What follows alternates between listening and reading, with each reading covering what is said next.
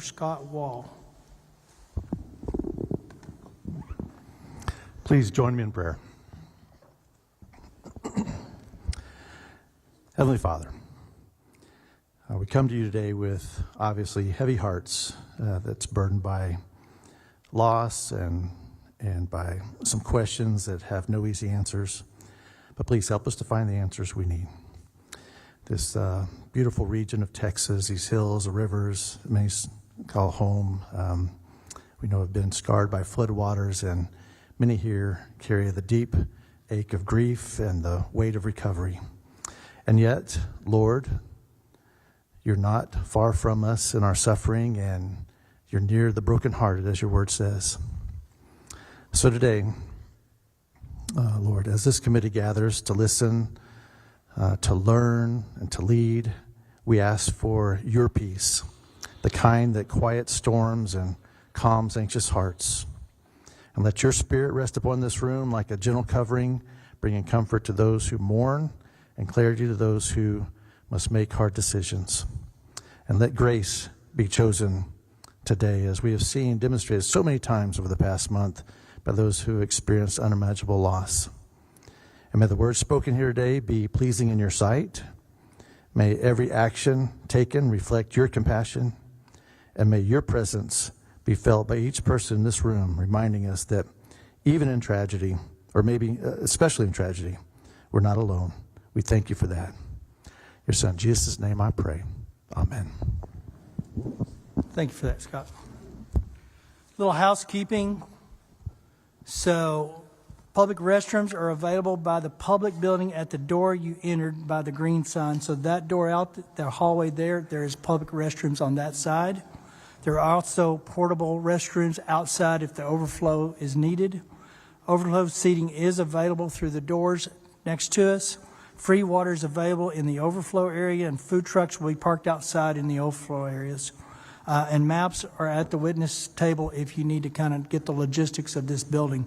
I want to thank the county and Tatum and all those state employees that were able to set up this hearing today and all of the things it takes to get it ready to go for the media and the connects and all the technologies available.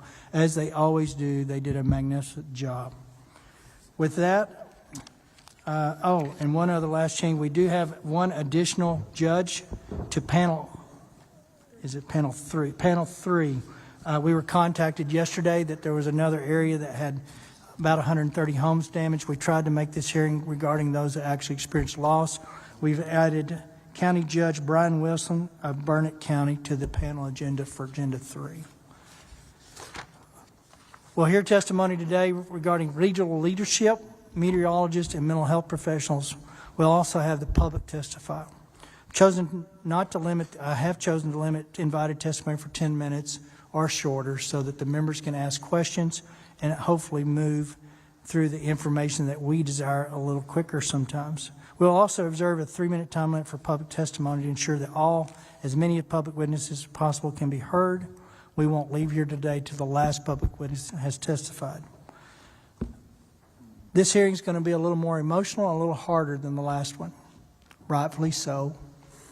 And what I hope that you gain from this, for those that are in those periods of extreme emotions of loss, that we provide just a little bit of comfort that you know that we care. And I hope that it begins a healing process if you're not already in it. I hope you find some closure at some level as you leave here today. For those that are testifying as invited witnesses, we just need to know what happened, when it happened, so that we can go forward and make sure, to the best of our abilities, we prohibit life lost in the next one. There will be another flood.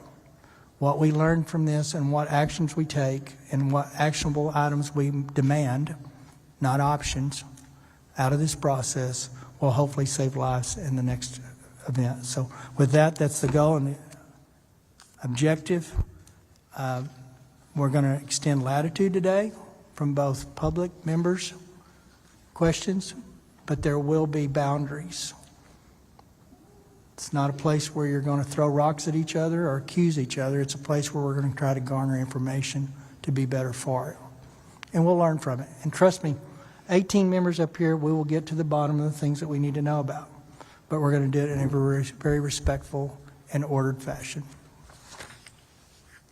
In any tragedy, grace and love and compassion are essential to healing and recovery. I hope we heal fellow Texans today. Chairman King, opening remarks. Thank you, Mr. Chairman, and thank you all for being here today. As Senator Perry said, this is going to be an emotional hearing. It's going to be a really long day, and we want to hear from every one of you. But as a matter of housekeeping, please make sure that you've visited with committee staff and filled out your witness affirmation form before testifying, whether you're invited or addressing us through public testimony. As a reminder, to the committee and our visitors today, under House Rule 4, Section 13, House committees are subject to the same rules of decorum that govern House proceedings. Under those rules, the chair is responsible for preserving order and decorum during committee meetings. Outbursts or vocal displays of support or opposition from visitors in the audience are prohibited, and the chair may order the audience to be cleared if there's a disturbance that disrupts the committee meeting. Signs, placards, and other objects of similar nature are prohibited. Members of the committee and witnesses must confine their remarks to the matter being discussed by the committee. Once again, I want to reiterate what the senator said. I want to thank the county, TDM, DPS, and everybody that made this possible. It's never easy to move the capital to another city, especially one that's been through a tragedy of this magnitude. And by the looks of things, starting off, an amazing job has been done, and I appreciate it. At this time, it's my honor to recognize the Lieutenant Governor of Texas, Dan Patrick, for some opening comments. Thank you, Mr. Chairman. I'm going to be very brief. You didn't come to listen to us. We came to listen to you. I do want you to know that on July 4th, it just so happened that Governor Abbott was out of state, so I was the acting governor. When I got the call that morning, got to Austin as quickly as we could to the State Emergency Operations Center. We call it the SOC. And we got on a plane and got here as quickly as we could. Pete Flores, Senator Flores, Wes Verdell, your representative. That day will haunt me for the rest of my life. Like you, we all feel this pain, some much more than others. Winston Churchill said, this is not the end or even the beginning of the end. But perhaps we can now move forward as we still look for one adult and one child and a police or fire chief from another county. But with this hearing, what we're hoping to learn is how do we move forward so that when an event like this happens again at any level, that we are better prepared for it, and that we've known that we did all we can. Because when you think you've done all you can, there's always something else you can do. My attachment to this community now in Kerrville will be lasting forever. The love, the compassion, the teamwork, the volunteerism that showed up that first day and the second day and the third day and the fourth day was remarkable. From the people cooking food out back to the volunteers who came and searched in those first days for life, and then the recovery mode, forever grateful. This community came together in a way that I've not seen before. And in the 10 years I've been Lieutenant Governor with Governor Abbott, we've had a lot of tragedies in the state. But this one hurts so much. So I want you to know that the Speaker and I, we've never done this before. To my knowledge, it's the first time in history a Speaker and a Lieutenant Governor have ever joined a committee going out somewhere, or even at the Capitol, we don't go to committee hearings. But we said we wanted to have a joint committee. We know it's big, means it goes longer, more questions. But we wanted you to know, and the reason we came here today, so you didn't have to come to us, because we wanted to hear from you, your leaders, and the citizens of this community and the surrounding counties. So understand this is not the end. This is the beginning. We will pass bills dealing with the immediacy of things that we can address now, but we will be doing this in the next session and the session after that. We will not quit until we find those 3 lost souls, and we will not quit until you feel like we've done everything that we can do that you've asked us to do. So thank you for allowing us into your community. I thank the state of Texas, law enforcement, our EMS, our firefighters, the volunteers, the Navy SEALs, the military, you name them, who all came here because when Texas is in trouble, Texans stand up and support each other. So thank you. It's an honor to be here today. I wish it weren't so. I wish it were another occasion. But we're here because we want you to know that we're in the fight and we're not going to quit until we get it right. Thank you. Dustin Burrows, Speaker Dustin Burrows. Thank you, Governor. First, let me thank the Lieutenant Governor. He mentioned he was here on the 4th, and he's been in and out of this community, and for agreeing to partner with the House. Like he said, this is unprecedented. The 2 chambers do not come together and have hearings, and we do not do them remotely, but the magnitude of the situation warranted it. And I believe this is hopefully a testament to what we intend to do together in a collaborative fashion for this community and to address these situations. Chairman Perry, Chairman King, and committee members, senators, House members, thank you for your hard work on this and the long day ahead and long days ahead in getting it done. A couple of things I would like to mention. To those who've been invited to testify, the local elected officials, people who have firsthand knowledge of what happened in the lead-up, your candor is appreciated. Your forthrightness will be appreciated. We cannot come up with solutions.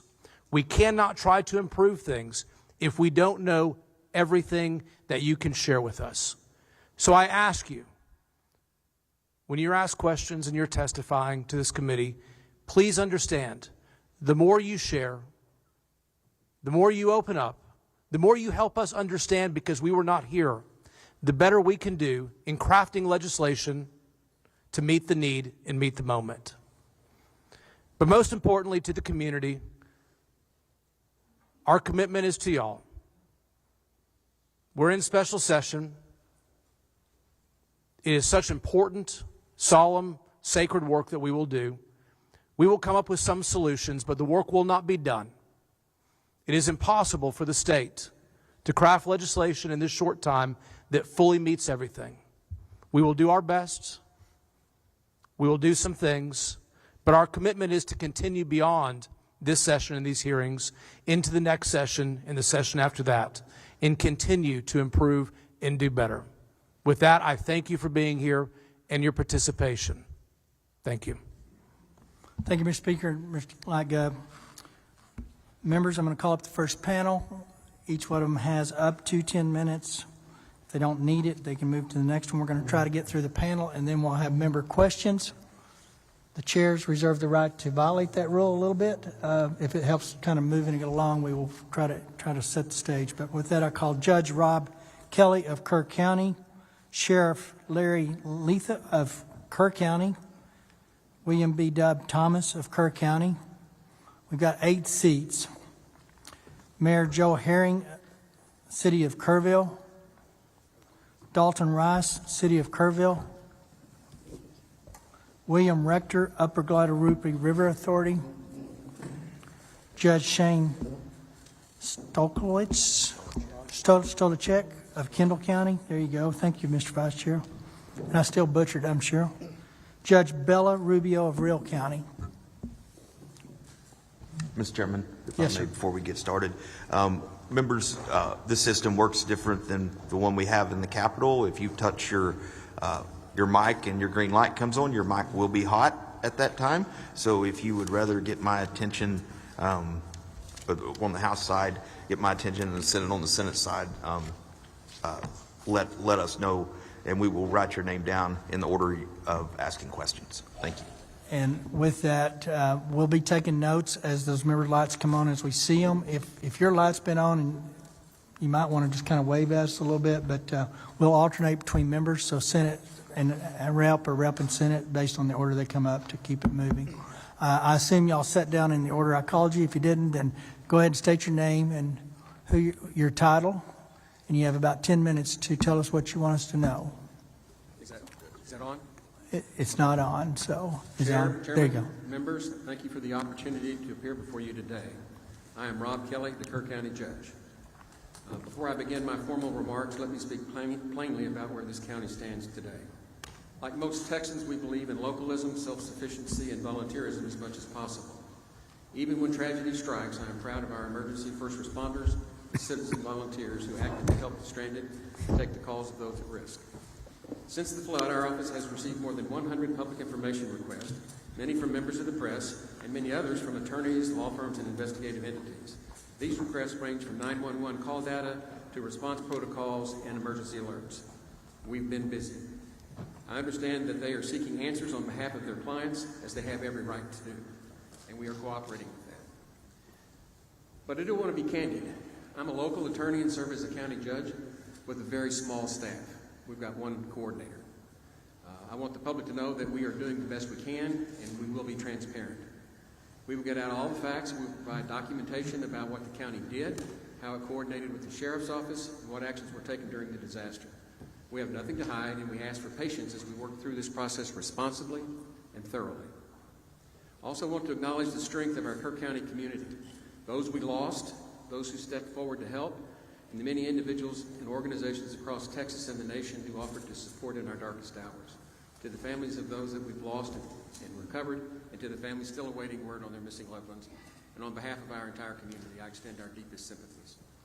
Our hearts remain with you during this painful and difficult time. Our community is still grieving. That grief will remain for a long time, but we've begun the road to recovery.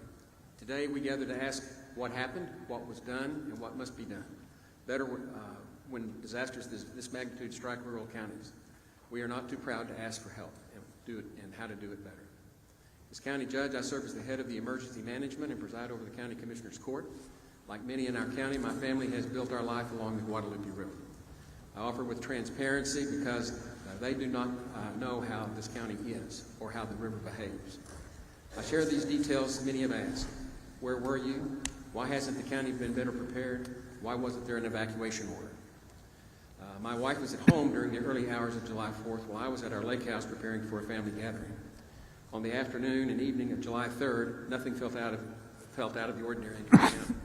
Families were arriving, camps were in session, 4th of July celebrations were underway along the river. My plans, like many others, reflected the same routine on the lake. We received no alerts suggesting an extreme weather event was imminent. For context, we received hundreds of alerts during the summer. This past July, we had over 80. My first indication that the storm was different came when I woke up to texts and calls from Chief Kidd, Sheriff Letha, and Dalton Rice. We now know that by that time the flooding had already overtaken Camp Mystic, Heart of the Hills, and La Junta, and several other upriver camps, something I could never have imagined. This extreme weather event was not forecast by the National Weather Service in a timely manner. Based on the volume and tone of the messages, I recognized that something more serious and potentially tragic was unfolding. I quickly gathered my things and contacted our emergency management coordinator, Dub Thomas, who was en route to the sheriff's office. Together, we agreed to the disaster declaration, which went into effect verbally, and I signed when I got back to town. We are committed to understanding what happened and doing better. We stand with you with clear eyes and ready hands. Let me speak briefly about how Kerr County has come into our emergency preparedness. In fact, I'll skip over that part. We brought Dub Thomas in as our emergency management coordinator in 2015. That was our first step to try to get better prepared, and he has been invaluable. And I actually took my Citizens Emergency Response Team course from Dub. When the call comes, we respond. That is how our system works, through coordination and shared responsibility and a team approach among my office, the sheriff, and the emergency coordinators in the county. To better understand what happened, Kerr County commissioned an independent hydrology study from Waterway Engineering. It confirmed that this was a 1,000-year flood, and I've attached a copy of that hydrology assessment to my remarks. They're at the back, and very much worth studying. This was a storm unlike anything seen in our county before. It stalled over the South Fork watershed in Hunt and Moe Ranch, far from the population centers and in the location with very few rain monitors or flood gauges. The storm dumped more than 12 inches of rain in under 6 hours.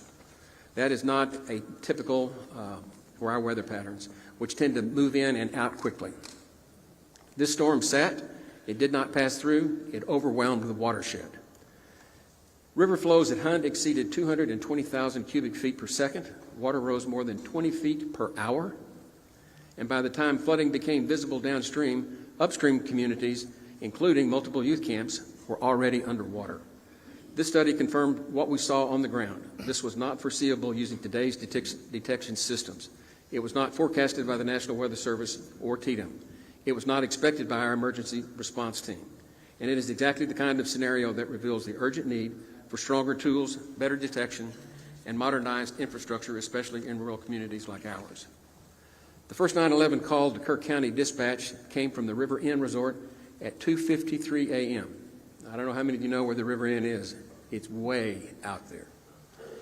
And in that call, they were not concerned. They said the water was up on their little dam that they have for the swimming hole. Judge, can I stop you 1 second? I was notified that the witness mics are not going through the feed. Is someone watching the feed? So Senate Committee is working on it, so thank you. Go ahead. Okay, better? Shortly after that call at 2:53, Deputy Green checked in and shared that he would survey the river and check low water crossings. The Hunt Volunteer Fire Department started door-to-door evacuations. One deputy became landlocked. Another rushed to Highway 39 to check and begin closing that road. By approximately 3:30 a.m., floodwaters had overtaken multiple crossings. We understood that we were facing a historic event. State and federal partners soon arrived, including the U.S. Coast Guard, Texas Game Wardens, TDM, and DPS, helped us coordinate a multi-agency rescue and recovery effort. Our local responder deputies, EMS, Texas DPS, and volunteer fire departments from Hunt, Centerpoint, Ingram, and Mountain Home acted with urgency and courage, putting their lives at risk. Hundreds of rescues were carried out by boat, by air, from rooftops, trees. At the time, we had only 6 deputies on shift and limited swiftwater resources, but we acted with everything we had. Lessons and recommendations. This flood took 108 lives, including 37 children. 2 remain missing. This is the most devastating event in Kerr County history. I say the first thing we need to do is get better real-time flood detection warning systems. Kerr County's applied for multiple grants to support these expensive systems, and we would like for those to be reconsidered. Secondly, we need stronger support for the rural emergency management, including staffing, swift water rescue equipment, and more training for our first responders. Rural counties face the same expectations as urban centers, but with far fewer resources. Finally, we need stronger communications and better broadband so that we can communicate better. There is very poor cell service out in West Kerr County and virtually no broadband, and even if people wanted to call downriver and warn folks, they didn't have the ability to do it. Plus, the 911 tapped out, and when they get too many calls, it just rotates to another county, It ended up in Seguin, of all places. And so, in conclusion, Kerr is a better place, is a place of beauty and resilience, is a place we want everyone to have the opportunity to experience and enjoy. What we experienced on July 4th was sudden, violent, and overwhelming, but we responded, we grieved, and we are building. Kerr County is ready to do the work for the next time the river rises. Thank you, and I look forward to answering the committee's questions.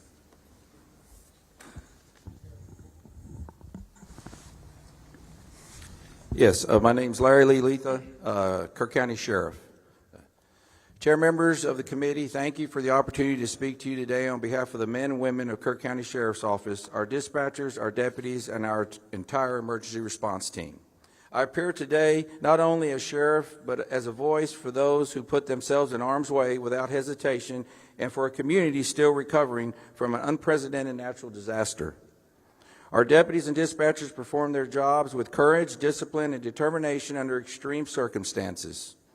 They responded not just professionally, but personally. Our sergeant on duty grew up in Hunt.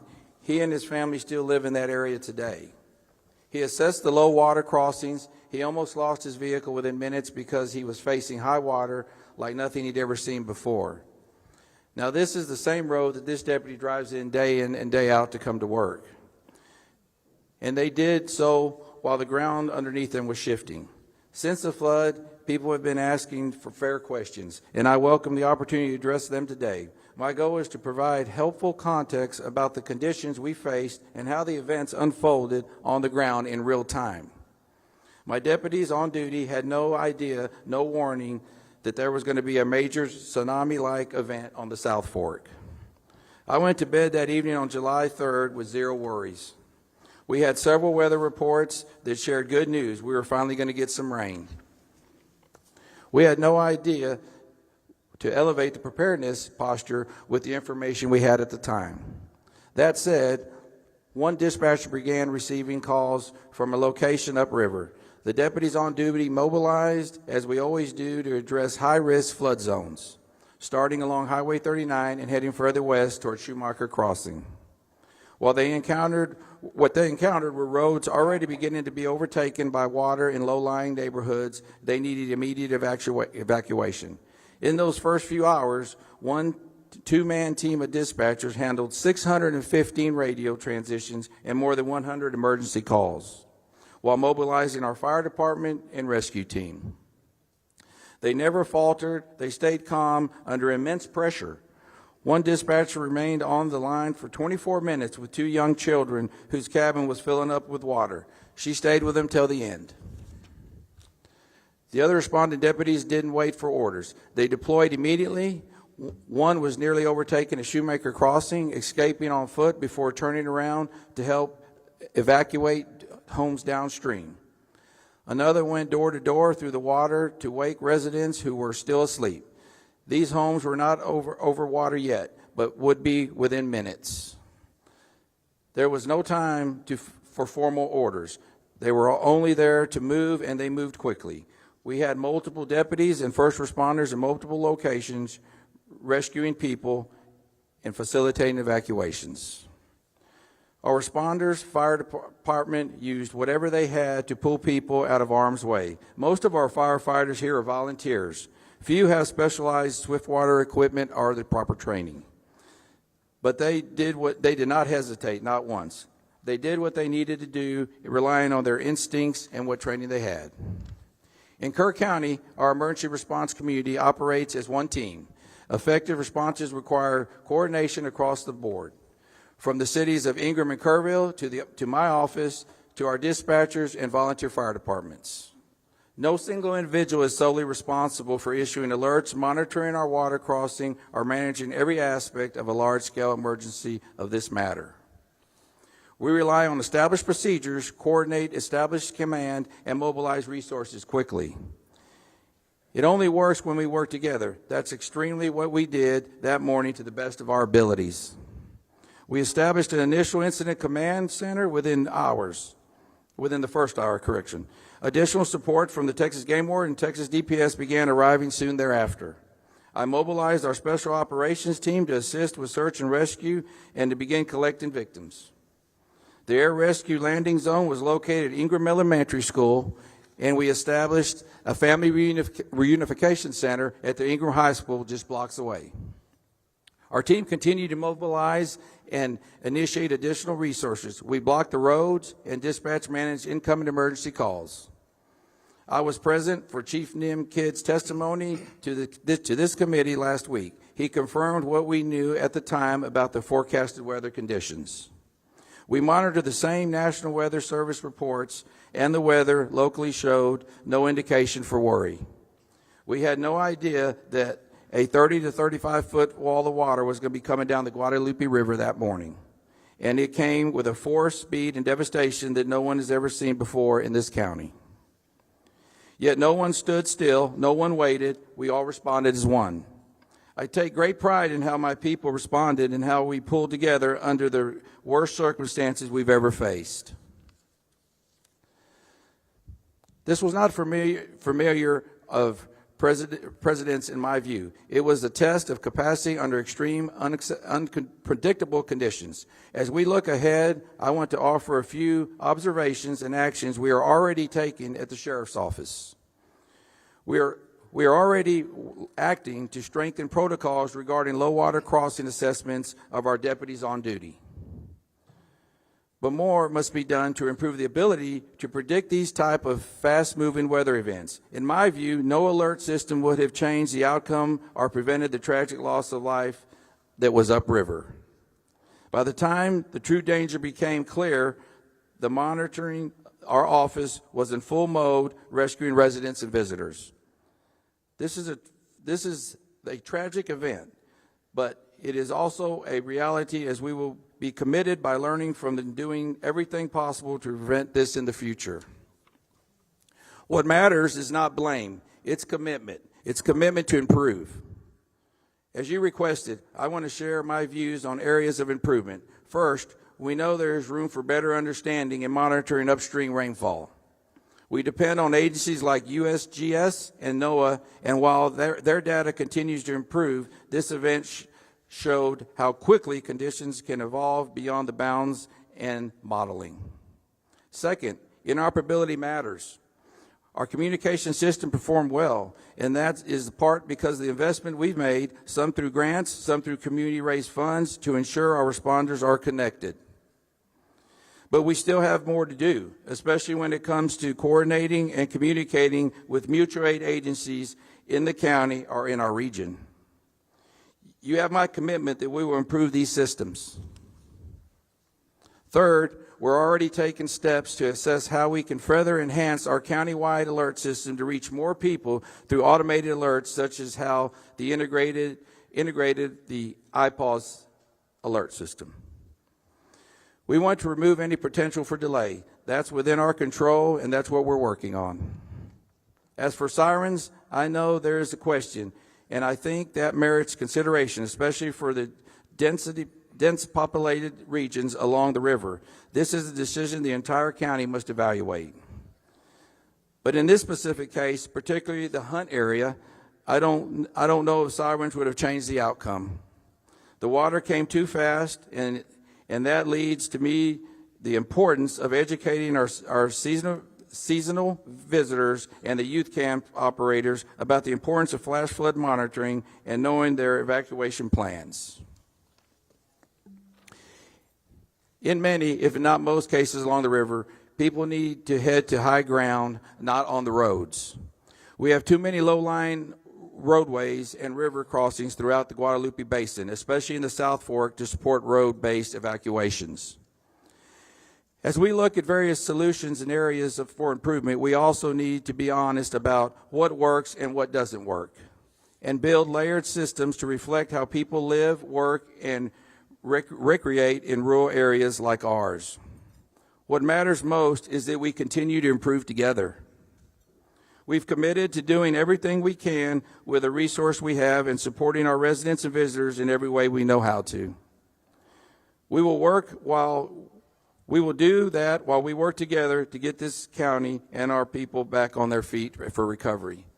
What I'd like to say personally, I'm 59 years old. I went to school here, my children went to school here, and my grandchildren are currently going to school here. My son's behind me. He's with Department of Public Safety. That's where I retired for. You know, I've been a police officer. I've been a deputy sheriff. I've been a state trooper, investigator, and now sheriff. I've seen many floods in my time. I went to many floods in my time and hurricanes. I can tell you this, I have never seen anything like this before. I don't know if y'all have had an opportunity to look, but I encourage each and every one of you to look. I flew over it first. There's nothing like driving down it. Of course, a lot of that's been cleaned up today, but it's devastating. It truly is. You know, I ask, you know, how do you prepare for something we just did? You know, we'll look at things to make better, and we'll work on that. In closing, I'd like to thank you all for giving the resources to all your state agencies that helped us. We could not have done that without them, I assure you. I mean, it was a great help. I've been in this barn right here and showed many pigs in this barn along with my children. I've never seen the amount of peace officers and first responders here, over 2,000. It was very impressive, and I thank you for that. Thank y'all. Deb? Chair, oops. Is it working? Yeah, pull it up there close. There you go. Chair, members of the committee, thank you for the opportunity to appear before you today. My name is William B. Thomas IV. I have served as the Emergency Management Coordinator for Kerr County in the City of Ingram since 2015, and I report directly to the Sheriff and the County Judge while operating out of the Sheriff's Office. I am a certified Master Police Officer with over 34 years of law enforcement and emergency response experience, including nearly 10 years with the Kerr County Sheriff's Office and prior service with the Texas Department of Public Safety. I previously served as a Highway Patrol Lieutenant and held the role of District Disaster Chairman for the El Paso Subdistrict and the role of Assistant District Disaster Chairman for the Waco District. Since moving to this region in 2010, I have focused on strengthening emergency response across Kerr County's 1,100 square miles. As EMC, I coordinate emergency response and all hazards response planning across unincorporated Kerr County and its 2 cities. I work closely with our dispatch, volunteer fire departments, first responders, and emergency medical services. I helped with the integration of the IPAWS system into our Code Red public warning system. IPAWS enables automated alerts from the National Weather Service to be broadcast directly to all cell phones. This system has proven essential for a rural county with the highest seasonal population and no 24/7 staffed operations center. Before I speak to what occurred during the July 4th flood, I want to directly address the questions about my whereabouts that night. On July the 2nd, I worked a full day despite not feeling well. That day included a fire chief's meeting where no concerns were raised and no indications of elevated weather risk were noted beyond what is typical for this region during the summer. I returned home around 8:45 p.m. with my symptoms worsening. I had already requested and been approved for personal time off on July the 3rd to fulfill a commitment to my elderly father. However, due to my progressing illness, I remained home to recover. I stayed in bed throughout July the 3rd and did not participate in the regularly scheduled 10 a.m. and 3 p.m. Texas Emergency Management Coordination Center coordination calls. These calls are routinely followed by detailed written summaries, which were distributed to me and other county leadership, ensuring that the flow of situational updates remained uninterrupted in my absence. My supervisors and Sheriff's Office leadership were aware that I was off duty. I briefly woke around 2 p.m. when there was no local rainfall or indication of elevated risk and returned to rest. I was awakened around 5:30 a.m. on July the 4th by my wife following a call from the City of Kerrville EMC, Jeremy Hughes, requesting that I mobilize. I reported immediately to the Sheriff's Office. There was no visible flooding on my drive into the office, but it quickly became clear that the situation was escalating. By approximately 6 a.m., I was actively coordinating our county's response in close contact with the Sheriff, the Emergency Operations Center, and Mr. Hughes, working together under rapidly changing and difficult conditions. Our first responders mobilized without hesitation. The majority of them are volunteers, neighbors, business owners, and community members who serve without pay. Many had no formal swiftwater rescue training, yet they entered dangerous conditions to save lives. Their actions were nothing short of extraordinary, and I want to take this opportunity to publicly recognize their bravery, skill, and selflessness during one of our county's most challenging emergencies. I also want to specifically address the county's alert systems.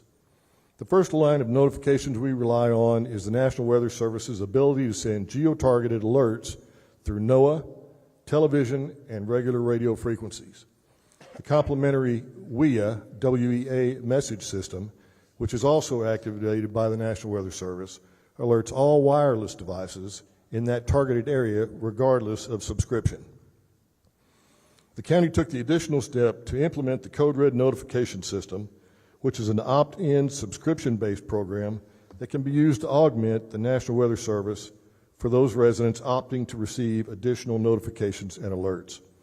However, Code Red provides for limited coverage. That's why in 2020, I worked to integrate iPause into our Code Red systems as an additional tool for the EMC to manually provide further information or different alerts as warranted. During this event, the National Weather Service issued multiple flash flood warnings through iPause, which triggered those automatic alerts. As EMC, I also have the authority to issue iPause alerts manually, and I have done so in other incidents, including one the day before the July 23rd hearing for first responders in the riverbeds. However, during this incident, I did not issue an additional iPause alert because the National Weather Service had already triggered more than a dozen alerts, which all provided a similar forecast. Be aware of the potential for isolated flash flooding. Anticipate rain in the range of between 1 and 3 inches, possibly as much as 7 inches. You may ask, what does a flash flood warning by the National Weather Service prompt me as the Emergency Management Coordinator to do? In our county, we take a coordinated approach to severe weather. Each summer, we receive hundreds of alerts and warnings from the National Weather Service. Our standard protocol begins with assessing low water crossings, which serve as key indicators of rising water levels and flood risk. Those crossings are also critical routes for emergency response, making them a top priority when flash flooding occurs. The National Weather Service forecast for Kerr County did not change until after 4:03 a.m. It is also important to understand those alerts went directly to the phones of residents and visitors alike. If your phone was on and had not disabled government's alerts, you would have received them. We believe this is the best system available for a county with high tourist turnover and no constant weather monitoring equipment or staff. To those who ask, what would you have done differently? The honest answer is that, based on the data we had at the time, there was no clear indicator that a catastrophic flood was imminent. The rain fell in remote areas with limited gauge data. Forecasts were not materially different from past events that did not result in flooding. The situation evolved faster than anyone could have predicted. Still, I've spent a lot of time reflecting not just on what we can do better here in Kerr County, but what can be improved across Texas in rural, river-adjacent communities like ours. First, we must recognize and support the value of volunteer fire departments and rural responders. These are the people that show up first. They serve wide areas with little funding and limited equipment. We need to invest in their training and their tools. Secondly, we need better data. We need real-time monitoring of rainfall and river gauges, especially in upstream headwaters and watershed zones. We cannot rely solely on radar or traditional forecasting from the National Weather Service. We need systems that detect what's happening on the ground minute by minute. We've discussed these upgrades locally, but Kerr County alone cannot afford them. This isn't just about our county. The Guadalupe River and Hill Country draw thousands from across the state and beyond each year. Our safety infrastructure should reflect that shared responsibility. Since this tragedy, many have asked whether a siren alert system could have helped us respond more effectively or even saved lives. That's not an easy question to answer with certainty. It's something our county has evaluated in the past. Concerns have been raised about their effectiveness in our unique topography, especially in areas with high canyon walls and rural terrain where sirens would be most needed.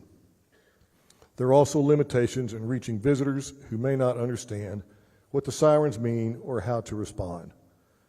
Let's not fear the river, but let's respect it. We must understand the impact of extreme, fast-moving weather events and prepare accordingly. We must be proactive, not reactive. And we must recognize that the benefits our region provides to all Texans come with shared obligations to safeguard it and those who enjoy visiting this beautiful area.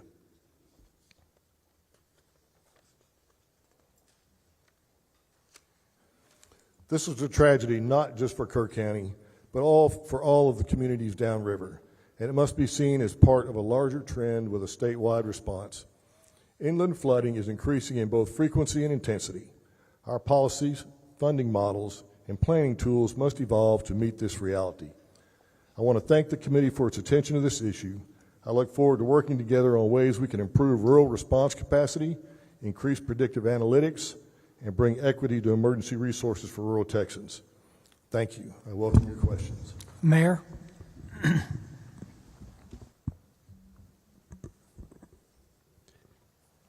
My name is Joe Herring, Jr. I'm the mayor of the city of Kerrville. I want to say thank you to Lieutenant Governor Patrick, Speaker Burrows. I want to say thank you to Chairman Perry, Chairman Keene, and all committee members for coming to Kerrville to hold this hearing. I know it took time and extra effort to come to Kerrville. Thank you for your dedication and hard work to come up with solutions for the problems caused by this flood. When Lieutenant Governor Patrick told me this hearing would be in Kerrville, I was thankful. Thankful because it's important for you to be here where the flood happened, but also thankful because it's important for you to hear directly from our community about the tragedy which occurred here in the morning hours of July 4th, 2025. Here's what you need to know about our community. We are grieving.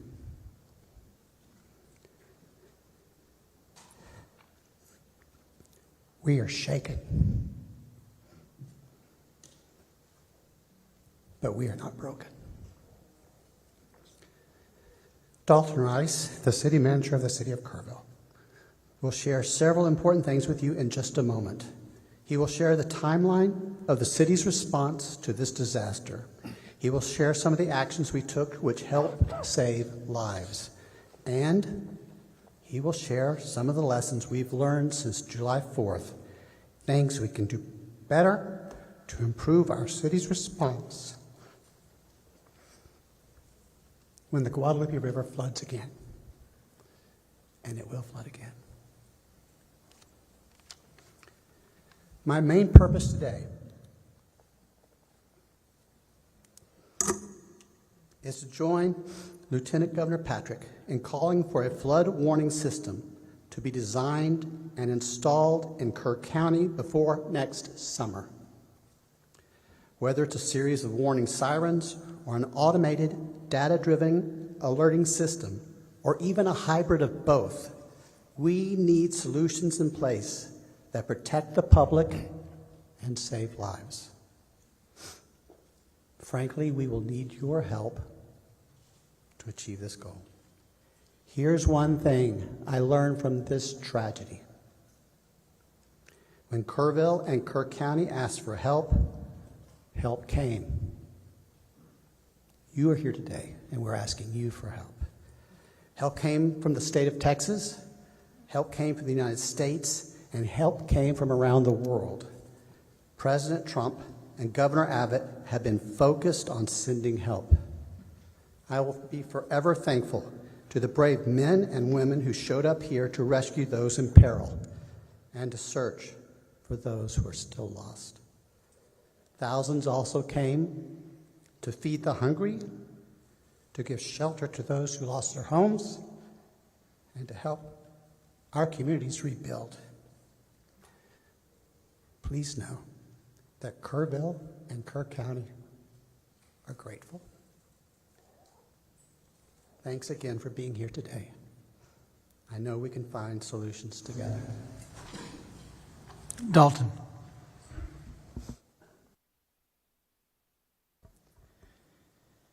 Lieutenant Governor Patrick, Speaker Burrows, Chairman Perry, and Chairman King, and honorable members of this committee, thank you for being here in Kerrville and Kerr County and for the opportunity to speak. I've had the privilege to serve in the military as a firefighter paramedic, in healthcare, and now in public administration. Sadly, I've seen the toll of both natural and man-made disasters far too often. What we experienced here over the July 4th weekend will stay with our community forever. But so will the strength, heart, and resilience shown by our people. Let me begin with a brief overview of Kerrville and our emergency planning efforts. Kerrville is a full-service city of about 25,000 people located in the heart of the Texas Hill Country in East Kerr County. Emergency management is a shared responsibility embedded in our culture from city council to our frontline responders. We maintain an updated hazard mitigation plan, develop emergency action plans for large and small events, and routinely partner with the county, National EMR, TxDOT, and others. Just last year, we used the total solar eclipse as a full-scale disaster exercise.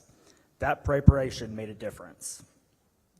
We've also adopted strict floodplain regulations aligned with FEMA standards and recently implemented a 6-year building code update cycle to meet post-disaster resilience requirements. Those proactive measures minimize structural damage during the floods. I've included in your packet our floodplain and floodway development regulation summary, charts reflecting buildings in the floodway, the 100-year and 500-year chance for flood hazard zones, and a breakdown of how we allocated 98% ARPA funds to public safety. On July 3rd, weather forecasted indicated scattered storms with possible isolated flooding. What followed was one of the most intense, short-duration rain events in our history, western Kerr County receiving most of the rain. The flash flood overwhelmed watersheds to the west. I've included in your packet a matrix of weather events since January and a map of the 16 watersheds that impact Kerr County. Our new public safety facility is currently being built. Despite not having a completed emergency operations center, our teams were coordinated and responded rapidly. Teams began evacuations in known low-lying areas. We relocated operations to a larger joint EOC by 6 p.m. on July 4th, and within 24 hours had a unified command established with the county, TDM, National EMR, and many local, state, and federal partners. Kerrville operates the local Public Safety Answering Point, or PSAP, and received 35 calls from 0300 to 0400, 218 calls from 0400 to 0500, and 230 calls from 0500 to 0600. I've included a chart showing the call volume, and I apologize for the small print and quality. Our emergency management approach works.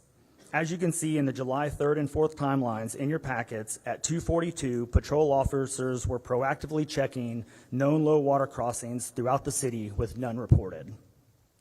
At 4:06 a.m., they began checking the park with no rise to the river.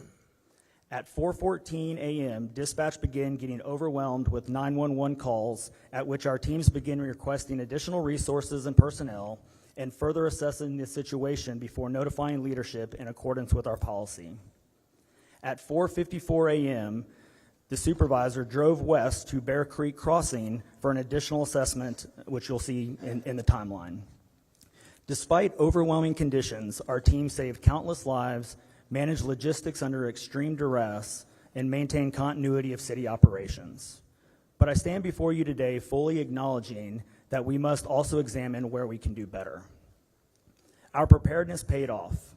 Structures built to our standards were elevated, engineered, and code compliant, and sustained minimal damage. But this event also showed us gaps. Additional insights will be documented in our after-action review and our corrective action plans.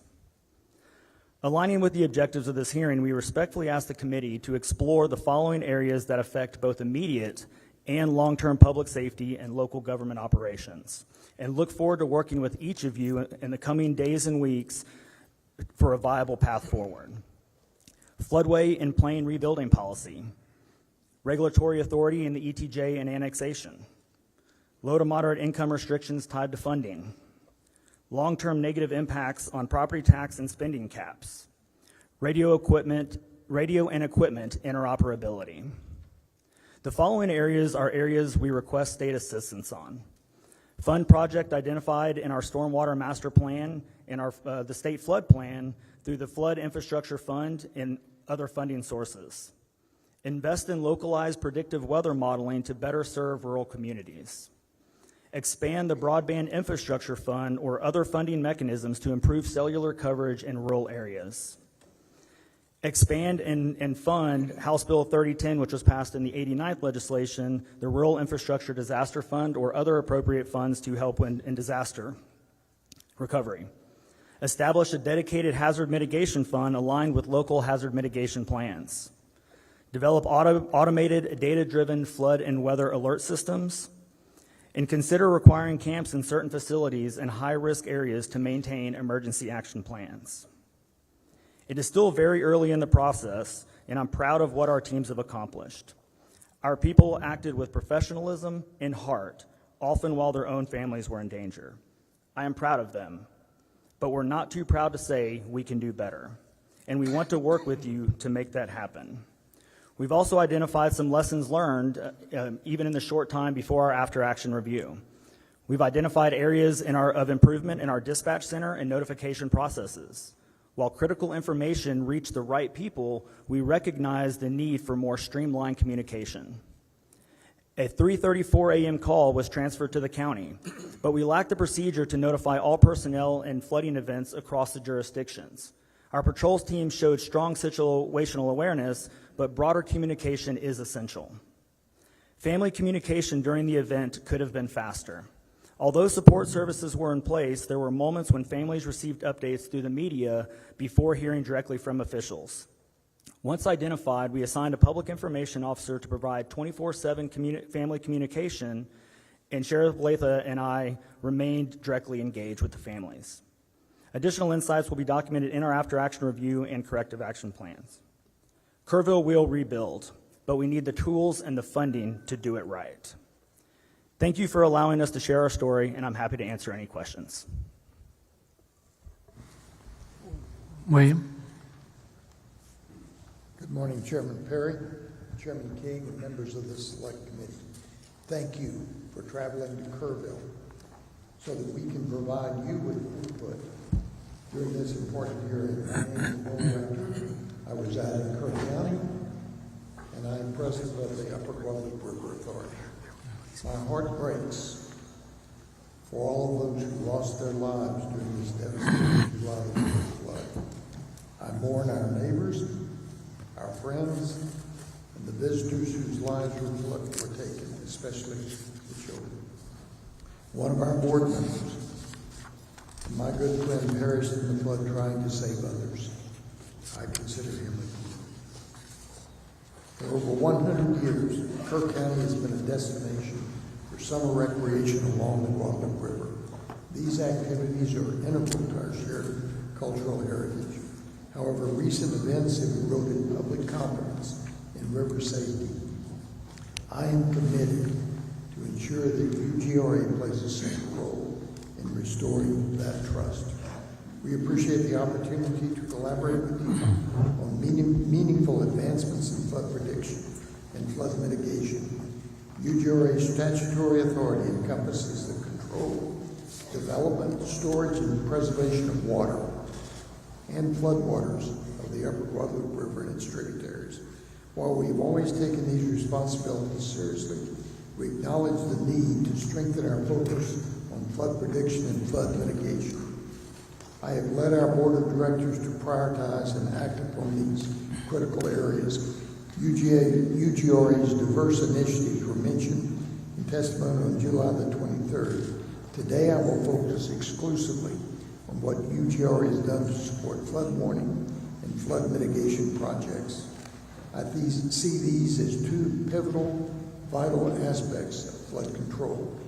I would like to begin with first, flood warning. Historically, UGRA and other river authorities have partnered with agencies such as USGS to establish gauges recording stream flow rates and elevations.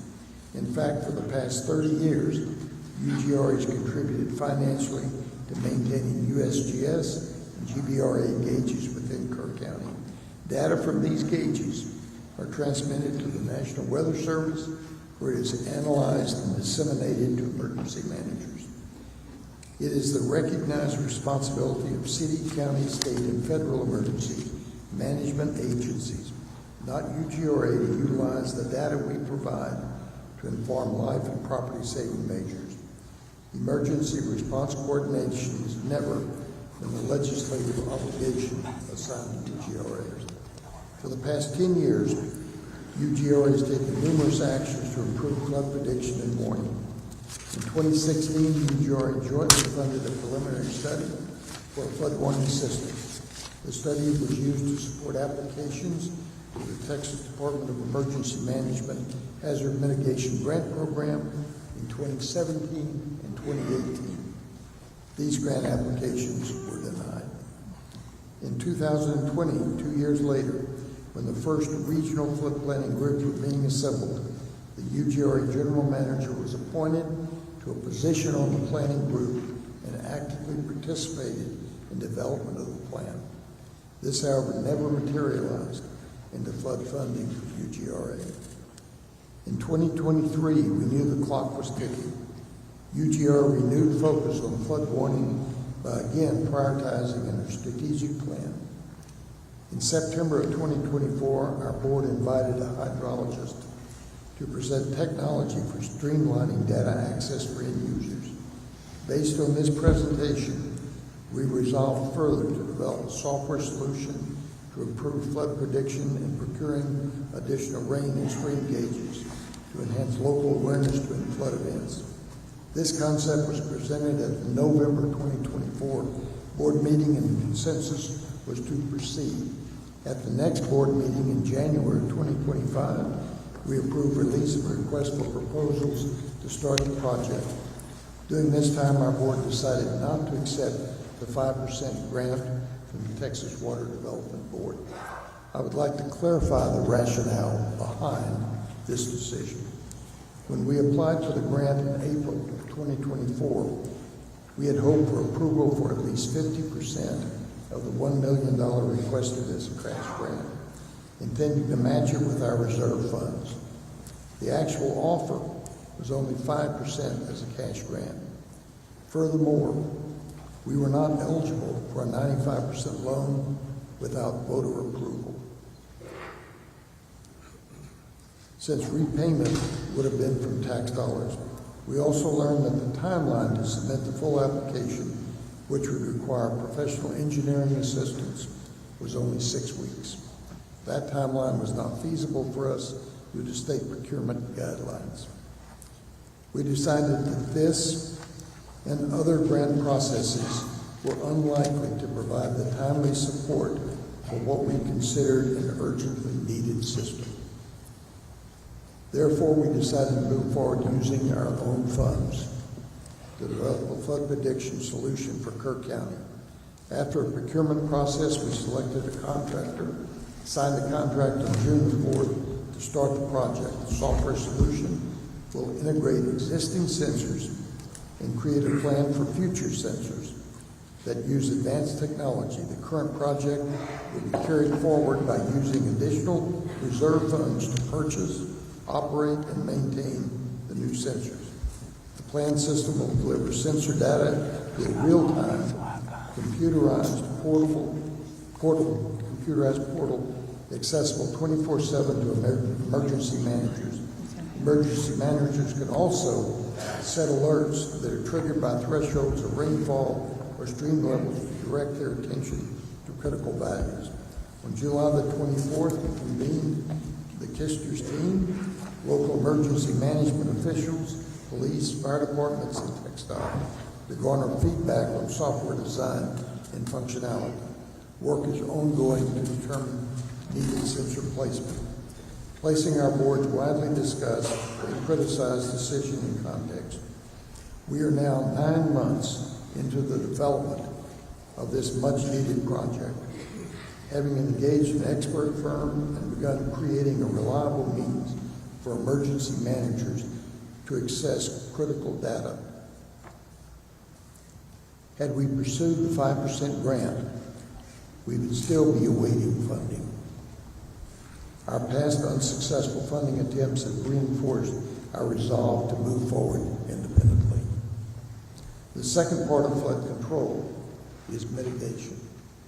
Since 2012, a portion of UGRA surplus funds has supported construction of 9 water and sediment control dams in western Kerr County with a total drainage area of 21 square miles and a total volume of 92 acre-feet. These structures are designed to empty between rain events, gradually releasing water to sustain river flow. However, due to their limited size, they provide only modest flood mitigation during major events. Looking forward, I consider flood mitigation as the long-term solution to the severe flash floods of the Guadalupe River. Canyon Lake Dam is well known for its effectiveness in reducing downstream flooding.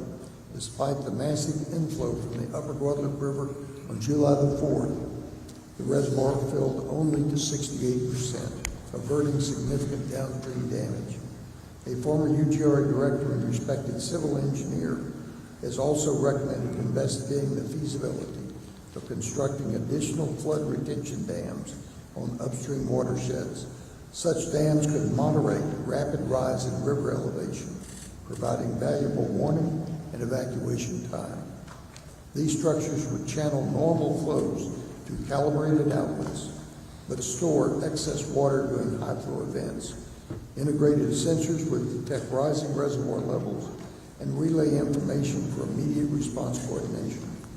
These flood retention dams would not only benefit communities across Kerr County, but also downstream to Canyon Lake. The concept is proven. Texas already has over 2,000 flood retention dams, including 41 in the San Antonio River waterflood alone. Effective solutions will require substantial, expertly designed projects and significant resources. We recommend that organizations like the U.S. Army Corps of Engineers consider this approach as part of a comprehensive response to the repeated flash flood risks of the Hill Country. Finally, I will share actions I've taken since the flood that I will bring to our board for discussion at our next meeting. We'd like our board to hear from Dr. Dent of Rice University, as well as other experts to assist in refining our flood information system. You will have the opportunity to hear from Dr. Dent later today. Our team has made preliminary contact with federal partners and asked how federal agencies like the U.S. Army Corps of Engineers may be able to support flood control projects in Kerr County. I will ask the UGR board to dedicate $1.5 million of our reserve fund to flood control feasibility studies and infrastructure improvements related to flood prediction. You may wonder if a one-county river authority is too small to meet these challenges. I say no. Our size and strong ties to Kerr County, the city of Ingram, the city of Kerrville, and the Hunt and Center Point communities has been and will be an asset to our success. I hope the dedication of this select committee to finding solutions will also explore innovative approaches to these problems. Thank you for that. Thank you for being here today, and I look forward to your comments. All right, Shane, pull it up close, please.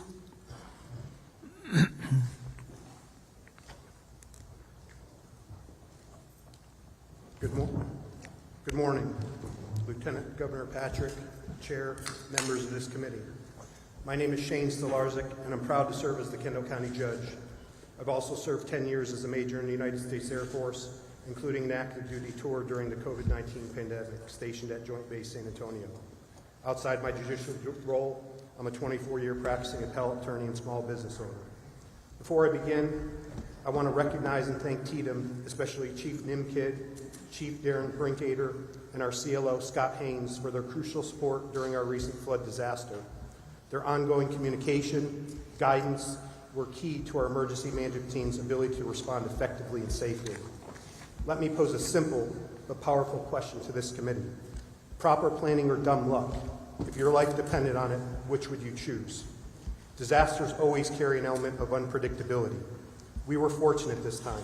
The USGS flood gauge data reflected a 50-year flood event for the Comfort community, not a 100-year, not a 500-year event. Even more luckily... Sir, can you pull that right up there? The stream requires you almost to eat that mic. Sorry, sir. You can't get too close. How's that better? There, Okay. Even more luckily, Cypress Creek and Comfort did not flood. But make no mistake, it was proper planning, not luck, that formed the backbone of our response. Our philosophy in Kendall County is simple: prepare for the worst every time. That philosophy guided the creation and implementation of our Emergency Action Plan, our EAP. This is not just a binder gathering dust, it's a living document, tested, updated, and actively used by our coordinated emergency team. Our EAP was recently used in response to the Texas eclipse events last year and proved vital again during this flood. Our success depended on trusted collaboration between our emergency personnel, engineers, volunteers, and regional partners. From shelter coordination and road closures to public alerts, we operated as one team with one mission: protect lives and property. I share this today not to say we have all the answers, but to stress that the importance of investing in emergency preparedness before the disaster strikes. The timeline of our flood response shows our proactiveness prior to the floodwaters reaching our community. Our vigilance of the weather began on July 3rd, 2025. At 8:37 a.m., CLO Scott Haynes contacted our emergency management coordinator, Brady Constantine, and advised him to be vigilant and stay alert for heavy rain over the area in the late evening and early morning hours. Haynes specifically advised Constantine to take note of RV parks and campgrounds along the river. At 10 a.m. on July 3rd, EMC Brady Constantine attended a State Operations Center weather call advisory of the potential weather. At 10:25 a.m., EMC Constantine responded by emailing all our volunteer fire chiefs, our EMS administrator, the Kendall County Sheriff Patrol Sergeant on call, and our Precinct 4 Commissioner, reminding them to be vigilant and on alert for potential flooding in the Comfort area. At 1:18 p.m. on July 3rd, the National Weather Service issued a flood watch, advising of potential local heavy rainfall and flooding. At 6 p.m., we started sharing Facebook weather updates and currently monitoring the incoming storms. At 11:41 p.m., the National Weather Service escalated the situation to a flash flood warning. By midnight, EMC Constantine continued to actively monitor weather reports and river gauges in Comfort, coordinating closely with our sheriff's deputies. This continued throughout the night and into the early hours of July 4th because EMC Constantine, I quote, had an uneasy feeling that night about the pending weather conditions. At 1:14 a.m., flash flood warning with a considerable tag was issued for Bandera and Kerr counties. EMC Constantine initiated the activation of our Emergency Operations Center for Kendall County at 4 a.m. and started making phone calls to the pertinent EOC team members. At 4:03 a.m., flash flood warning was upgraded to a flash flood emergency for south central Kerr County, including Hunt. At 4:32 a.m., the National Weather Service reported 5 to 10 inches of rainfall had fallen across south central Kerr County over the past 3 to 6 hours. A particularly dangerous situation was declared and a flash flood emergency issued. At 5:29 a.m., our phone alert system issued our first flood warning for Kendall County. At 6:21 a.m., Kendall County began notifying river residents that the situation along the Guadalupe River was a concern. At 6:37 a.m., the EOC was fully activated. Reports of devastation in Kerr County began arriving, including flooding at camps and rising water levels. The 20-foot flood wave took about 90 minutes to move downstream toward Kendall County. Thanks to Comfort ISD, we opened a temporary shelter on campus. At 7 a.m., WENS issued a notification that flooding on the Guadalupe is happening in Kerr County. The Kendall County EOC is being activated. Up to a 32-foot rise in the Guadalupe River is expected. By 7:30 a.m., mandatory evacuations were issued for residents along the Guadalupe River in Comfort, Texas. At 8:06 a.m., EMC Constantine pushed out the following WENS message: urgent flood alert. Comfort residents along the river moved to high ground immediately. Mandatory evacuation. Evacuations were occurring along the river. Road and bridge crews began closing impacted roads and bridges. Comfort Volunteer Fire Department began evacuating vehicles on bridges and cleared out the Comfort RV Resort. Multiple rescue boats were staged at Comfort High School. At 8:44 a.m., high-level floodwaters officially approached Kendall County. At 10:52 a.m., as water began rising too fast to ensure safe evacuation, Assistant Comfort Volunteer Fire Chief Danny Morales in coordination with Constantine and our EOC, activated the siren warning system for the Comfort area to warn citizens of the impending flood danger. WENS alerts continued from 11:01 a.m. until 11:05 a.m., stating, urgent flood alert warning. Residents along the river seek higher ground immediately. A flash flood warning has been issued for Kendall County, 11:05 a.m. Thanks to the rapid, coordinated action, no lives were lost in Kendall County, though we did suffer private property damage along the Guadalupe River. What has Kendall County done to plan, mitigate, and respond? First, we've strengthened our floodplain rules. For example, no RV or manufactured home communities are allowed in the floodplain areas. New construction must be elevated 1 foot above base flood elevation and anchored per hydraulic standards. 2, we invested into a feasibility study for Cypress Creek, investing over $175,000. This is located upstream in Kerr County to help protect our downstream Comfort community. We pursued a countywide drainage master plan to proactively address flood risks across the region. We created a full-time grant coordinator position in the county to identify and apply for grants, including flood mitigation funding. We expanded our ICS and FEMA-based training, focusing more on tabletop exercises and preparation efforts. We implemented the WENS emergency alert system, which is an affordable, highly effective emergency communication tool used to notify citizens. We allocated $1.5 million in ARPA funds for culvert improvements throughout the city of Bernie. We also partnered with the soil and water conservation districts in our community to improve flood control structures in the county. And lastly, we passed a bond proposition for $20 million. This bond is known as Prop A. It's to purchase conservation easements and green space, protecting waterways and limiting certain harmful types of development in those areas. Recommendations to improve the state and local response capabilities. Let me first emphasize, TDM performed admirably from Kendall County's perspective. Our CLO, Scott Haynes, was embedded within our EOC from day one. His leadership maintained consistent contact and support with us. We are deeply grateful.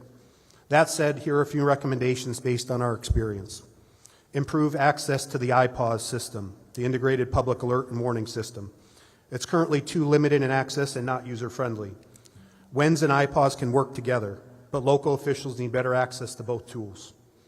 Develop a river-wide emergency alert system, one that tracks the entire Guadalupe River and its tributaries, offering early downstream warnings across jurisdictions. 3, simplify the grant application process for small counties. Avoid requiring costly engineering studies just to apply. These costs deter small counties from even seeking funding. 4, create a COG-wide emergency operations plan to streamline regional coordination and improve response across the Council of Government areas. In closing, our experience in Kendall County is a testament to what preparation, communication, and teamwork can achieve. We didn't have it perfect, but we had a plan, practiced it, and executed it with urgency and coordination. I urge the committee to continue investing in local preparedness, strengthen interagency tools, and ensure small counties have equitable access to resources. Thank you for your time and commitment to protecting Texans. Thank you. Judge Rubio, get the mic up real close, please. There you go. Sir. Good morning. Good morning, chairs and members of the committee. My name is Bella A. Rubio, and I'm the county judge of Rubio County, which is a contiguous county to Kerr County, with a population of approximately 3,000 people. First and foremost, Kerr County, you are in our daily thoughts and prayers, and to all law enforcement, first responders, volunteers, and citizens, you are the epitome of John 15:13. There's no greater love than to lay down one's life for another. Today I come before you regarding decisions that will be focusing on matters that directly impact the safety and well-being of all our counties and communities throughout Texas, and the need for dependable alert systems.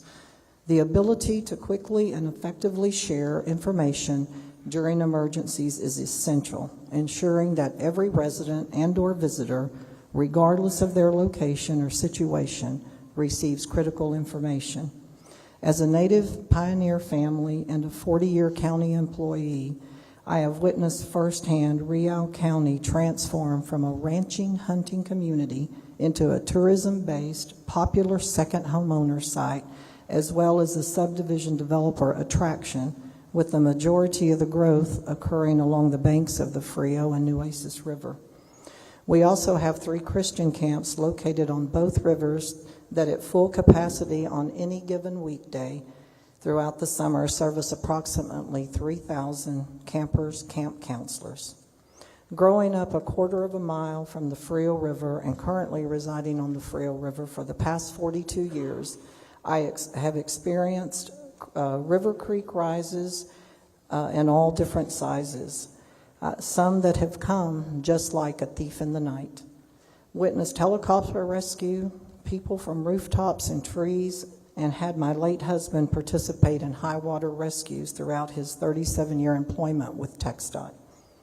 As part of Rubio County Courthouse budget preparation in my previous position as county clerk, I have seen the struggle and challenge to fund additional resources to provide and or implement higher safety levels throughout the local law enforcement budget, road and bridge budget, extra funding for local volunteer fire departments and volunteer EMS, and especially the radio inoperability. While Rubio County was not catastrophically impacted by the July 4th and July 11th floods as our neighbor Kerr County was, we are still faced with the challenge of alerting the lodging industry, homeowners, and Christian camps at full capacity located along the Frio and Nueces rivers, especially during our peak visitor season. Rubio County is 700 square miles, experiencing 2 major floods within a 10-day period, stretched our resources thin, which consist of our sheriff, 6 full-time deputies, 2 volunteer fire departments with 10 or less personnel each, county road and bridge department consisting of 7 employees to cover approximately 75 low water crossings located on creeks and portions of the Frio and Nueces, on various county roads, and a local TxDOT maintenance section with 11 employees to secure approximately 150 TxDOT crossings, culverts, and low spots on state roads prone to flooding as well. While our sheriff currently utilizes an app system that local residents and or visitors can utilize to receive notifications, the system does not work in all the areas of the county due to minimal and or zero cell phone service, nor during power outages, which occur frequently during severe weather. While all the entities do their best to collaborate in quarterly meetings and work collectively, it is extremely challenging to assure the safety and welfare of all visitors and residents during natural disasters. As the torrential rains fell in the early morning hours of July 11th, Rubio County Sheriff deputies began stationing themselves, as well as our Road and Bridge Department, at as many crossings as possible, beginning at 2 a.m., hoping to deter traffic attempting to drive through crossings where flooding was commencing. Effective implementation of alert systems in our rural and underserved areas present unique challenges such as limited access to broadband internet and mobile networks, along with financial constraints and lack of awareness, which can and does hinder the dissemination of critical information to those most at risk. Having an effective alert system, whether through mobile apps, sirens, monitors, or all of the above, can effectively save lives, as timely alerts can provide that vital information such as evacuation routes, shelter locations, and safety protocols, enabling individuals to take immediate action and potentially save lives. Minimum damage, as it can allow individuals and business to take steps to mitigate potential damage to property and infrastructure. Enhance emergency responses. Real-time alerts and instructions allow first responders to quickly access situations, allocate resources, and coordinate their efforts more effectively, improving response times and efficiency. For counties to be able to promote preparedness through reliable alert systems that would foster a culture of preparedness, empowering individuals to be more aware of risk and take proactive steps to protect themselves and their family, funding assistance must occur. Counties should not be faced with the funding of alert systems through local property taxes, which is basically our only source of income, which have been capped throughout the years and or reduced through property tax relief. While there may be possible grants geared towards purchase of alert systems, there are none that I am aware of for the maintenance and operation of these systems, much less the replacement when destroyed either by natural disasters or types of accidents and or vandalism. In closing, I would add that I understand there's never a perfect solution nor a fail-proof system. However, timely alerts should not have to be considered a luxury, but a fundamental necessity, especially for our most vulnerable population. I thank you for the opportunity to speak on behalf of Rubio County. I've attached some maps that reflect the the Frio and the Nueces River and the over 50 tributaries, such as creeks that feed into the Frio and impact it in the Nueces as well, and impact both rivers during flooding. I know that we as Texans are stronger together. Thank you. Thank you, Judge. Members, as a reminder before we start questioning, if you have a question, just raise your hand so we can write you down. I got you. And to our panel, since there's 8 of you, some of you may be better prepared to answer a question. Just for record keeping and for those watching on the live feed, please state your name and who you represent before speaking into the mic, and pull the mic up as close as you can as well. Chair recognizes Representative Lauterbach. Thank the panel for their service. Sheriff Letha, could you take a minute and give us a timeline on the events of that morning? Absolutely. Thank you, Representative. Yes, there's been a lot of question about time, especially from the media. I'd like to go over, this is the Kerr County Sheriff's Office, okay, what we did during this time. And what I'm going to focus on is from 1:14 a.m. to 5:01. That's kind of the primary time. Now, please understand, I call this a snapshot of what we did. What we've done in about 28 days usually would take about 6 months. And we have a lot of data to look into, recordings, radio transactions, but we've done the best we can to get what we can for today for y'all. So what I'm going to start with is what I call the dispatch workload between 1:14 and 3:30 a.m. It's 2 hours and 16 minutes. Our communications center had 7 phone calls received and processed 22 radio transmissions. Then we moved forward to 3:31 a.m. to 4:22 a.m. in that next 51-minute period. They had 50 phone calls for service and rescue, 114 processed radio transmissions. They were very busy at that time. You have to remember there was a team of 2 in there. Okay. In that time, starting at 1:14 a.m., NWS issues flash flood warning to Kerr County, released on code red. 1 to 2 inches of rain has fallen, anticipating 1 to 2 inches per hour, an additional 2 to 3 inches possible. 2:08, caller calls in inquiring about road conditions and if they're clear.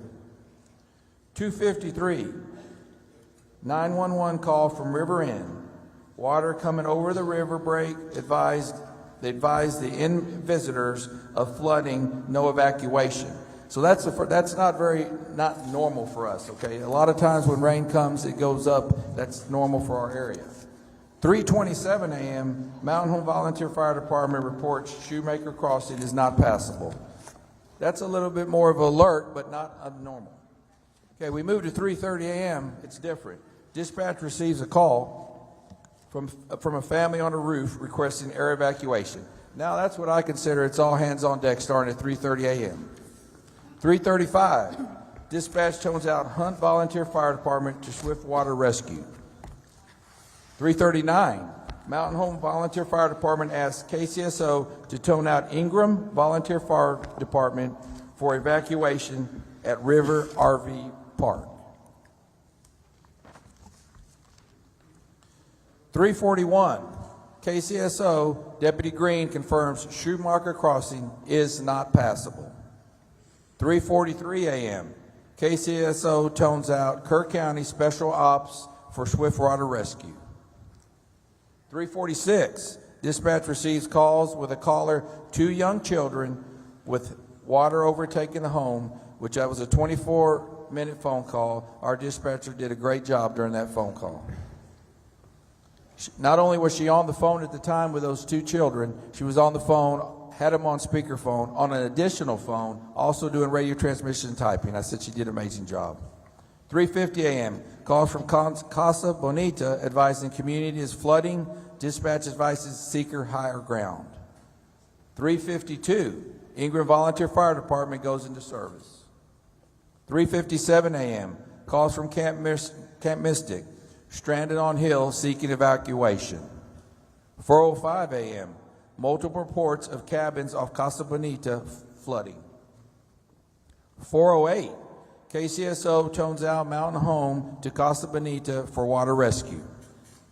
4:11, KCSO Sergeant Merritt is landlocked, must abandon his cruiser and begin evacuating nearby residents. So what he did is he got trapped, but he got out of his vehicle and continued to notify people of what's going on.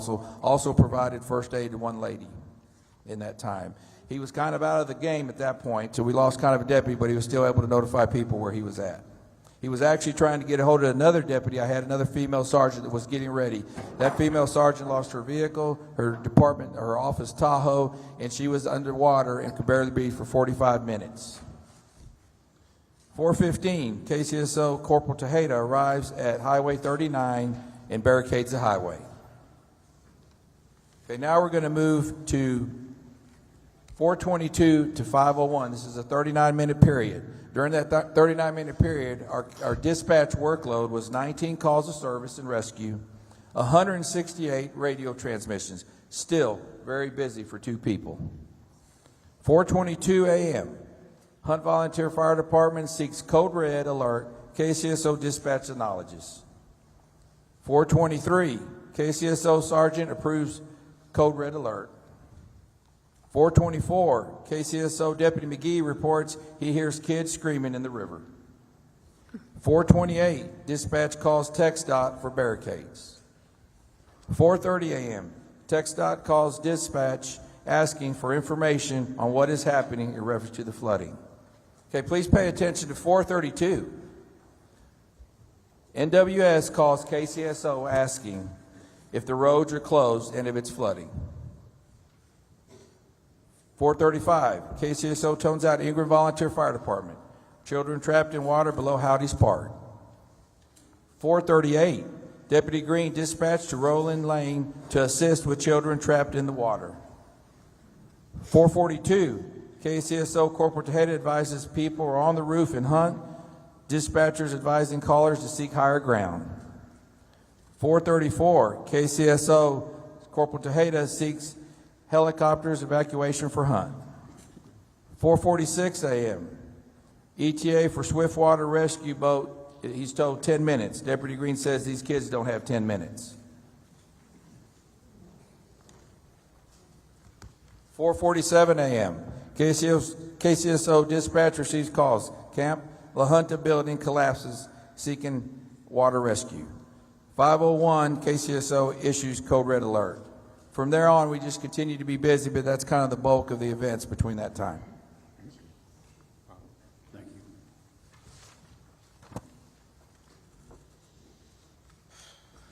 Senator Flores.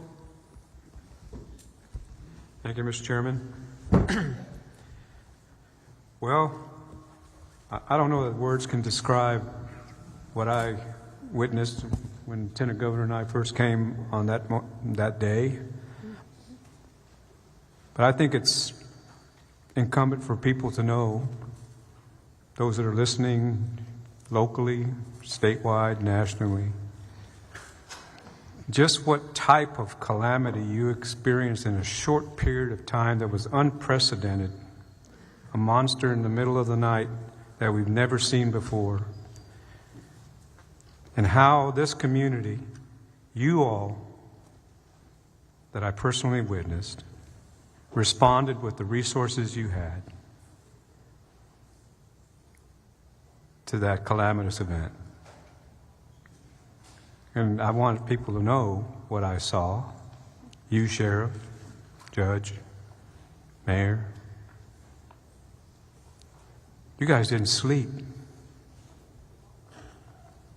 I saw that. You're totally committed.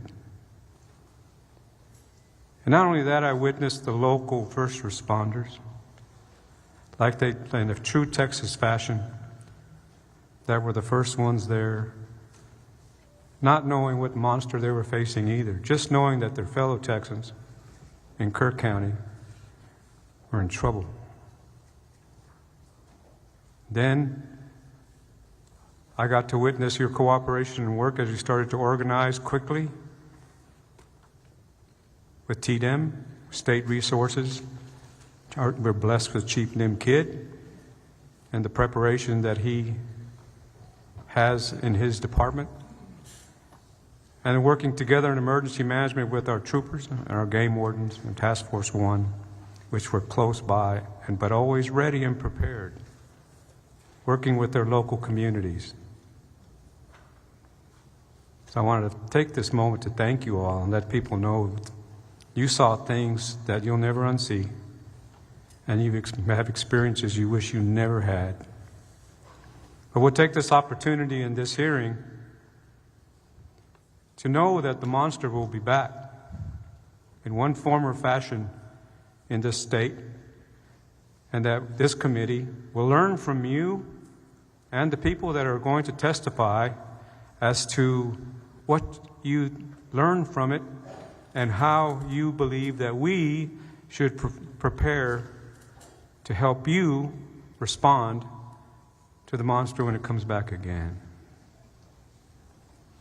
So thank you very much for that, for your input, your knowledge, your preparedness.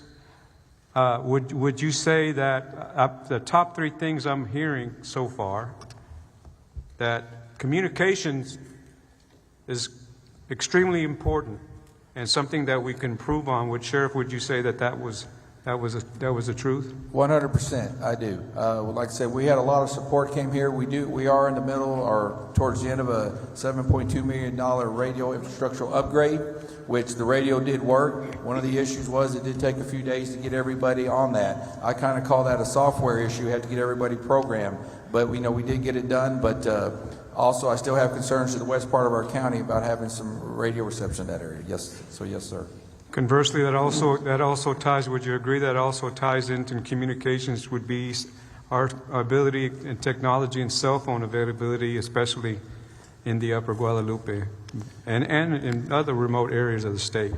That is a huge issue. What I'd like to share with y'all, I believe it was in about day 2, I got one of the AT&T representatives that said, hey, I need to speak to somebody, up there. And by God, the next day they were down here. I got to take my hat off to them, and they secured a tower in Hunt, Texas. And within 48 hours, they had another tower out that way up and going. Now, I haven't been able to check it. We have a very large county to the west, but phone reception is very critical. As you know, our Code Red system, that's one of the things it's based off of, is reception. There's the Code Red you'll hear a lot about is that not only one, you have to take it to yourself to sign up for it, and then you got to make sure the alerts are on, and then you got to make sure you have reception. There's a lot to that, sir.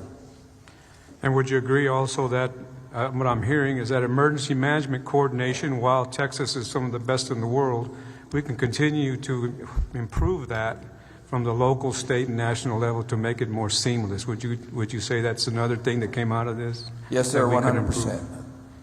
And of course, the third thing I'm hearing is warning systems of integrated warning systems, but just a warning system that we believe is functional, can be applied statewide, and it's so warning systems, whether that be sirens, whether that be improvements on how the message gets out to the community for that there's an impending flood, an attack, whatever, tornado, that warning systems is another prong that we need to work on and improve. Yes, sir. I think that's very important. I've already had some talks with the courts. I think we really need to look in that, take it serious. And I wish we could have something by next year, but I know this is a very slow and expensive process. But yes, sir. And while you mentioned expensive, of course, there's the other component that it goes with all of this, and that's the funding of it. Exactly. It is very expensive. We work together to be able to do it. Thank you all for what you did. I'll always be indebted to you and be honored working with all of you and for this community and for our state, and we look forward to some positive results. Thank you, Mr. Chairman. Chair recognizes Representative Verdell.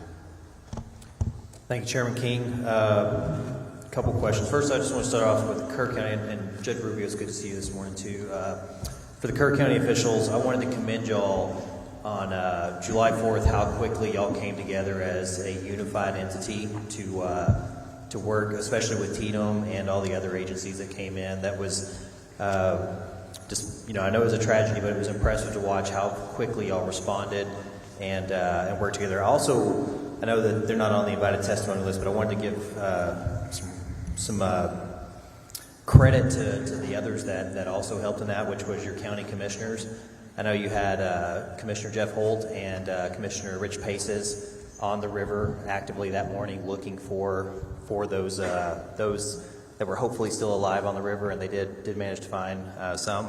And then you had both your two other commissioners, County Commissioner Don Harris and County Commissioner Tom Jones, that were here actively in the EOC helping with communication. I also want to mention, y'all mentioned this, your volunteer fire departments, they were extremely critical in the rescue and information gathering and everything. So we're incredibly grateful for what those fire departments did with y'all. I hope that they publicly get the credit that they deserve also. And then also, just real quick on the list is your churches, your local schools and the school leaders, local businesses, your law enforcement officers did an amazing job.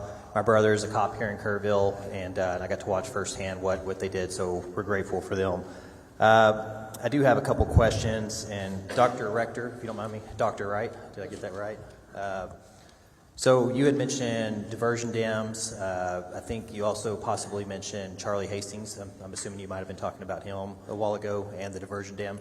Can you give us some more information on my understanding is we don't have any diversion dams upstream at the moment, and you do believe that those would be critical infrastructure that could help slow down the amount of water coming down the river, so you have more time to react to get people out of harm's way. Would that be correct?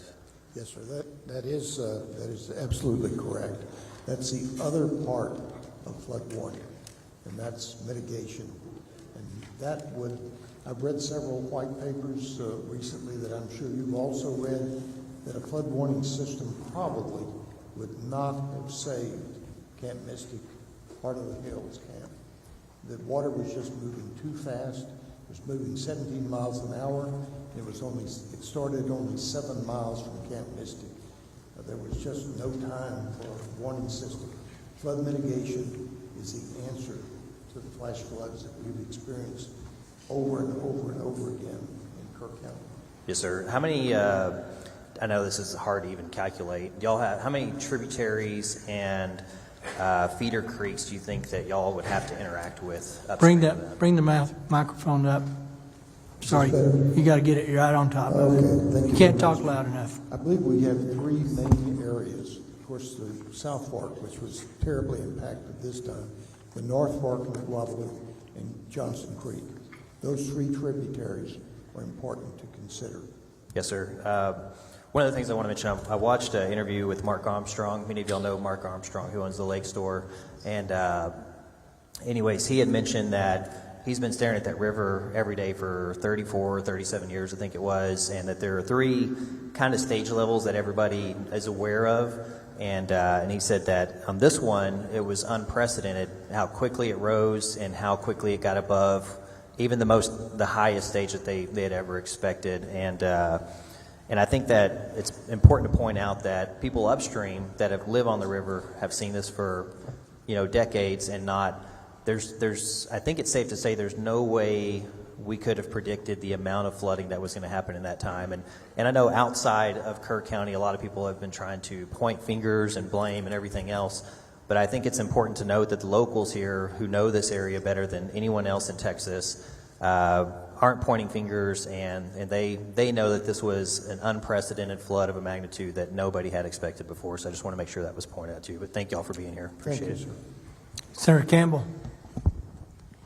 Thank you, Mr. Chairman.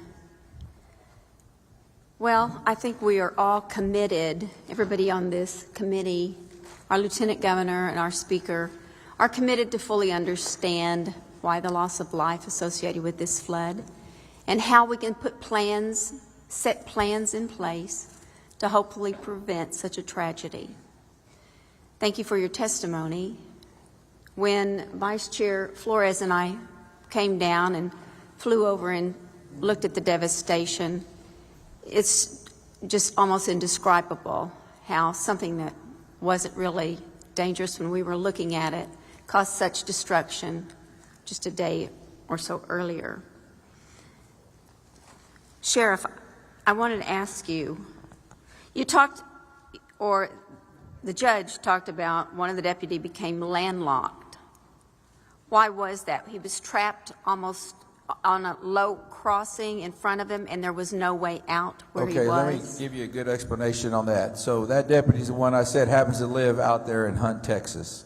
Okay, he was headed out there to check on the road. So he got to what they call Schumacher Crossing. It's flooded. Him and Deputy Green were there. Deputy Green turns around and leaves a little before him. So he's about a mile ahead of Sergeant Merritt. Sergeant Merritt turns around to come back, and what happened is a low-lying area about 2 miles that they'd already crossed had already came up, and he couldn't get out. Deputy Green made it through. His vehicle stalled, but he made it. So Sergeant Merritt stopped, and he knew he couldn't make it, so that's when he turned up, and he went up 1132 Highway 1132 Highway 39, went up there. And as he got up there, his truck got stuck, and that's when he abandoned his vehicle and just started notifying people. So he actually got trapped in between the low water crossings. Our deputies, especially our veteran deputies, kind of know those low-lying areas really well, and you got to be careful. Once you're shut down at Schumacher Crossing, we're done. We can't get to Hunt unless it's in. So to that, thank you. To that point, those areas have flooded before, or there were low water crossings. Yes, ma'am. So would a bridge over some low water crossings be good to have so that people aren't, one, that they're not landlocked, that they're not locked in anywhere? Yes, it would be, yes. But we don't have that. But that would be something when you're looking at what we can do in the future, provide a bridge over low water crossings. Yes. Thank you for that. You, let's see, communications. Senator Flores and I came down. It seemed as though you were having to bat down rumors all the time. Correct. I'm not sure how that can be stopped in the future, but we appreciated your accurate reporting, and I just really don't know how to stop the rumor mill, but that causes so much trauma on families. Do you have any suggestions for that? Well, I think today is a big help. I've been kind of waiting for this to get it out here, and get the word out. And I know we talked about, I believe one of you all about the valley and the channel. I worked down a lot when I was there with DPS. I truly think we need some kind of system someday where we can go to, say, Channel 14 and it works everywhere. I think that would really help. But I think today is a really big part to get the message out there, what exactly happened to the public, especially the media, and maybe we can clean it up. All right. Thank you very much for that. And we've talked a lot about communication, not just this hearing today, heard from you, but the previous hearing that we had. Problems with interoperability, communication. What about reception for the towers, or is there anything, is there fiber that is run to different places that normally, or you found in this flood, did not have reception? People couldn't use their cell phones. Oh yeah, on the phone side, yes.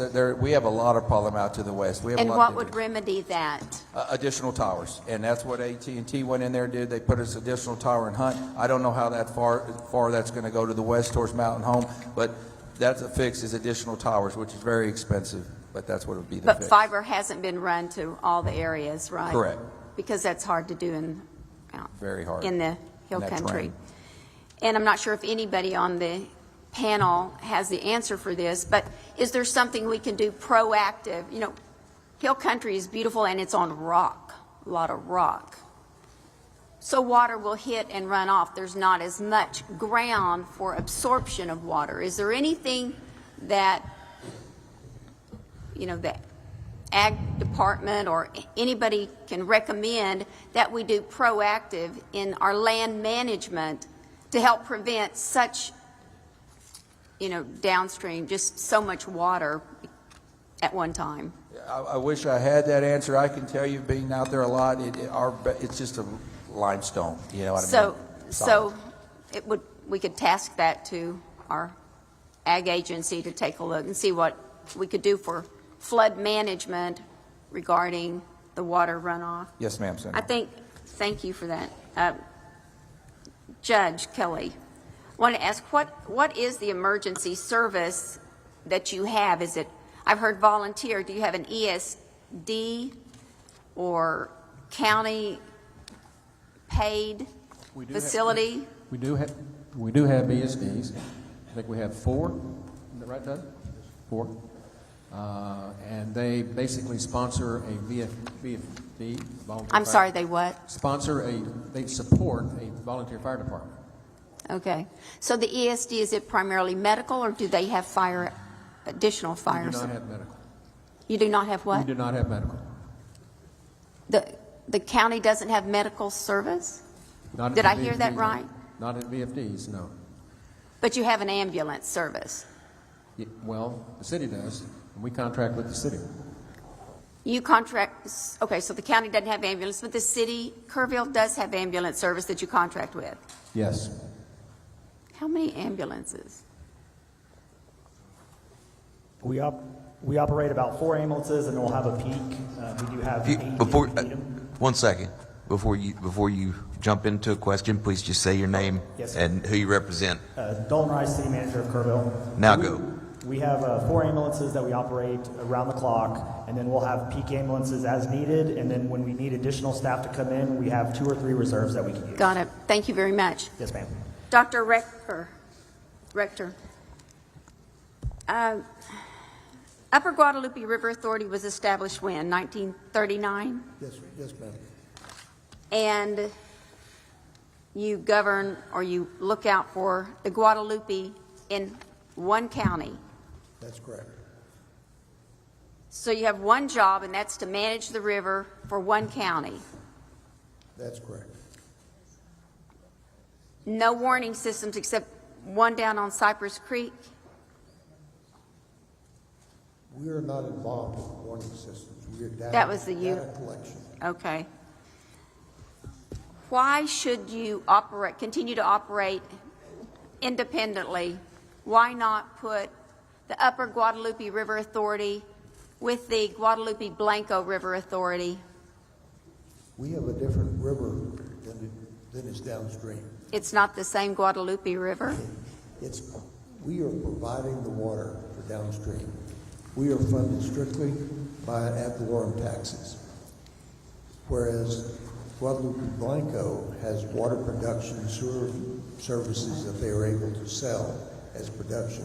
We do not have that income.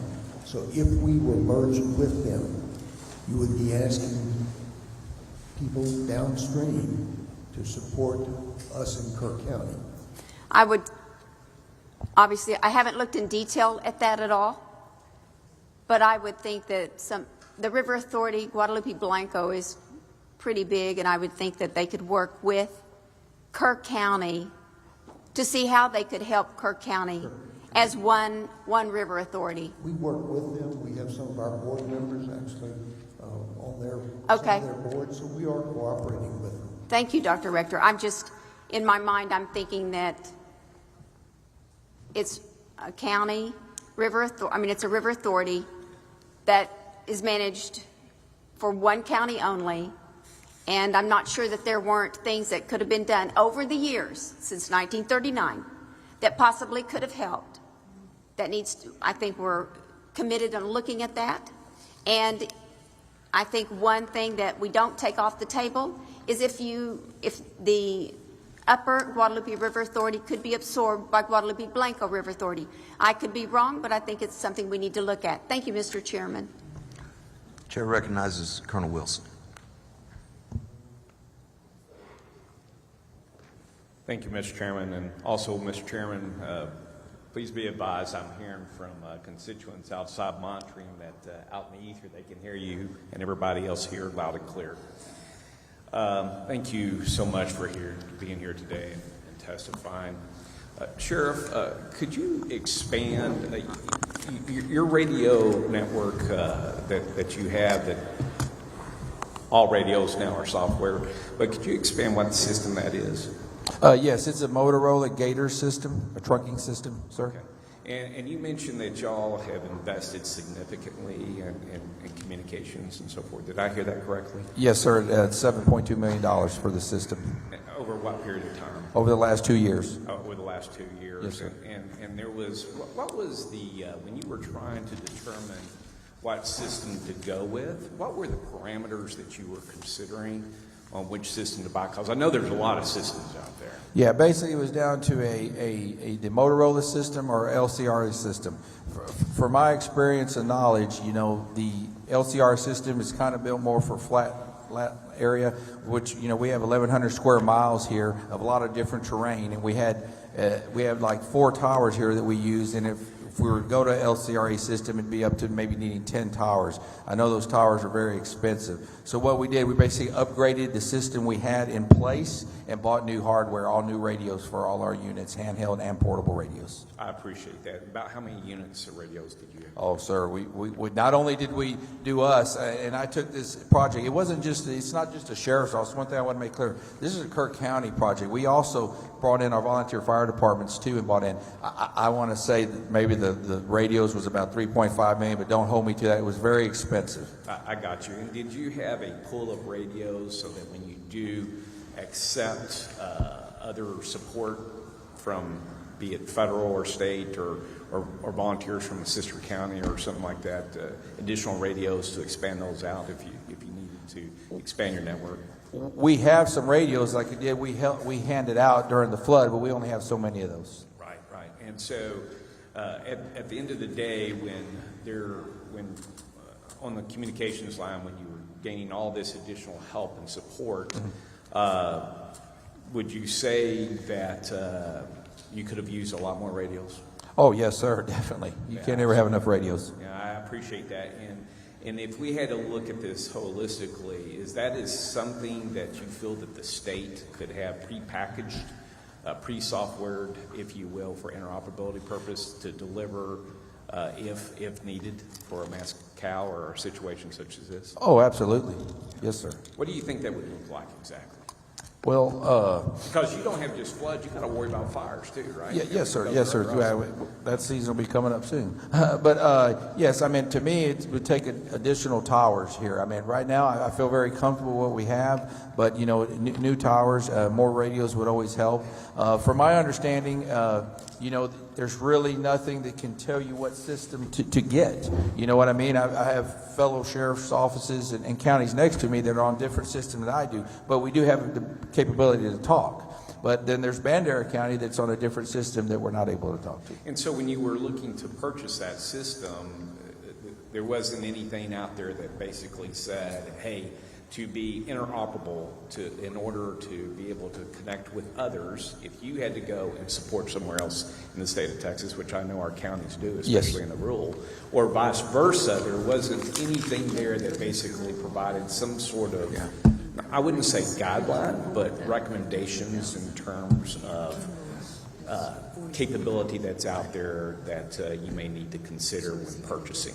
No, there is. We did. It's called a dual band radio, and that's what we went to. We can use it on both our system and the LCRA system. Those radios are very expensive, between the tune of $11,000 to $12,000. So you just think, you know, I want to say we bought a couple hundred of them, maybe between us and the fire department. So kind of do the math. It's very expensive to do. We were just very fortunate to have the funds to be able to do it, because had we not had those funds, we'd be on the same system we were before this. No, I appreciate that, and I just want to make sure I understood correctly, or I'm relaying the question correctly here, is that when you or other counties are going out there considering purchases, if you will, and you know that you want to be interoperable, because in the case of emergency, whether you're going to support somebody else or vice versa, that it would be helpful or would not be helpful if there was a larger document that helped articulate and made recommendation in terms of not necessarily brand but capability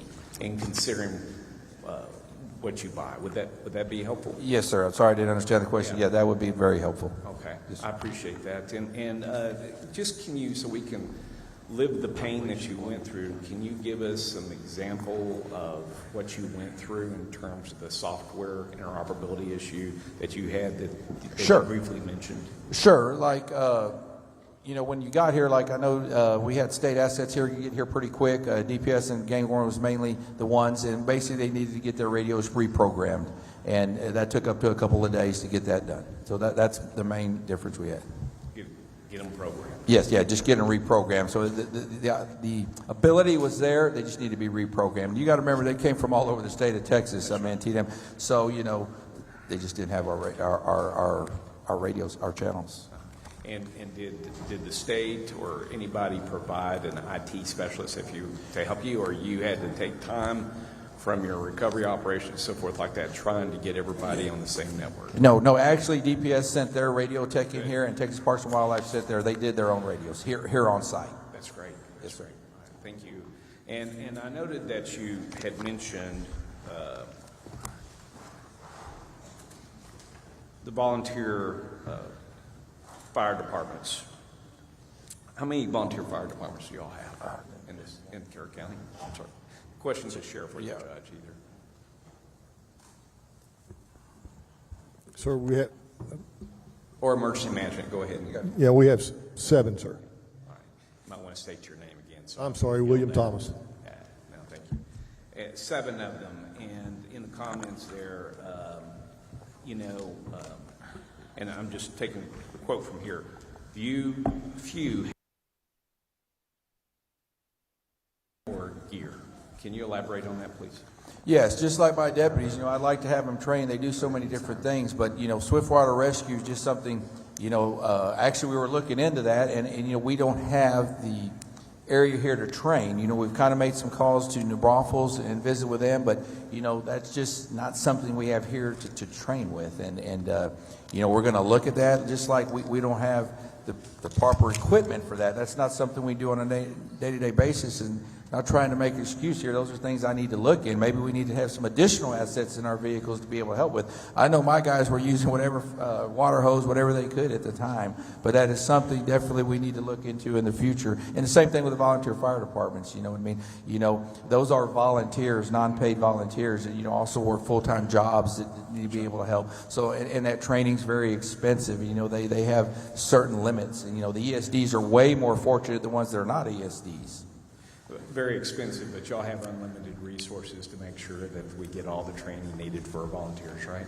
We'd be in great shape. This is a reoccurring thing that we hear when you look to the Panhandle fires. One of the pieces that they pointed out over and over and over again is our volunteer fire departments are very poorly resourced.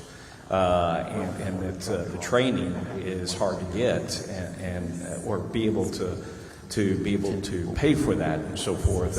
Do you think that if we resourced both training and equipment, that your recruitment of volunteers, because I understand that there is a statewide decline in terms of the number of folks who are actually starting to volunteer out there? Yes. That's an accurate statement, probably here too, right? Absolutely. Okay. Do you think that would help recruitment and so forth if we were provided for that? Yeah, tremendously. On top of that, I always use, COVID ruined us. I mean, as a sheriff and oversee a budget, I mean, it's just a shame. Not that the trainings went up, but your equipment, some of my stuff's doubled and tripled. I mean, it's just horrible. But so, they don't have the resources, and with the resources they need are very expensive. But that was made available, I absolutely think that would help on the recruiting. But yet, out of all the help that you received, these folks happen to live here and understand where the danger points are. Absolutely. And so, but yet the ones who know best are the ones who's probably least resourced. And I think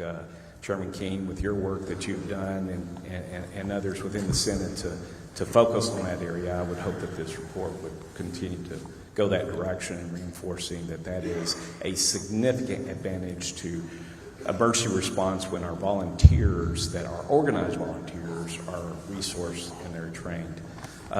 If I could, to the judges,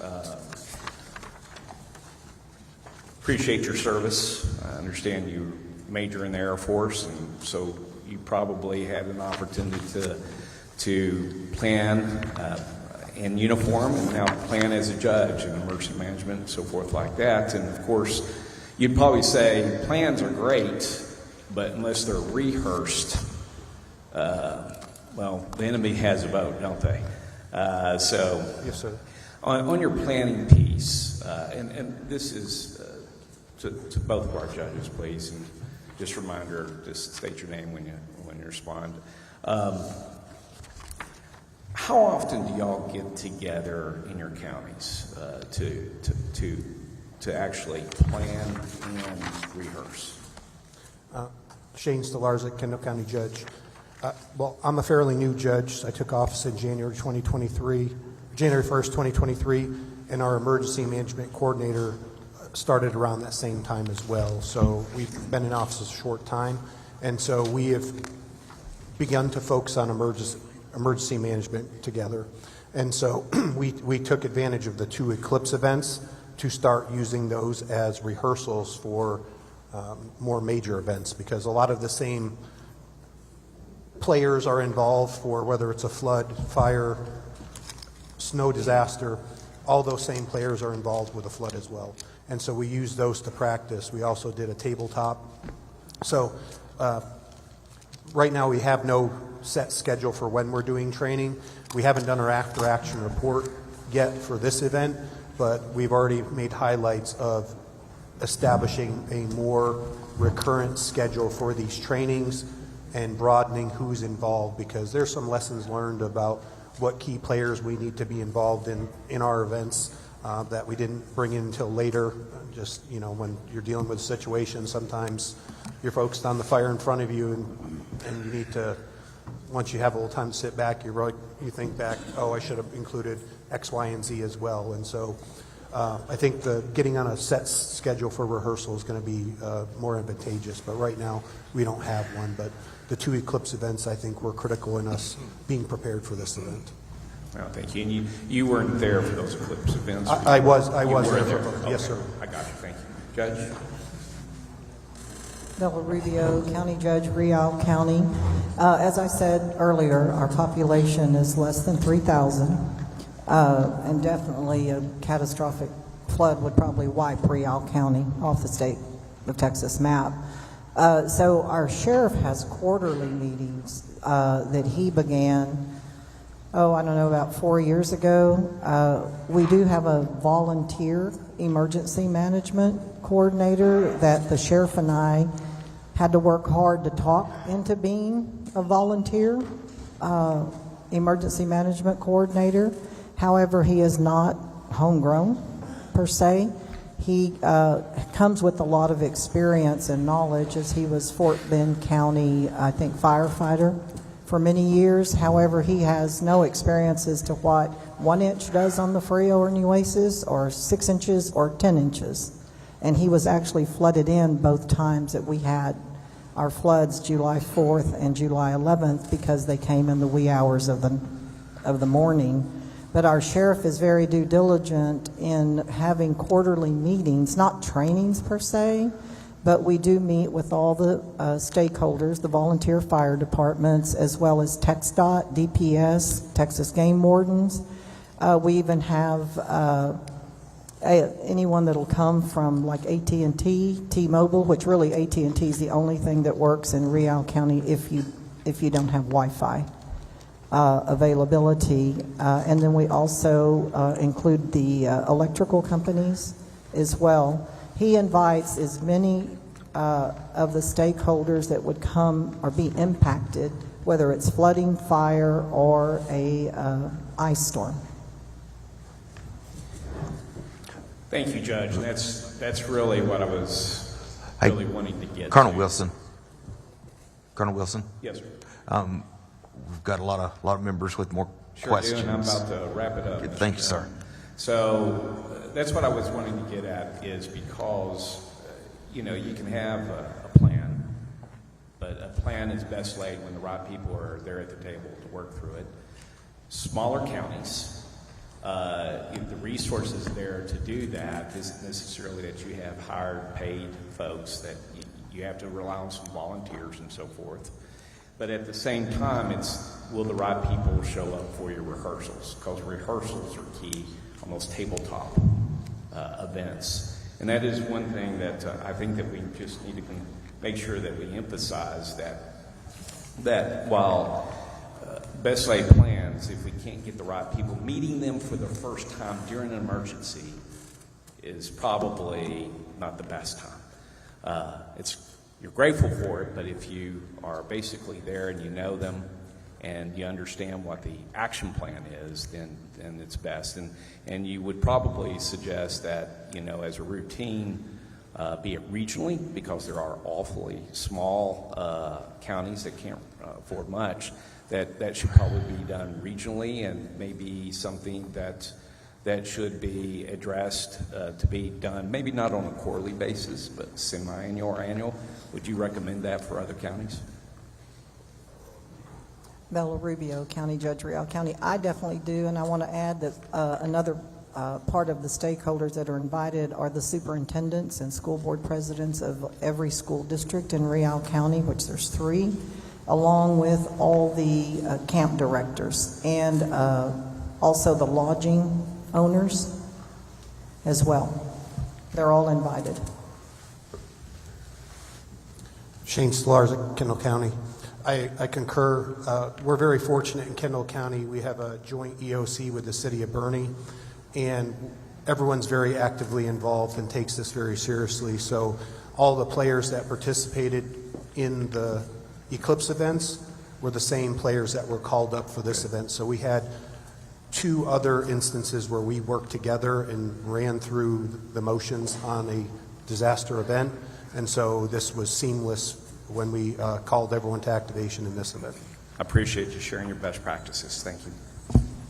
All right, members, we've got 4 more members wishing to ask this panel questions. I would ask you to be... I've got 4 as well. So we have 8. Here's what we're going to do.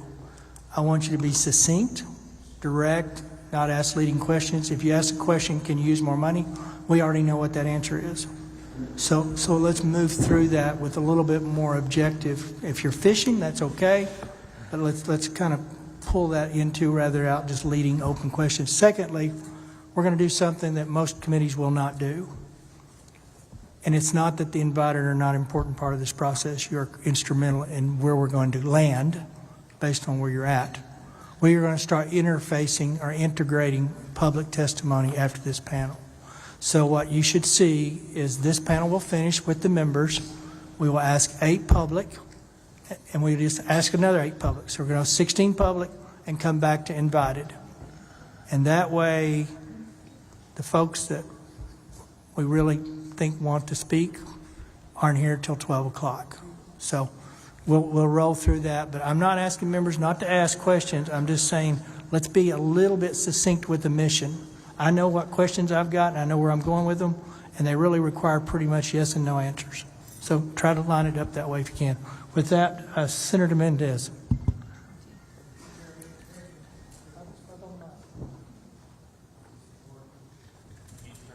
Got to turn the mic on.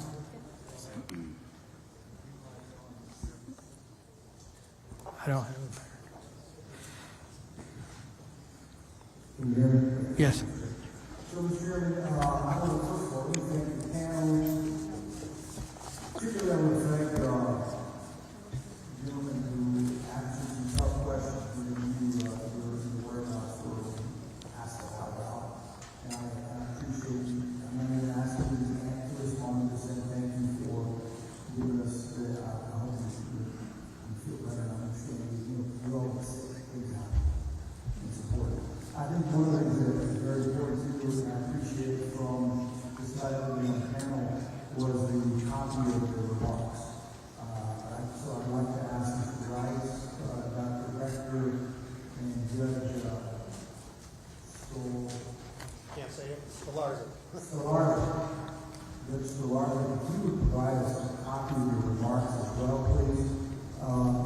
of the things that we're going to rely on. We're here today. We're glad to hear you, glad to see you. We thank you for the incredibly difficult work you've been doing. But we're also here to hear from the community. And we want to hear from them because we know that they've suffered through so much. And so that's all I have. I want to get your remarks in writing. I'm going to read everything. I'm going to go through it because we're looking for ways that we can improve and we can mitigate this type of tragedy from ever happening again. So thank you, Mr. Chairman. Chair recognizes Representative Martinez. Thank you very much, Mr. Chairman. And first of all, I'm going to ask our sheriff just a quick question. And my ears perked up a little bit when we spoke about interoperability and the Rio Grande Valley and how I've responded to many of the calls down there, and we switched to all Valley. And in essence, not wanting to reinvent the wheel, so to speak, right? And the amount of money and the cost it would take for a full new complete system throughout the state of Texas. But in listening to Colonel Freeman's testimony, he had mentioned last week that they do have SIM cards that can be placed in these radios to where there would be interoperability across the state of Texas when one agency, for example, I know I saw one of our ambulances from Weslaco that's here through EMTF, right, and they've responded in support. But how would that work? Is that available? We understand that those systems are maybe $12,000 per radio, but is that an option that can be utilized with every department throughout the state of Texas without reinventing that wheel of infrastructure? Oh, absolutely, sir. The main problem is the purchase of that equipment, but yes, it is available. Okay, thank you very much. And then one last question, and this could be for anyone on the panel, and it's mainly, in looking at the map, when you look at the South Fork of the Guadalupe and where it intersects with Cypress Creek, is there any way, or is there something that we could put in place, maybe gauges on those creeks as well, that could help us maybe model that, collect data to where we could understand, those rise and falls of those the creeks as well, in that intersection to help us with warning systems? So Bill Rector, UGRA. Yes, sir. That's something that we are looking at. Also, floods don't just occur on the North and South Fork and the Johnson Creek. We've had significant floods on other creeks, Turtle Creek, Cypress Creek, and those need to be monitored also, and we're planning to do that. Thank you. Senator Betancourt. Thank you, Mr. Chairman. First off, to the judge and to the mayor, 108 plus people could have lost their lives here.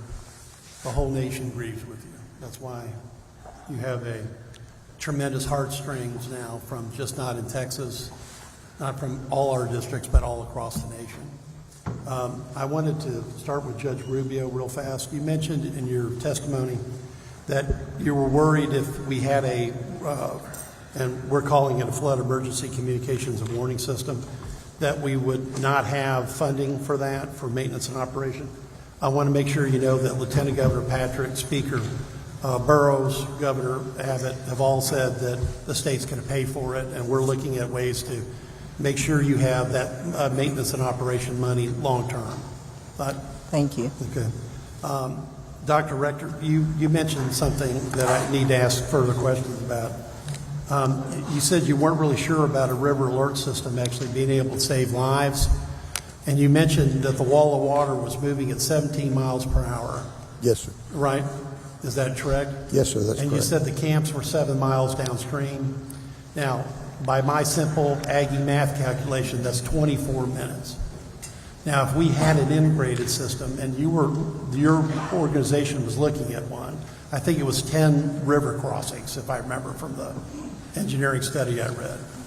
But if we had an integrated gauge system with an alert that was also tied in electronically downstream, we could be popping sirens off as we go. And 24 minutes is enough to get people to higher ground, because that's all you can do here. You don't want to put them into a river crossing. You want to get them to a higher ground. Yes. So with that fact and the fact that there's 24 minutes, you want to change your response on if you think a river alert system could have helped save lives? Bill Rector, UGRA. Yes, sir, Senator. There's no question that could have saved lives. Okay. I just wanted to make sure we establish that. Mr. Wright, you've had a lot of testimony. I first off want to say that the statistics are that we know Texans turn off their alerts about 29.5% of the time. That's 5 times more than Vermonters. Also, we got a problem with people turning phones off at night, about 18%. You combine that, you're already in the 40 percentile of people that are not going to be able to get this, and that's not counting the unique topography of the hill country and the Guadalupe River, of which I've been here for more years than I can remember. Now, we agree that this should be like the mayor. We want a data system that's that's minute by minute and can respond. But in your written testimony, we asked about sirens and whether siren alert system could have helped us respond more effectively or even save lives. And you said it wasn't an easy question to answer with certainty. It's something we've evaluated in the past. And I just want to make sure, you made a comment about visitors not understanding what the sirens mean. And that's it, because we're going to probably pass these bills and get these systems out. And I think it's incumbent that, and we understand the high walls. I mean, I've rafted this area. We've got 50 to 100 foot cliffs and areas.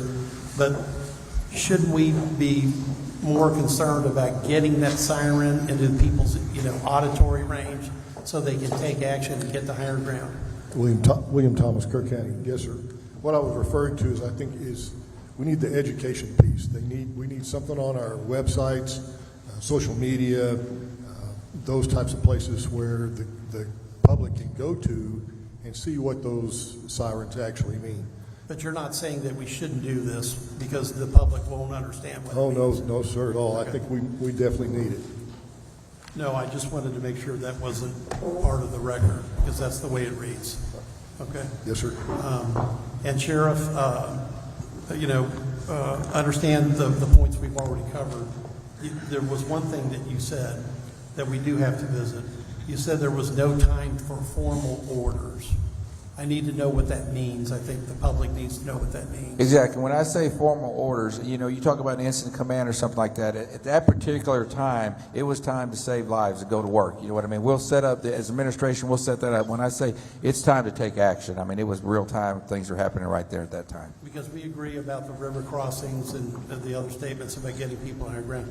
Now, if there was an emergency alert system, okay, you're not saying by this testimony that you wouldn't have hit the button because the emergency management coordinator works for both you and the judge. Yes.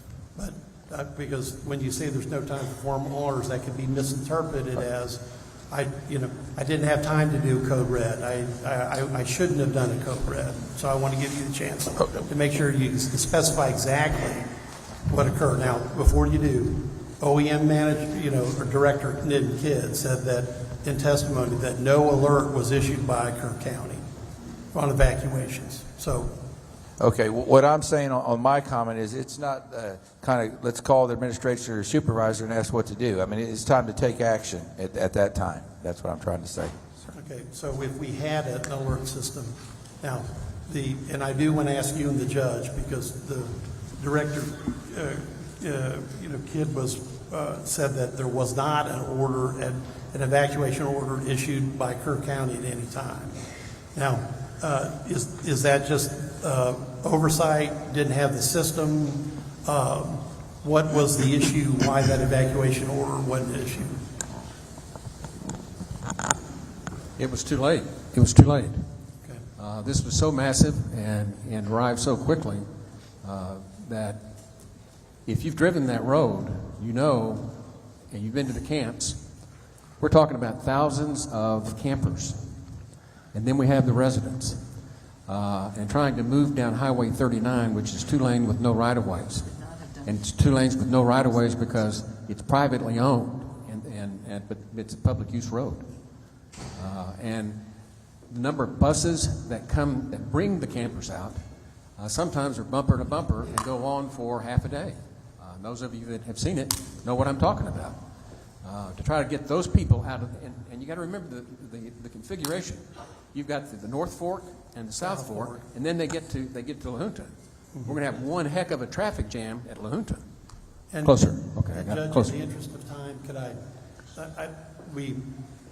the cubic flow on the river Yes, sir. was 2.5 times the average flow over Niagara Falls. Absolutely. Which is an astonishing number. And I think in 1987, I'm going from memory, I think 10 people lost their lives because we tried to evacuate people across the river. Children in the school bus. Right, so no one would suggest that. Okay, the concept I'm trying to get to is this. The watches were in place till about 1:06. 1:14, the mayor, everyone said that it turns into a warning. And by 4:23 a.m., it's the highest level the weather service can get, which is an emergency alert. So at that point in time, would there not have been a recognition of the obvious that there needs to be an alert that says effectively get to higher ground? I agree. Okay. Thank you for your response. Chair recognizes Chairman Moody. Thank you very much. I'll try to be succinct and to the point. I just have a couple follow-ups for some folks. But before I say that, just to y'all here and to the folks that are have been through this tragedy, in just a few days, the community I come from, El Paso, is going to recognize an anniversary that we don't like to think about. But during that time, as the mayor stated, we also saw the strength of our community, and we saw the love and care and compassion from people we'll never meet that wrapped our community in love and lifted us up. And I want you all to know that's certainly what we're all here to do, but there's people that are going to do that for you for years to come, and we're going to be walking with you side by side. So I had to say that before I start. A couple of questions. Sheriff, in the follow-up question that Sheriff Lauterbach asked, you went through a detailed timeline. I don't have that in your written testimony provided. Is that something you could please provide to the committee subsequent to the hearing? Absolutely. Thank you. I'd appreciate that. Let me switch over to Mr. Rice. Mr. Rice, you listed a number of legislative proposals, ideas, concepts. Obviously, we're time constrained in a 30-day session, but I think some of those things fit in that bucket. And some of these things, I know I've visited with Speaker Burrows about this. These are going to, and I imagine the Senate will do this, launch forward into the 2027 session, ideas going forward, right? There's immediate need, and then there's structural change that we need to get to. And those are two things that we need to do. We can start in earnest on them. I didn't see that list provided here either. Is that something you can provide to us if it hasn't been provided already? Dalton Rice, City Manager. Yes, sir. We can provide any documentation you need. Okay, and if you wouldn't mind segregating, like put it in those two columns, so it'd be helpful to us. Because I do think also you did mention in your testimony, property tax relief legislation. That's something that's going to be considered. I'd like to know, from your all's perspective, how emergency preparation, mitigation, all of those things that our locals are tasked with doing, how that sits side by side in setting your budgets, because y'all are in budgets right now. You're launching into budgets right now. And I think that needs to be a part of that conversation. Even though it's a separate conversation, it certainly is connected to your ability to do what you need to do for your community. Yes, sir. So if you could please highlight that, that would be helpful to us. Absolutely. Thank you. I'm going to try my best. Judge Stolarzic, was that close? You got it, sir. That was actually correct. Judge, thank you very much for your testimony. I think specifically your testimony about your preparation and the work you've been doing, I think it's very instructive to folks to hear those stories. You mentioned that your emergency management coordinator, last name I caught was Constantine. What was the first name? Shane Stolarzic, Kendall County. Brady Constantine. And is Brady Constantine here? Yes, sir, and he did fill out a form in case you'd like to hear from him. Okay, great. I would. Because there's something that's sticking in my mind here, and we're talking about, warnings versus watches versus emergencies, and we know that warnings start sometime on the 3rd, carry forward, and escalate up. What actions are taken, those are, and to the sheriff's point, those are things that you're doing as the situation unfolds. But there's two very different things that I heard. One, that I think in the sheriff's written testimony that he went to bed on the 3rd and didn't have anything to worry him as he went to bed that night. And you said that Brady Constantine's reaction in your testimony was he had an uneasy feeling that night. I'm not saying either one is right or wrong, so I'm not here to criticize. What I'm saying is all the same data was available to both those people, and you have two very different reactions. And again, this is not for me to say right, wrong, because there may be a reason why you get a number of warnings, and because of your experience, you go, okay, well, that's this or that's this, and maybe it was, things move a lot. There is a reason, sir. Okay. Would you like me to call him up right now? If we get to his testimony later, I'm happy to hear it. I do want to dig into that because it may be that those warning systems and how they ratchet up isn't effective for you all to be able to do what you need to do in a uniform fashion. And what's happening in Kendall County versus Kerr County, I know you all are nearby, but could be different issues. In a nutshell, I believe it's based on Brady's interactions with our TDM representatives and the conversations they had personally with him is what triggered his uneasiness. And plus, we also had a huge parade the next day in Comfort, which draws people from all over the state. And so I think the combination of those two things added to Brady's feelings that day. Okay, that's good. And when Mr. Constantine testifies, I'd like to hear more about that at that time. That would be very enlightening for us, because those types of communications we heard from TDM last week about those conversations, and I think we need to figure out how we can be, this is for all of us to look at what we can do better and how we can react better. And if the systems aren't set up to give us a uniform reaction when even catastrophic things are happening, then we need to look at those too. This is the opportunity for us to unpack those. Just because we've done something the same way for years doesn't mean we don't look at it again now. You also mentioned in your testimony that you wanted to simplify grant applications. You highlighted engineering studies that have to be provided as some of those grant applications. Can you highlight which grants you're talking about? I also have my county engineer here because I believe there was one application we went out for. We had to actually do an engineering study as part of the application process, and that costs funds. I don't recall the name of it, but it's things like that could be cost prohibitive for certain counties because you're spending that money. Correct. With no guarantee that you're going to receive the funding at the backside. And your county engineer's name? Mary Ellen Schuley.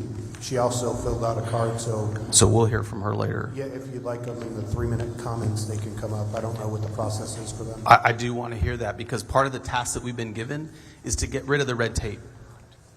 Okay. It is not a system that anybody wants when you are trying to figure out how to mitigate harm or how to recover from a disaster. If we are asking people to check boxes that are not necessary, that is the epitome of bureaucratic nonsense. And you highlighted it here. I'd like to drill down into, and I've talked to the Texas Water Development Board as well already at the last hearing, to identify these things when we're talking. Now, I'm not saying that you still got to check. You're spending money, right? You want to make sure that we're not doing that in a wasteful manner. But if we're talking about emergency preparedness and recovery from disasters, I want to know where the red tape is, because we need to figure out how to get rid of it so that you can do the job that you need to do, so the judges can do that, so the sheriff can do that, so that we can get the funding to people. We have great capacity in the state of Texas, great capacity. But if we tie it up with timelines and useless check boxes, then we are depriving the people that we represent from solutions that they know could help and could save lives. Agreed, and it's just not at the state level, it's at the federal level as well, because we went out for grant applications for wildfire protection, and we're like the 26th county in all of Texas to have a wildfire protection plan. We went out for a grant. It was given great remarks by the federal government. We were excluded because we were too wealthy of a county, so they put financial parameters on health and safety. Even though we were well deserving of it based on our needs and our wildfire dangers, we were denied based on so you're not alone in having those issues. And Judge, I agree with you, and we talked about this at the last hearing. I get why that's something they look at, I think, median household income, and that's how they, with the grant application, it was 5%. Right, they did dump it into a formula, and that's the way we divide it up. There is a great philosophical reason for doing that, right? Communities that can't afford it, you want to triage that and put them front of line. I don't disagree with that. That's something that makes sense. But this is also an opportunity for us to look at. I mean, disaster is going to hit people that no matter what their median household income is. So what can we do to unlock the potential of the state? And if there are messages we can send to the feds, we need to do that as well. And so if you can help us identify, or any other witnesses that are listening, help us identify those barriers when you're talking about mitigation and emergency recovery, let us know what those are. And we are talking to these agencies because we need to get that stuff out of the way. That's part of the task that we have here. You shouldn't be put in a decision, you shouldn't be put in the position to make those decisions when you're talking about saving lives. As you're setting budgets, I think we need to figure out how we unlock the potential of the state, and if we can highlight those concerns to the feds, we're going to do that too. But we certainly can control what we do at the state level, and some of that is money that flows down from the feds as well. And we're a very blessed community, and so we didn't take that, we didn't just stop there, we didn't get it. We actually found a way to fund it internally and start a 501c3 in the county, funded that 501c3 with the funds to carry out our plan. So where there's a will, there's a way, but it'd be so much nicer to not have that red tape. So I appreciate your comments and your support on this matter. Thank you very much. Thank you, Mr. Chair. Senator Swartner. Thank you, Mr. Chairman. I have just a few direct questions to a number of the individuals on the panel here. Judge Kelly, I think some constituents and individuals, families of the tragic children that were lost, want to know some very direct answers to some questions I'm going to ask. And I'm going to ask them for those individuals. First, Judge, are there any sirens in Kerr County along the river regarding emergency warning? Not that I know of, but I'll defer to my There are none. William Thomas, Kerr County. No, sir, there are no warnings. Right. No, Guadalupe County has like 23 along their section of the GBRA, and I know there are several in Comfort based after a disaster that have been installed recently. Judge, you put down in your written testimony that the first indication in this storm was different came from when I woke up to texts and calls from Kidd, Letha, and Rice. Were you awoken, or did you wake up from those texts and calls? And at what time did you wake up? It's going to be in the 5:30, 6 range, something like that. And I don't remember if they woke me up or I woke up. You don't remember? No, I remember looking at my phone. Okay. That's what I did. And you were at the lake? I'm sorry, which lake was that? Travis. Travis Lake, okay. You are the emergency management director for the county, correct? With Mr. Kelly, I'm sorry, with Mr. Thomas being the emergency management coordinator? Yes. All right, and Mr. Thomas, you mentioned in your written testimony that you were sick and were awoken by your wife after a call from the city of Kerrville's EMC, which is your counterpart for the city of Kerrville. Is that correct? William Thomas, Kerr County. Yes, sir, that is correct. Okay. So between the two of y'all are in charge of the emergency management operations for the county of Kerr County. When was an EOC established for Kerr County? The EOC was set up in my absence. By who? I don't really know. Okay. I'm assuming. I think Chief Kidd had gotten here by then. Yeah, there was a combined one set up later that day, I think, Right. about 6 p.m. Yeah.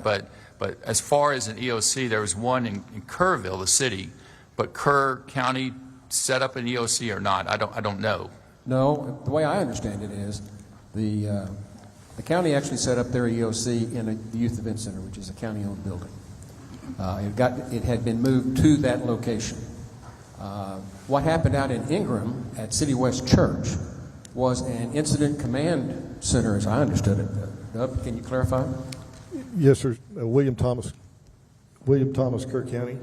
So we operate a joint EOC. We have a joint emergency management plan, Kerrville, Kerr County, City of Ingram. So we had a joint EOC set up.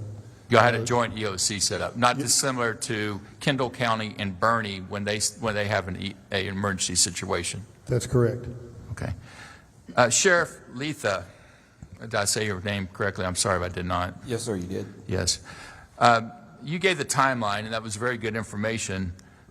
It looks like the 3 o'clock hour was, for lack of better terms, when the SHIT hit the fan. And you said in your testimony that when Shoemaker passing or crossing became flooded, it raised some eyebrows in the dispatch center, in the KCSO, the Kerr County Sheriff's Office Dispatch Center, correct?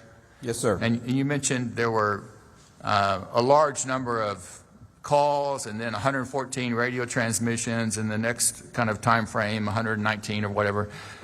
So a lot of activity. You mentioned that several times.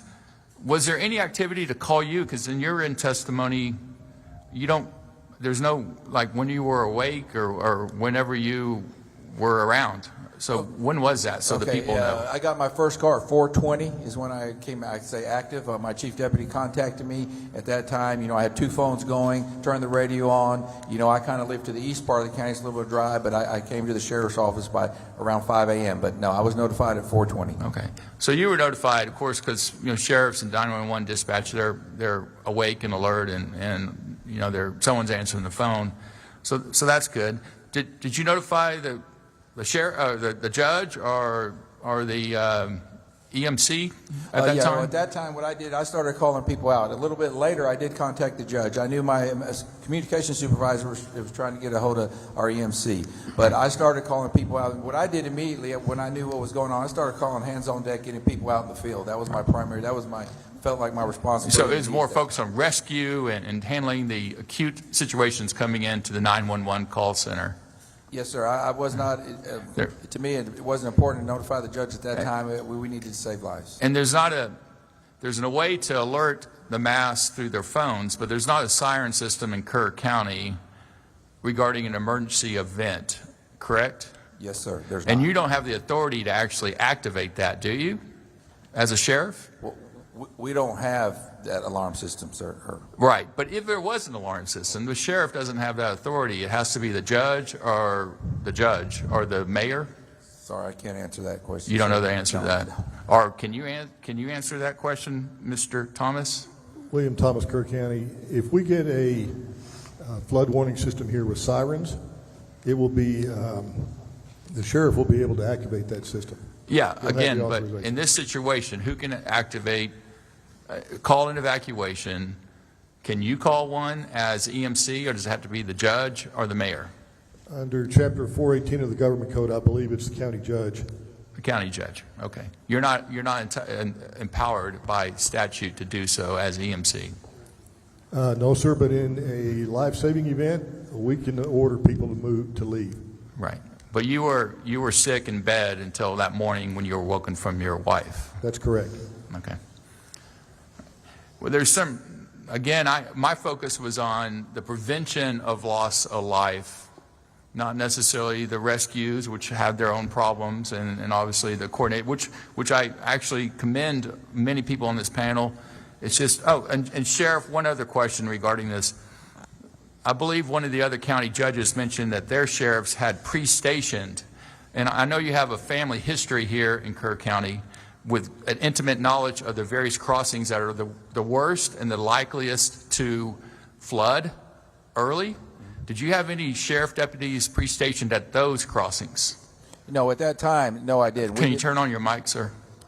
Yeah, can you hear me? Yeah, Yes. no, at that time, I did not have deputies. They were out in the field. As soon as we started getting phone calls, they went to those areas. Right, but you didn't have him pre-stationed at the low water crossings that are the first to flood in Kerr County based on your knowledge and your family history in this county. Well, no, sir, I didn't. With the prediction of 1 to 3 inches of rain, 5 to 7 in isolated areas, it was just another normal day at that time. Okay, thank you for your answers. Chair calls Representative Johnson. Thank you, Chairman. To Senator Shortner's point, and he has laid this out pretty clearly, but clearly the question would be not to be critical, but to learn from this incident. The 3 guys in Kerr County who were responsible for sounding the alarm were effectively unavailable. Am I hearing that right?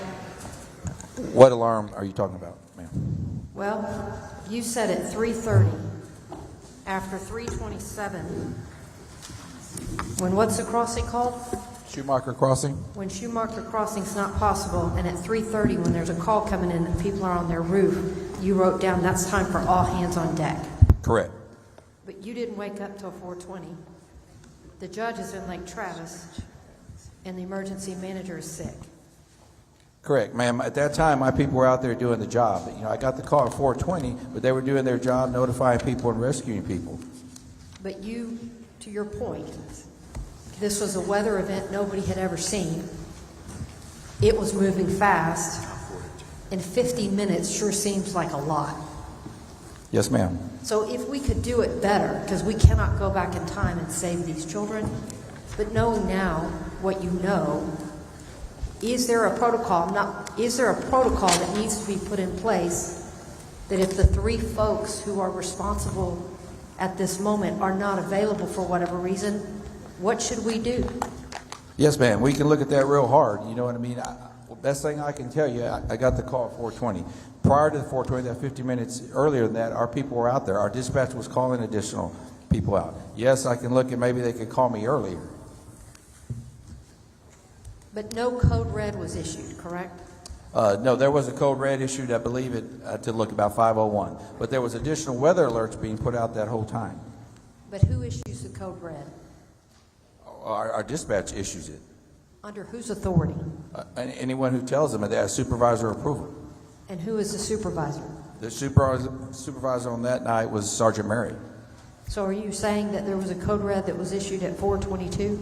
No, that's when it was requested. When was it issued? 5:01. Let me explain that to y'all up here. What happened at that time, I gave you the numbers. These people, they were overwhelmed, okay? These dispatchers were with phone calls, radio transmissions, trying to type. They did a great job.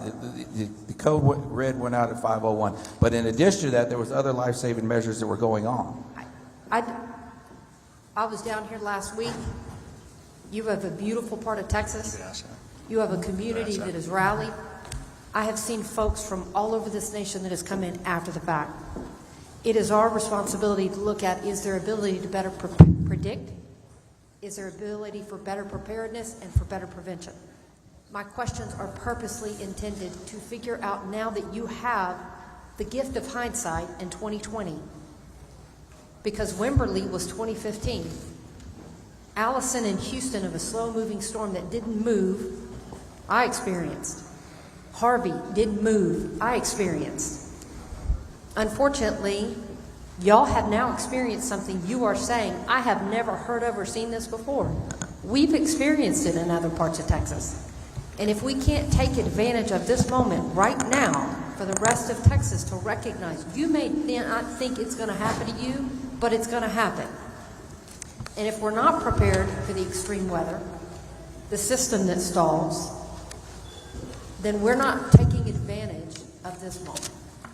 So the question is, you said at 3:30, when people were having to get off the roofs, that's the moment for all hands on deck. And I'm trying to figure out, is there an existing system that could have gone out to people in floodwaters way to reach higher ground, or are you missing that system? No, we do have a code red system that something can be put out. Yes, ma'am. But for whatever reason, in this moment, there was nobody to properly sound the alarm. Is that what I'm hearing? They did not send the code red. No, ma'am. Until 5:01. I have numerous folks from our area that have lost family in this event.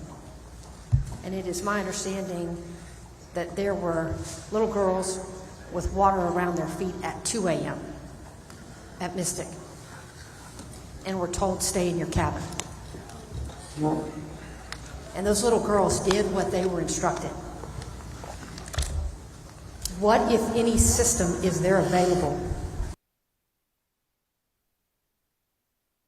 on the river in a flood zone to better coordinate, to send out a warning?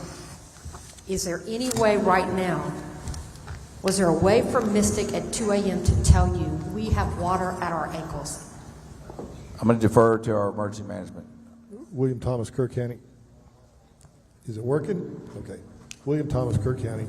So there were a number of National Weather Service alerts that went out that evening. I'm not asking about the national weather because that's prediction. I'm talking about the reality on the ground of little girls in their bunks with water around their feet at 2 a.m. Did you have any idea that that was happening? And was there a mechanism in place? Because if it's happening at Camp Mystic, you've got every other camp in this recreational zone at risk. What was the protocol and the process to warn people when that scenario comes up? To my knowledge, we were not notified that the girls had water in their camp. Did you have a protocol or a process to give you notice and or to seek assistance at that point? Or was this private entity on their own? No, I've had discussions with the camps before, and the process was they need to notify the sheriff's office. Is there any indication that there was any notification? I'd have to defer that to the sheriff. No, ma'am, I don't have any. No, ma'am, I don't have any notifications in my notes. Thank you, Chairman. Thank you, Mr. Chairman. Last week we heard testimony from Chief Nim Kidd from the Texas Department of Emergency Management about hazard mitigation plans. My question is to Mr. Thomas. According to TDEM, counties are required to submit hazard mitigation plans to TDEM, and then TDEM is supposed to provide technical assistance to ensure that you are meeting the requirements for FEMA approval. Have any of your counties received technical assistance from TDEM or an audit of your current hazard mitigation plan? William Thomas, Kerr County. I believe the process is once our hazard mitigation plan is completed, we submit it to TDEM. If there are any questions, they will submit it back. We answer those questions.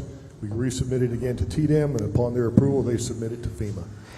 And were there any recommendations from TDEM on your plan? Not to my knowledge, no, sir. Not to your knowledge. Okay. So up to this date of this extraordinary weather event, your plan was in compliance according to TDEM and FEMA. That's correct, sir. Okay. Thank you, Mr. Chairman. Representative Louderback. Thank you, Chairman. Sheriff Letha, at 2:53 in the morning, we knew that the River Inn had a problem, correct? Yes, sir. 3:30, we knew that you had a family on the roof. 3:41, we knew that Schumacher Crossing, from a sergeant who lives there, understood the area, grew up there. So if we're going to have anybody make a decision right then, would it be a sergeant level or above law enforcement person to make the recommendation, to make the call right then? We're saving minutes and seconds here. So would it be good for him to be able to have the authority to act in your stead, act in emergency management stead, in the time frame that it takes emergency to get going, or for you to get up, or for them to be contacted wherever they are, so they can put a proper response in place. But it seems to me like we need an emergency response that is up to the task at the time it's going on. Absolutely, sir. Yes. Thank you. Chair calls, recognizes Representative Darby. Thank you, Mr. Chairman. This line of questioning is very disturbing. To some of the comments, we've had little girls in bunk. We have people dying. And yet we've got officials that are charged with the responsibility for their protection, that are in their beds, they're sick, they're waiting for somebody else. I've not to this time heard about the establishment of a unified command center to handle these responses. But yet I'm more disturbed with your comments, Mr. Thomas, as a river authority charged with not only educating people, but exercising conservation measures, but you're also charged with responsibility of gauging that river and letting people know about the dangers. In the comments last week and testimony from your authority to our committee, it was clearly evident that in 2015 and later in 2023, it was recognized through studies that you paid for that there was a need for an early warning system. In your words, an alert system would have saved lives. And yet, you didn't do anything about it. You waited to receive grant money from some third-party source when you had the funds available in your budget that you collect property taxes for to protect the citizens of Kerr County. You had money in your budget to fund an alert system, but yet you chose not to. Would you care to elaborate on that for the benefit of this committee, on your reasoning for that? And ultimately, the funds that were in your reserve account, did you return those through property tax reductions? You chose that path?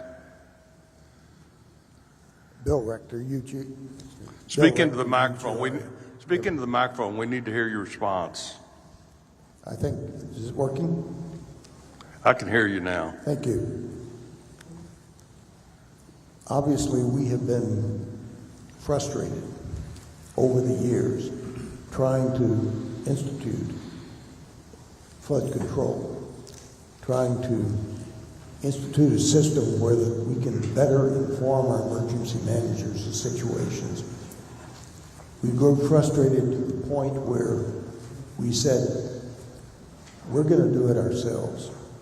We're going to just take the bull by the horn. We're going to create our own system, and we're not going to ask for additional funds. That was out of frustration. We had tried since 2016, when I came on this board, to create a flood warning system in Kerr County, repeatedly, year after year after year, working with various agencies, trying to work with them to obtain fundings, and finally we got to the point where we just need to do this. It is urgently needed, and we're going to do it, and that's what we did in 2023. What did you do in 23? Did you establish an early flood warning system? We began looking at putting this as a separate priority, dedicating funds to it, and we followed that with finding people to talk with us on what needed and what could be done, what was technically now available. We had our hydrologist talk to us in 2024 of September, and we heard him. We heard what he had to say, what could be offered to our county, and we moved immediately in our next board meeting to moving forward with that project. And we issued at the next meeting, January 2025, we issued proposals, or requested for proposals for this system. And then by June 4th, we had actually hired a contractor, signed a contract to begin creating a system with our own money that would support flood warning in Kerr County. I think your executive director last week had indicated that the board decided in 23 not to move forward because they could not achieve a grant request and have your money, the board's money, needed to have matching grants for outside money through a grant system from the state or somebody else. So I guess the concern I have is that you had the resources, you had the data, you had the studies that said this early warning system is a critical factor in the protection of lives, and yet you continued since 2016. I think you came on board in 16. Yes, sir. You continued to look down the road, if you will, and not really address the concern that your data showed. So that's particularly disturbing to me, to think about folks asleep in their cabins that could have been warned. I'm not saying that they might necessarily have saved their life, but certainly we have to ask the tough questions. The folks on this panel are charged with the responsibility of protecting people, and we want to make sure that there's no impediment, if you will, to that protection by some sort of procedural mess or unconcern. In fact, let me ask, where is and who is Jeremy Hughes? Dalton Rice, City Manager, City of Kerrville. So Jeremy Hughes had put in his retirement paperwork July 2nd prior to the event after serving over 2 decades. And so he retired, I think, on the 11th, I believe. So he's the emergency management coordinator for Kerrville? Kerrville, yes, sir. So that position is a training battalion chief and with a separate function of emergency management coordinator. I think one of the problems that this process is showing is we have a lot of folks who have titles, but when the time came to act, they did not do so in a timely fashion. Mr. Thomas, the River Authority, we're going to have to take a look at your role and your responsibility to protect the lives and property of folks along this river basin. Mr. Darby, just to correct, just for the record, you're addressing Mr. Rector, and you said Mr. Thomas. I just want the record to reflect who you're questioning. Oh, I'm sorry, Mr. Rector. I'm sorry. I had Bill here, but I'm sorry. But you know who I'm talking about. Okay, thank you, Mr. Chairman. Mr. Rector, I've got a couple questions for you. I believe there's eight flood gauges that report to the National Weather Service. Is that correct? Yes, sir, that's correct. And that's only data. I mean, it's not a warning system. It's just a data collection, correct? We are in the business of collecting data. Right. And so with that data goes to the National Weather Service. Do you make an effort, or is there a protocol in place to share any of that data with either the City of Kerrville as Emergency Management Director or with your county judge? The Weather Service makes that data available to all government agencies. Right, but it comes to you. It comes to the River Authority too, right? No, we see it at the same time it's released to the other agencies. We do not monitor those gauges.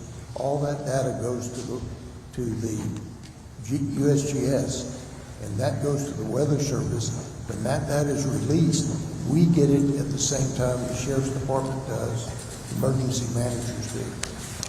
I see. So we pay for the gauges. We do not. So you pay for the gauges, but you don't get a heads up on what the gauge told you?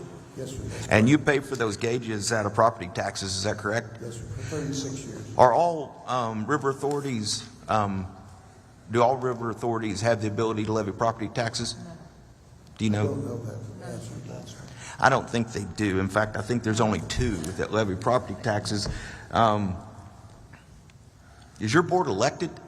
No, sir. It is appointed by the governor. You're appointed by the governor. So do you report to the governor what you find, to the governor's office, yes, rather? Sir. But you're not accountable to the voters of Kerr County, even though you're taxing them. We are accountable to the voters of Kerr County because they pay taxes that support us. But they couldn't unelect you and take you off the board if they didn't think you were doing a good job. That's correct. Thank you very much. I've got a couple for Dr. Rector, and then I've got a couple for city, both Kerr and the others. First of all, on your financials, for 24, under surplus funding, it's showing up on your income. I guess you spent $515,000 out of surplus in 24. 25, you budgeted another $589 out of surplus. You had about 3.3 or 0.4. Is that related to this dashboard project, or what are those funds going to? We had several projects that we were funding at that time. Was a riparian area that was... Let me back up. Was any of that related to additional gauges or flood monitoring? No, sir. Okay.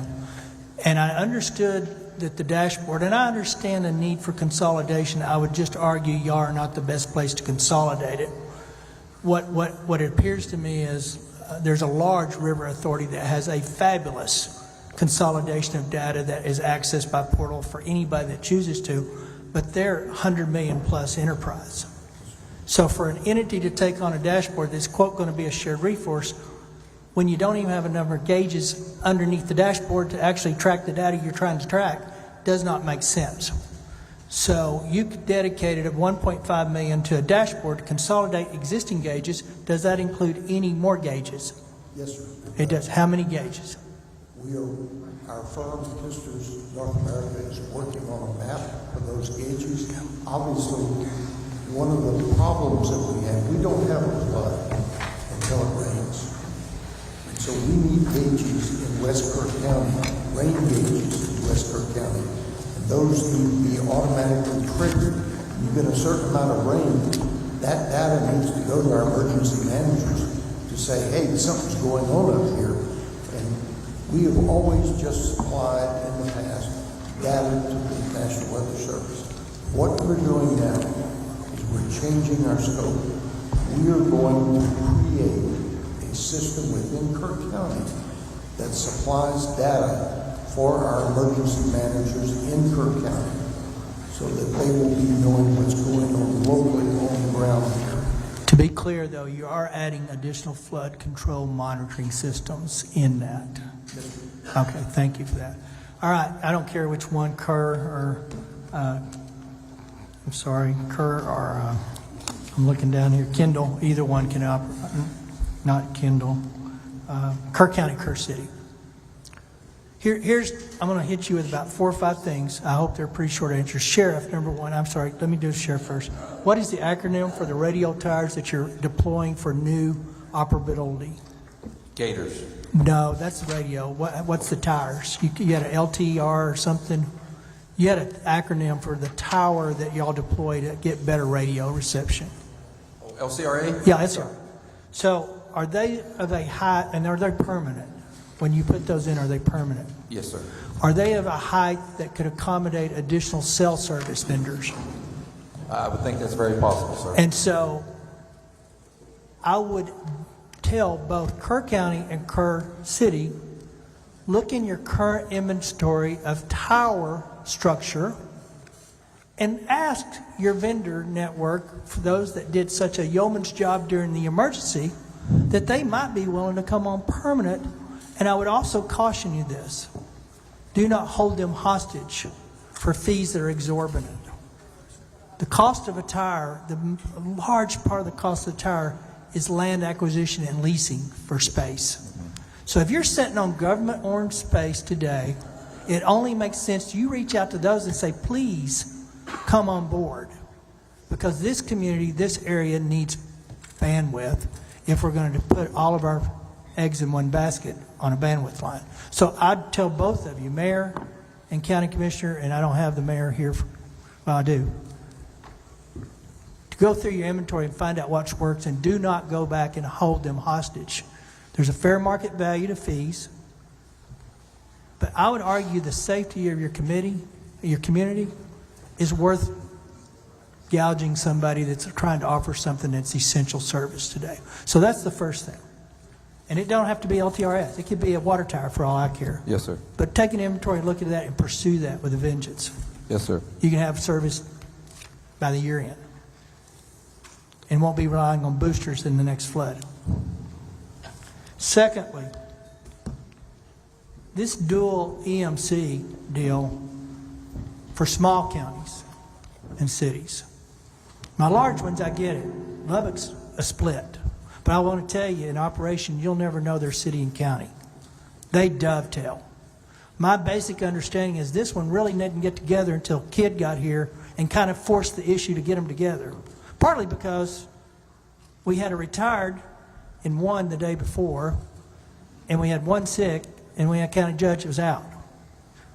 So, number one, I think you're going to anticipate or should anticipate a consolidation at a certain level of one, for many reasons. One, I don't think the expertise needed to do this properly exists in a small community. So you're running stretched on resources to begin with from a personnel perspective. Two, I want my TDM director not to have to guess which one he should talk to. So just from an organization and coordination, unless you can give me good reasons between now and the report and bill that it shouldn't be that way, expect a consolidation. So here's the one that we haven't talked about much, and it's going to step on all kinds of toes, politically and otherwise. We're talking about what you do when the flood's coming and when it gets here. The question I have for y'all as a city and county, is there appropriate higher ground space given the time to evacuate people that are sitting in the 500 floodplain? Is there area you can get people to in this area if you have time to get them there? Yes. Yes. Yes. So here's what all the data and monitoring is good, but you know what that's doing?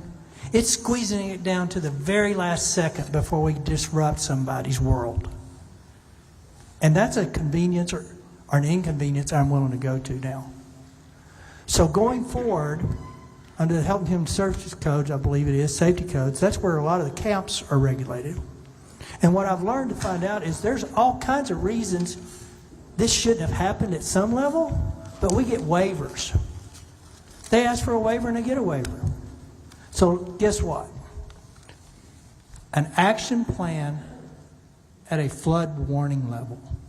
Number two, not the last one in line where it's already too late, but number two, in a flood-prone area, when you're responsible for the lives of people that paid to be there, has to be evacuate to higher ground.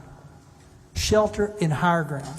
And we would have had 3 hours if that had been a coordinated place to go and trained and taught.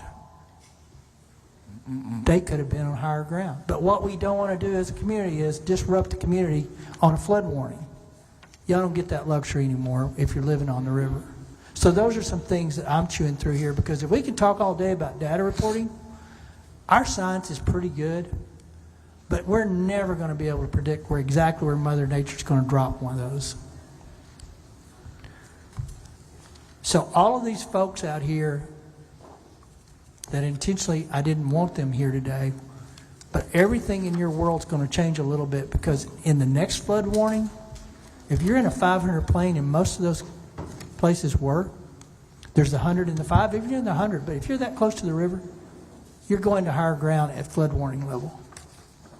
That's the only way, with some certainty, you can predict no matter what the river does. And it would have worked in this one had those people went to higher places. The people that got to higher ground, some of the kids in Mystic actually got to a higher ground on their own accord. That's what we got to start talking about, and stop wobbling around some of these things that we let people do because it's an inconvenience. Judge? That's not difficult to do. Do what? That's not difficult to do. Well, To it's adopt a set policy that, on the NWS when they have the flood warning. it's an action plan at this level. Let me just say this. It's not a problem as for emergency management to put out shelter on higher ground and we can do that. On flood warnings, when it says 1 to 3 inches, I'm telling you, some of those people won't move. I'll tell you this, if I'm responsible, if it's my camp and I've charged for that bed, and those kids have been entrusted with under me, it's not an option. Now, if I'm a private, pulled up, put up a tent and sit on the river, so be it. If I'm in the RV camp and I go to our RVs and say it's time to shelter higher place, and one of them says, you ain't get me out of here, check the box, you talk to him, and when he's found down the road, you can go. But we've got a way to stop this. And what you just said is a truth, but sad. It's not that hard to do. No, it's not. And it's just like Chief Kidd said, we can do better. Well, we can do better on this. I would argue, and I haven't been through all the waiver processes, but I would tell you a lot of this stuff was probably wavered off over the years because it was an inconvenience. And that's got to stop. One final question. I think if I heard it correct, there was not a required actual training scheduled at least once a year. I know there was tabletops. Tell me if I'm wrong, Mr. Thomas. Y'all do an actual test once a year, or you just do tabletops and exercises? William Thomas, Kerr County. We do tabletops and exercises. You actually do a physical all hands on deck with city and with county? We have not done a full-scale evacuation exercise, no, sir. So going forward, Senate Bill 6 had some requirements. It ended up in a report. I don't know how you guys can be good at what you do if you've never practiced what you're supposed to. I agree. And I think coordinated, not 2 units. You need 1 leader, which reminds me you actually need 2, or maybe 3 in this case, but your leaders weren't available. So a whole lot of world changing in this stuff for you and everybody that's in your current position. But we really just got to be smarter and willing to pull the trigger. I'm going to give you, I think this committee will hopefully approve it. It's not miss me. At flood warning, if you live on this river, you're going to be moved to higher ground. It just makes sense to me. So with that, Mr. Chair, I think I did have one sneak in. Actually, I had 2. Did you have any more? No, I think the House is going to be Senator quiet for a Schwartner. minute. Thank you, Mr. Chairman.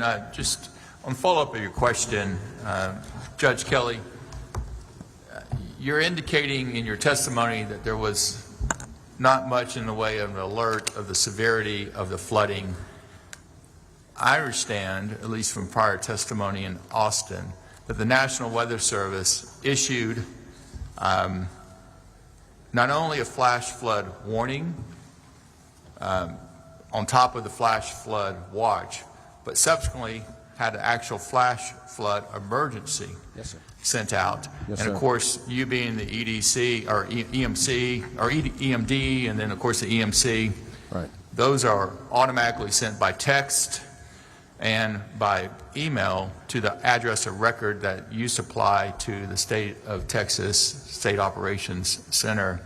But you also indicated that you woke up or were awoken from texts or calls from Kidd, Letha, and Rice.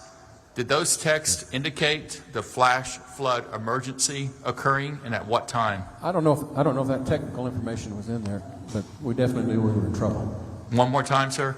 I don't know what the exact time frame. No, what was exactly said, but what the import was that we had a major problem in Kerr County, and I needed to address it. On those texts. Yes. That when you looked at them, when you woke up at what time again? 5-ish. 5-ish. And what did you do at that time? I got my dogs and packed up and called the emergency management coordinator. We went over protocols and drove back to town. You drove back here. Did you come to the EOC that day of July 4th? After I signed the declaration, disaster declaration at the sheriff's office, we went over to the EOC. On the July 4th? Yes, sir. Okay. And were you at the press conference that night with the governor? Yes. You were at the press conference the night of July 4th with the governor of Texas here? I'm not sure. And again, were you in the emergency? The days bleed together. I have been in press conferences with the governor. You're asking me which day. This would be the day of the flood. Were you in the press conference with the governor? I do not know. All right. And I'm going to ask you this one more time. Were you actually in the Emergency Operations Center the day of July 4th at all? Yes, sir. You were? Yes, sir. And what happened was, after we finished up the briefings and everything, I had still not seen my wife. And so I went to West Kerr County to make sure she was okay. And then I came back for the press conference with the governor, I believe. That can be verified. But I think I was back for that. Okay. Senator Campbell. Thank you, Mr. Chairman.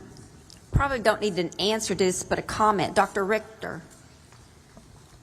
So residents of Kerr County are paying taxes for the Upper Guadalupe River Authority to be in the business of collecting data.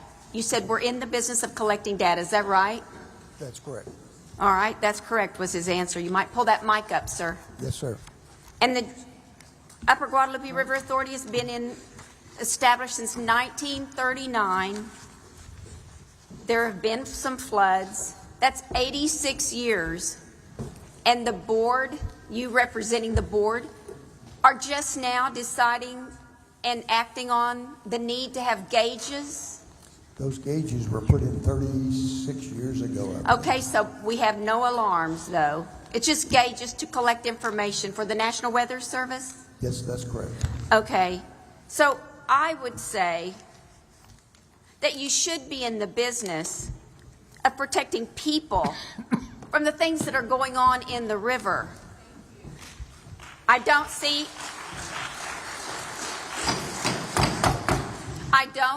how the Upper Guadalupe River Authority helped in any way in this flood. Thank you, Mr. Chairman. Senator Gocourse. Thank you, Mr. Chairman. To all of you, we're hearing you, and I know that it was like Senator Flores, you said, the monster in the middle of the night, a historic flood, and we're going to get better from all of this. I drove down with Senators Blanco and Menendez this morning to Hunt and Ingram, and we saw the devastation. We saw some of the debris in the top of the trees, those huge cypress. This was something of a magnitude that, as Sheriff, you generationally, having been here, we've never seen before. So specifically, I want to ask a couple of questions. Mr. Rice, you had some recommendations. I think that Representative Moody asked you if we could get those in writing. I was writing as quickly as I can, but my shorthand's not great. So can you get those to us? Dalton Rice, City Manager. Yes, ma'am, we will have all that information to you. Thank you. And Sheriff, your timeline is very important because we're comparing those to what we heard in Austin. So if you could get that to us as well. Absolutely.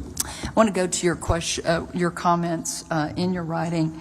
You said the water came too fast, and that leads me to the importance of educating our seasonal visitors and the youth camp operators about the importance of flash flood monitoring and knowing the evacuation plans.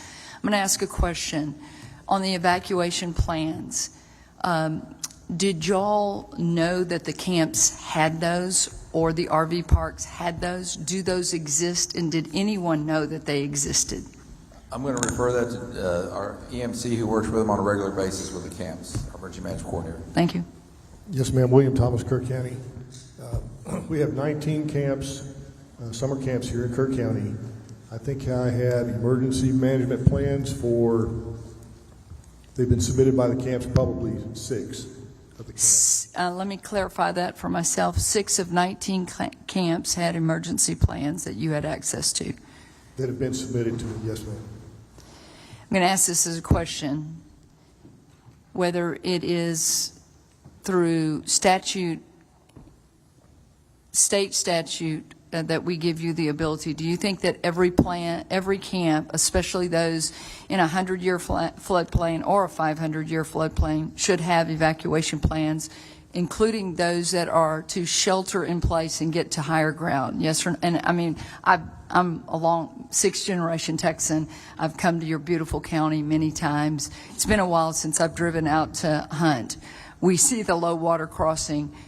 With all of your timelines and comparing them, it was moved to higher ground.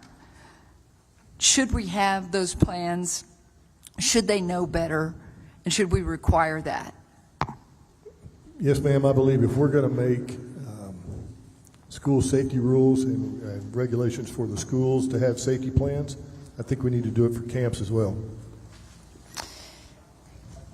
Obviously, one camp suffered more than others, and we were able to get, there was something that went very wrong, and then there was an area that they were able to evacuate. And I know that there are a lot of parents with lots of questions. As we move forward, we'll hear from some of those.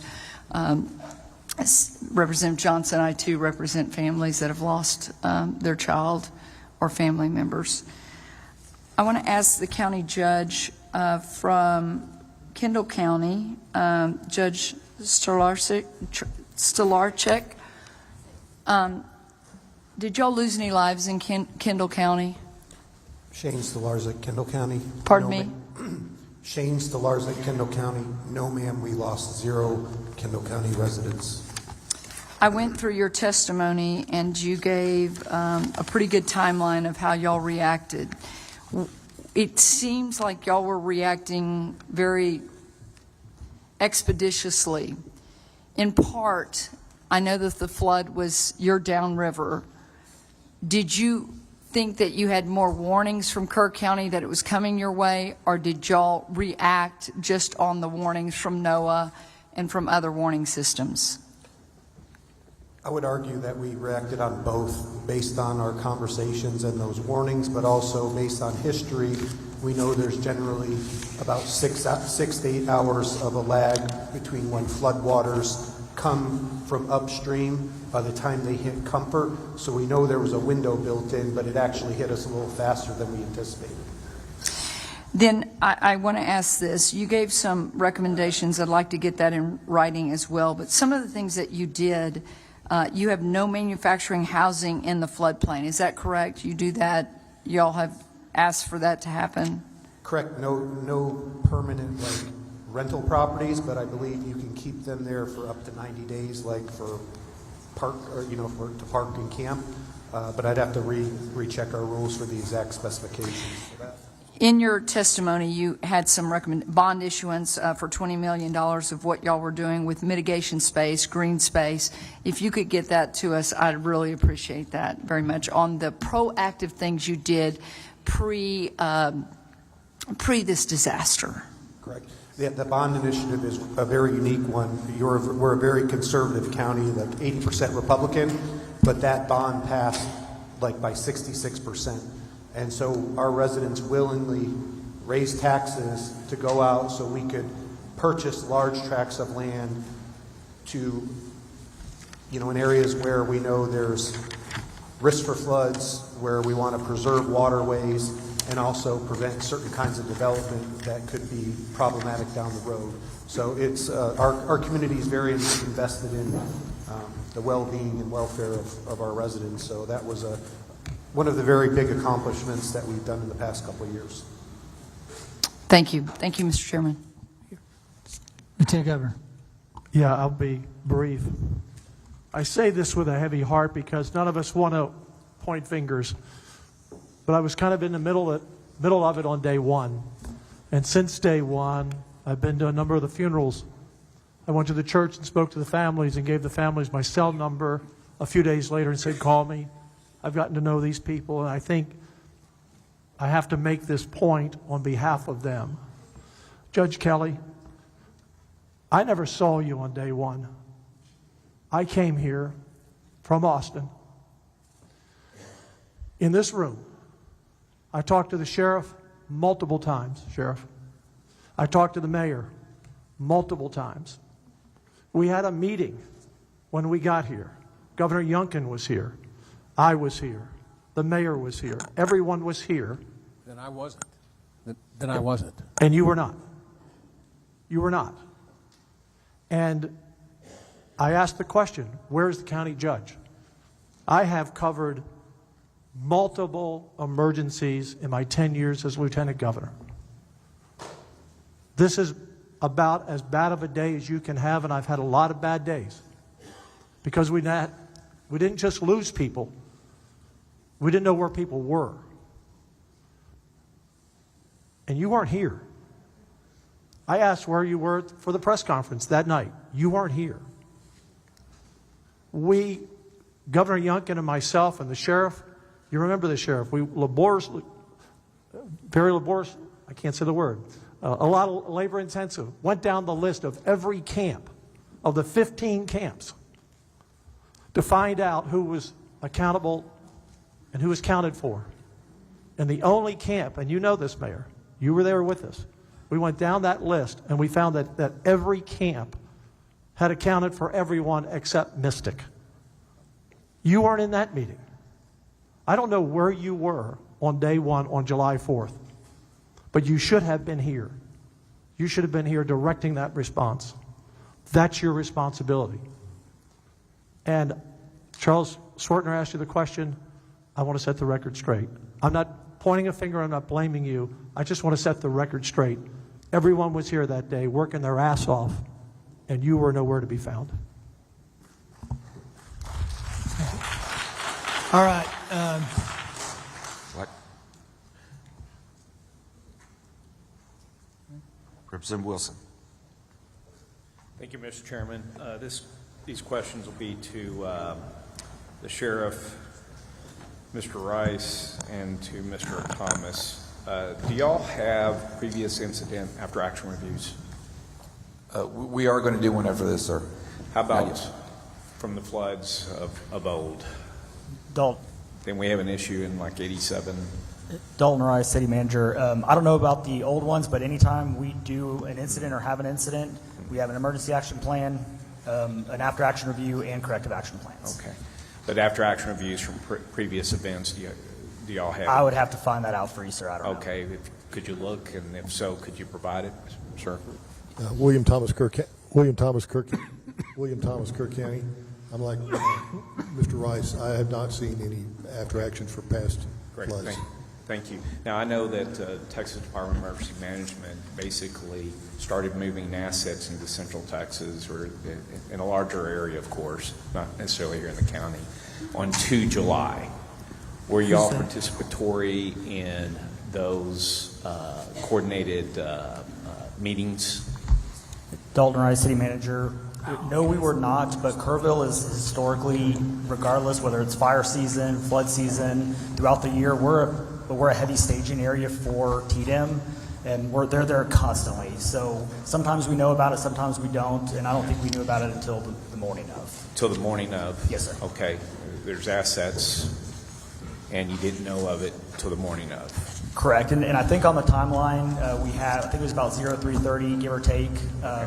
Our battalion chief that was on shift, he had notified STRAC or MedCom, which is kind of the communication point, and that was when they got in contact immediately with the boat teams that were local. But there's not necessarily anything that requires you, once it's identified by TDM, for you to actually attend that meeting? No, sir, I don't think so. Those coordination meetings, and you know the ones I'm talking about, in the morning and the evenings. Okay, all right. So in your observations, when you're doing rescue and as well as recovery, and of course, you know, you still have weather events that's happening, you have a lot of help from agencies and so forth like that. Is there something that you identified that, you know, for example, that maybe the state had provided that basically was not a help but a hindrance, like for example rescue boats going down, or not in a necessarily was able to meet what this particular mission called for water rescue? Anything in that example at all? Dalton Rice, city manager. No, I can't think of any hindrances at all. Every state, local, federal resource has been amazing. and they've come in strength with the proper equipment, the proper training, and everything. Okay, that's good to know. Was there any situation for which y'all repeatedly had folks doing rescue out there, but then you had to go and rescue them? No, Sheriff Letha, Kerr County. What I can tell you with some of the volunteers, some of the issues we had, we really appreciate them, but they were in the river searching, and we'd had some bad weather come back, and we had some trouble trying to get word to them to get them out. That I do know. Thank you very much. All right, members, I believe that's all we've got on this first panel. I do need Sheriff Letha, William Thomas, and Joe Herring to meet down at this very corner and fill out one of these cards. We need you for record. You guys are dismissed, but I would suggest you might stay here just in case there's questions that come up after public testimony. For those that have not signed up that are willing to, or those that wanting to publicly testify, these cards that are on the front desk, please get one of those filled up and get it to the clerk so we make sure we get record. We'll get you if you don't, but you'll still have to sign up for a card. All right, you guys are dismissed, and actually subject to the call of the chairs. All right, we're going to start public testimony. We'll do 16 to 8 panels, and then we'll get back on invited. Chair calls Mary Ellen Schul. Mary Ellen Schul. Brady Constantine. Auburn Gallagher. Ashley Willis. Timothy Mabry.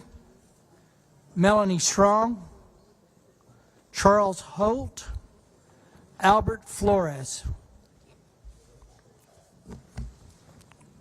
Albert Flores, Charles Holt, Melanie Strong, Timothy Mabry, Ashley Willis, Auburn Gallagher, Brady Constantine, and Mary Ellen Schul. All right.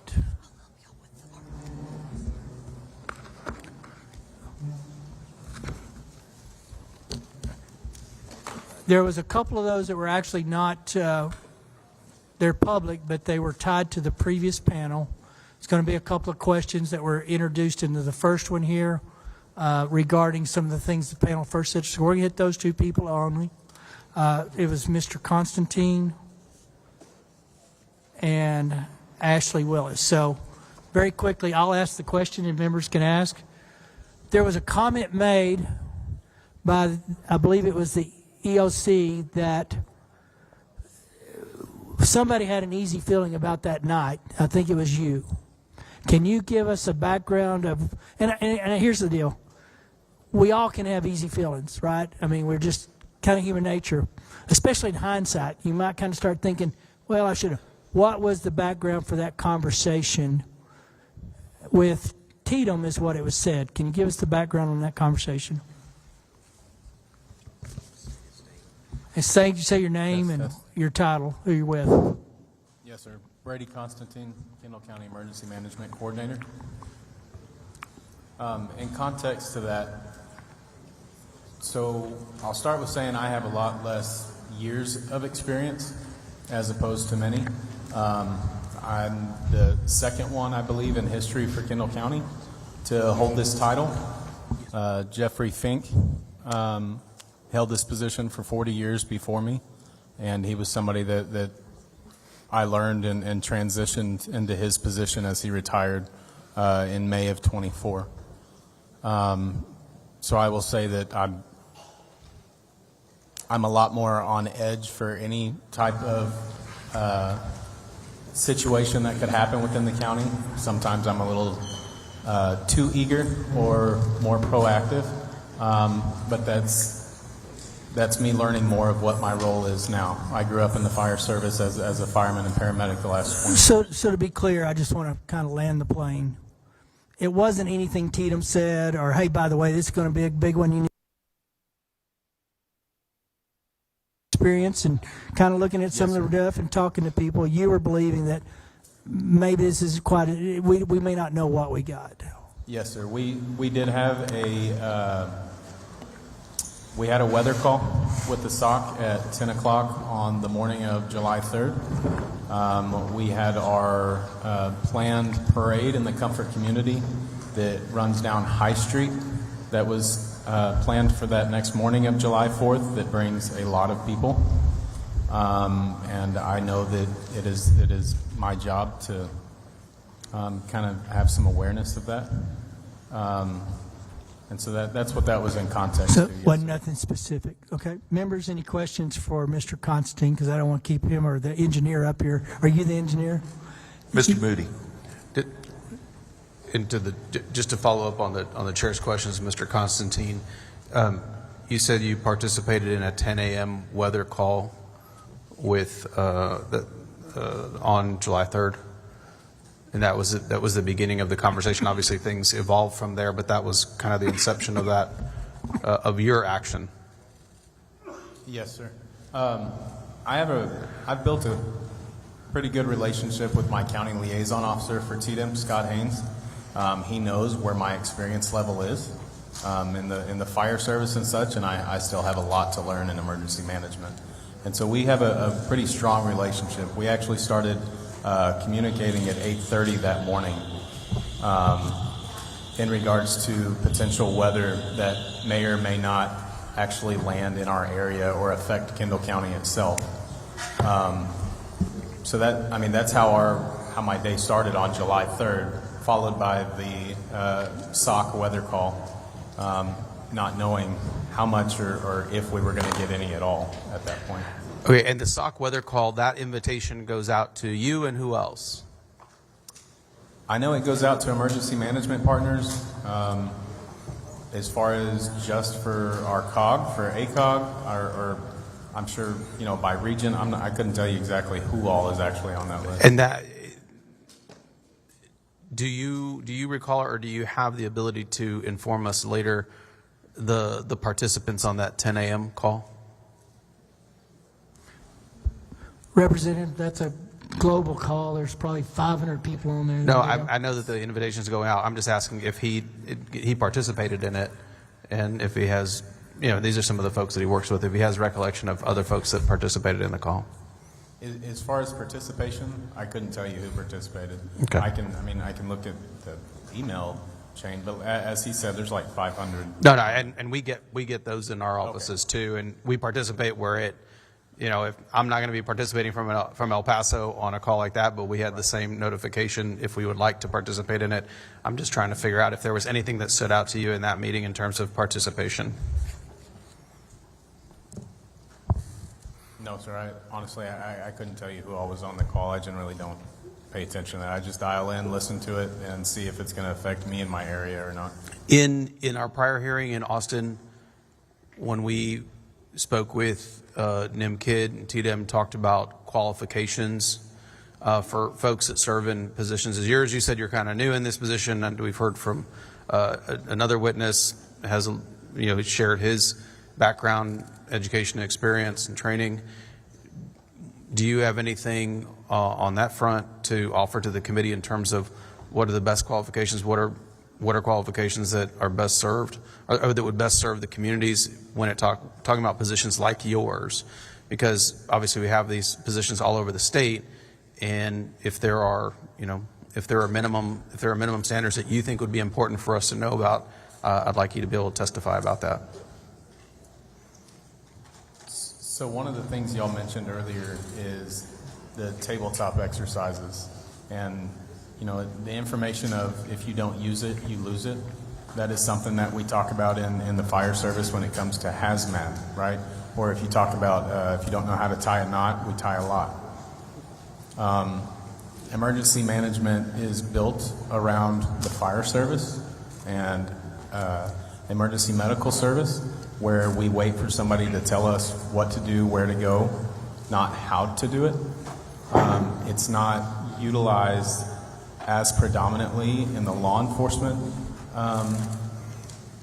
profession, I would say, on a daily basis, at least not at the local level. A background for somebody that, or for this position, I can tell you that is the strongest thing that I have is my background in the fire service, the 20 years I had prior to coming to this seat. I wouldn't have applied or been considered if I didn't have that experience to build the resources and the knowledge for it. Thank you very much. It was very helpful. Thank you, Mr. Chairman. I called the engineer up here because you were named in that. Do you have anything you need to add to that conversation that we were just in with Mr. Constantine? No, I don't have anything to add. State your name and... Sorry, Mary Ellen Shuley, County Engineer for All Kerr right. County. You guys are released. That was an easy day. All right. I'm missing two out of this. No? Okay, come on. All right. Let's go ahead and start on this side. You've got 3 minutes, but we'll be granting latitude on the public side a little bit for you guys. So just kind of move down and tell us your story. Tell us your name. Tell us your name and what's important to you. Good afternoon. My name is Auburn Gallagher. I'm a 25-year resident of Sandy Creek. We are a community of 3,000 plus citizens. The majority of the citizens in our area are retired, elderly, and on fixed income. This area is historically underserved by local authorities. I was awoken on July 5th at 6 a.m. by my neighbor, whose house sections and other debris were taking out my fencing and leaving my livestock vulnerable. At this point, I did not realize the damage to my own home. I was focused on my animals and my neighbor's needs. I put my boots and jacket on and began to zip tie my fences together and headed to the church in our community to see the damage that had occurred. On the way to the church, I saw that 2 of my neighbors' homes were gone. I began to ask, how did this happen? Beginning to develop a plan. Our floodwaters came from a very small watershed with headwaters all within a half mile of our subdivision. The creeks could not shed 18 inches of water in 1.5 hours with the trees clogging the ways. It's like pouring 5 gallons of water into a toilet stuffed with sponges and expecting it to flow through. Our creeks are just 3, Bingham, Big Sandy, and an unnamed creek that starts at Rock Cliff. I took my funds and headed to HEB for water and ice and non-perishable foods. Then I returned to the church and moved down to Windy Valley to assess the damage. It looked like a war zone. I began calling resources I knew and asking for help of volunteers and equipment. The work began.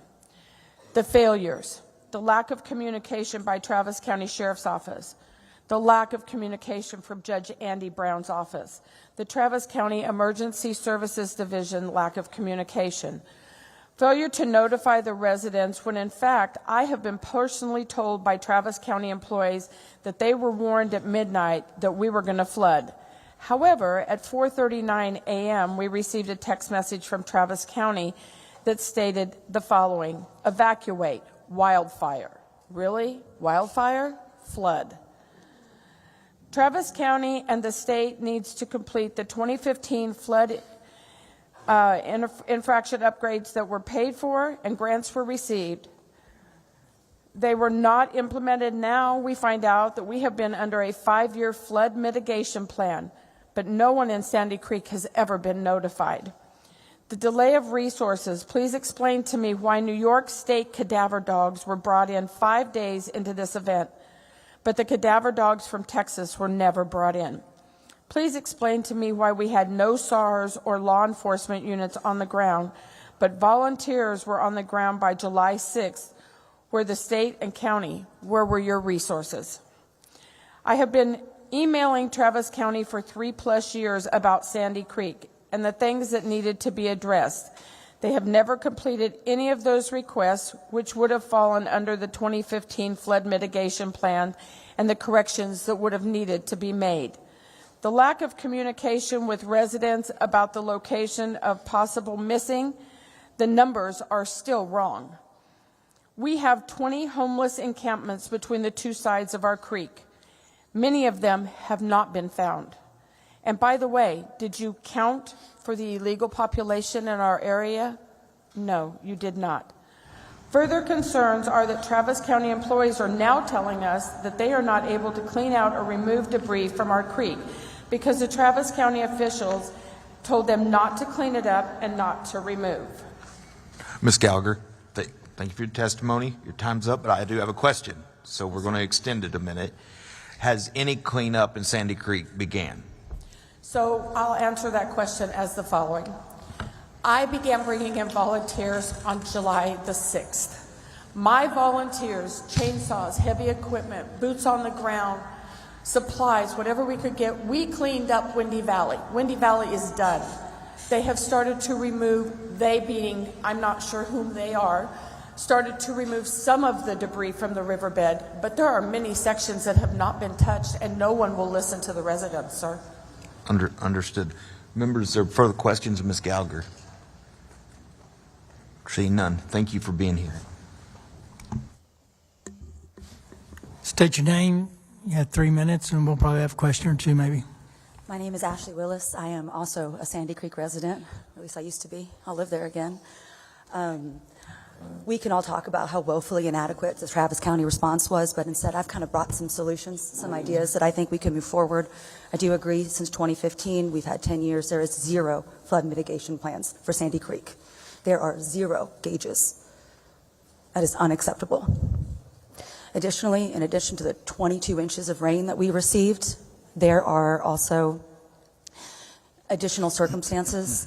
We need someone to monitor our tributaries.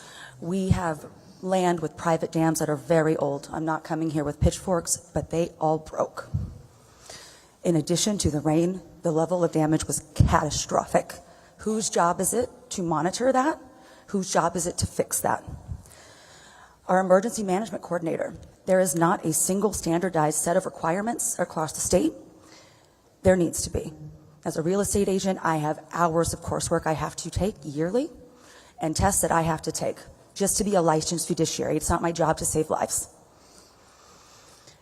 Things that we need immediately: temporary housing, transportation, and yes, large equipment, because there is still debris.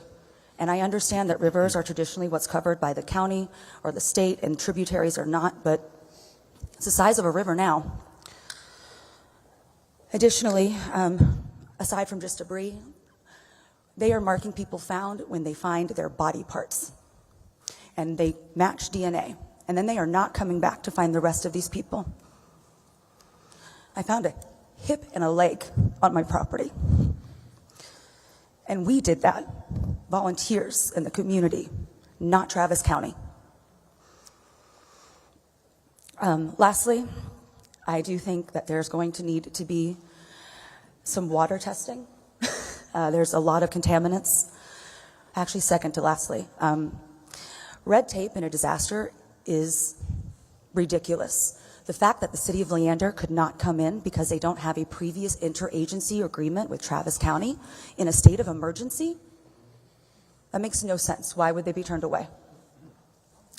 If you could please take these into consideration. I know you guys only have 30 days to pass legislation.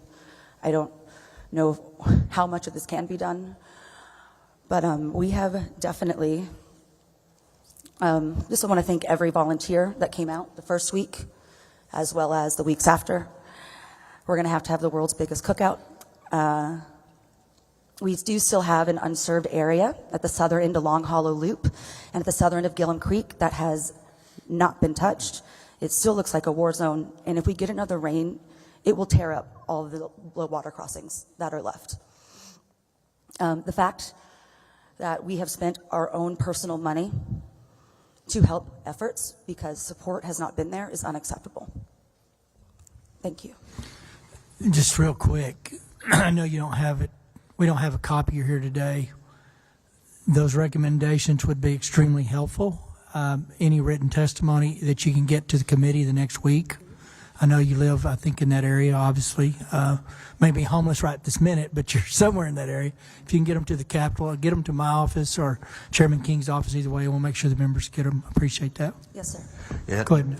Chairman Perry, Yes. on that note, for all witnesses, whether you're testifying or just want to submit public comment, if you go to the posting where this hearing is posted on the House website, there's a link to the public comment portal, and it's going to be open for another week. So you have a full week to submit your comments in writing on that posting, and that will be shared. Whether you send it to the Senate side or the House side, we will share all comments and put them together. Thank you for that, Chairman King. The Senate doesn't have that facility, so go through the House. It gets to the committee. So,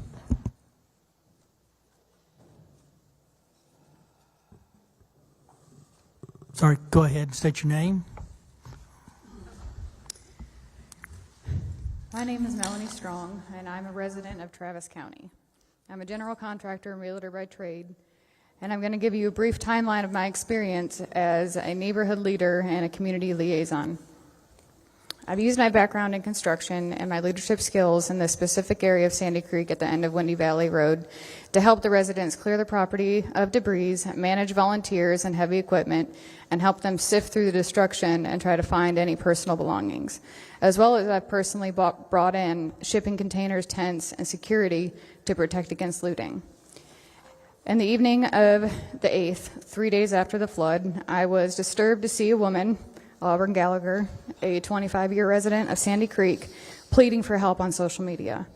This area of Travis County is only 20 minutes away from where I live, and after doing some digging and making a few calls to the only two people I knew in that area, one of which lives on Nameless Road that leads to Windy Valley, and the other one lives on Windy Valley. Both of them had the same thing to say, and that was that nobody came.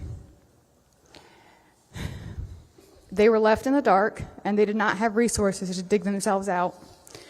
I woke up my significant other, who is a lieutenant in the Capital Region of Austin for DPS, and I told him that we needed to go and see for ourselves. I asked him if he had gotten any emails or phone calls requesting assistance, as he would have been one of the first ones to receive that request, and his answer was no. He refreshed his email again, and there was nothing requested from Travis County.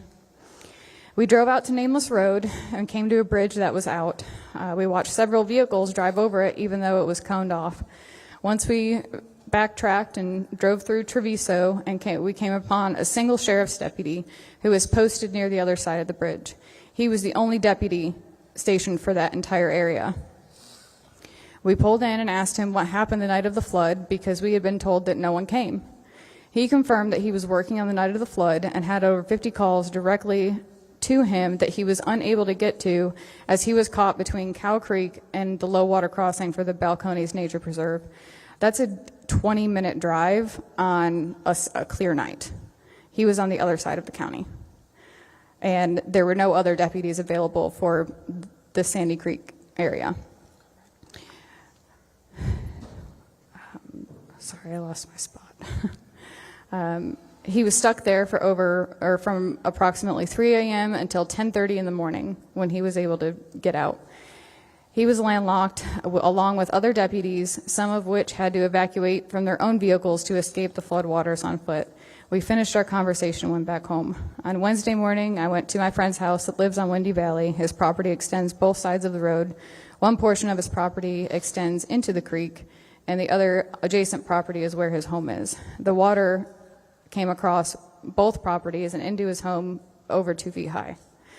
He took me to the creek that was previously an overgrown dry creek bed, and where we found his neighbors trying to dig out an elderly neighbor who is unable to get out of her home. And this is 4 days later. I spent the next few hours walking down the creek and witnessing the neighbors and volunteers with chainsaws and bobcats and small excavators digging each other out. I spoke to many of them, and their testimony was all the same. Nobody came. No emergency services came to them. In the hours after the floodwaters receded, their 911 calls went unanswered. Ms. Stalling, thank you for your testimony. My question is, we've heard from 3 of you now. You're not saying that there was no resources just from the sheriff. Your testimony is that there was no Travis County resources from any first responding discipline. Nobody. Before you speak, please restate your name. My name is Auburn Gallagher. Nobody came. No resources. Nobody came. No fire, no EMS, Nobody came. no sheriff. Nobody came for us. Nobody. That's unacceptable. Thank you for your testimony. While we're there real quick, in the DPS testimony last week, I met you ladies in a hallway there at the Capitol. The DPS said they had put resources there, couldn't remember exactly when they showed up, but from an actual cleanup or mitigation or help perspective, but this was regarding looting and stuff. So do you know when the DPS were there? Yes. Is it? Oh, yes. Yes, they came only after my many requests because, like I said, I brought in my own shipping containers and tents to protect from the looting because that area was receiving a lot of donations. And we had an entire pallet of chainsaws that were donated disappear overnight. And basically, I just begged my boyfriend to figure it out. I'm like, you have to get people down here. They need help. And he made the captain that is over that area, made TDEM, whoever was in charge at TDEM over there, very aware that although there were a lot of DPS resources that had been allocated to Kerrville and Williamson County, that to let them know that there were still plenty of troopers ready and willing to come assist. And the request was, or the offer was declined. All right, thank you. All right, sir, state your name.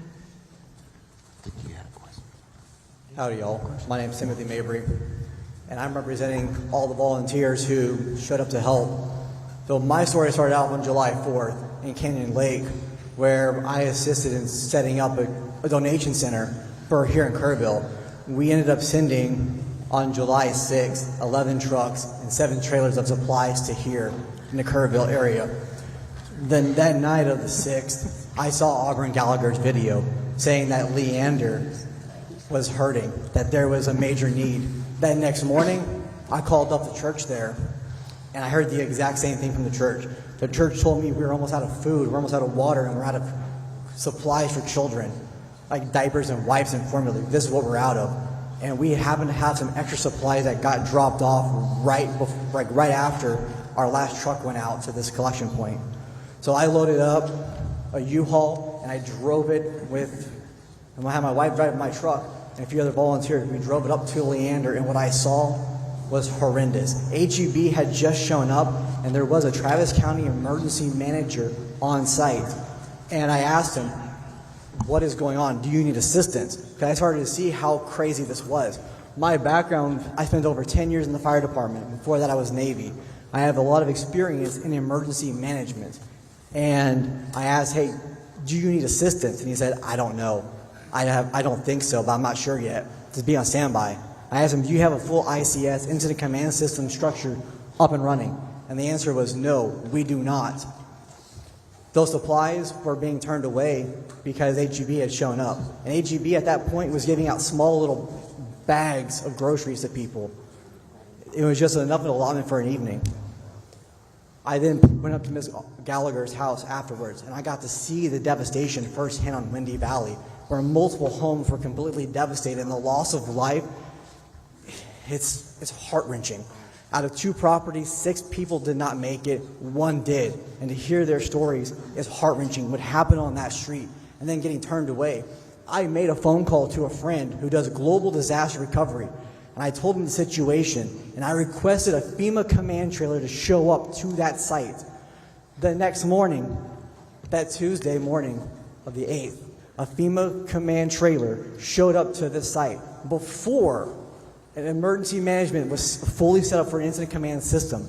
The fire chief of the Travis County ESD-1 rejected that trailer, and they were going to use this little schoolhouse. But there was still assets that were being needed. People were getting turned away, and the community effort was there. It was not the government. It was not the state doing the cleanup. It was not the government helping. It was citizens. It was Texans helping Texans who are doing the work and are still doing majority of the work. It was after many cries and pleas for help and coordination with myself and many others of why resources in the state finally acknowledged what was going on there. And there is still a major need today, and I see my time is up, so I yield. Thank you for that. Go ahead, sir. Hello, how y'all today? My name is Chief Charles Holt. I'm one of the 9 volunteer fire departments in Kerr County that services Kerr County. I'm also part of the Kerr County Siltwater team. In this event, on July the 4th, we were able to evacuate 375 residents to safety. There was 36, 10 businesses, and 20 RVs that were destroyed. We had 16 waterborne rescues that day. The Center Point Fire Station had at least 7 foot of water that went through it. Even despite that, we were able to clean it up and get that as a community center and another distribution center across the town into local schools. We ran 29,467 volunteers down the river from July 4th to the July 18th. We had 75 heavy equipment, specialized pieces of equipment. We had 32 rescue teams that was deployed down the river, 7 task force team with technical rescue and recovery and logistics.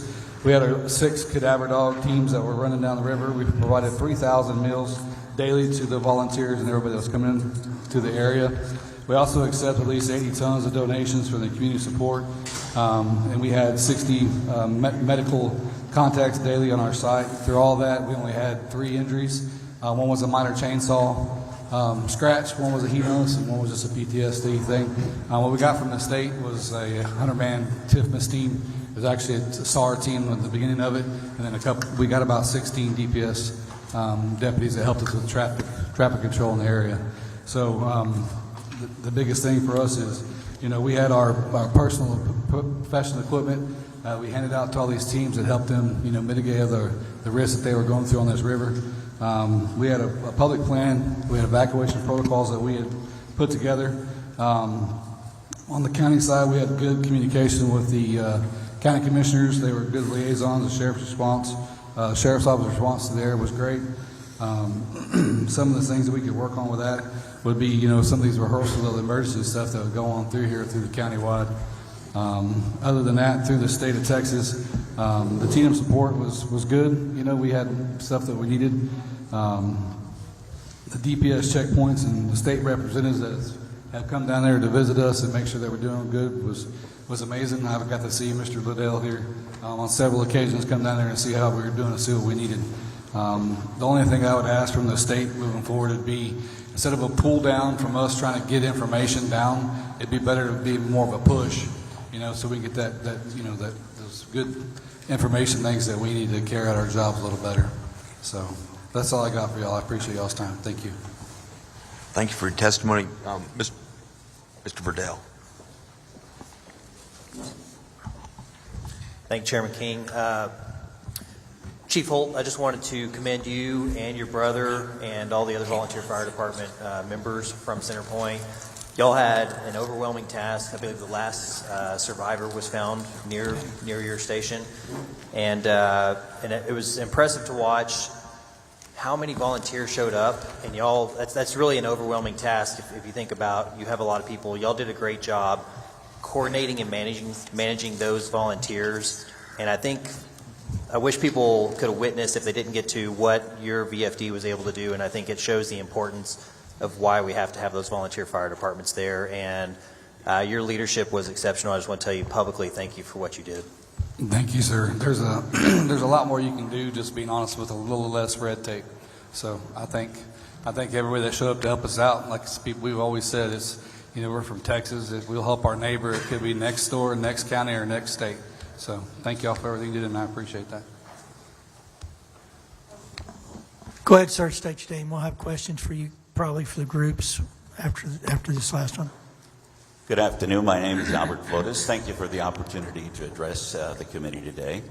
I've been a television meteorologist for 4 years in this area, so I've seen the floods. I've seen the loss of life. I've reported it for many, many times. I know lots of the people that are sitting over there. This time, it was just insane. It was hard to do as a meteorologist. It's hard for everybody. I have a forensic company that does research on this kind of stuff. I'm here to volunteer our company to come in and do the work that needs to be done. You can't move forward until you have answers to what happened. We have some of the best in this operation of mine, meteorologists, geologists, everybody, hydrologists. We probably have about 150 years of experience doing hydraulic research. I'd like to have this committee consider that. I think that this whole situation really can't be looked at completely until you have experts like ours to come in and give you the minute by minute what happened, why it happened, what was the event, what can you do about it, how can you fix it. So that's what I'm here to tell you. I know how to get answers. We've done it for many people. I did it for SeaWorld and saved them millions because they had a tornado in their stadium and they didn't know it. So they were being sued for millions. Our forensic team came in and looked at it, and sure enough, we found a tornado inside Shamu Stadium, but it was tiny. It couldn't have been really picked up. I mean, it's not like you saw this giant funnel. Regardless of that, we have the experience, and we're offering to come in and do exactly what I think this needs. At the same time, we have an artificial intelligence company. There's been a lot of problems with phone calls and people getting messages and what do you have and how can you help me? We have artificial intelligent operators that can handle 1,000 calls an hour. They will help people.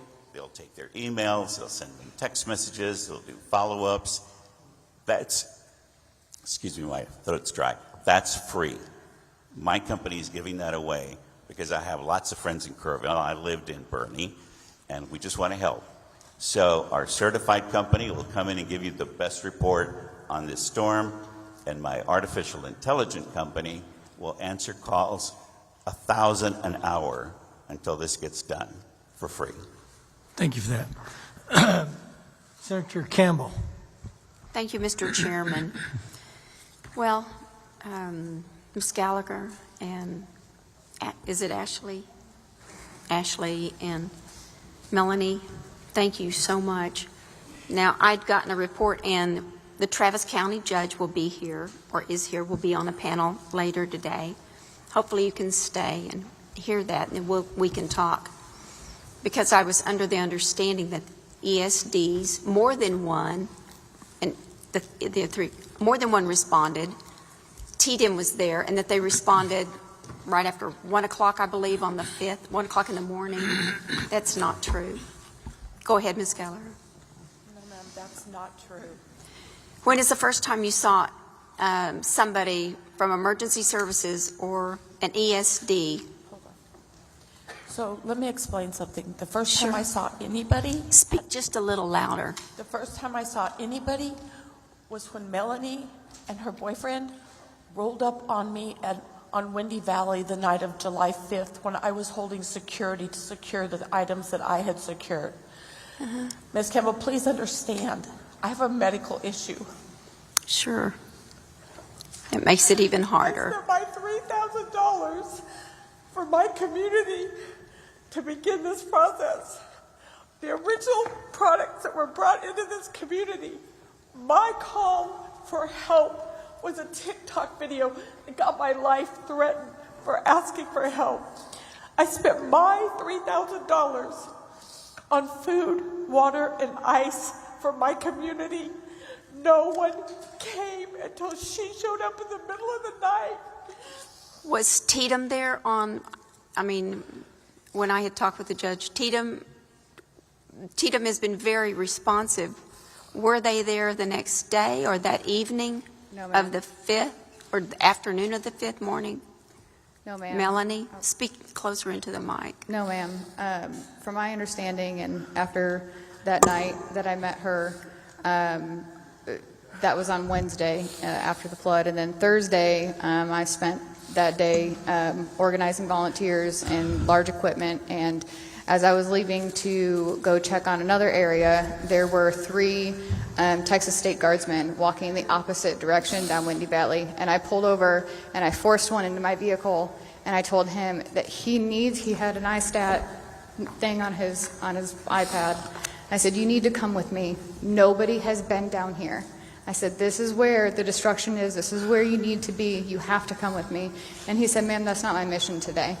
And I said, I'm begging you, please come with me. And he did.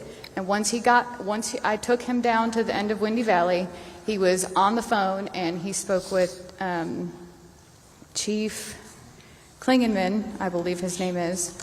And that from the next morning, Friday morning, there was Texas State Guard and buses of National Guard, and those were the first people that many of the residents on that side of Sandy Creek Where the saw- bridge had washed out.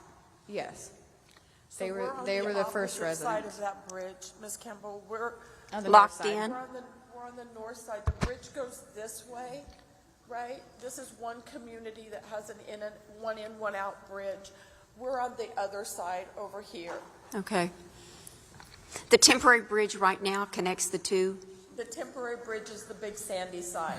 Okay. Windy Valley and the side I'm on is the other side. Thank you. Okay. Go ahead, sir. Just Yes, I'm Timothy Mabry. So when I arrived there on Monday the 7th at 3 p.m., there was a Travis County Emergency Manager, Cortland Ballou, at the Round Mountain Baptist Church. So Travis County, there was someone there, but he was the only one from the Travis County in that official capacity. The fire department had been ordered to stay in their station that day. I talked with the fire department the next morning, one of the lieutenants on duty, and at that next morning, the Tuesday the 8th, they did not have a full count of who was missing and the level of devastation. And that it was that morning of the 8th is when I was told that the emergency management was going to be coming in the afternoon, and that they were preparing for them to start coming in at that time. Well, I think there's a lot we do need to go look into. We'll listen to the judge pretty soon, and thank you all, and I'll be talking with you. And one last thing, Senator Campbell. Yes, sir. Senator Mabry again. Senator Menendez. Oh, he was one. He Oh, was I'm just sorry. finishing I'm his sorry. a comment. That bridge that was built that morning of that Tuesday the 8th, an individual who has a construction company in that area came up to myself and a few other people. I relayed this to the fire chief that he could have built a temporary bridge better than one that's currently up right now that same day of the 8th. And it took 8 days later to get another bridge working in order. Okay. Thank you very much. Thank you. Thank you, Mr. Chairman. Senator Menendez. Could I say something before I leave? I'm going to have these folders given to all of you about our forensic company. Please consider it. You really can't move forward with this until you understand the gravity of what happened to the nth degree that we can give it to you. Thank you for that. Thank you. Thank you for this offer. Menendez. Thank you, Mr. Chairman. First of all, to the residents of Sandy Creek, I'm very sorry for what you've gone through. The fact is that cadaver dogs need to be brought out. Residents shouldn't be finding body parts on their They brought the property. New York cadaver dogs out. I heard that, and Meet with them and take And they were turned away. Well, we're going to find out later today from County Judge of Travis County what the heck's going on and see what we can get you some relief. To you, sir, thank you for what you've done. Chief Holt, my understanding is that in Center Point and Comfort, there's a siren system. Is that correct? There's one in Comfort, but there's not one in Center Point. Not no, one sir. in Center Point, but there is one in Comfort. Correct. How do you, if let's say you wanted, if you were to evaluate what you heard earlier this morning, because I mean, to me, there was a concern that we have low water crossings that can trap people in place. We need a methodology by which that's not dependent on cell phone service, but that will give people the notice, move to higher ground. They should have never allowed or let or permitted for these children to stay in their bunks when the water was rising. They should have been moving to higher ground. And it's evident that not all the camps had as devastating a loss of life. Correct. And so your thoughts on that? Anything moving forward to help, mitigate these problems that we have is going to be a step in the right direction. If it's a siren or if it's a better way to notify people, I mean, anything is best. All right. Thank you, sir. And Mr. Flores, I appreciate your offer. I think it's a very generous offer, very kind offer. I think one of the things that's most important for us moving forward is we need more precise ability to determine where this rainfall is going to fall, because my understanding is that 5 miles in either direction the rainfall changes, we don't have this tragic loss, and we need to get more precision. I'm not sure if your service can help with that. I can, sir. Having done weather for 40 years, I have a pretty good idea of what kind of rain can occur, how fast it changes when it moves. And so it's a complicated situation. You really need experts to look at it. So we've got, as I said, meteorologists, hydrologists, geologists. They're going to give you the best look at what it was, sir. And so for you to plan what you're going to do in the future, you got to first understand the hydrology and the meteorology that hit you. And just a personal thing to say, our government has cut back the National Weather Service, if you remember. They were shorthanded in San Antonio. I really during appreciate the storm. offer, sir, and we've got to move on. So I thank you for your offer, and we'll welcome the pamphlet. I'm going to have some If you'll get them stuff handed delivered out to us, you. that's Thank perfect. you. Thank you. All right. Any other? Senator Betancourt. Ladies and gentlemen, we will be asking very pointed questions to the county judge when he comes. Please. No, you can stay, or we'll tell you what the answers were. Oh, I'm going to say. So thank you for your testimony. Chief Holt, I want to go back over there was a siren in Comfort that went off. Is that one of your volunteers? Because I heard it was volunteer fire department siren that was triggered by the mayor, I assume, or the other. So the Comfort Volunteer Fire Department does service an area in Kerr County, but their station is in Kendall County. Right. So, and they have their siren that's there that they control and they set off for these events that are No, coming I up. figured you had a piece of it, so I was just trying to make sure we heard the fact of it. Right. And there's obviously, the sirens are still the same sirens that we all grew up with. Yes, sir. That people, recognize that there's danger and that they need to take action. So combining sirens with, old tech sirens with, modern cell phone alerts would be a positive step forward. Absolutely. Thank you for your testimony. Thank you, sir. And your service. Thank you. Could I mention, sir, Starlink, if you haven't heard of that? Sir, That's how you you get got your 3 minutes. I appreciate it. Thank you. Yes. There you go. Thank you for offering, and we appreciate it. Please get the information to the committee. All right, you guys are dismissed. We will have the Travis judge up on another panel. As I promised, we'll do 16 publics, and then we'll go back to inviteds.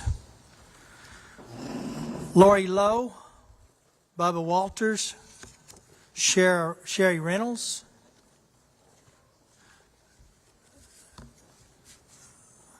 Jacob Willenitz,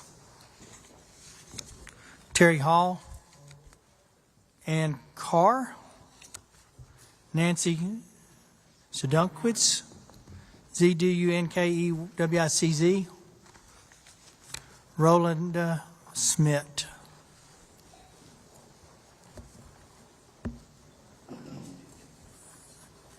Lori Lowe, Bubba Walters, Sherry Reynolds, Jacob Willenitz,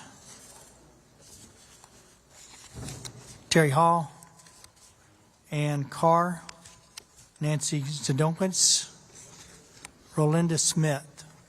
Let's start on this side and go over. Yeah, I can. We've debated.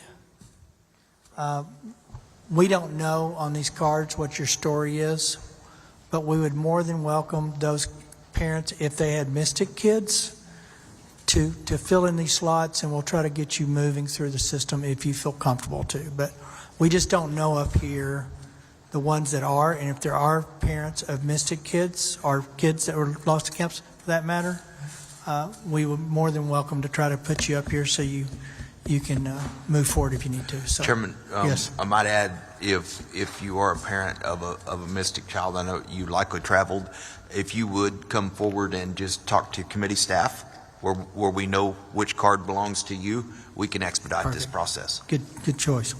All right, let's start on this side and move forward. All right. My name is Lori Lowe. My husband and I live on the once beautiful South Fork of the Guadalupe River and have for 29 years. We are approximately 5 miles below Camp Mystic. We live on Highway 39, which is a 2-lane road. All roads to Hunt are 2-lane roads and are all subject to flooding. The initial plan in a normal flood is to stay put because of that. This was no normal flood. At 1:30 in the morning, I was awakened due to the terrible storm. It was pouring down rain, and by 2:30 I knew it had to be flooding due to the amount of rainfall and the slight roar of the river. At that time, normally one would take action to move your kayak up, things like that. You don't know what's coming. By 3:30, the red cell over the South Fork had never moved. We are familiar with floods.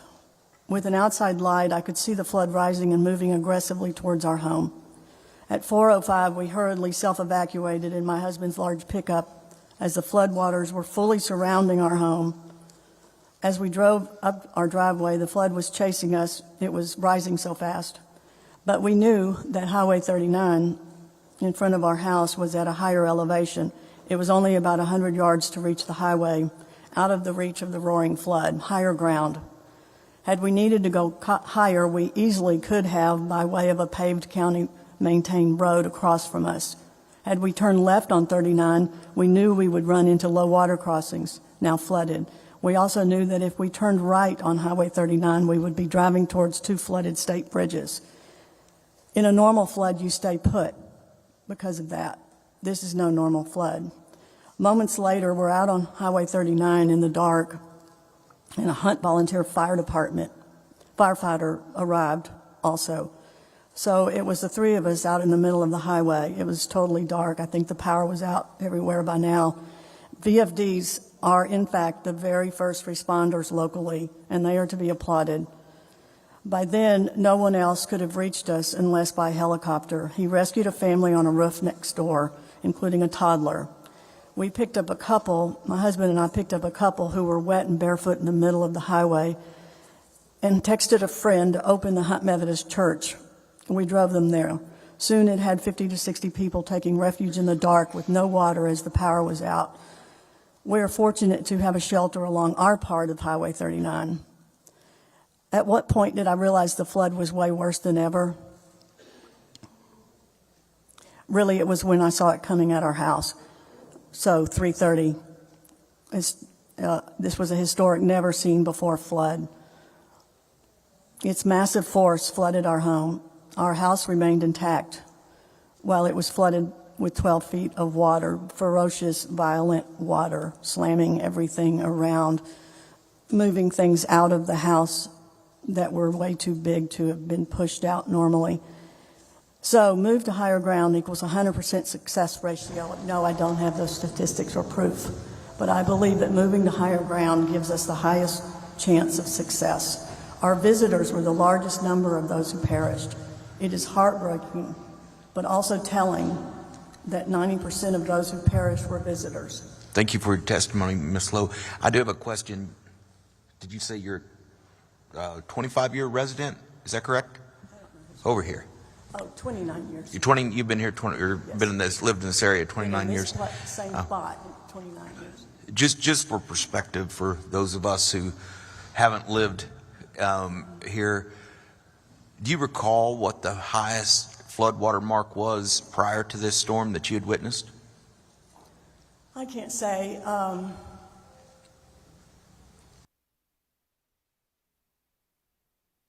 Went a half mile across. Mm-hmm. Our little bend in the river is 15 feet wide, and by the end of this flood, it has reached all the way from Highway 39 up into Camp La Junta. But you've obviously seen that river flood many times.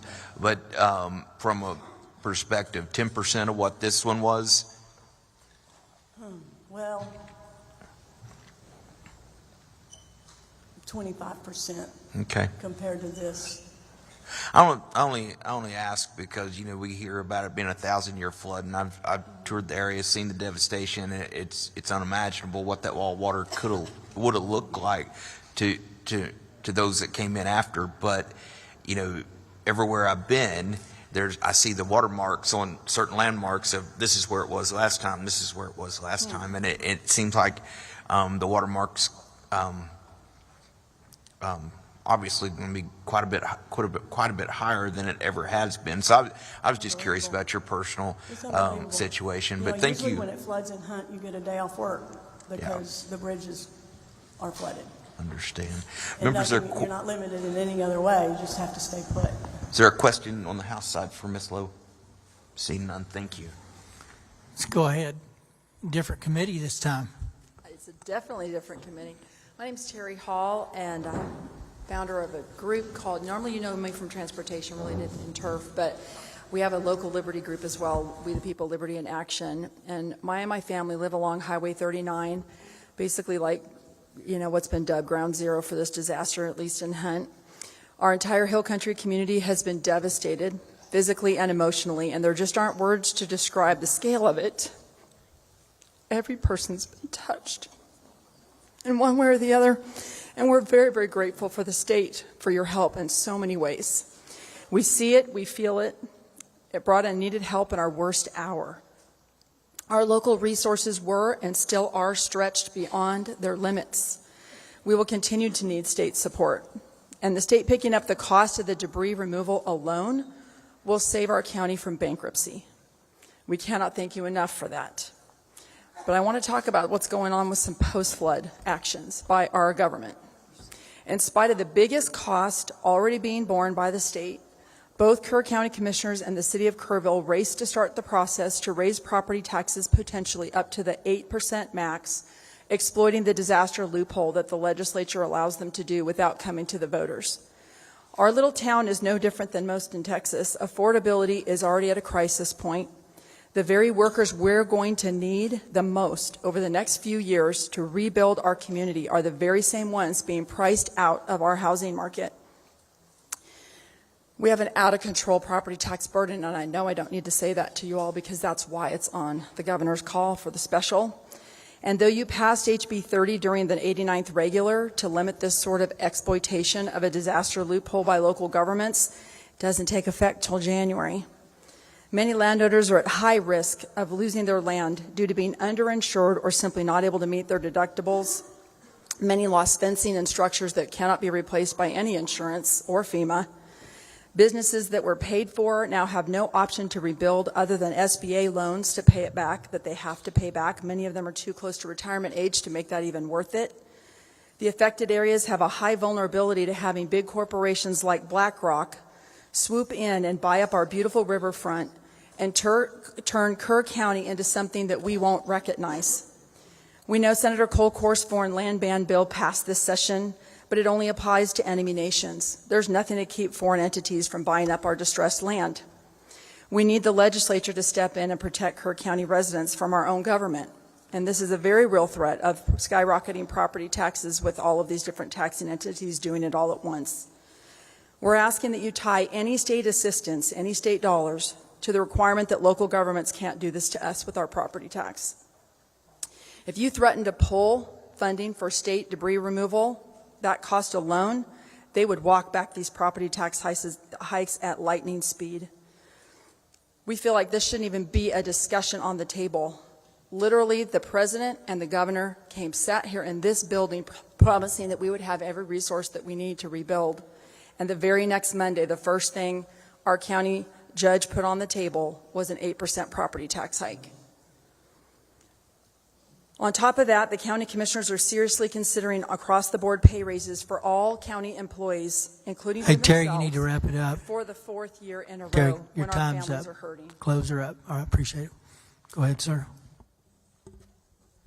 My name is Jacob Wellens. I live here in Kerr County. I work in cybersecurity incident response, so I deal with emergencies, some of which can be life-threatening, like with hospitals, but I don't usually deal with natural disasters. Most of the time when there is a disaster like this, it's not actually lack of technology. It's more a lack of planning, training, or preparing for the worst. I grew up in Austin but spent summers here in Kerrville. I remember past storms intruding on Camp Chrysalis on Turtle Creek here in Kerrville. I was at home, safe and dry, while neighbors like Sherry Shine, two roads away, lost everything. The only reason why that family is still with us today is because they were out of town. The story isn't rare here. That grief is real. There are serious questions that need to be answered. I'm not asking for more government. I found that increasing government generally makes problems worse. I do believe, however, the state does have a role in equipping local communities to protect themselves. First, modernizing flood alerts makes sense. Sirens may not in some areas. We may need a layered approach, gauges, NOAA, weather stations, mobile alerts, radio systems, and sirens, if they make sense. Camps need to drill for floods. It needs to be a requirement. We drilled for cyber attacks. Why not other situations and disasters? A $30 NOAA radio in cabins where cell phones were not allowed could have made a huge difference. I urge the legislature to support county-led tabletop exercises that include camps, emergency management, local responders and businesses. We already know our worst case scenario now. We can plan for it going forward. Texas doesn't control the National Weather Service. However, we can lead the effort to improve the quality of the alerts we receive. Texas are tuning out repetitive, vague flood warnings. Let's work with our federal partners to make alerts specific, actionable, and worthy of attention. A good example of an excellent alert was the one that was sent a few days after the flood that warned of several foot rise on the river. That is specific, is actionable, and directed well at those that were near the water. I support requiring camps to have real emergency plans. We must talk honestly about land use. I'm not asking necessarily for zoning mandates, but people should be informed when they build in flood-prone areas. We can encourage better decisions through education and incentive. We need to bring back signing up for emergency alerts via driver's license renewals. That was a bill that was considered a few sessions ago, I believe it was. We should allow that, and this legislature can make that happen. We also can't ignore the emotional toll on the communities that are impacted. We have a little girl in our church that lost her best friend as a result of this flood. Her friend was at Camp Mystic. Had her parents sent her to camp this year, she would be gone as well. Lastly, I wanted to thank Representative Verdell. He was here getting his hands dirty in the mud and the muck, not observing, but actively helping. He spoke with survivors, worked alongside responders, and truly witnessed the scale of all the loss. That kind of firsthand experience is rare in policymaking. I urge you to listen closely to his insights as you consider how best to help Kerr County and other counties that were impacted by this. So we don't need more state bureaucracy. Big government mandates don't solve this. The state still has a critical role to play, though. We need it to help equip the local people, the ones that know the land, the roads, the risks, to plan, train, and prepare. This is a moment to focus on what works: coordinated drills, clear alerts, informed land use, and yes, we need some mental health support in this community. Thank you for your testimony. Let's back up the solution to the sir, resources they need. We're going to come back to questions shortly. Go ahead, ma'am. Hello, am I on? Very My name close. is Ann Carr, and I didn't want to be here today. I thought that I had done my job by going to Commissioner's Court on July 14th. I went as a resident of Ingram that lives on Ingram Lake, and we have some real concerns about our lake. Senator Flores and Campbell, I believe y'all flew over Ingram Lake most likely when you went out to hunt. What we have noticed since the flood is our lake has become a toxic pit. We've talked to divers that have been out there. They have found vehicles. We have asked them direct questions. Are there bodies in the water? Their answers are yes. We have an RV in front of our lakefront. Our lakefront is unique in that it's very long. It's about 35 yards long. A lot of the lot owners that surround the lake have deeds that go back 100 years. So we own 50 feet into the lake. We can't get access to our lake to clean in front of our lake.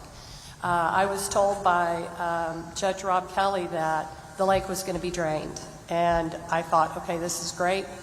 Our job is done. A week later, I think I read in the Kerrville Daily Times that there is no money from the state to drain the lakes.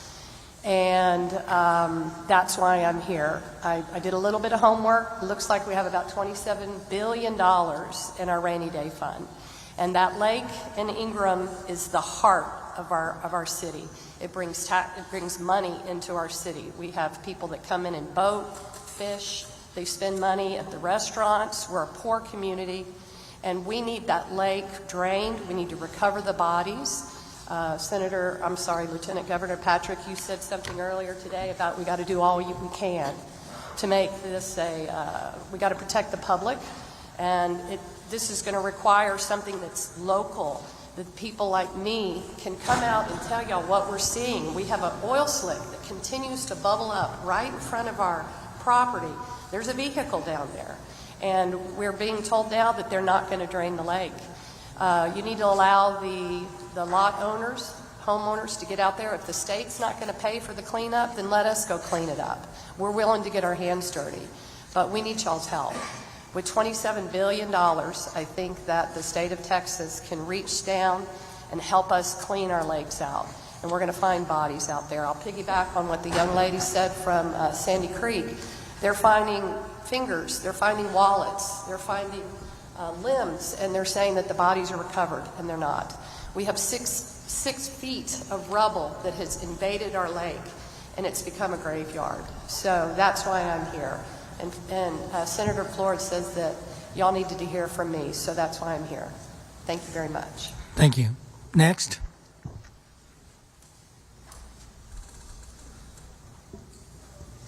Good afternoon. My name is Nancy Zdunkowitz, and I'm speaking to you on behalf of Hunt, Texas today. I was at our river house in Hunt on July 4th. We're just down the road from Camp Mystic. My family has had property on the South Fork for nearly a century. My mother went to Camp Mystic, so did I. We've weathered many storms, but July 4th was completely different. Our home is 35 to 40 feet above the normal river water level, and by the time my father happened to wake up at 3 a.m., the water was already at the house. And we had no warning. Within minutes, the water was already covering the yard, which is how I injured my ankle. And we raced to our cars. We drove out onto Highway 39. There was nowhere to go. All the routes to higher ground on the other side of 39 are fenced, and the water was rising too quickly for us to try to make it to higher ground on foot. So we climbed on top of our cars, and then we climbed into cedar trees, and I had to help my 66-year-old mom.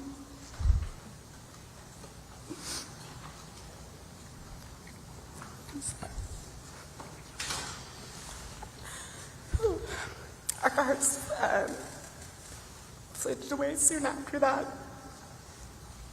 We ended up staying in the trees for several hours. We watched other cars shoot down the river and massive trees, and we just prayed and planned for what we would do if our tree was the next one to fall down.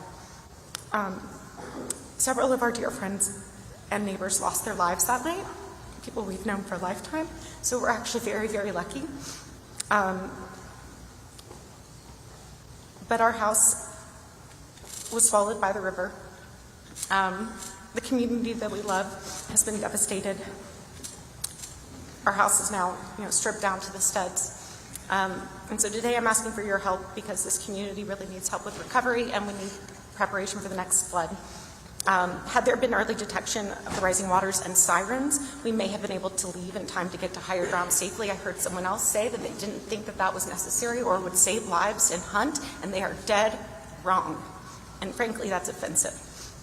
There need to be more evacuation routes. There was no place to drive to on 39 that would have taken us down before it didn't take us up. So we need places to be able to drive that aren't private and fenced if we had that warning. More lives also could have been saved if people were able to warn their neighbors, but we have no self-service in Hunt. And when it comes to recovery, I specifically want to ensure that efforts focus on Hunt, which was the epicenter of the devastation, followed by Ingram. This is where the most lives were lost. This is where the most homes were lost. By the time we got to Kerrville, we were like, oh, we're finally safe. And so I really want to ensure you that, or want to plead for this city not to cannibalize the recovery funds and efforts just because there are more people who live in Kerrville. And I also do appreciate that people in Kerrville were affected, but I just want to emphasize the need to focus on Hunt and then Ingram. The permanent residents of Hunt obviously come first. They need housing assistance and mental health resources and help to rebuild their homes and businesses and lives. But you should also know that almost all of the riverfront homes on the South Fork are generational family vacation homes. These are the homes where people come to stay when they drop their kids off at local camps. And their families support the local businesses here, like Kreider's and the Hunt store, year after year for generations. We pay property taxes. We are part of this economy and we are part of this community.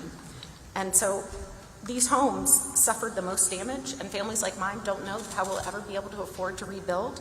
And so because we're not eligible for FEMA funds, because many don't have insurance, it's a real question whether or not Hunt comes back if these homes also don't come back. So, thank you for listening today. I know that the state has the power to act right now, and so my ask of you is that you please prioritize this over everything else this special session. Please, we need your help now. And I know that the governor has the power to use emergency funds today, and this is an emergency. And with that, I will turn it over to my friend. Thank you. Thank you. Go ahead. State your name, please. Sorry for your loss. I got you. Go ahead, ma'am. Thank you. Can you hear me? My name is Rolinda Schmidt. Good afternoon, Chairman Perry and King and members of the committee. I serve as president of the Texas Association of School Boards, and I've also been a trustee here in Kerrville ISD for 30 years. We're grateful you chose to hold this meeting in Kerrville. This hearing is important to all those present and to many across our state and nation. I'm here to offer feedback as you shape future disaster preparedness and response plans. While first responders rightfully come to mind in times like this, public schools often stand quietly alongside them, opening their doors, offering support, and helping communities recover. Our facilities, buses, communication systems, and dedicated staff serve Texans every day. And in moments of crisis, these assets are critical to the entire community. At TASB, we're always mindful of the burden mandates can place on districts. But we do believe there's an opportunity here not to regulate more, but to partner better. During the July 4th floods, coordination happened quickly. We're simply asking, how can we help make that kind of seamless collaboration the norm across all regions and emergencies? As you know, within 30 minutes of receiving a call for help, Kerrville ISD mobilized. Our district employees drove school buses into flood zones to evacuate campers and counselors. Folks across the world saw a heartwarming video that day of young campers singing a Christian hymn to comfort one another, filmed on one of our Kerrville ISD buses and driven by one of our own, Miss Jerry White. She had just received her CDL license a few weeks before, and this was her first opportunity to drive children. It was a moment of peace in the chaos. I give thanks to God for those children who were brought to safety and hold in prayer the families whose unimaginable loss is now carried in the heart of our community. We're incredibly proud of our teams, but these efforts are not unique. Our neighbors, Ingram, Hunt, Centerpoint, and Comfort ISDs all sprang into action and continue to provide support services. We've seen school districts across Texas rise to the occasion in times of crisis, from Houston ISD and Katy ISD during Hurricane Harvey, to Canadian ISD and the Panhandle wildfires during Winter Storm Uri. Austin ISD and San Antonio served as warming centers and meal sites. And following the Uvalde tragedy, neighboring districts stepped in to provide counselors and additional support. These examples reflect a shared truth. Texas public schools are built to serve, and they show up when their communities need them most. When emergency strikes, school leaders coordinate behind the scenes to move resources and support where it's needed. We believe there's an opportunity to strengthen the front end of emergency planning by formally incorporating schools' capabilities into statewide and local response frameworks. Thank you, Ms. Smith, for that testimony. I've got one question for you. Your time's up, but I have a question. Because you got to the point that I think many of us are very interested in, the mental health aspect of this and the grief counselors that our public schools can help provide. We know, those of us that have been around public education for a while know we have a shortage of that in our public schools. Are schools actually partnering with our ESCs, and are we employing telemedicine? Where are those resources at, and how can local affected folks reach out and get those services? Yes, we do work with our local ESCs, our regional service centers. Yes, sir, we absolutely do that. We're just asking to be in the conversation as we move forward. We feel like that school districts do have resources that are vital to emergency management plans. And I imagine that there are school districts across the state and probably some of the urban areas that have been incorporated into emergency management plans. I think Kerr Counties, that's the case. But in smaller rural communities, I would say that's probably not the case. Yep. And so that's why I'm sitting here today, because I know our school district's not actively involved in emergency management, but yet when we did have an emergency, we were called on, and we reacted immediately, and we're. Well, I'm glad you're here, and I'm glad you're bringing forward the resources that our public schools have and have to offer as a solution, because I think a lot of people don't realize that or haven't thought about the role that our public schools play. So thank you for that. Ma'am, can you tell me, do y'all utilize TCHAT? Are y'all part of the TCHAT program? We are not. You are not. Do you know about the TCHAT program? Well, I should say I'm not, I perhaps our school district might be.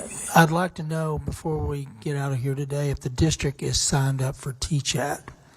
It's really I'll find out. robust and been made available. It's supposed to be in all districts eventually. I just don't know where we're at in getting it deployed. So, Okay. thank you. I'll find out. Go ahead, sir. Thank you. Your turn. Thank you. My name is Richard Stunkowitz. Nancy is not only my daughter, she's also my hero. I'm a resident of Houston, represented by Representative Mano de Ala and Senator Joan Hutt. Today I'm here as someone who spent over 40 years on the South Fork with my family. And the house is just downstream. It's the first house downstream from Camp Mystic, where my wife's family has had properties since the 1930s. On the night of July 4th, my wife, Nancy, my daughter, and I barely survived the flood that overtook our property at 3:15 a.m., with water rising so fast that all routes were blocked, upstream and downstream. We climbed into 2 cedar trees on either side of Highway 36 and held on for 2 hours. Just minutes of delay, by my estimation, 3 minutes, we wouldn't be here. The floodwater reached 6 feet on Highway 39, my waist as I sat in a tree. We all know the hill country has flash floods, but this one was different. This was life-threatening, and our systems simply weren't prepared. First, our warning systems must do more than send routine alerts. My phone warned of flooding, but our home is 40 feet above the river level on a bluff. Never been flooded. We had no idea we were in real danger. We need alerts that differentiate between, I'll call them normal floods, and catastrophic events. And we need reliable cell coverage in remote areas to make them work. Second, we need to inform visitors, especially campers and short-term renters, who don't understand the terrain or how fast water can rise and how fast it can move. That means better signage, digital alerts, outreach through local lodging and camps, basically a system. Third, sirens are a very good idea, but only if they're backed by reliable power, things like batteries and regular maintenance. I work in that industry, so I know the challenges of remote area reliability. A siren that does not work in a storm is no siren at all. Fourth, some homes stood. Others collapsed or were swept away. We lost 4 friends that morning, including 2 in what appeared to be a really solid house. We should consider updated building codes for floodplain properties, things like elevation standards and rooftop escape. And finally, we need evacuation options. Our property was trapped on both sides. The only escape we had was up into private land. I urge the legislature to identify emergency rights of way in certain flood-prone areas, even if that means new road construction or limited land acquisition. It won't be popular, but it can save lives. One last point, many homes in this area between Ingram Dam and Camp Mystic and beyond are second homes, but they are part of the community and a big part of the economy at certain times of the year. Please don't exclude them from relief programs. Thank you for that Thank you. testimony. Thank you. Appreciate it. Senator Menendez. Thank you, Mr. Chairman. So much. much to unpack. First of all, we can't express how sorry we are for everything y'all have been through. I can't imagine the feeling of being trapped, and obviously all of you share that feeling with the water coming up to your home, awakening you. Many of us on this committee have been talking about the siren system because we feel like there needs to be some addition. Sir, you said just now that at what time was it the water entered your house? 3-something, you said? I woke up at Richard Zedekowitz. I woke up at 2:50, told the ladies to pack bags, we were ready to go. By the time we got out of the house, it's about 3:05 to 3:10. Water was coming around the backside of the house. So that would mean the water's about 42 feet at that point. But that point in on the south fork, 3:05. 3:05. Let's say 3 o'clock. Yeah. And you're just down the street from Camp Mystic. Less than a mile. Less than a mile. From Camp Mystic. Camp Mystic. So they're in Hunt. Because we know that at 1:14 was the flood warning.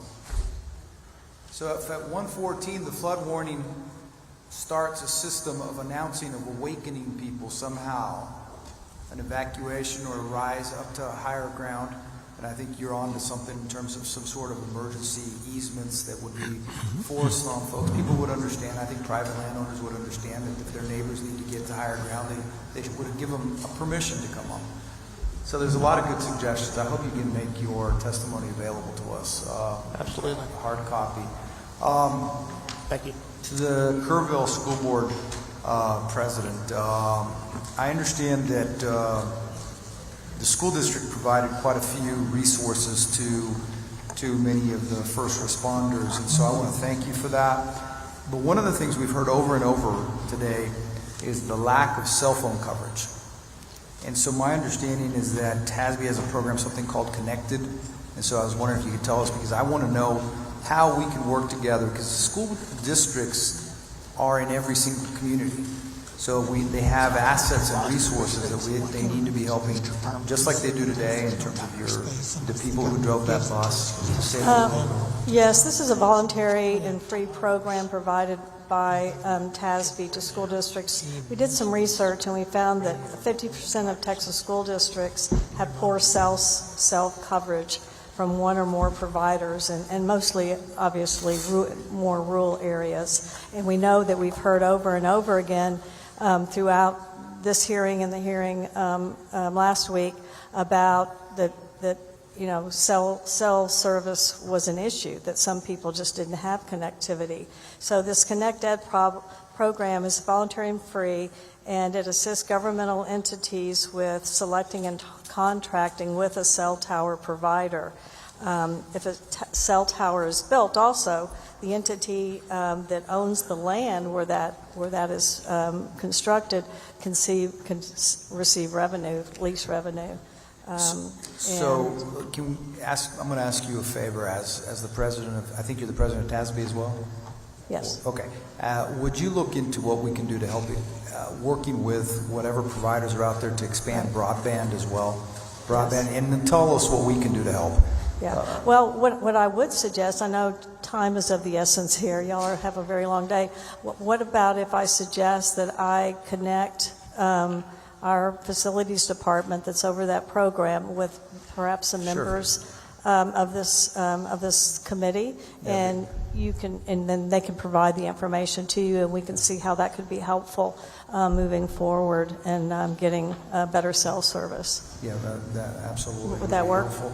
Now, my last thing is to Chairman King's point about the counselors. My understanding is that your education service centers have a contract or an agreement with school districts to sort of share counselors as a result of Uvalde, the tragedy there, that's an ongoing thing. I think one of our school districts in San Antonio is providing counselors here to this region, if I'm not mistaken. That's correct. Yeah. That is correct. Mm-hmm. Okay, thank you. Thank you, Mr. Chairman. Mr. Senator Verdell. Baden, oh, you got one? Okay, I got one House member. Mr. Verdell. Thank you, Chairman King. First off, Jacob, thank you for the kind words. I appreciate that. I'm glad you're here today. Rolinda, wanted to tell you thank you for the resources that Kerrville ISD helped with this flood. It was immensely valuable. And then Nancy, We are currently, one of the solutions we're possibly looking at is like a disaster victim relief fund, and so I just want you to know that that is on our radar, and we're waiting on language currently to be drafted to see what that bill might look like. So I just wanted to give you a heads up on that. That's it. Thank you. Thank you. Thank you, Senator Betancourt. Thank you, Mr. Chairman. That was a great suggestion about the having basically a right of evacuation that we can grant through a property right in an emergency situation, Richard. So I really appreciate that. Nancy, your comment about why the responses you saw on the main panel offended you is perfectly correct, because I tracked this unfortunately, to an engineering study about 10 years ago in this county that made the same comments about sirens not being useful tools. I don't understand why the River Authority would repeat that. Now, they did, under questioning, recant that immediately. But that was because that's a recognition of the obvious. What you all went through is certainly, a fact demonstration enough that any form of disaster or sirens or any type of early alert is so critical, because in the few minutes you all had to try to pack and leave, the water was already at 40 feet above river bottom and rising rapidly. And the only way you could survive was to try to get higher. So yes, the answers were unacceptable. We noted it. Under Lieutenant Governor Patrick's direction and Chairman, I've got to file a bill about these flood emergency communications warning. I'll have your comment in it if we can put it in the caption in the property tax code, the right place. But I just want to make sure, yes, you were right to be offended. The answer was not sufficient. In fact, it was pretty pathetic. Thank you. Any others? All right, you guys, appreciate you being here, appreciate your patience. So I asked for those with mystic losses. I'm going to ask for those with any losses. Any losses. We would like to set you guys just out of respect to get you up here and through the process. So if you haven't signed up and you want to testify, please come up. We'll get you signed up. Any of those that have experienced losses, this is your next panel. All right. There they are. Okay. And I have an Alicia Baker. Is that you?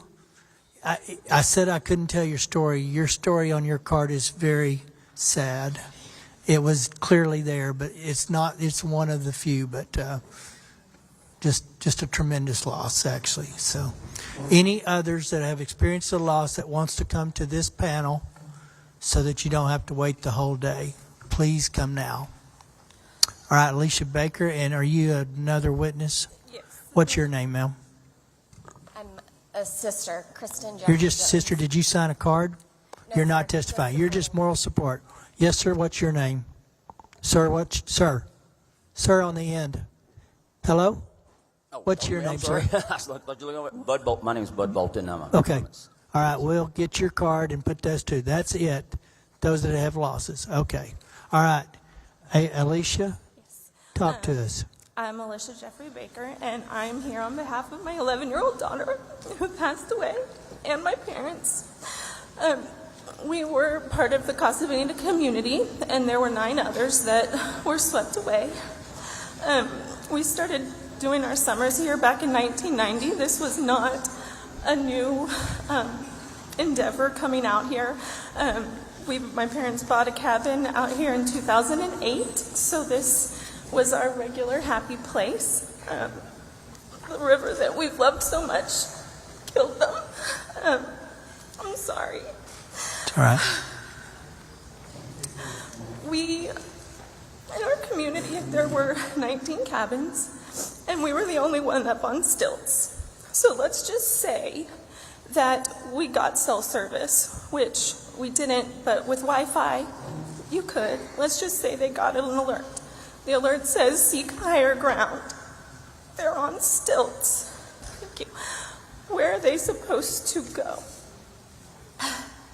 My suggestion would be that instead of just sirens, we actually have sensors in the water that would then alert sirens to go off. Because if you just have sirens that go off, people stop paying attention to them. Like if we have gauges in the water already, put a sensor on them. If it gets to a certain point, that's when the siren goes off. Not just because, oh, it might flood. Because to be honest, if I got an alert that said 6 to 7 inches, I'd been like, cool, that's the dock. It wouldn't have made that much of a difference. Now, when you're talking 30 feet, that's a whole nother story. Something that I was the first parent at Ingram Elementary on July the 4th. Ingram Elementary wasn't even actually aware that they were the spot. When I got there, there were volunteers there. They had no way of communicating anything, and no one was in charge. And I waited there for over 12 hours for news, and literally no one could tell you anything at all. Literally no one was in charge. It wasn't until Sunday morning that really things started happening. Our parents were found on Saturday, but not identified until Sunday. And by then they had already been taken to Kerr County. And autopsies had been performed, which we would not have asked for. It seems pretty obvious.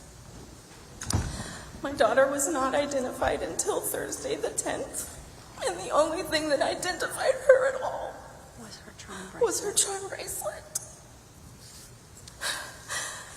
When we know better, we do better. And so we need to do better for the people in this community, for the people that are suffering. And like I said, we need to give people a chance. This is a lovely community. Like everything, people have been fantastic. But I don't think the sirens by themselves will be helpful. Like I said, people will stop listening to them. But the sensor, when it gets to a certain level, and then the sirens go off, and then people know it's time. Like, this is serious. It's not just a, you know, oh, it's going to rain, yay, kind of thing. I think that's my suggestion as someone that's living through a nightmare. Thank you for your testimony. Sir, state your name. Tell us your story. Yes, sir. My name is Bud Bolton. I'm a local independent contractor here with heavy equipment and put up steel frame buildings and things. We lost our home on the 4th that morning. On the 4th, me and my wife had no notification. I was watching the river till about 2:30 in the morning. 'Cause I do a lot of this river conservation work on this river with my equipment, have for many years. We got no warning. My neighbor's the one that woke us up, and he tried to rescue a family on the island out there, which ended up being Pat Green's brother, and couldn't get to him. And so he came and knocked on my door, and we came out, and that water already rose about 9 foot, and this is about 4:15, 4:20, somewhere along in there. It already came up 9 foot. I looked out there, and there's water coming up on my doorstep, and I turned to look out there in the parking lot, and there's about 20 fire trucks, rescue workers, sheriff's department cars, and not a knock on my door, and they're as closest from me to you. My neighbor's the one that got me out, and they're standing that close to me with all these vehicles out there, and not a one of them knocked on doors, not a single one of them. So we went up to higher ground. I watched 108 RVs float right by me in them 3 RV parks, watching these screaming kids inside these RVs with the lights still powered on from the batteries after they pulled loose, and them screaming and hearing crashes and crashes, then tiny homes crashing and more crashing and get dead silent, then more crashes, then more screams, and that went on for 15, 20 minutes. We got an alert to evacuate after all the homes were gone. That's when our alert came in, and it came in on my wife's phone. It didn't come in on my phone. She's standing there next to me. That's when we got our alert. Of course, then we get an alert this past week saying we need to evacuate. There's a chance the river we got a chance of 3/4 inch rain. That was pretty much a slap in the face to the people in Kerrville. We didn't get one when it rose 28 foot, but we got one when it was going to rise an inch. So there's an issue there, because these right here don't work. There's no service out in Hunt. I do a lot of work in Hunt. Done a lot of work for Mystic Camp with heavy equipment. I know a lot of these homeowners that lost their property because that's what I do. And I want to address something here, because this is what I do for Trinity River authorities up there. Is river conservation work is the name of the game. It's river conservation work is the name of the game. This river's full of islands full of them, little islands. The river parts and comes back together, parts and comes back together. Lots of trees that are in the water, not on the river banks, they're actually in the water. Tens of thousands of them. All that's got to come out. That water's got to be able to flow without any resistance. And when you start getting resistance, you start getting water backed up, just like if you dig a ditch and you start filling that little ditch full of debris and little trees and rocks and stuff like that, you get water that starts backing up. It doesn't let that water flow. The spreader dams that were put on this place years ago, there's only one out of all the spreader dams, the 8 that go through this county right here, there's one that's in the correct location, and that's the one that backs up our city water. The other ones are not in the right locations. They were put in many, many years ago. This county's grown, population's grown, things have changed. Just like we did on the Trinity River Authority years ago in Dallas back in the 80s. Don't cost much to put in these monitors in, these rivers, like y'all keep talking about these sirens that need to go in. I can drill you a hole in the ground and stand you at 50 foot. Thank you, sir. I appreciate your testimony. All right. Is there questions, members? Senator Campbell. Well, I lost 27 Thank you, people. Mr. Chairman. I hear you. No, 3 RV parks. I know 27. Just me. Thank you for that, sir. Thank you, Mr. Chairman. So, Alicia and your beautiful daughter, Emmy, we're sorry for her loss. I met you through your sister on the phone, Christine Jeffries Jones. Glad you're here from Dallas. And your parents, Emlyn and Penny, Yes. right? Yes. Emmy, got it. And they had a cabin in Casa Bonita for years. You celebrated the 4th and other holidays there. Yes. We're sorry. But we're sorry for everybody's loss. Very personal. Your recommendation, were you referring to something like the buoys that are out in the ocean that monitor for tsunamis when there's an earthquake because there's such a high, rapid rise in water? Well, actually, it was, so the property that was right behind us. I'm sorry, speak into I'm this. sorry. It actually came from the property right behind us. They woke up because they have a water softener where when the water got to a certain level, it started like alerting them. And that's actually how they woke up. Their water softener? Their water softener woke them up. I see some heads nodding. Okay. So I don't have honestly the knowledge to know exactly what kinds of sensors, but like if we have water gauges, like I'm sure there's a little like something that can go, but it was actually because of their water softener that made me think they had a sensor and it went off because water was on the floor of their house. Well, again, thank you for coming, and who would have thought that perhaps a remedy can come from a water softener? Thank you. I mean, all right. That's how they got out. All right. Again, I'm sorry for the loss of little Emmy. Thank you, Mr. Chairman. Bye, Chris. All right. Mr. Verdell. Thank you, Chairman. To both of you, I think you were about to talk about a float switch is basically a real simple switch that goes up and down, has 2 wires, and I think that's what you'd be indicating with connected to something like a siren system would be a good idea. And is that what you're about to say too, sir, when you were talking about that? Well, I was just talking about those monitors. They're talking about those sirens to go up there. We've installed a lot of them up in Dallas and on the Trinity River when I was working for Trinity River Conservation Authorities. And just like I was telling some council members the other day, I was telling them, I said, I can put you a monitor up, I can drill you a hole and stand you a 50-foot column up and put you a 4-point megaphone up there, 180 degree, for $6,500. Yeah, I can do 2 a day, put them every mile. I don't see where the money problem is, and put you a river monitor up there on the headwaters north of Mississippi Camp, about 7 miles is where the headwaters is. Put your river monitor up there. It works just like a toilet tank float. Yeah. Easy to monitor, simple to monitor. It monitors itself, does its own thing. It goes off. You'll hear them sirens all the way to Dallas, Texas, in that river bottoms out there in those canyons, and they're not. I don't know where the money issue is here. Yes, sir. I appreciate it. Thank you all both for coming and giving your testimony. I'm sorry for your loss and for your losses, sir. Yes, sir. I appreciate you guys being here. Thank you for coming and sharing your story. And you make the appropriate comment. We all lost a lot of folks as a state, as a group. All right, we are going to get back on invited testimony. Chair calls up Judge Lane Carter of Tom Green County Judge Sheree Harden of Mason County, Judge Frank Toll of McCullough County, Judge Jody Foley of San Saba, and Judge Brandon Corbin of Menard.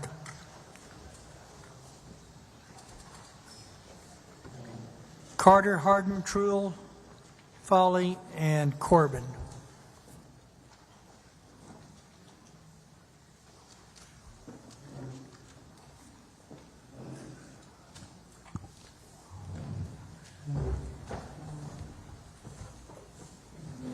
All right, Lane, let's start with you.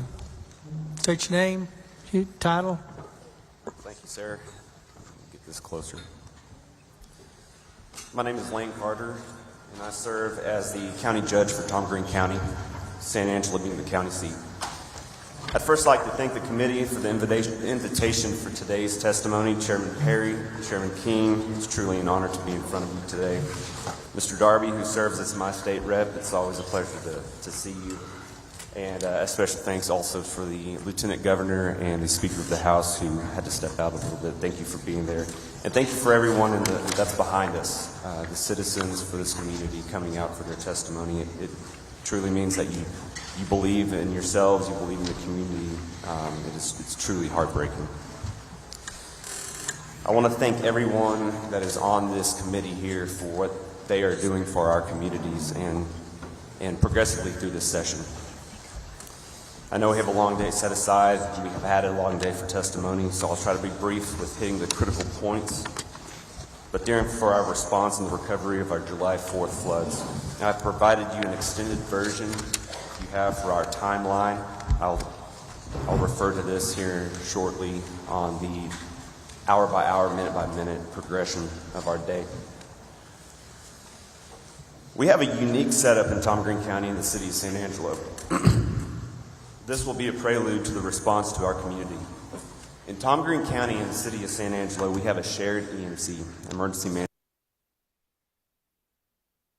set up with the city of San Angelo, where the EMC is under the administration of the city, however, with a supplement from the county for the operational expenses. We've been blessed to have EMCs like Jerry Huffman, who is a retired TDM, Texas Department of Emergency Management, District Director, and now Jose Rivera, who came from us also from TDM as the Regional Task Director. Our EMCs have taken into account the very words of Chief Nimkid from the very first hearing: plan, train, respond, recover.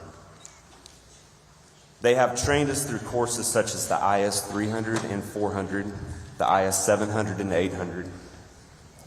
What these courses are, if you're not familiar, it's for elected officials, department heads, municipalities, governments, counties, to come together into a room and have mock scenarios, whether it be a tornado like we plan for being out in West Texas, during the fairgrounds, stock show and rodeo, which is a heavy event, 7,500 to 10,000 people at a given time.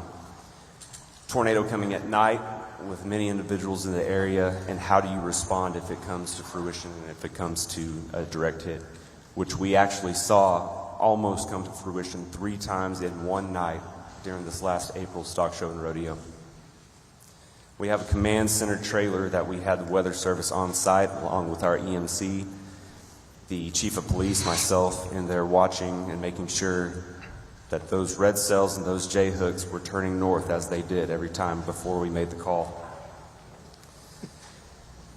We have quarterly VFD meetings, if not semi-annual.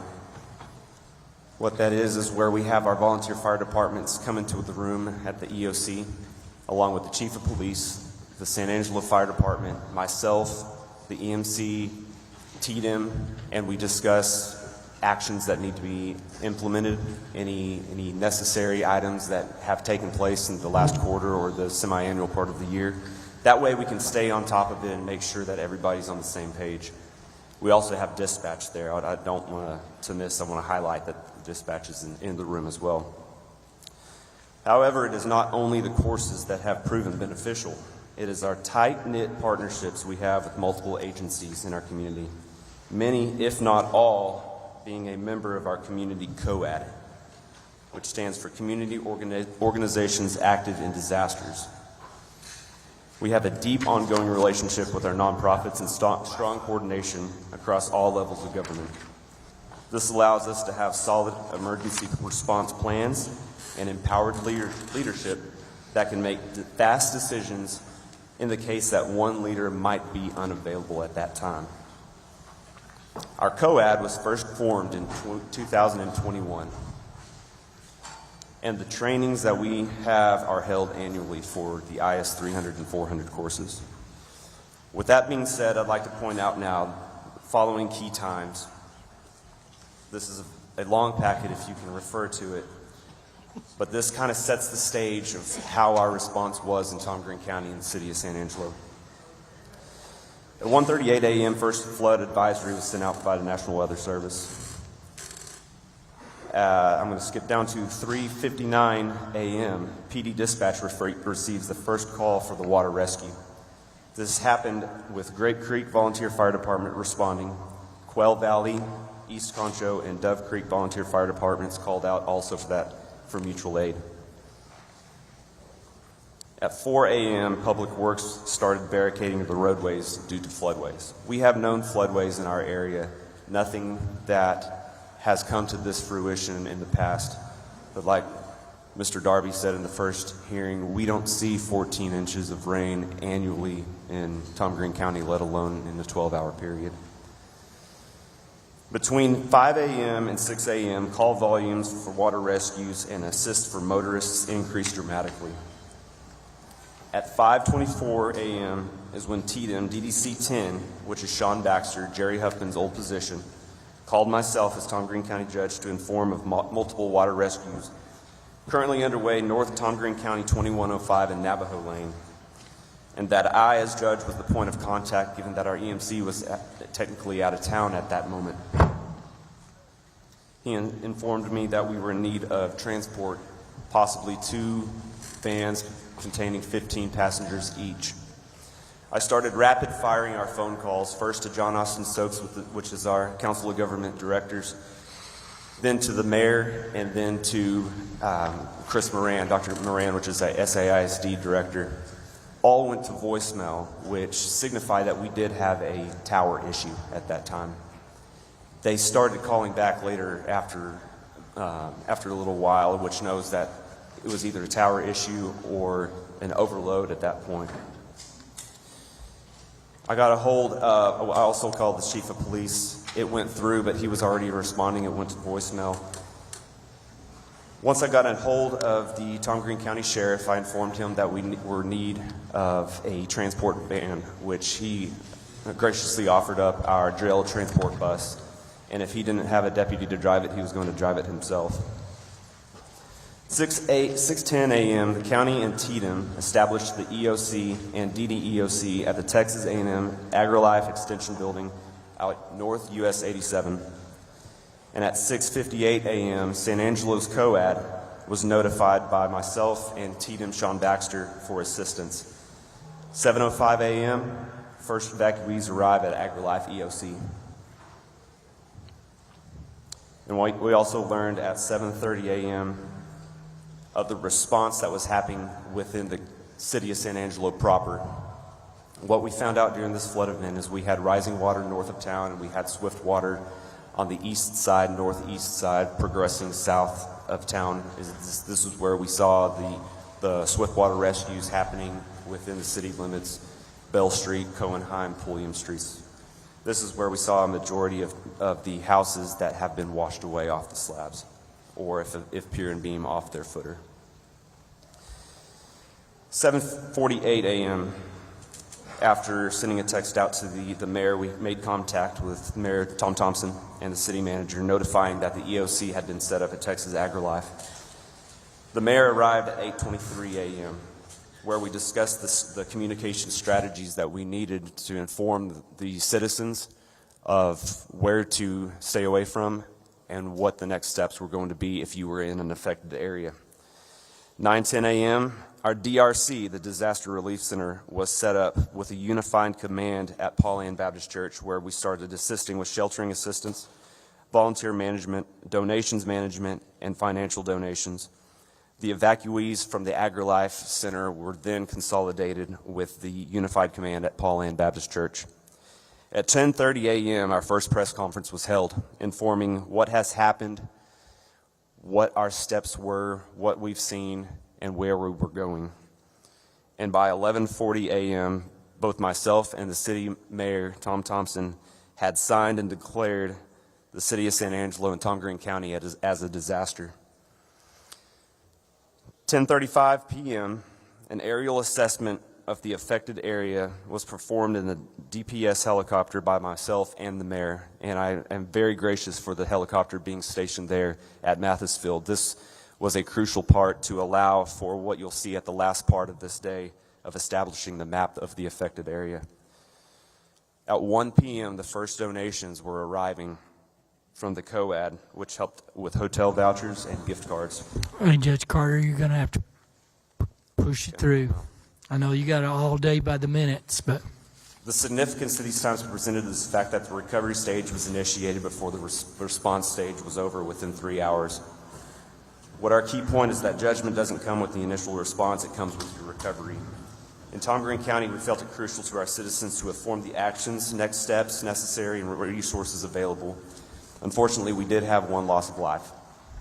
We continue to keep the family in their hopes, in our thoughts and prayers, but we commend the first responders for their swift actions, because without their skills and knowledge, we could have had more loss of life. And with that, I'll leave the rest for questions. We'll have some questions, probably. All right, go ahead, Judge.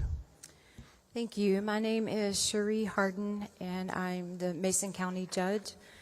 I do want to say thank you for the Lieutenant Governor and the Speaker for being here today, as well as the co-chairman and all of you members of the Joint Committee.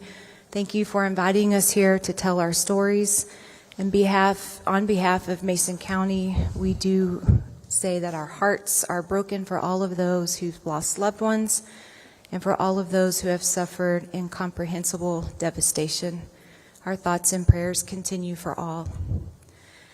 I did want to describe Mason County just a little bit. We are at the bottom of the lower Concho Valley area and the upper Hill Country area. Our county is about 400 square miles in size and roughly 4,000 in population. We do have the Llano River that runs through the southern part of the county, with an arm of being the James River, extending from the Llano River, and the San Saba River that flows across the northern part of our county. We are a small county as far as the budget goes as well, with about 700 in revenue, and 1.2 of that amount is dedicated to our road and bridge department, and that's pertinent for later on in my testimony. I also do want to state that the majority of our damage was incurred by flash flooding and not river flooding. Just to set up the emergency management situation in Mason County, the county judge serves as the emergency management coordinator, and I do have an assistant part-time EMC. I have taken all of the required ICS courses, and my assistant has completed the ICS courses up to the 300 and 400 level class, but is scheduled to take those the second week in August. We have a basic emergency management plan, and we are currently in process of converting our annexes to the ESFs, or the emergency support functions. Flash flooding and river flooding are identified in the plans as hazards for Mason County, with impact on public health and safety and property being identified as major. We assume that it is possible for a disaster to occur at any time, and we have put in place communication methods to warn the public, noting that some emergency situations occur with little or no warning. The communication platforms that Mason County currently use are the Sheriff's app, Facebook. We do have city sirens. We utilize our websites, and we do utilize Code Red, saved for imminent or level 1 threats. On July 3rd, I received a call from District Chief Baxter from Tatum Region 7, who wanted to make sure that I was aware of potential rain that could cause flash flooding due to already saturated grounds from the Memorial Day rains. Periodically throughout the evening, the Sheriff's app pushed out notifications of flash flood watches for Mason County, as National Weather Service alerts are automatically pushed out on the Sheriff's app. Around 3 a.m. on July 4th, the Sheriff's app pushed out a flash flood warning for Mason County. This immediately caught my attention, as throughout the evening leading up to 3 a.m., flash flood watches were being dispatched, but this turned into flash flood warnings. I immediately called dispatch and asked if anyone had reported any flooding. One driver had called in and stated that there was water running over Wrench Road 1222, which is north of the city of Mason. TxDOT had been notified, and they were already out starting to put barricades on roads that were impassable. The Mason County Sheriff was notified. I notified the Sheriff, and a message was pushed out on the Sheriff's app to warn drivers of road closures and to not drive across water. Notices were also put out on the EMC Facebook page. Throughout the day, the Sheriff and the Assistant EMC monitored road conditions and low water crossings. Barricades and cones were put out in the city and county where roads were impassable. The Assistant EMC constantly monitored river and creek stages, and the Sheriff kept in contact with the RV park owners. We do have one open RV park on the Llano River. A second has been developed but is not occupied currently. The river this is the Llano River, it did end up cresting, but not as high as the 2018 flood. For the most part, people stayed home, which we heard earlier. That's what we're told to push out, is stay home unless you have to be out, and if you have to be out, don't cross running water. There was no need for evacuations or rescues, and thankfully there were no EMS calls during that day. On July 5th, I declared a local disaster and called an emergency management team meeting to discuss the emergency response plan. Our county roads were washed out, some literally washed away. They were all highly saturated, and most were covered in water. We secured necessary equipment that would allow emergency responders to access patients down these roads should there be 911 calls.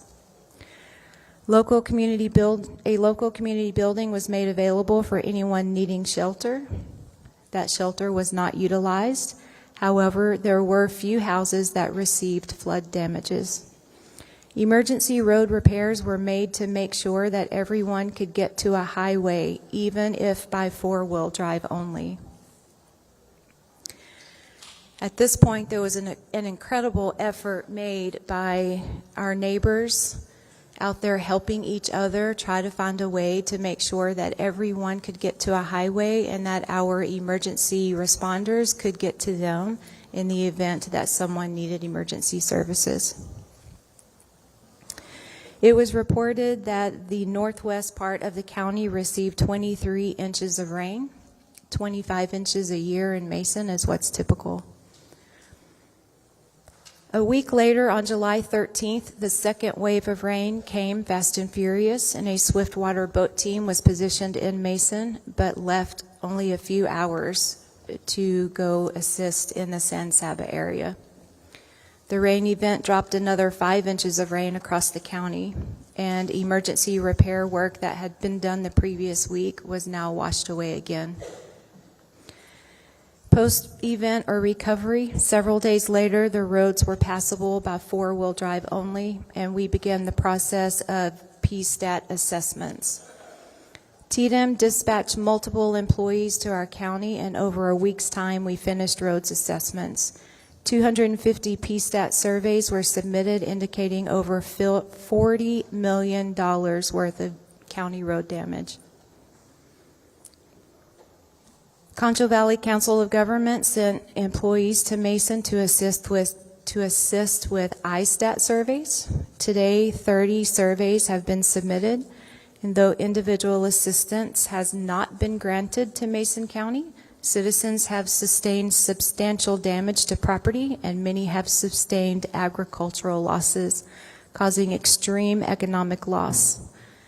Recovery will be long and costly for all, and any considerations for immediate relief funding from our great state would be sincerely appreciated. I'm here to ask you to please help us, as county officials, help our people. I'll be happy to take any questions, and I will too provide a copy of my testimony. Thank you. Go ahead, sir.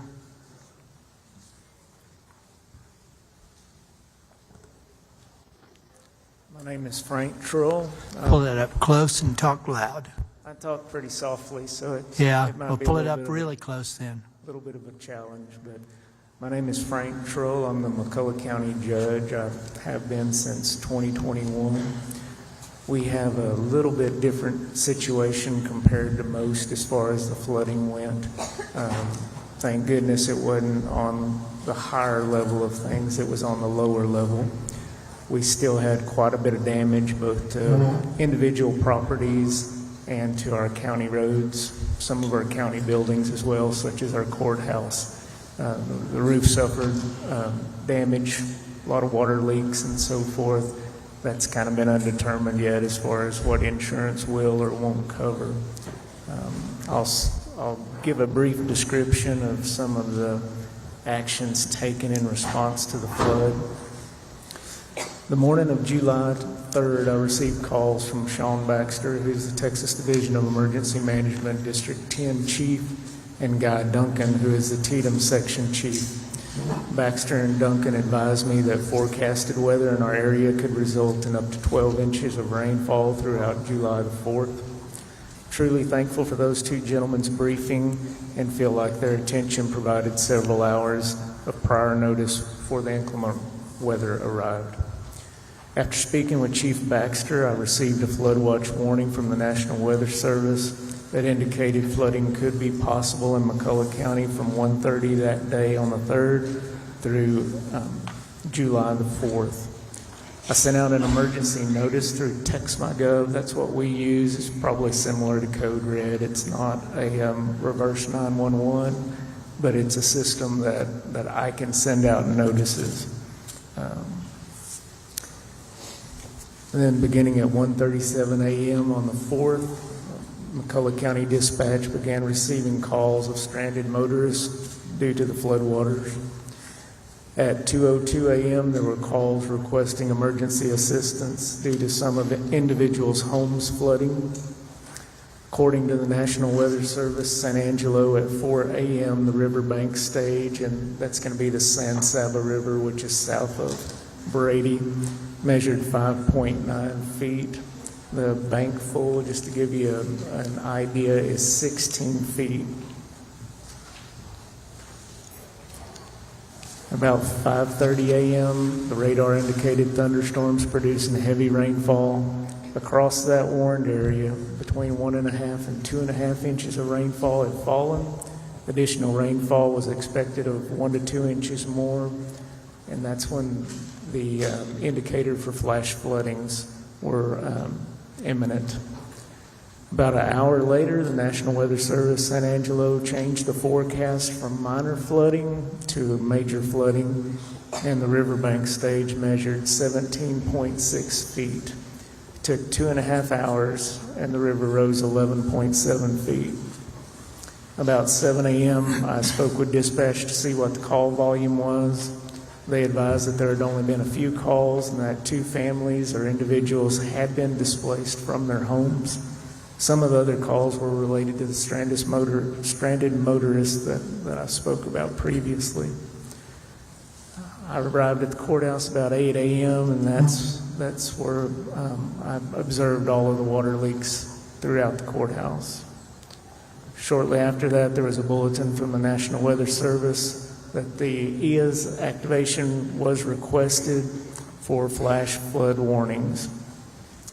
About 11 a.m. that morning, I received a call from the National Weather Service San Angelo requesting me to travel to that San Saba River Bridge because they did not think that the LCRA river gauges were working properly. Upon arrival at the bridge, I observed the river to be several yards out of its banks and the lower park area was submerged. The river was about 6 feet from the bottom of the bridge, and I'd estimate that the bottom of the bridge being about 30 feet in height. Advised actually the LCRA staff was there, and they had advised me that the water had swept away the monitoring equipment, and they were making those repairs. A couple hours later, the river stage was 29.7 feet, and the flood stage, activation stage, is actually at 18 feet. Part of that notice from the National Weather Service made reference to this crest compares to a previous crest of 29.1 feet back in July of 1938. In those past 5 hours, the river had rose an additional 12 feet. An hour later, there was a call requesting emergency assistance because a low water crossing had become impassable, and this was located just north of that river bridge where I was at. There were a group of people at a vacation home, and the road had washed out where they couldn't get back out onto the main highway. Our 2 local volunteer fire departments and our Precinct 2 county commissioner responded, and they actually had to use a very large wheel loader to transport those folks across the water. There were other flood-related calls, but those were the only 2 call sheets that I had to make reference to. Throughout the day, our county commissioners were actively monitoring the roads. Some of the roads and bridges had to be closed for several days due to the high water and deterioration. In the days following July 4th, calls came in from individuals requesting assistance with flood damage such as surface water penetrating their homes, roof leaks, private ranch roads destroyed, fence and water gap damages. And again, like everybody that has spoke today, they made reference to all the years that they had been in the area. They'd never seen flooding like what had occurred. Additional rains continued to fall. On July the 13th, the LCRA flood gauge at that same river I spoke of measured about 11 feet, which again, that's 5 feet lower than the bank being full. But however, there's a secondary bridge in the community of Boca, and that bridge had water lapping over the top of it. The reason why that's significant is it's about a 2-mile stretch between those 2 bridges. So all the tributaries between the main bridge and that secondary bridge were flowing so much water, we had no knowledge. There's no gauges in those areas. So I usually look at that gauge at the San Saba River Bridge crossing on 87, and I'm thinking it's fine because it hadn't even met the bank full yet. So it's really important we go back to as many gauges as we can get to monitor these rivers where we can make determinations such as evacuations downstream.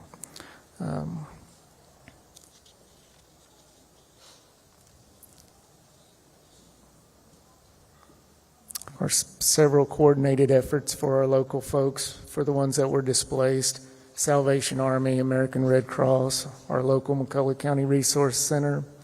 Our city manager coordinated a flood victim assistance event and helped those folks get their ISTATs done with the help of the Concho Valley Council of Governments as well. We had a nice group of people there helping those victims.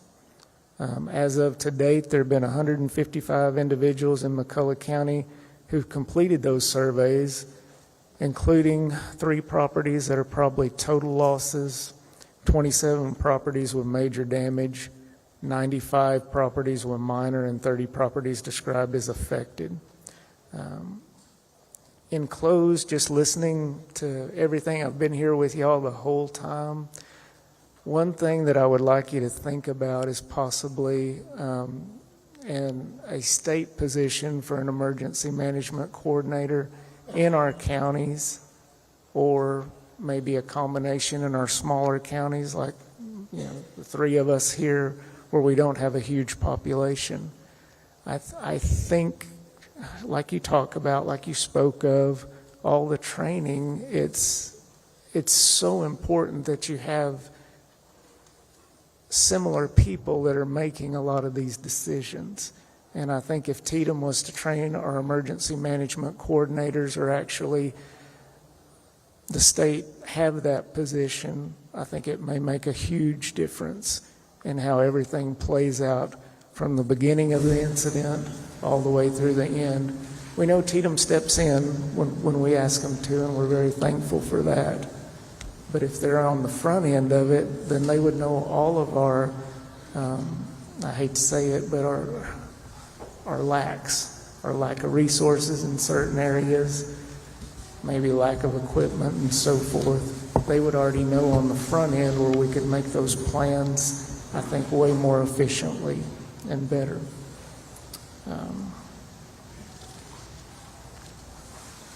Thank you for that, sir. Appreciate it. Yes, sir. Go ahead, Judge. I've talked to you and texted you, and you taught me something. We can have a question about it, but you very strategically did evacs. You picked very clear sectors, and I thought that was, maybe it's normal, but that was very unique in my world. So anyway, you did a good job that night. So Thank you. We appreciate it. pull it up close and talk loud. All right. Can you hear me now? Yes, sir. I'm Jody Foley. I am the county judge in San Saba County. I think it's kind of interesting y'all set me next to Frank, because all the floodwater he just described left his county and came right over to my county.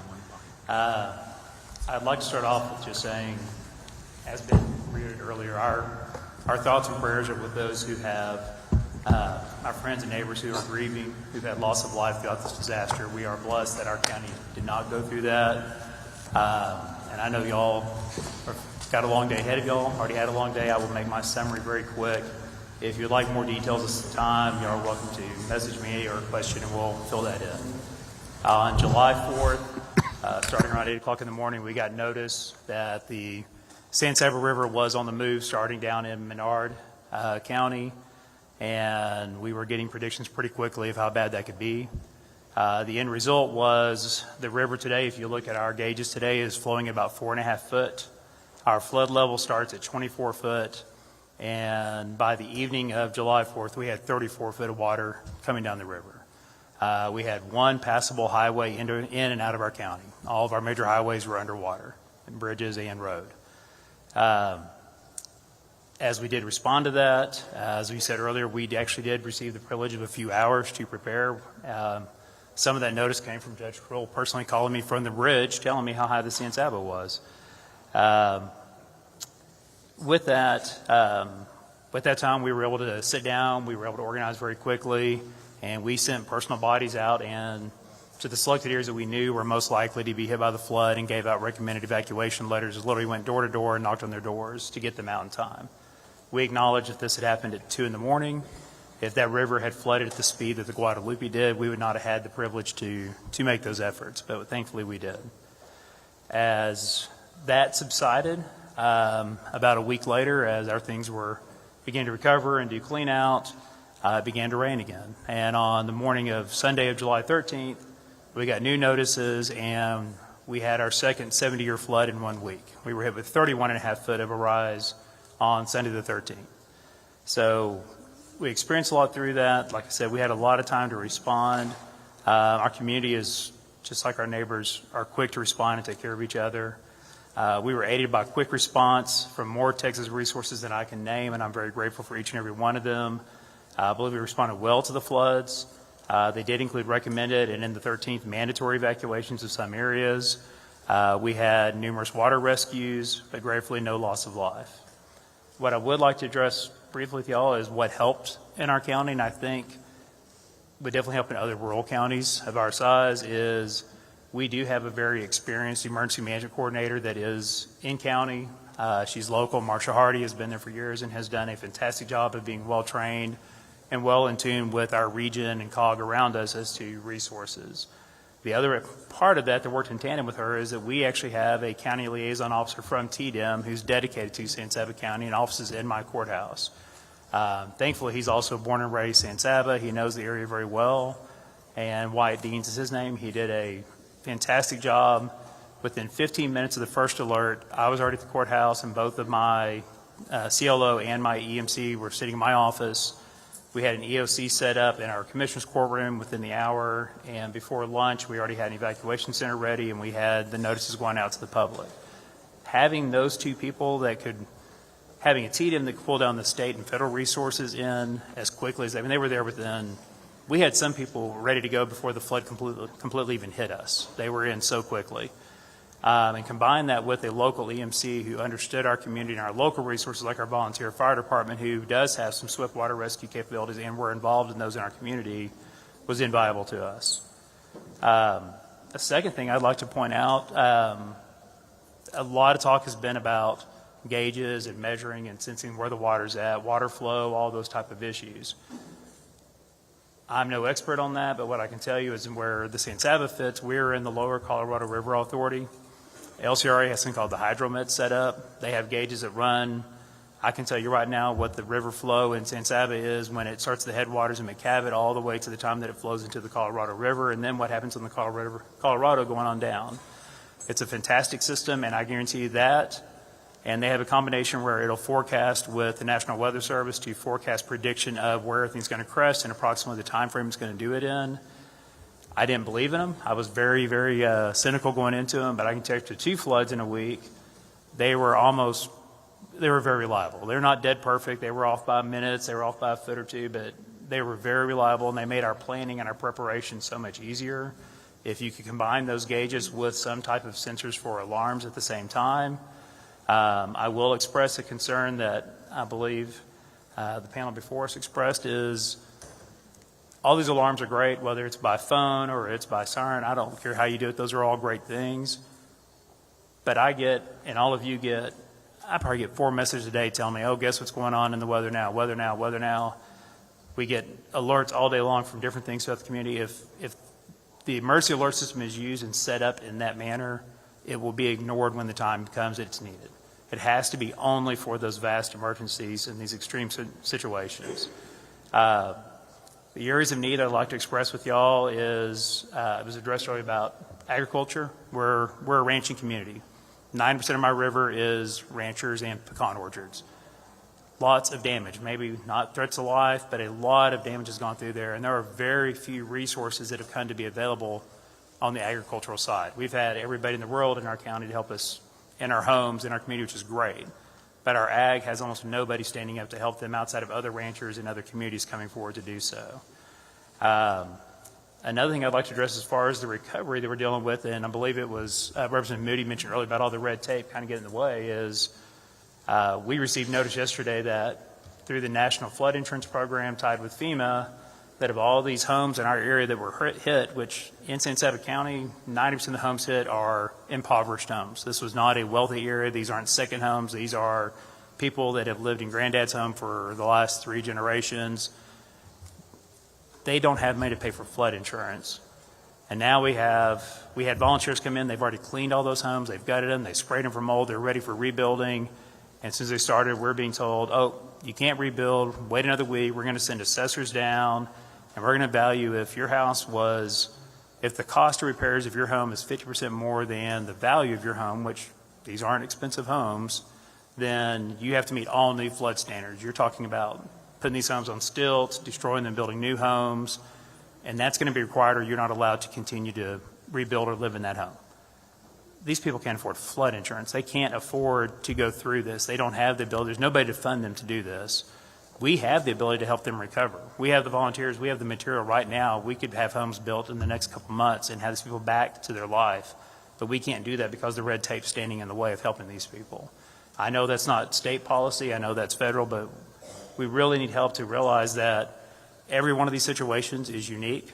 What happened in San Angelo and the way they flooded, the way my river is much slower rising and coming river compared to what the Guadalupe did. The system has to be unique to the type of rivers they're on. You can't just say we're going to do one piece of legislation and everything's going to be fixed for everybody. It needs to be well thought out. I know you only get 30 days, but this needs to go on for a much longer time frame and really look throughout our state of the different areas and the different needs by county and by river. Thank you all. Hey, Judge. All right. Judge Corbin. And certainly least, I'm Brandon Corbin from Menard County. Menard County is also a disadvantaged community. We are a ranching and hunting community. We have 1,962 souls that live in Menard County, and we're in the bottom 10 in the state valuation. So we have a tax rate that's too high that doesn't generate enough money.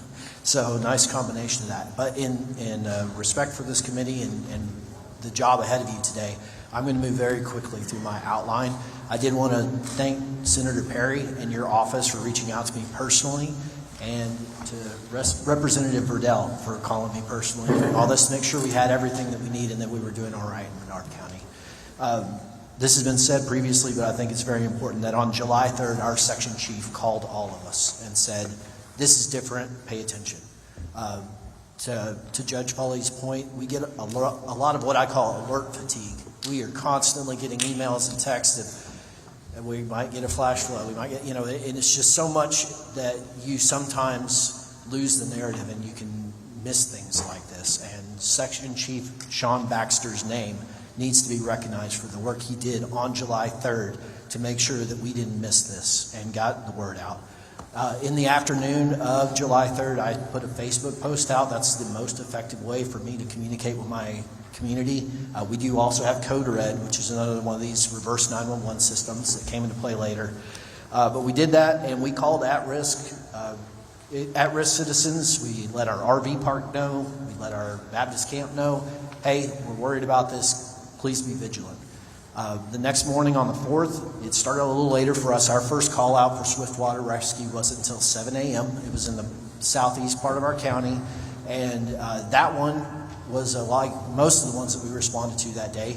A volunteer fire department crew dispatched, and they were stopped before they could get anywhere close to these people by floodwaters crossing FM roads and county roads. I wrote down a quote from one of them.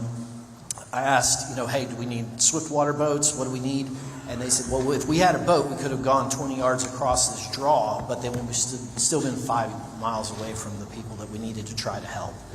All in all, we had 11 citizens go into the water that day and into life-threatening peril. That included 4 cars swept off roads and 6 citizens leaving their homes to try to get to safety on foot, or in one case in a canoe. And by the grace of God, they all survived. We didn't have any fatalities or major injuries. Several of those, like I said, we just could not physically get to them. We have a constable that has a helicopter, and in several cases they tried to drop life vests to people. There's a draw in the city of Menard. There's a draw called Harris Hollow. I'm sure most of you have driven through it. There's a big bridge on the south side. That draw is usually empty. It swelled to the size of 4 city blocks. So all of the south side of Menard basically became part of Harris Hollow that runs to the river there. It wasn't like my peers to where the river came up in this case. It was coming down straight on top of us. So we had over 8 inches in about 2.5 hours. So that alluvial flooding really is what did us in the city, damaged most of the streets in the city, and most of the towns on that half of our community got between 2 and 6 inches of water into them. The San Saba River crested that day at 17 feet. Normal is 3 feet. But again, 18 feet is flood stage, and that's when it spills out into town and creates a much bigger problem. So we were blessed that it stopped just short of that. We actually got messaging that afternoon that they expected the river to go up even more to 20 feet. And at that point, we made the decision to evacuate our Baptist camp. It's in an odd little spot that's higher than the Morales Creek that runs behind it and the river, so they were safe at that point. But if it had come up 3 more feet, it would have been dangerous for them. So we got 104 campers out, driving 5-ton fire trucks and a Menard ISD school bus to get them through the flooded roadways and to safety. We established a community shelter operated by our CERT team, Citizen Emergency Response Team, that's less than 6 months old. Thank God we got that organized when we did. And that afternoon, the water receded. So fast forward again, I'm trying to just hit the highlights for you. On July 6th, the following Monday, we had a secondary event as we're starting to organize resources and try to get people aid that came down enough to flood our community a second time. In that case, it came in under the courthouse into the basement, took out the elevator, damaged antique wood structures and everything in the doors, and added a whole new layer to this. I'm not going to talk much about roads, but virtually every road in Menard County has major damage, and we've had great mutual aid from TxDOT. They've sent crews out to help us blade those roads. We can't fully repair them yet, but we can make it to where emergency responders are able to get to our citizens if something did come up. By July 7th, we started to get regional support. You've heard the Concho Valley Council of Governments. They were huge in all this. The Concho Valley Community Action Agency was also huge in getting aid to my citizens. And one of the things that I hope all you take away from this is I think regionalism is a major player in this. A tailored approach and maybe shared resources as you look for answers for the future. Some volunteer organizations such as Beautification of Menard Mission Team, and county staff began going door to door to fill out these iStats. I'm proud to say that with a community of less than 2,000 people, we have gotten 303 iStats complete. So we've really gained the trust of our community to input that data. We're traditionally fearful of outsiders. The unofficial town slogan is "Keep Menard Hostile." So we were kind of doing an uphill battle to get people to input that data, but we were able to accomplish it. As far as asks, the flood gauge is just as needed on the San Saba River. So I'm at the headwaters, and then it hits Judge Trull and Judge Foley. LCRA is an excellent resource. I have to toggle between that and a USGS gauge in Fort McCavitt, which is on my western border, to see the trend. And so I'm bouncing back and forth. I think it'd be great if we could consolidate that data and give us a easy-to-use application or something that pulls that information together for decision makers to look at in real time. As simple as additional gauges, I wrote down some specific ones. If you look at those flood maps, Rocky Creek, Los Morris, Elm Creek, and then the floodplain of the headwaters of the San Saba is mostly in Schleicher County. There's about 30 square miles out there, so some of those are usually dry draws, but if it had an alert, that would be very helpful and ensure that we help people get out of the way when these things come down. I think we benefit from new floodplain mapping as well. It's been decades since we had accurate floodplain maps. There's been talk of a project, and it's kind of started and stopped. And one other quick thing, ISTAT has excellent methodology to gather all that information. I discovered this week there's a button basically, or a checkbox that says I need help or I need resources, and that doesn't go anywhere right now. So if there was a way to that could send me a red flag or something that we could then allocate resources and make sure those people get the help they ask for, that'd be great. Thank you. Thank you, guys. I think there's a few questions. Mr. Verdell. Thank you, Chairman King. Appreciate it. It's a small world, and it's weird how we cross paths. Judge Corbin, I lived in your county near the river for 3 years. Judge Foley, I actually lived in your county for 2 years at Haverlaw Ranch. Judge Trull, you were my next door neighbor for 3 years. Judge Harden, we go to church, and Judge Carter, I went to college at ASU, so I lived in San Angelo also. So it's kind of weird, small world. But I have a couple questions that I think are important for people to know. Judge Harden, we talked about this before. FEMA, how much did you mention that we have in damage right now in Mason County? 40 million. You said 40? Is that 40. And then one of the things that was brought up was FEMA only reimburses, so we have to come up with those funds, and they only reimburse 75%, if I remember the number correctly. Where do those funds for our counties, where are they going to come from before FEMA reimburses? That's a great question. Thank you. That's what we're struggling with right now to figure out. And we are, I'm just being very candid. I'm here pleading for financial help to get us started in the emergency road repairs. I mentioned earlier that our road and bridge budget is $1.2 million. It's staggering to think that we have $40 million worth of road damage that half of our population depend on. By state statute, county government's responsible for county roads, and half of our population depend on those county roads. And so it's a very tall task that the Commissioner's Court and our Road and Bridge Department is trying to figure out. We will apply for grants. This doesn't help with money right now, but several months ago, with the guidance of TDM, we have applied to FEMA to renew our hazardous mitigation plan. And that's a process, but I'm expecting, quite honestly, thinking positive, that we'll be approved for that, which will open the door for grant funding to help us mitigate our county roads, and especially the roads that are prone to flooding. Several of our roads sustained flooding in 2018, and I'm not trying to... We did qualify for FEMA reimbursement public assistance back in 2018, and we are still waiting for some of that funding. So when we do figure out how to start repairing and rebuilding these roads, we will submit for reimbursement so that we can just keep that money going. We will obviously have to apply for extensions. We went through our debriefing yesterday, the applicant debriefing, and we're expected to have these repairs done within 18 months. It's 300 miles of granite gravel road.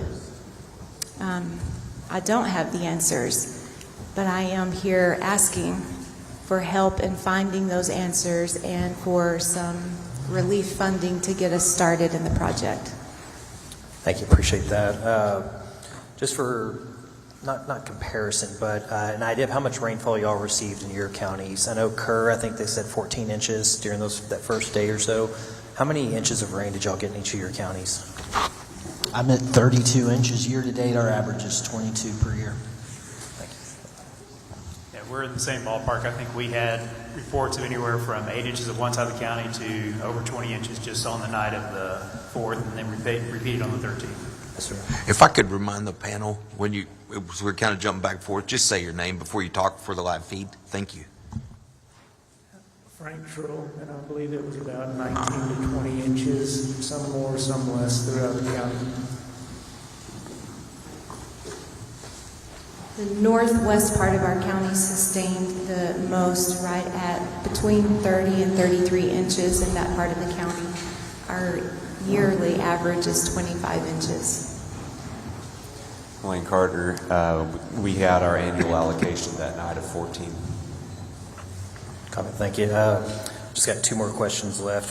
One is for Judge Troll, and it may apply to y'all also. We have some U.S. Army Corps of Engineering dams in Brady, and would you say that those were incredibly valuable, that we had those there to protect the courthouse as much as possible from the creek that flooded right next to it?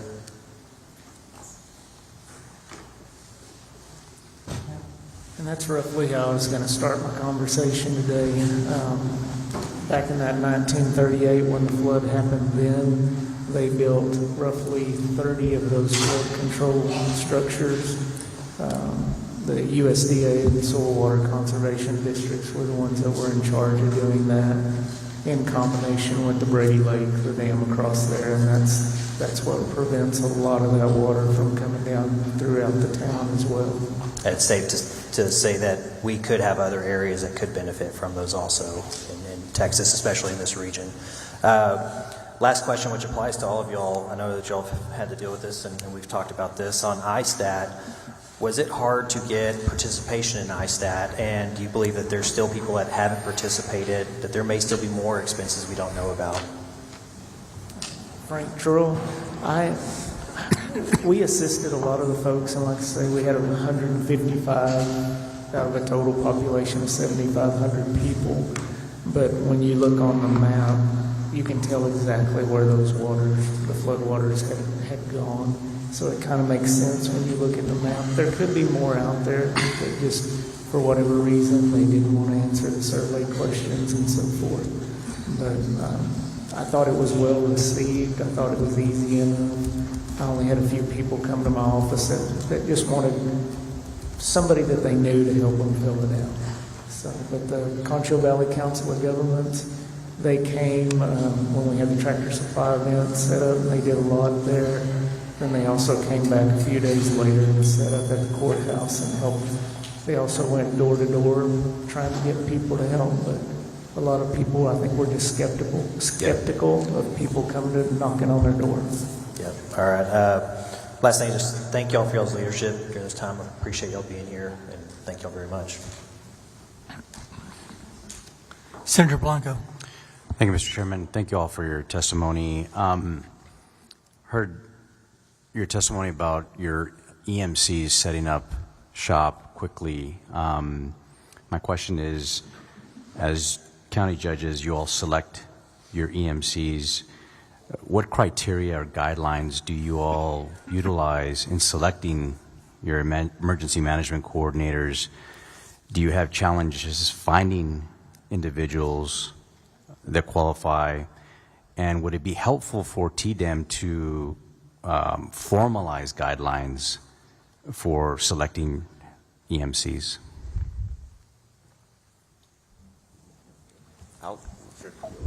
Starts off. You want to start off? Go ahead, Jody. Sorry. Yeah.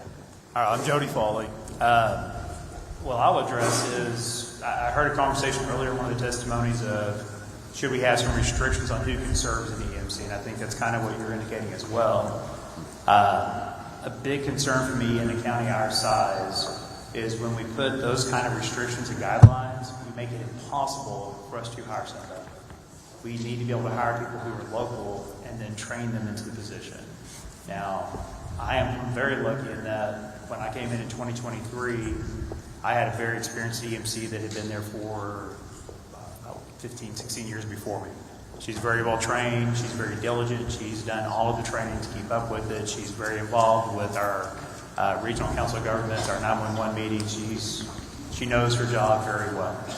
But in our small county, that's not her only job. She's also our indigent healthcare provider. She does a lot of other hats because we don't have the budget to have a full-time EMC. So some of my neighbors don't even have the ability to have what I have. So I don't think the restrictions are there. I think the ability to train somebody up and allow them to have the training available to them to get into the position and develop would be beneficial to counties our size. Opinions of others? Brandon Corbin, Menard County. I'd echo Judge Foley. That would make it difficult for us to staff. My position was created after Winter Storm Uri, and I'm again blessed to have an outstanding lifetime emergency responder in that position. But he's only a half EMC. His other half is facilities maintenance. So when he's not doing this, he literally mows the courthouse lawn. If I'm not doing it, that's Judge Foley reminded me the first time he met me. I was on a lawnmower in the courtyard. So I guess if the underlying root issue is competence of these EMCs, and honestly, I think that falls back on the local elected official to make sure that that person is doing the job more so than something I would ask you to do from a legislative standpoint, to put a lot of extra requirements. Yeah. My last question, currently the hazard mitigation maps, the plans rather, are required to be updated every 5 years. In your estimation, given the more frequent weather events that we're having, do you believe that we need to consider decreasing the number of, lowering that threshold maybe to 2 to 3 years for updates for your plans? That's a hard question to answer. Probably the reality is yes, but the other reality is that it does require funds to update those, even if it's a grant match. And I feel pretty confident that the message has resounded that in counties of our size, we just don't have extra money in the budget. If I may go back to the previous question just for a second, sure, because it's been said and it's so very important. I'm blessed that my assistant EMC did grow up in Mason, knows the land like the back of his hand. That goes so far in preparations and also in response. He also has a military background. He volunteers for the fire department, and he has his basic certification for EMS.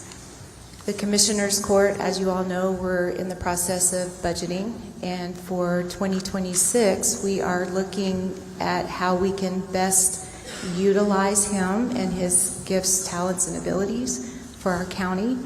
We've been struggling with a second out call for our EMS. We only have funds right now. We have 2 ambulances, but we only have enough money in our budget to have 1 call out at a time. So on the second call out, we have to rely on mutual aid, a neighboring county.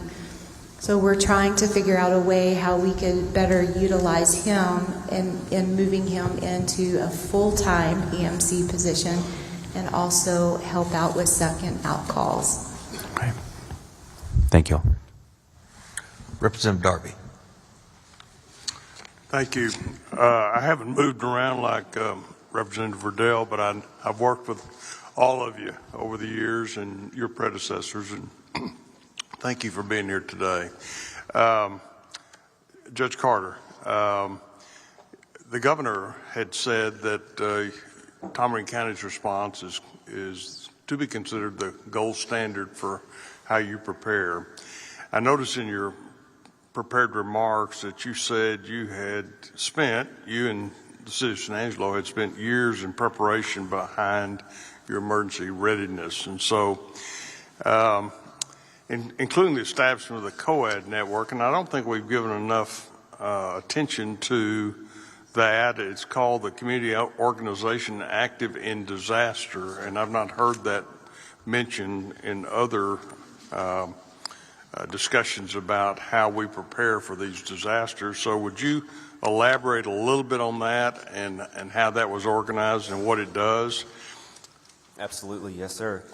So our COAD is formed by a vast array of nonprofits, including CVCAA, United Way, Red Cross, and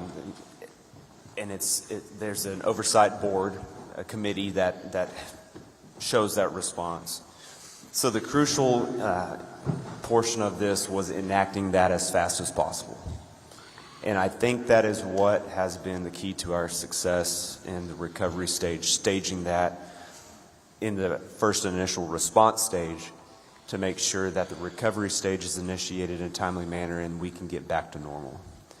So it's putting those agencies into one spot that all communicate together in the time of need. And with that board being the oversight of those agencies, there's one point of communication, and that was with Miss Cameron Cummings. She's the one that we initiated the call with at first, and she showed up, I believe, before the first evacuees arrived at our EOC.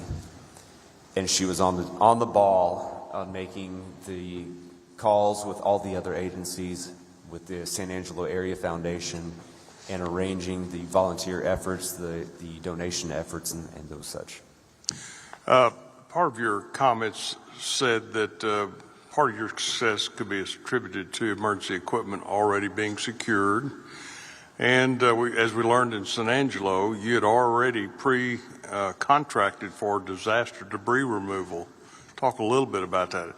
I mean, I think the key to all this is preparation, having a plan in place, preparation for that plan, and then the execution of the plan. We've seen a lot of this break down in this recent disaster, but talk a little bit about your efforts to pre-position your county in response to a potential disaster. Yes, sir. Once again, Lane Carter, Judge of Tom Green County. Having those agreements in place really expedited that process to where we could get in contact with those agencies and those the disaster cleanup agencies, the companies that come in to make sure that the debris is not just sitting on the side of the road for weeks on end. We initiated that with the county and the city of San Angelo the day of.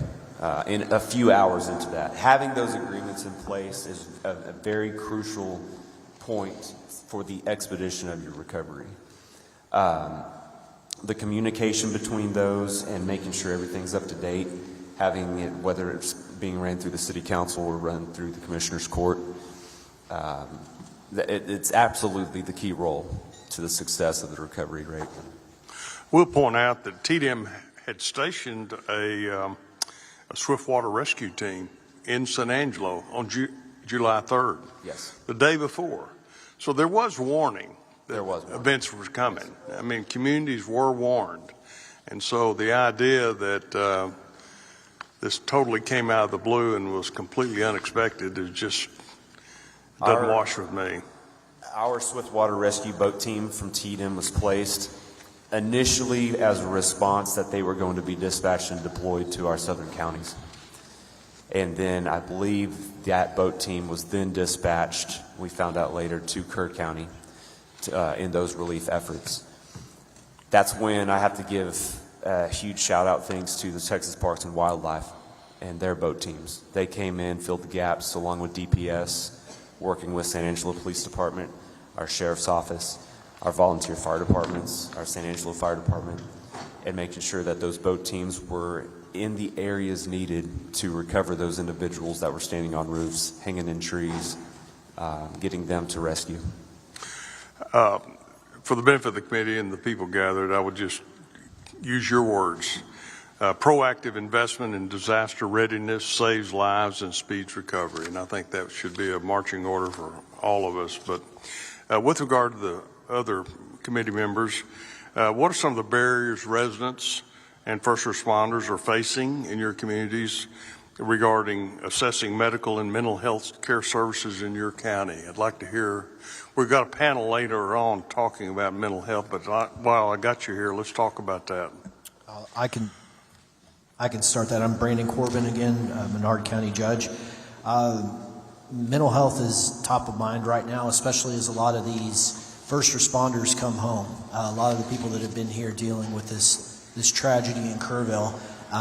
And I was very proud of our Rural Health Network. They set up a first responder support event last week and had counselors on hand, had just kind of a event there to coordinate all the options that are available to help these people. You have to have trust in someone in order to share your trauma and to begin your recovery process. And that's a big part of it. So having someone there that can advocate for them and say, hey, this doctor is legit, and they're not somebody that you go to church with and that you're going to then share your darkest secret. But we're also dealing with what I would call survivor guilt. I cannot tell you how many times I saw people absolutely redlined who'd been up for, we went, I'd say 10 days on absolutely high alert with these 3 events that we were in. And people felt guilty, feeling bad because we're not Kerrville and we're not dealing with the horrors that were happening here in the recovery process. And I think we have to help people get past that and actually, acknowledge that they're going to need some help getting past this as well. Anyone else?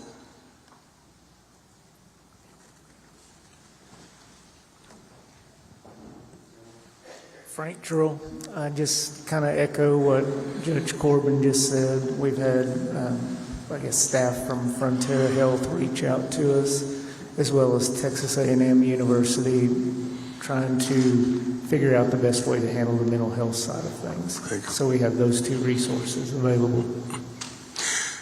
Okay, my last question relates to what a previous panelist referred to, and that is kind of the ongoing disaster response that each of your counties are facing as you rebuild your roads, other infrastructure. We've put restraints on you about how much you can grow your government. In fact, there are propositions in this special session about further reducing your ability to respond. A comment was made about the disaster relief exception that will allow you to respond quickly in a dramatic fashion. Would any of you care to comment on that? And what this panel would like to listen to is the ability of our local leaders to respond in times of crisis and respond with the appropriate resources. So You've got an opportunity to speak to a panel of senators and representatives here. Tell us what you want us to know. Thank you, sir. Again, Brandon Corbin, Menard County. As a underprivileged county without much industry, my ad valorem tax generates $2 million a year, and that's at a 76 out of 100. That's too high. That number, that percentage is too high for my citizens. But I still have 24-hour law enforcement, the only law enforcement in town. We have a 3-person road and bridge crew to do the bare minimum to maintain these roads in normal, peacetime. Veteran services, the normal clerk services, tax assessor, the 3 courts, and it is extremely difficult to scrape together enough funding to just execute our basic level operations. So to your question about the emergency rate, I don't ever want to have to do that to my citizens, but if forced into a corner, that's our only option. That's the only thing we control. And with the size of the state surplus, it is concerning that we would be forced to that option without getting some kind of state aid or some kind of exception to help us out of this. Thank you. And Jody Foley, Santiago County. I'm going to echo that. We're slightly more fortunate than our neighbors as far as our budget, but not drastically. Our budget's full. We don't have a large reserve. We don't have the ability to build that because we do our best to keep lowering our taxes for our community. The idea of dropping an extra 8% on them this year and ask them to repay for all the damage that have happened is a little painful. They really can't afford that right now. We're not a wealthy community by any stretch. So yes, and I think the reality is where we spend a lot of our money is stuff that it's not the focus here, but if we're into budgets is how much money times do we spend of our county budget to keep people in jail in our counties at our expenses that should be sitting in state jail? How many people do we sit in based on certain regulations? Some of the new ICE legislation that went into place is going to involve us holding people in our county while we wait for ICE determinations. That costs our budget money that could be going towards roads. It could go towards assistance with our families or at least reducing our taxes. Those are things we think are really state services that we're providing at our dollar. And the reality is we don't have a lot of dollars to go around. Frank Trull, we're not in terrible shape in McCulloch County. I'm not going to play that card. We would find a way for the startup funds to do our road work. But on the other hand, we may have to cut some corners somewhere to make it happen. So if there was state assistance available just for the startup portion of it, and that would be that 25% that we'd have to cover that FEMA wouldn't, that's what would be appreciated if we had some help with that 25% of all the road work that needs to be done. Then if we look at the courthouse and it takes a new roof, back in 2009 when we did the renovation, that was roughly $350,000 just for the roof back then. So again, the dollars just keep adding up the more you look at it. Thank you. Judge Hardin, Mason County. I also echo what my fellow judges have said. We actually just took out certificate of obligations to help us purchase road and bridge equipment that was 40 years old and continued to break down. So we were in that cycle of spending 80% of our money helping to make repairs on equipment that just continued to break down, and road materials that continued to wash away. And so the fact that we've had to take out those certificate of obligations is a very clear indicator that our road and bridge department is suffering financially. We also transfer from our general fund some monies to our road and bridge fund annually to help with that. But I do want to say that as far as the ISTATs go, the information that is requested is damages to primary residents and then also agricultural losses. And probably the majority of the phone calls that my office gets is, can I report driveway damage, private road damage? How do I report those types of damages to my property? And I will say that I'm speaking as Judge Harden here, not as the Mason County Commissioners Court. I'm not going to put words in my commissioners' mouths. I am grateful that we have the ability to go up to that 8% on the tax rate. But to tax our citizens in a desperate time of need on top of a debt rate that we're currently having to impose on them just doesn't feel right. It's something that we do want to avoid if at all cost. Lane Carter, Tom Green County. Even though we're a county of more of a urban rural, 128,000 people of Tom Green County, it still is a never-ending struggle to stay on top of the economic drive that keeps us afloat. We do house a county jail that can house 570 inmates. We house 4 district courts and 2 court at laws, so the court sector of our county is very vast, and that keeps up the amount, the majority amount of whatever our tax base is going towards, along with our sheriff's office and a large IT budget. So we're always in efforts to make sure that we can stay afloat on that to where we can lower our tax rate incrementally ever so often.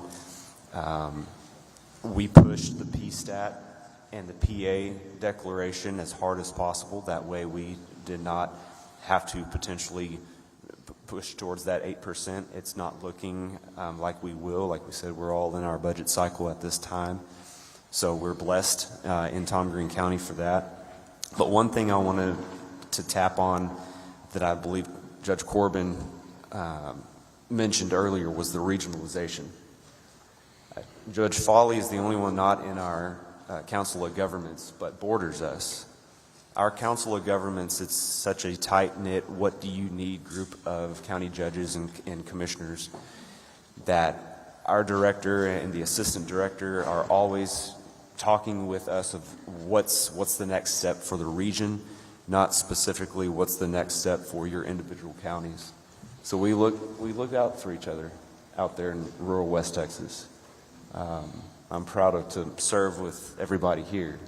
And we'll continue to look out for it. But yes, to answer that question, we pushed the PA declaration, the PSTAT entries through TDM. That way, Tom Green County specifically would not have to potentially increase over the voter approval rate. Well, thank you. I want to echo, I too want to express my gratitude to each one of you judges for the job you do for your counties. And I do think we have a very tight-knit West Texas community, and thank you for being a valuable part of it, each and every one of you. Thank you for being here today. Amen. Yeah, I think I've talked to all of you, or tried to text all of you, or served out of 2 redistrictings once or twice. So I'll just say this. Chief Kidd said something that was very telling regarding Sangelo. If everybody ran their ship the way Sangelo operated, with all the preparedness, and he would be out of a job. So it's the ultimate compliment. I'm going to ask real quick, do y'all actually drill your plan?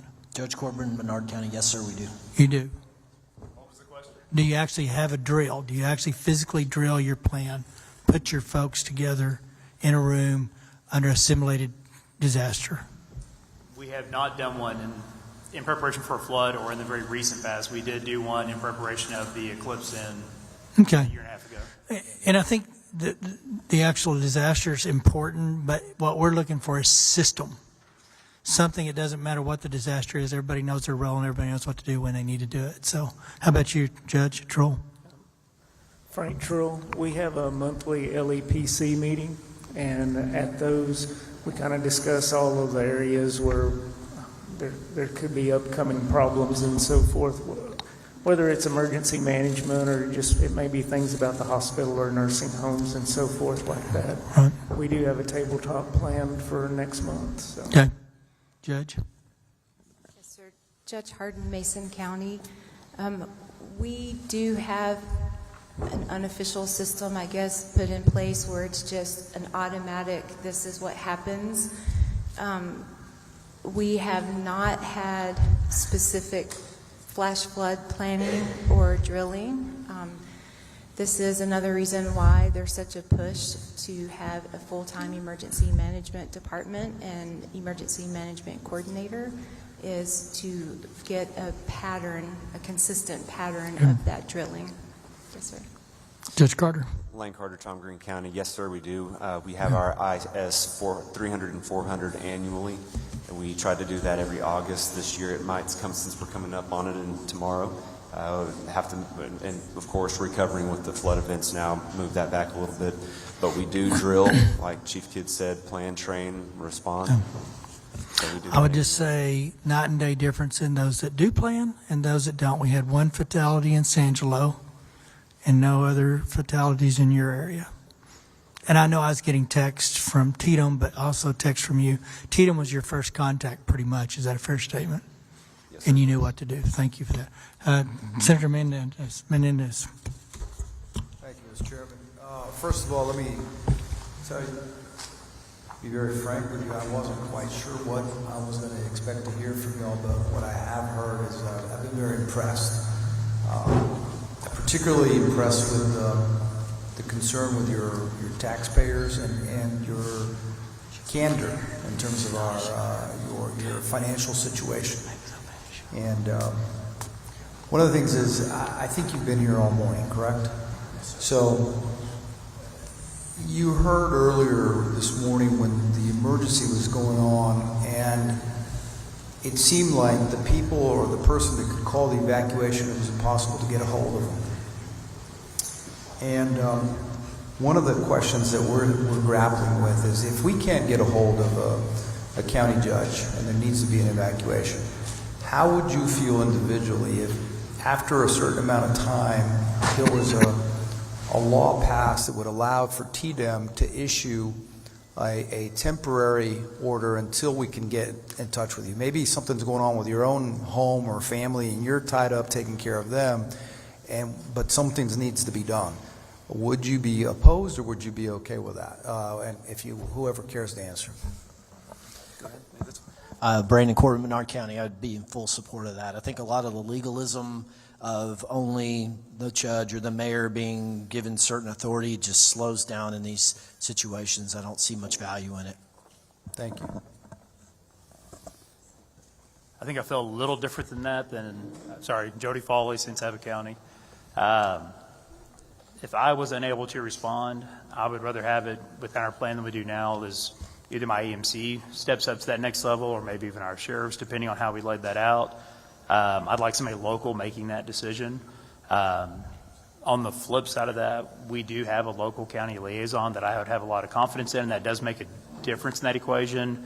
But to me, I don't want to make a decision based on a person versus a generic position. Sure. So I would not want to allow the authority in the county to transfer over to the state as long as we can make that decision. Now, maybe down the line they become one of those answers because they were, and I'll say this, I'm not anti-to, they have been, TDEM was fantastic during this. I can't say enough. I can't tell you the amount of resources that showed up on our doorstep in a blink of an eye, and every bit of that was coordinated through TDEM. Chief Kidd reached out personally to check on us, and it was just, I don't know where to start or stop. We had everything we needed from them. Let me reassure you that no one's looking to usurp your authority. It's just a what if we can't reach you type situation, kind of like what we experienced just recently, and someone needed to be able to answer and be in charge. And so if for whatever reason you're physically indisposed, something happened, the emergency, a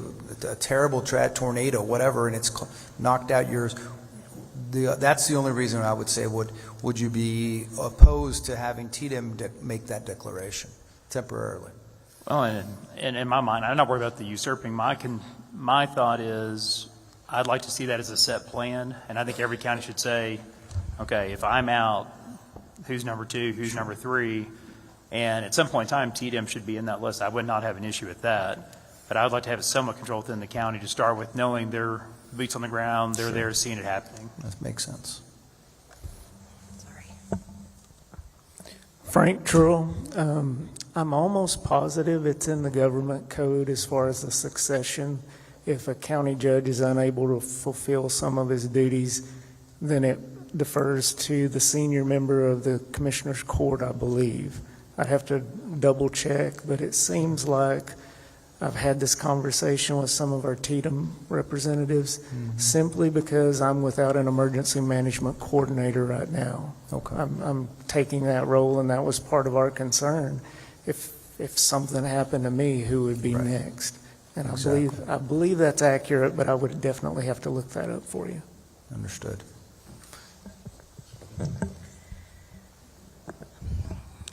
I have to be honest here. When I received a call from Senator Perry and Representative Verdell, both, I was not in Mason County as the emergency management coordinator. I was actually in San Angelo for what used to be called the Pops Concert for the July 4th celebration that happens on the evening of July 3rd. Sure. Understandable. Mm-hmm. Before leaving, however, to go to San Angelo, I made sure that my assistant EMC knew that I was going to be out of the county for an extended period of time, and also our sheriff. In a small community such as ours and these, you just form those tight-knit relationships and you work so well together. It's almost second nature. You read each other, you know each other. And so I had full confidence in my assistant EMC and obviously the Mason County Sheriff's Department that should the flood watch turn into a warning, they would be completely capable of executing our plan.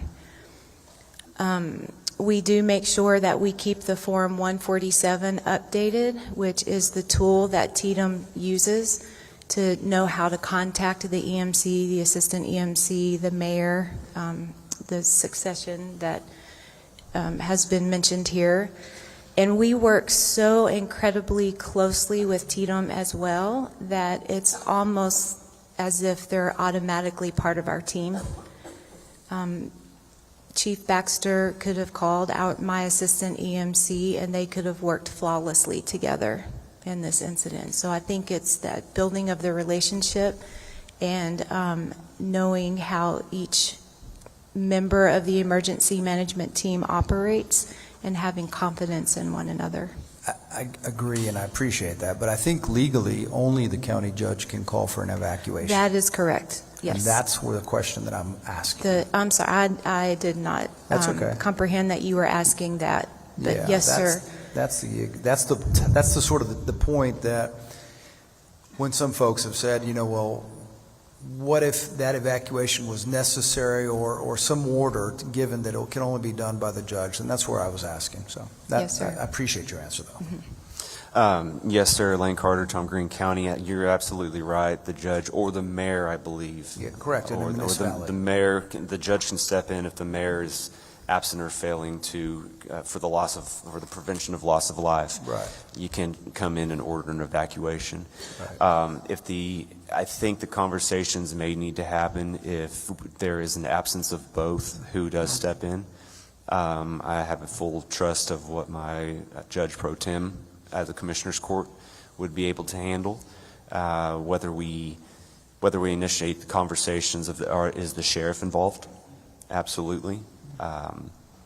These are conversations that can definitely be had through legislation. Yeah. And at what point does it get last resort to Sure. the TDM director? Last question. I think both you on both ends, I've heard you talked about regionalism, and all of you have expressed how well you work closely together and how you help each other, and especially because of the great need. Recently, I've been hearing that it's very easy for you guys, elected officials, to come down to the Capitol and spend time to talk to us. I was just curious, are you guys members of an association that helps you sort of get your word out, represent you at the Capitol? Absolutely. Texas Association of Counties. Is that a valuable representation? 100%. I appreciate that. Thank you. We would, it would be detrimental if we did not It have would be that. detrimental. Tomorrow we'll be voting on it. Thank you. Hope Thank you, to guys. consider- Thank you for being here. I don't think we have anybody. I've got Do you? one. I'm sorry, Chairman. I've got one for Judge Harden. Just a point of clarification. I think I heard you say when it came to emergency management, you had taken all the required training. What are you required to do? Because it's my understanding you're really not required to do anything, even though statutorily you're in charge of emergency management. I believe, sir, that as the emergency management director, by default, just by being the county judge, Right. and then possibly the emergency management coordinator as well, I would be required to take the ICS classes, 100, 200, 700, 800, which are all online, and then courses 300 and 400, which are in person. The reason I ask is the testimony we heard last week from Chief Kidd was that many county judges, because you're not required to take it, and I mean, it's very proactive of you, and I'm sure your county appreciates it, but one of the things that we're looking at is actually requiring judges and mayors to take this training, because statutorily there's nothing that forces you to do it, and not all 254 counties are created equally, and I have 19 counties in my district, and I work with 19 judges, and most of them are just like you. They're all small counties. They all face financial challenges, but they take their emergency management position serious. There are others that do not. So if that was a statutory, you've already taken it. Does it offend you if it's a statutory requirement? No, sir. That's all I need to know. Thank you.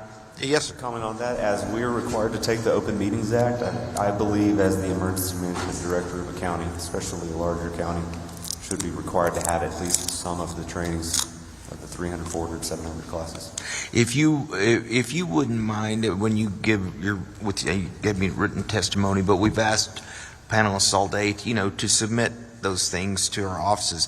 If there's specific trainings that you've taken that you think every judge should take, I'd love to see some recommendations. And it's a 2-day course. Thank you. All right. Anybody else? Thank you, guys, for being here. Thank you for hanging in there with us, and good testimony and good county judges. Thank you all. You did a very lot. Thank you, sir. Appreciate you Thank guys. you for reaching out that day, too, as well.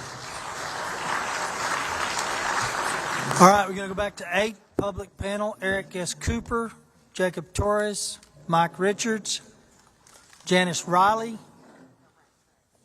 Lieutenant Pete Chambers, yeah. Ryan Pape, Ron Lehrman, Kathleen Brinklin.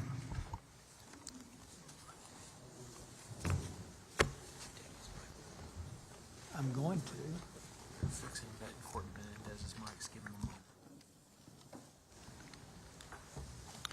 A little technical treatment there.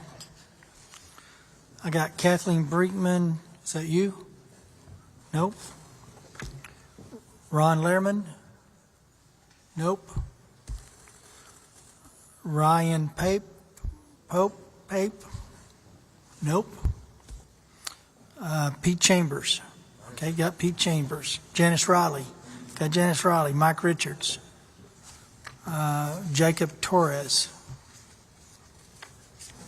Last call, Eric Cooper. That's you. Okay, give me 2 more. I need 4 too. Okay. Chair calls Mike Hughes. Tom. I believe it's Joser, but it might be in yes, sir. Moser. Your M and your N and your J, but there is no J, so. Barbara Ferguson and Betty Murphy. Betty Murphy. You there? All right, that's got a full 8, doesn't it? Does it not? Give me another one. Kelly Rabone. Kelly Rabone. Come on back up. You're the next contestant. These were not here, so we'll see. Yeah. All right, let's start on the right. Give us your name. Got 3 minutes, and let's move down the line, and we'll have questions for all of you at the end. Thank you, Chair, committee members. My name is Eric Cooper. I lead the San Antonio and the San Angelo food banks. We serve 29 counties. There's 20 food banks that serve all 254. Of the 29 counties we serve, 15 of those counties were impacted by flooding.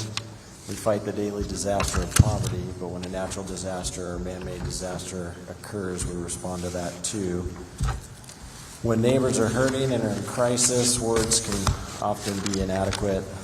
Food expresses love and nourishment. Many of our food pantries were going to be closed the weekend of July 4th, so we preloaded and stocked them for their following week's distributions. But at the onset of the disaster, we received calls from our churches, from our local VOAD and the COAD, making deliveries into the DRCs in San Angelo and to our nonprofits in the impacted areas.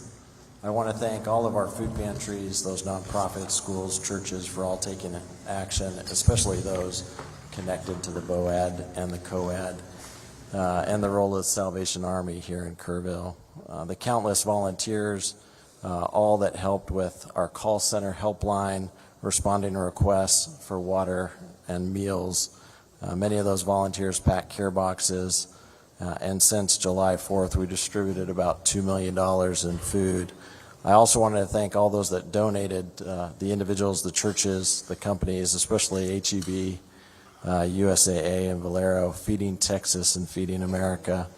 You all should know your state agencies responded quickly. I personally got a text from Nim Kidd and the TDM team, Deputy Commissioner Lena Wilson with the Texas Department of Agriculture and the Health and Human Services Commission.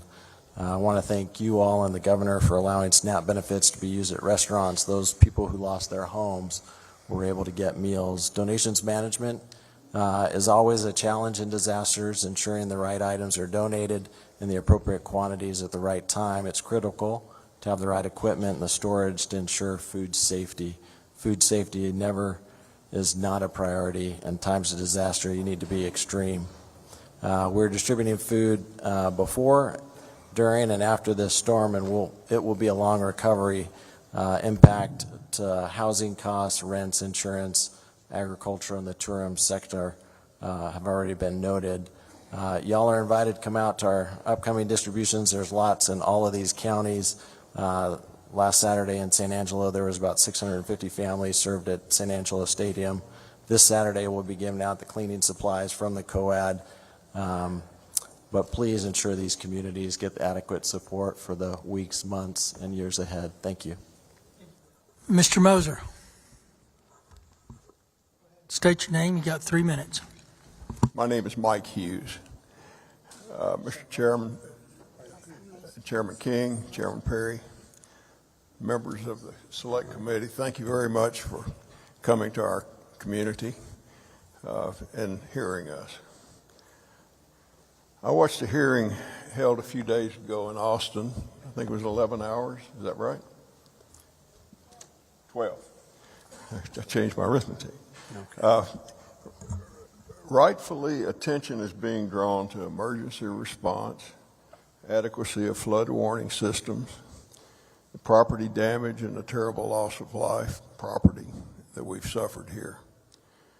However, I don't recall, and I'm really surprised, that any attention has been paid to what I believe is the single most important thing we should be considering as a solution: flood control. If you don't remember anything else I say, please hear this. We cannot control that rain hits the ground. We can control partially what it does. We need to build flood retention dams on the upper reaches of the Guadalupe River watershed. I have a background in civil engineering. I grew up in East Tennessee where the floods were frequent. The Tennessee Valley Authority came along and built dams, and they were no longer a big issue. Those dams acted as a flood control preventive. To explain what a retention dam does, and that's what we need to have, visualize taking an ice chest, an empty ice chest, out into your driveway, opening up the little drain hole on the side of it, and putting in a couple of inches of water. Water will run out the drain hole. Imagine dumping a big bucket of water into that ice chest. There's still only one place for it to go, and that's out that drain hole, and it restricts the flow. That's exactly what a retention dam does.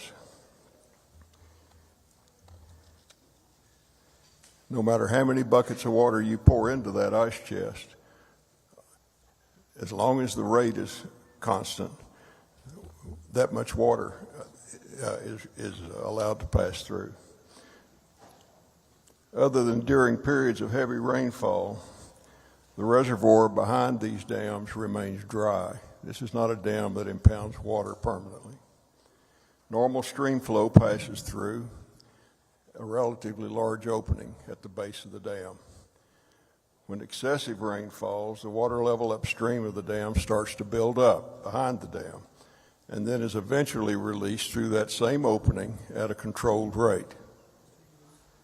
I prepared a short paper on this, and if you'll get if you'll get copies for the committee. I have copies to distribute.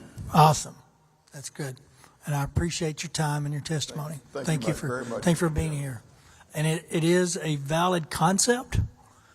We are going to look into it. That's not something you do in 30 days.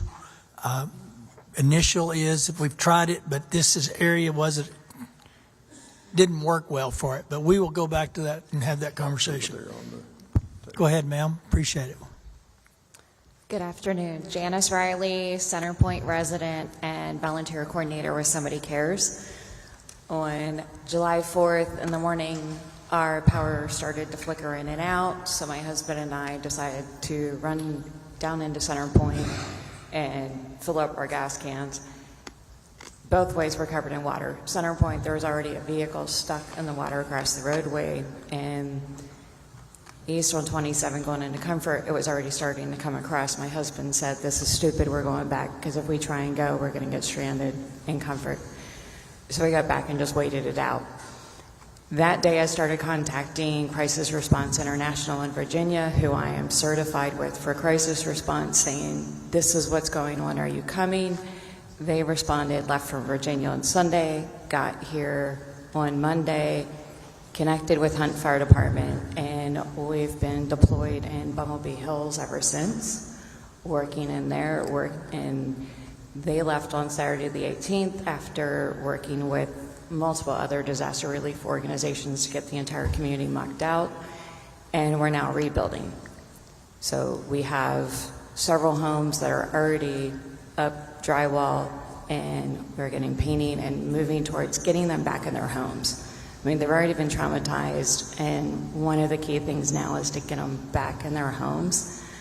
We have an individual who is a World War II veteran, 98 years old, who's been displaced out of his home, and he's been told he's in the flood relief area, floodplain, and now we can't rebuild until he gets permission, permit, something to say, okay, yeah, you're now permitted to rebuild. And he's been in this home for years.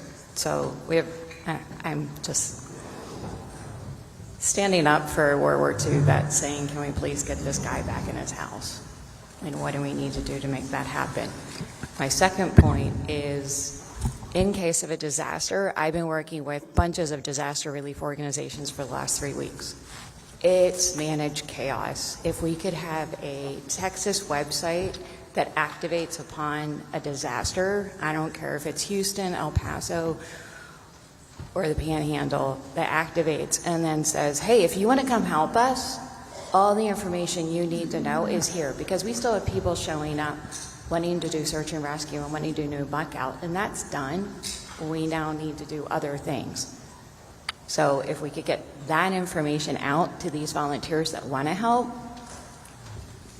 that it's organized, because the thing that I have seen from day one is just what help is needed, where is it needed, and I mean, we had friends up in San Saba and Leander begging for help, and honestly, we were overwhelmed with help here. Thank you. Thank you. Go ahead, ma'am. Good afternoon. My name is Kelly Raybon, and I am a mom from Houston, and Representative Johnson, I am one of your constituents. So on July 4th, I got the text that is every parent's worst nightmare, that my sons were caught in the Hill Country flood at Camp La Junta. I raced to Kerrville to learn that my 7-year-old just finished kindergarten, Brock, had survived only because his brave teenage counselors helped him climb from the bottom bunk to the top bunk to the rafters of his cabin, riding out the storm as the structure literally fell apart around him.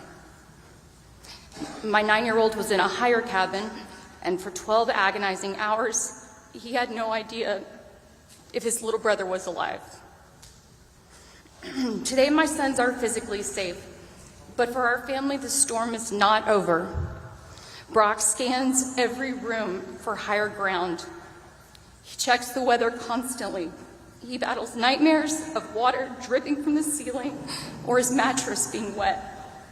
His fear is so profound that he's now anxious about the tsunami in Hawaii. He lives with the terror that no child or any person should have to carry, but so many of us now do. I have tried to find help. I've asked the camp. I've asked FEMA. The answer is the same. Sorry, we don't know what to tell you. You're in Houston. While Texans are showing up for each other in extraordinary ways, and the people here are just phenomenal, I shouldn't have to rely on a Facebook group of volunteers to find trauma care for my children. I'm a former journalist, and I understand how politics work, and I pray that these hearings are more than just for show, because every day that we just focus on political posturing instead of people is another day that families like mine are falling through the cracks. And as Representative Moody noted last week, we are better than this. Please remember that this disaster impacted families from every corner of Texas. I pray that this beautiful community gets every resource it needs to rebuild, but do not forget the thousands of us who were just visiting, who are now weathering the storm alone from outside the disaster zone. So today I have a couple of simple urgent requests. First, release the emergency funds for the recovery now. It seems obvious, but apparently it's still hung up. Second, make mental health care a central funded part of the state's official disaster response. That means creating a system to identify who is impacted and proactively providing them with care, no matter where in Texas or beyond they call home. If they were here, they need help. And third, after hearing about the camp emergency plans or lack thereof, please address that. That should be mandatory and frankly published on every camp's website for the public to view, not just in an office somewhere. My sons didn't ask for this tragedy, but as their mom and a lifelong Texan, I am firmly asking for your help. It's time for the state government to do its job, and please help the wounds that cannot be seen, because they will not heal on their own. Thank you. Thank you, ma'am. Lieutenant? Are we on? Yes. God bless you, ma'am. You're why we're here. My name is Lieutenant Colonel Pete Chambers. I'm retired out of the Texas Military Department in 2022. I served 39 years for my nation, the last 8 blessed to serve Texas in the Texas National Guard. I've served on 2 governor task forces. I've served in Operation Lone Star. Since leaving the Texas National Guard, I started a non-for-profit, the Texas version of the Remnant Ministry, TX. We've responded to disasters around the nation. This one was in our backyard. On the 4th of July, at 0600 hours, I received a call that there was a problem in Kerrville, and there was a problem. And we lit out, and we were there by 0830 on the scene, coordinating with local response. Now what we do is we set a footprint I work with a lot of organizations, a lot of serious operators. I was a Green Beret myself. We established an administrative mobile command. We worked with local law enforcement in this very building, local aid workers, local EEOC members, TDEM specifically. And I know Mr. Kidd from working with him on the COVID response. So our reconnaissance teams went out. We brought in the finest rescue operators in the nation. Within the first evening, we had operators from the East and West Coast from all special operations branches, combat divers and hard hat divers on the scene.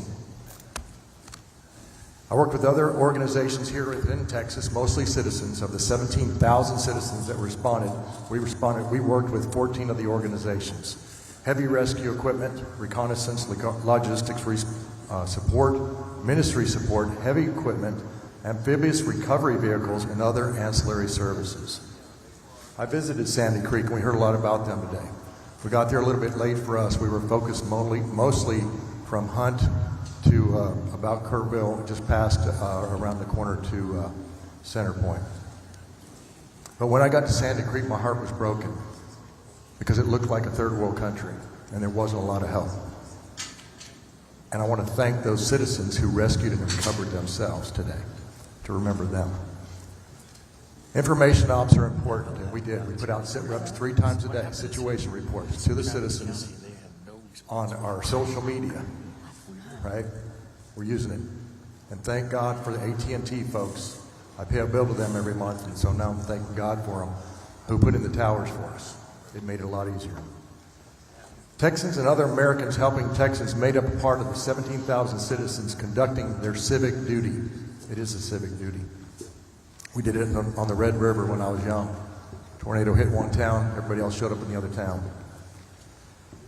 I ask you to look at House Bill 4914, designed to fundamentally reconstitute and modernize the State Guard, the Texas State Guard, to a professional and mission-driven focused state-controlled homeland defense and premier disaster response force. We've looked at it. We helped to design that when I was still in uniform. Representative Moody, thank you for your comments about love and compassion. I'm in the ministry now. I put on a different uniform. It's found in Ephesians 6. Appreciate it, sir. Go ahead and try to get the in there. To the citizens of Texas and everything dear to the American character, we thank you for coming to our aid, America, with all dispatch. Love and compassion. Doc Chambers. Thank you for that. Now I got the right guy. Yes. State your name and Pardon get me. you 3 minutes, Yes. sir. I'm Tom Moser. Thank you for this opportunity to testify today. I choose to testify because I was a Kerr County Commissioner from 2012 to 2021.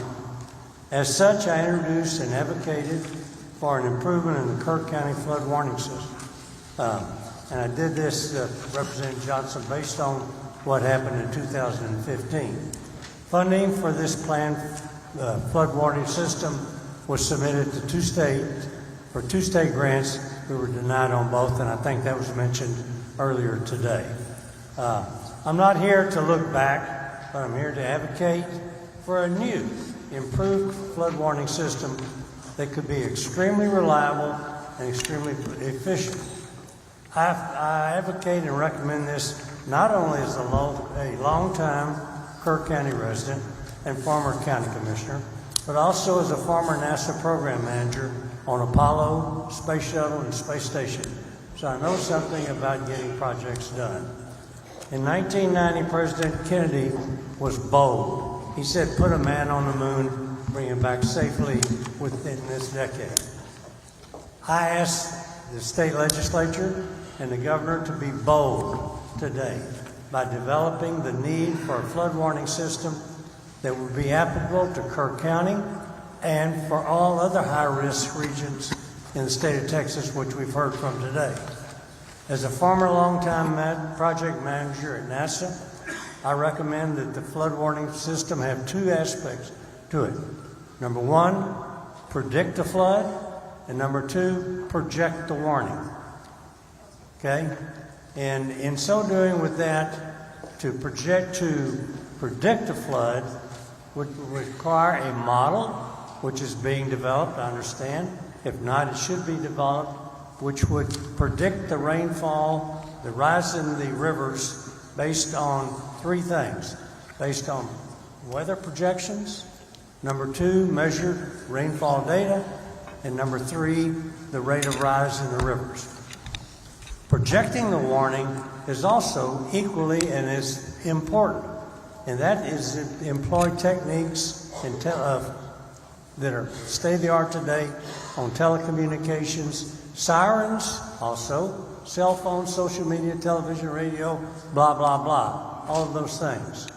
So what we need to do is to be bold and say, let's project the flood warning system early so people can get to safe grounds. Predict it with 75% confidence that the flood is going to happen based on early predictions. Then upgrade that with the more data that's available. So do that. Have these requirements. We've had a lot of people say, here's what I recommend we do. Take 6 months to determine what the requirements should be for a flood warning system. Don't just go carte blanche and check on one. Then implement and have this system fully operational within 2 years. It's good information, sir. Okay. Thank you. I have the experience and would do pro bono to help do this any way that I can. We've gotten a lot of help today. We may take you up on it. We got your name and number. Go ahead, ma'am. Hello, my name's Barbara Ferguson. I'm a Kerr County resident, and one of the things that occurred to me is we listened to testimony from Austin and here today as well. Our cell phone coverage across the state in rural areas is sadly lacking. I also spend time on a ranch in Kerr County. We have no cell service there, and I'm just one of the many across this state that are in a location where there is no one to call because there's no way to call.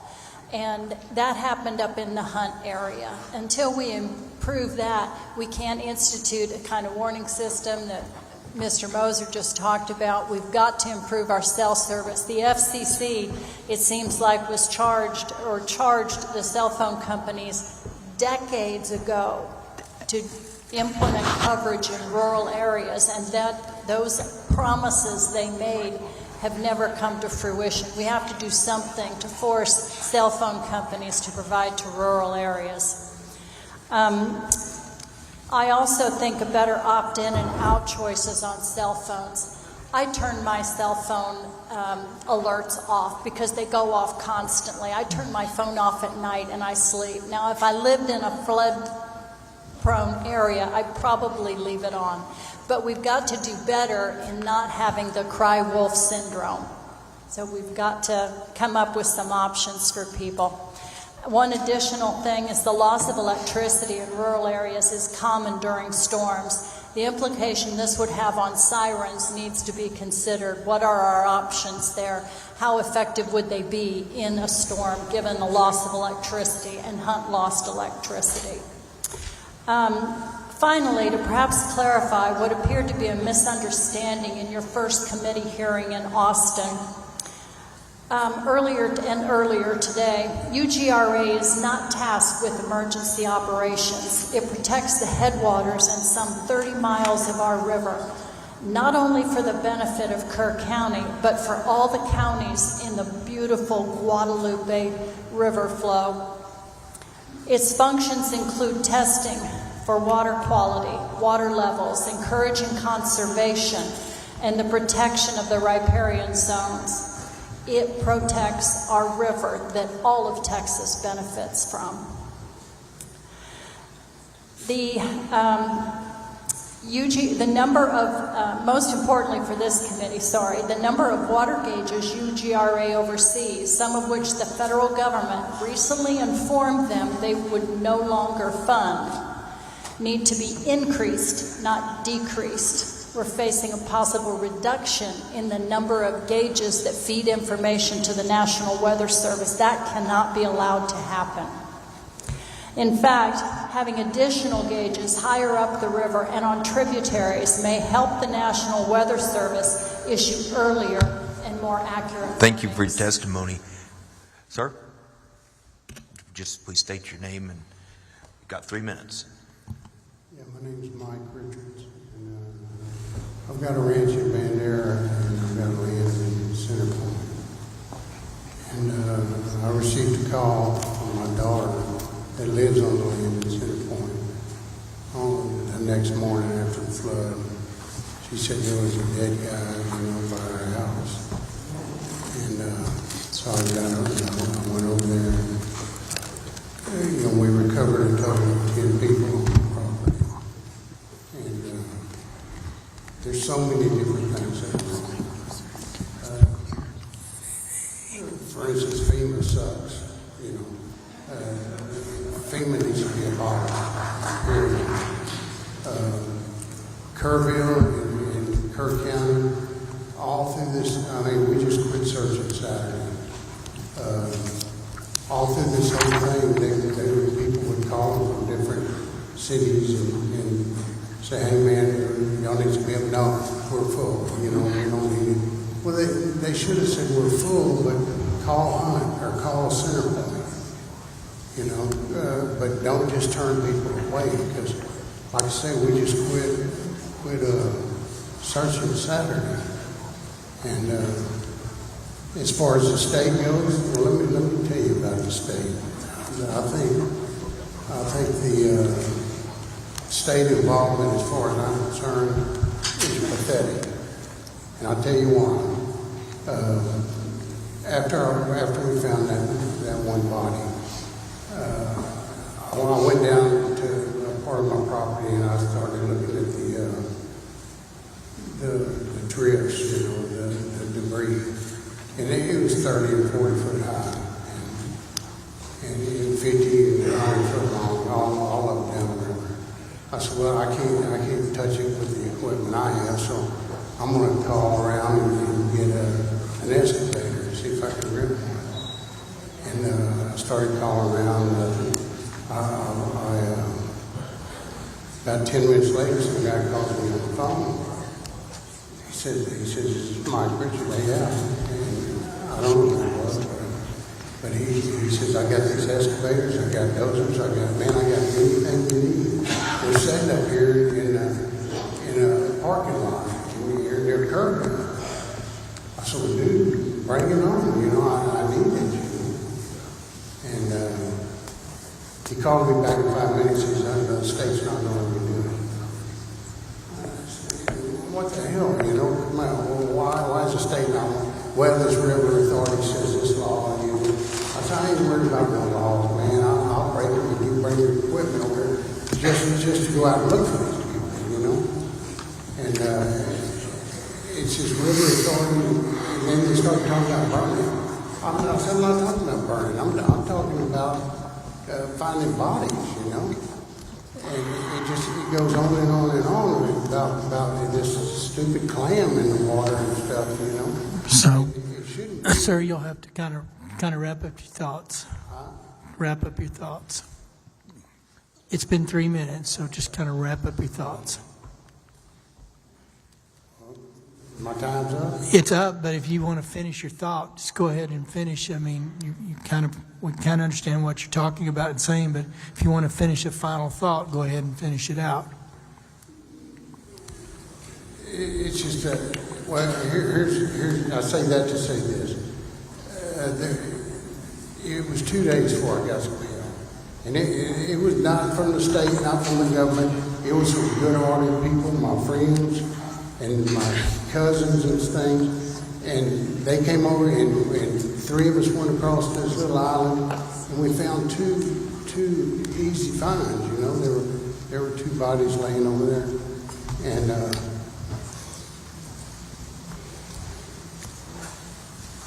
one of them had been bleeding, and that indicates that, he was alive when he got there. But I wish I'd had the opportunity to find him. But all these bullshit laws and stuff, everybody's got, do this, do that, you can't do this. No, whenever it comes to finding bodies out there, all that needs to go to the wayside. Sir, I appreciate it. I understand there's bureaucracy that gets in the way of people trying to do good work, and that's one of our charges, to try to bring it back. So I appreciate you testifying and appreciate what you did. All right, members, questions? Senator Kokors. Thank you so much. If I could, the gentleman on the end, your synopsis is, let the volunteers keep working. Is that what you were saying? You know, those volunteers, my God, I mean, they are doing God's work. These volunteers and all this millions of dollars that come from all over the place getting donated, where in the hell's that going? It ain't going to the volunteers, you know. I mean, where? You know, my God, I got volunteers. I got the time they showed up, the time they left, and I can't afford to pay them.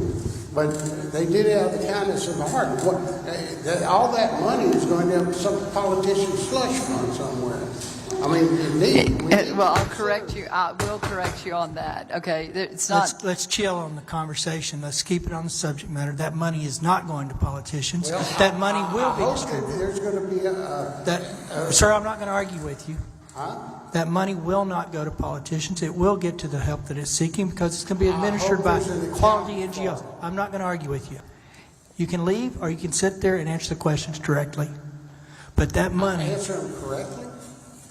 You just made an accusation that money is going into the very members.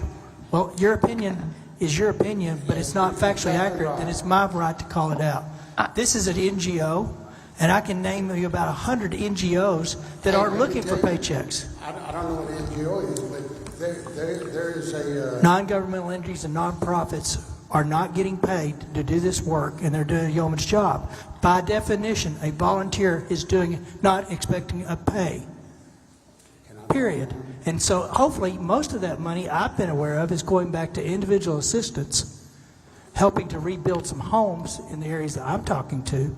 But we're not going to have the conversation when you start calling politicians out.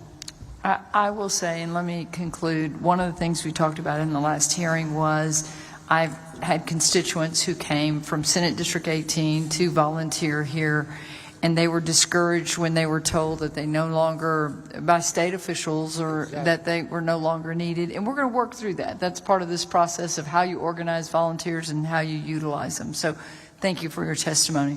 To the mom of the La Junta boys, I'm sorry, I don't remember your name or didn't write it down. Kelly Raybon. Kelly, I got, you gave us 3 recommendations. I got number 2, which is proactively help with mental health, and then the last, which is something I'm working on actually right now, on the part of the health and safety code on evacuation plans for flooding, especially if a camp is in a floodplain. So that's already being worked on. But what was your number 1 recommendation? Was just regarding emergency funding. It's my understanding that there's still funding that's held up at the state level that has not been released. Okay.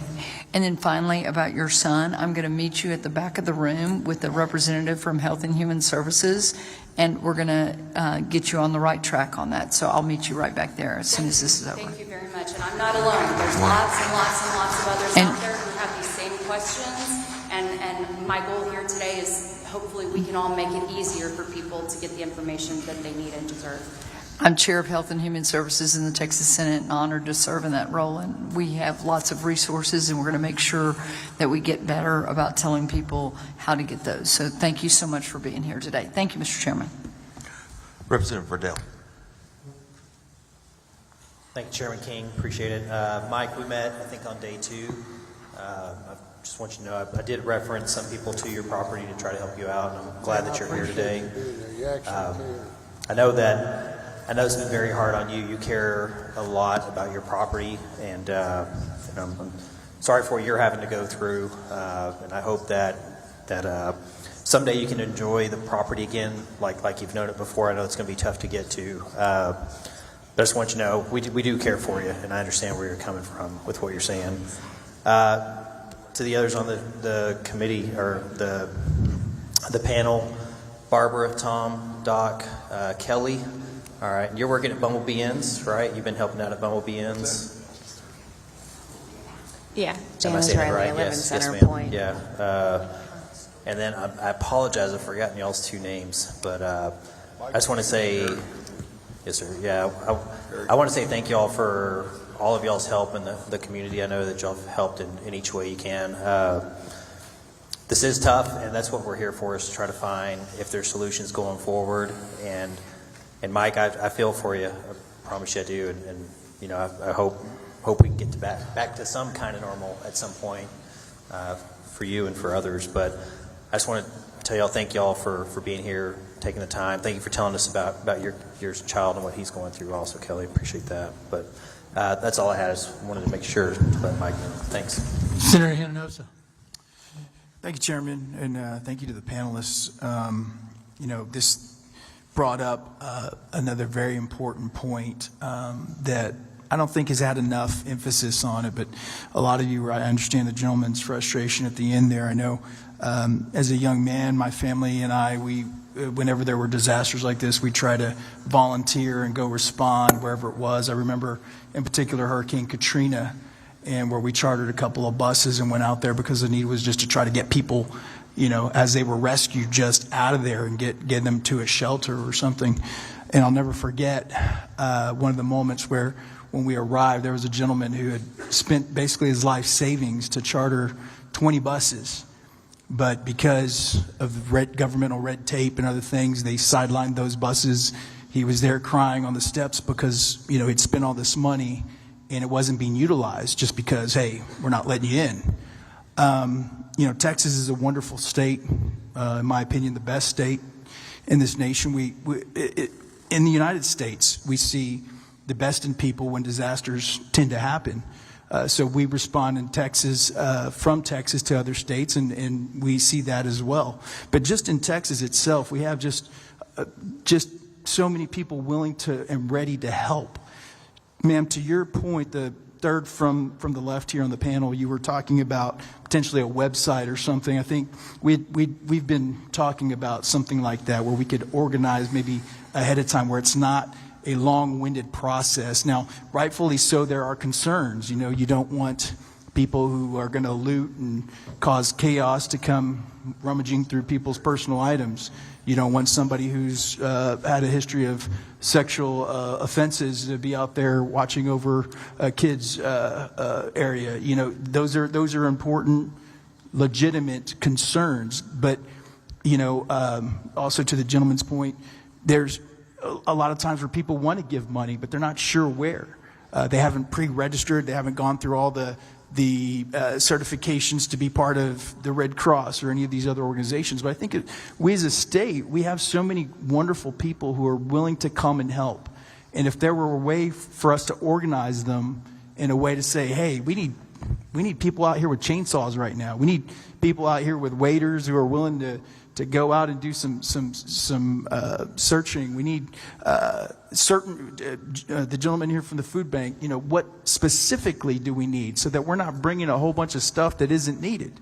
You know, if there were a way to have this coordinated ahead of time, I think we could see so much more help from people that are willing to do it out of the generosity of their own hearts.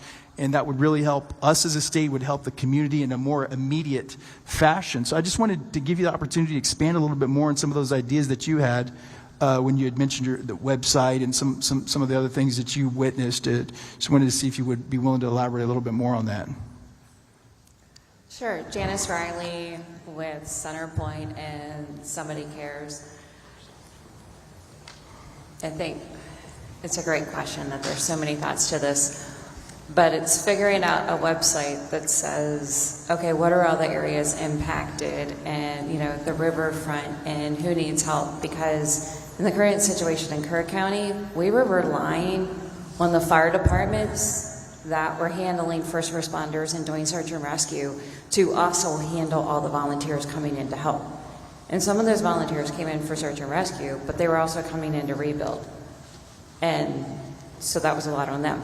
So I think part of it's doing the data collection across in the moment, doing the data collection and finding out what's happening where And, you know, obviously that's boots on the ground of people that have been background checked and can be trusted. Don't necessarily have to be state employees, but people we can trust that are going in. And like, I know the Republican Party precinct chair was going door to door along the riverfront in Center Point saying, how are you impacted? What have you dealt with? What help are you getting?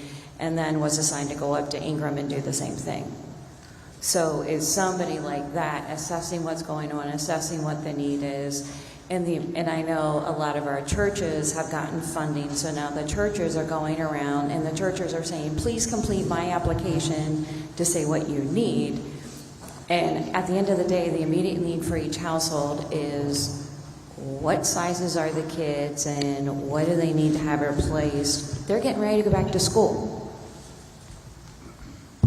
I mean, I think I heard Kerr County schools are going to supply school supplies, but some of these kids still need shoes and still need clothes and hats and like baseball gloves or whatever they did. So somehow we have to figure that out and get it sourced, because one of the things I've said on Facebook is that I think we have half the country's bottled water within this county alone.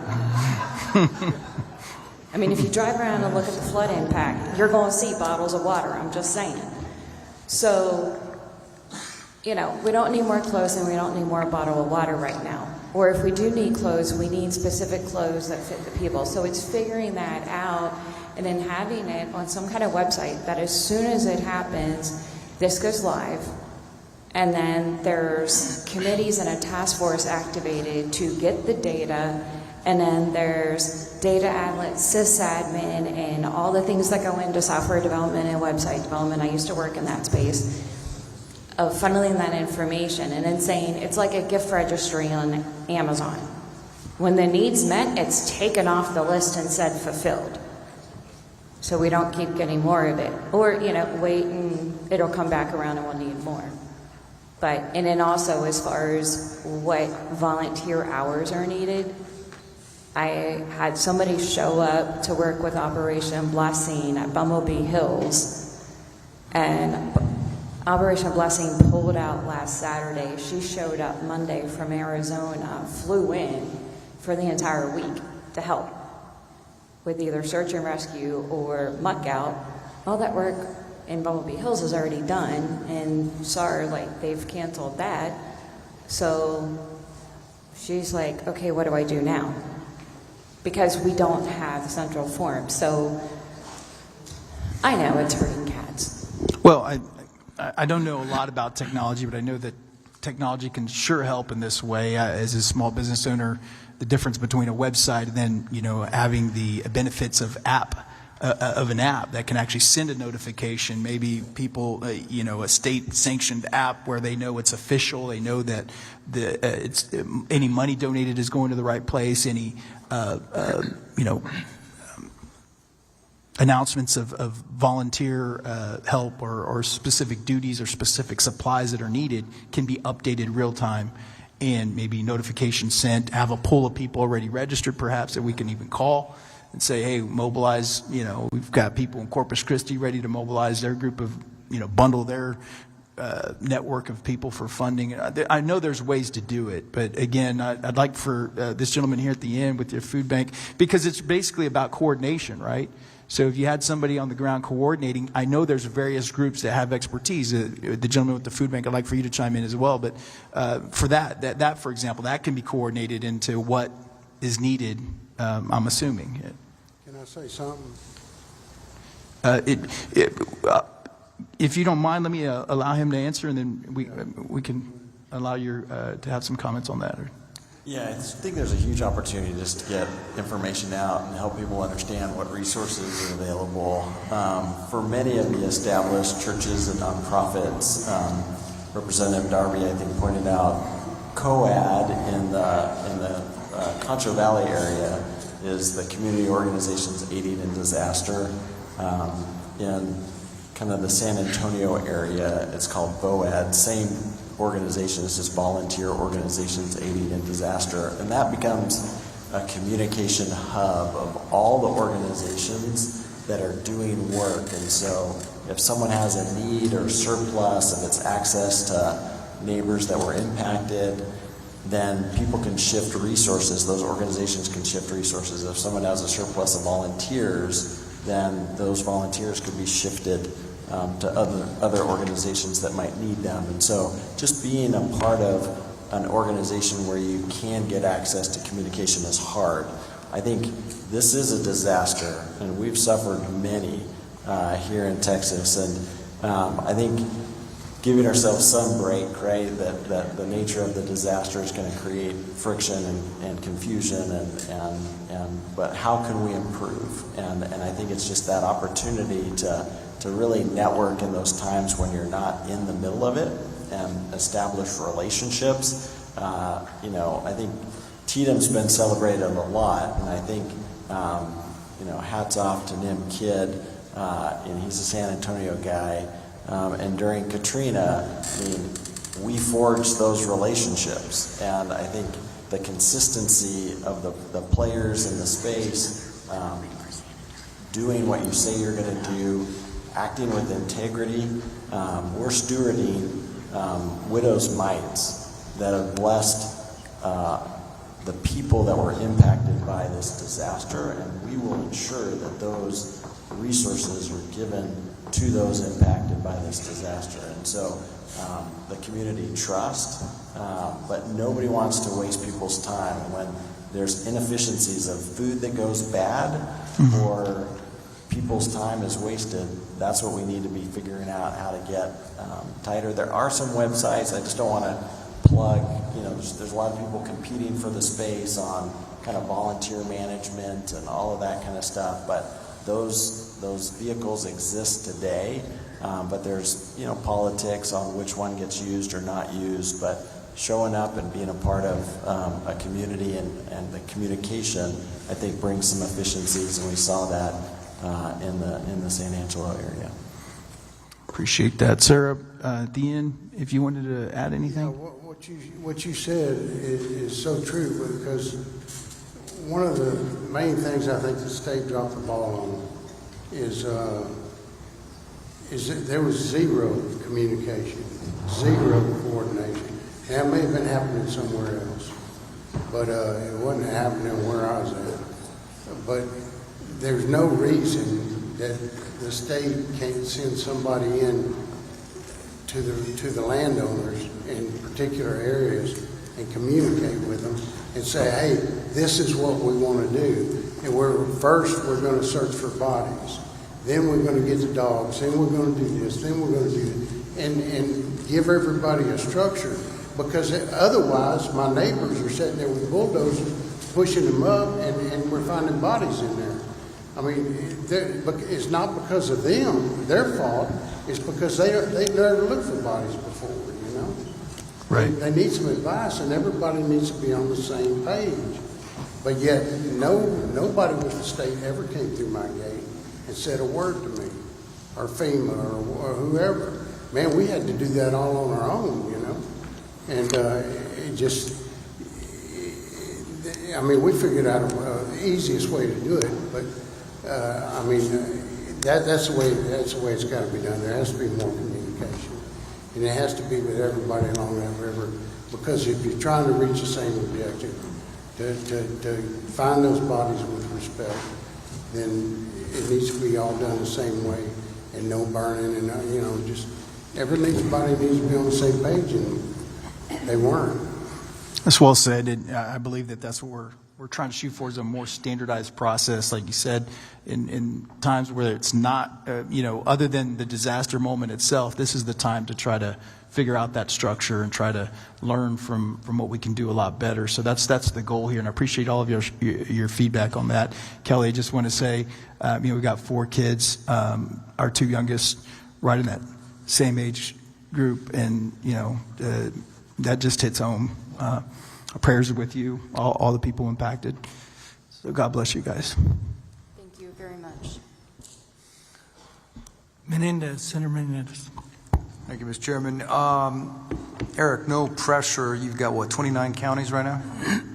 So in those 29 counties, you're helping distribute food, and I read an article that some food that was perishable that they weren't going to be able to use here, you guys were sort of helping redistribute that. And so my thought was, I don't know if you heard the folks from the Sandy Creek area behind you that they hadn't had anything. I know they're in Travis County. I'm just saying maybe you've got a counterpart you can talk to and see what you can do to help them out.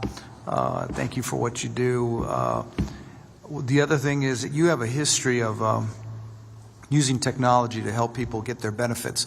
You mentioned earlier that SNAP is now allowing people to purchase hot food or food in restaurants, and I want to make sure that that's the case.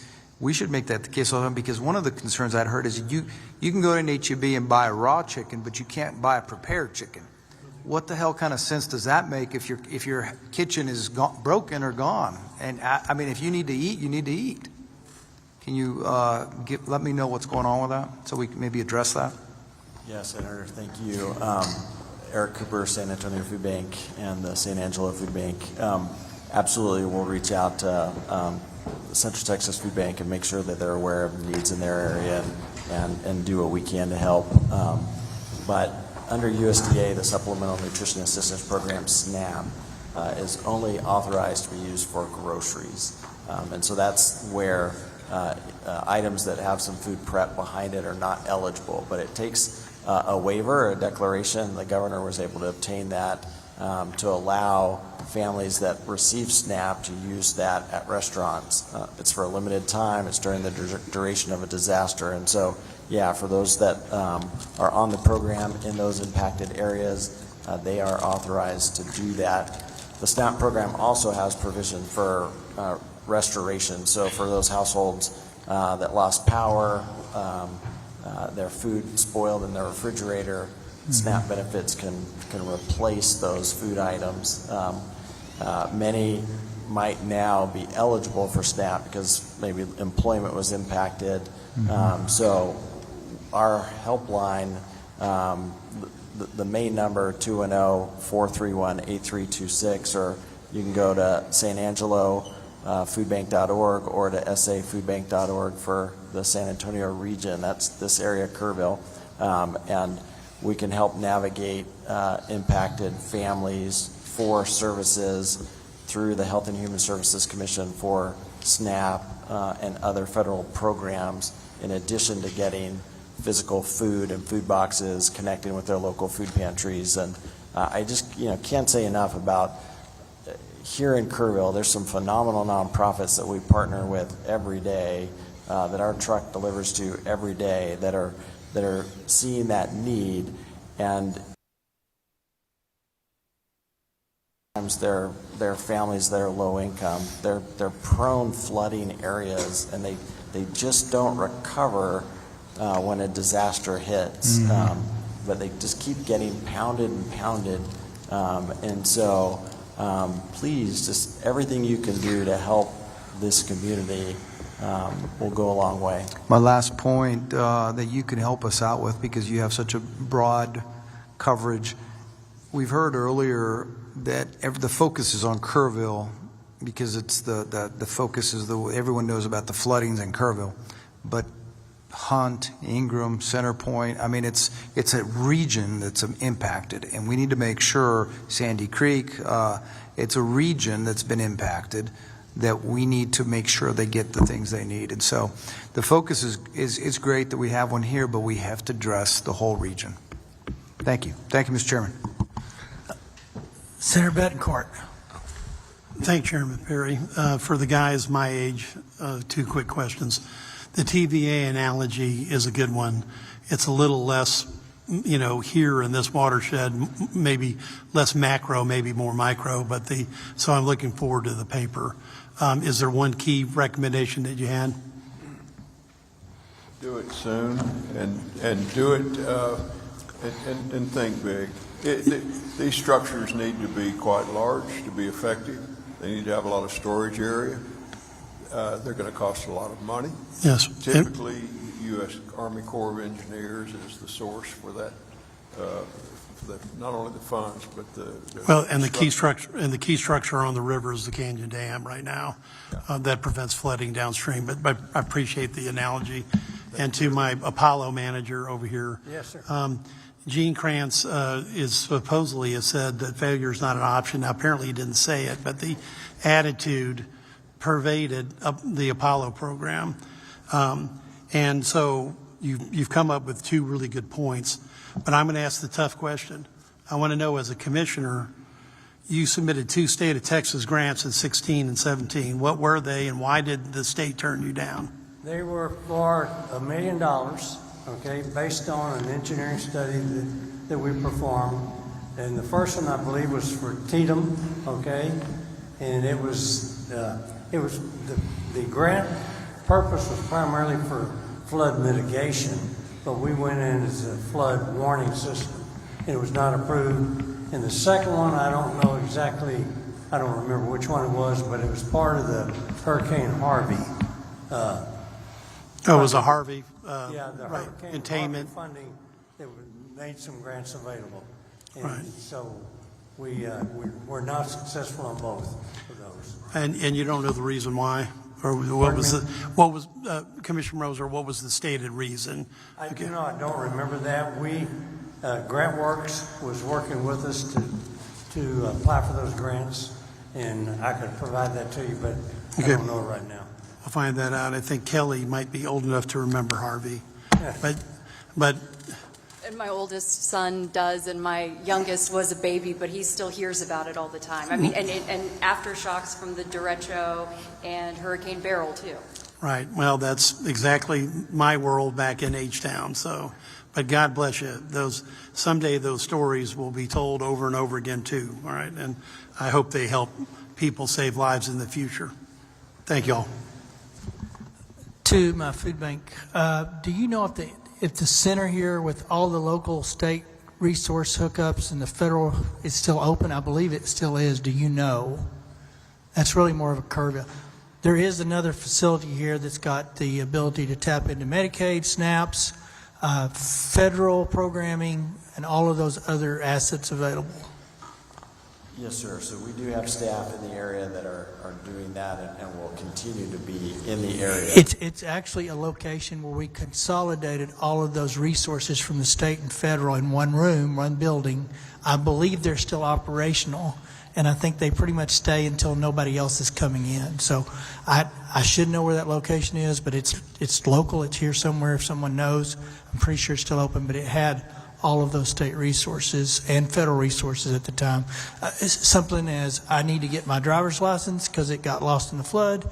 I needed to know how to get my passport renewed because it got lost in the flood, and all of those little things like that, birth certificates and stuff. So that was one resource stop shop. I believe it's still available today, but if I'm wrong, I'm wrong. But I think they told me they would be here a while, so that's good.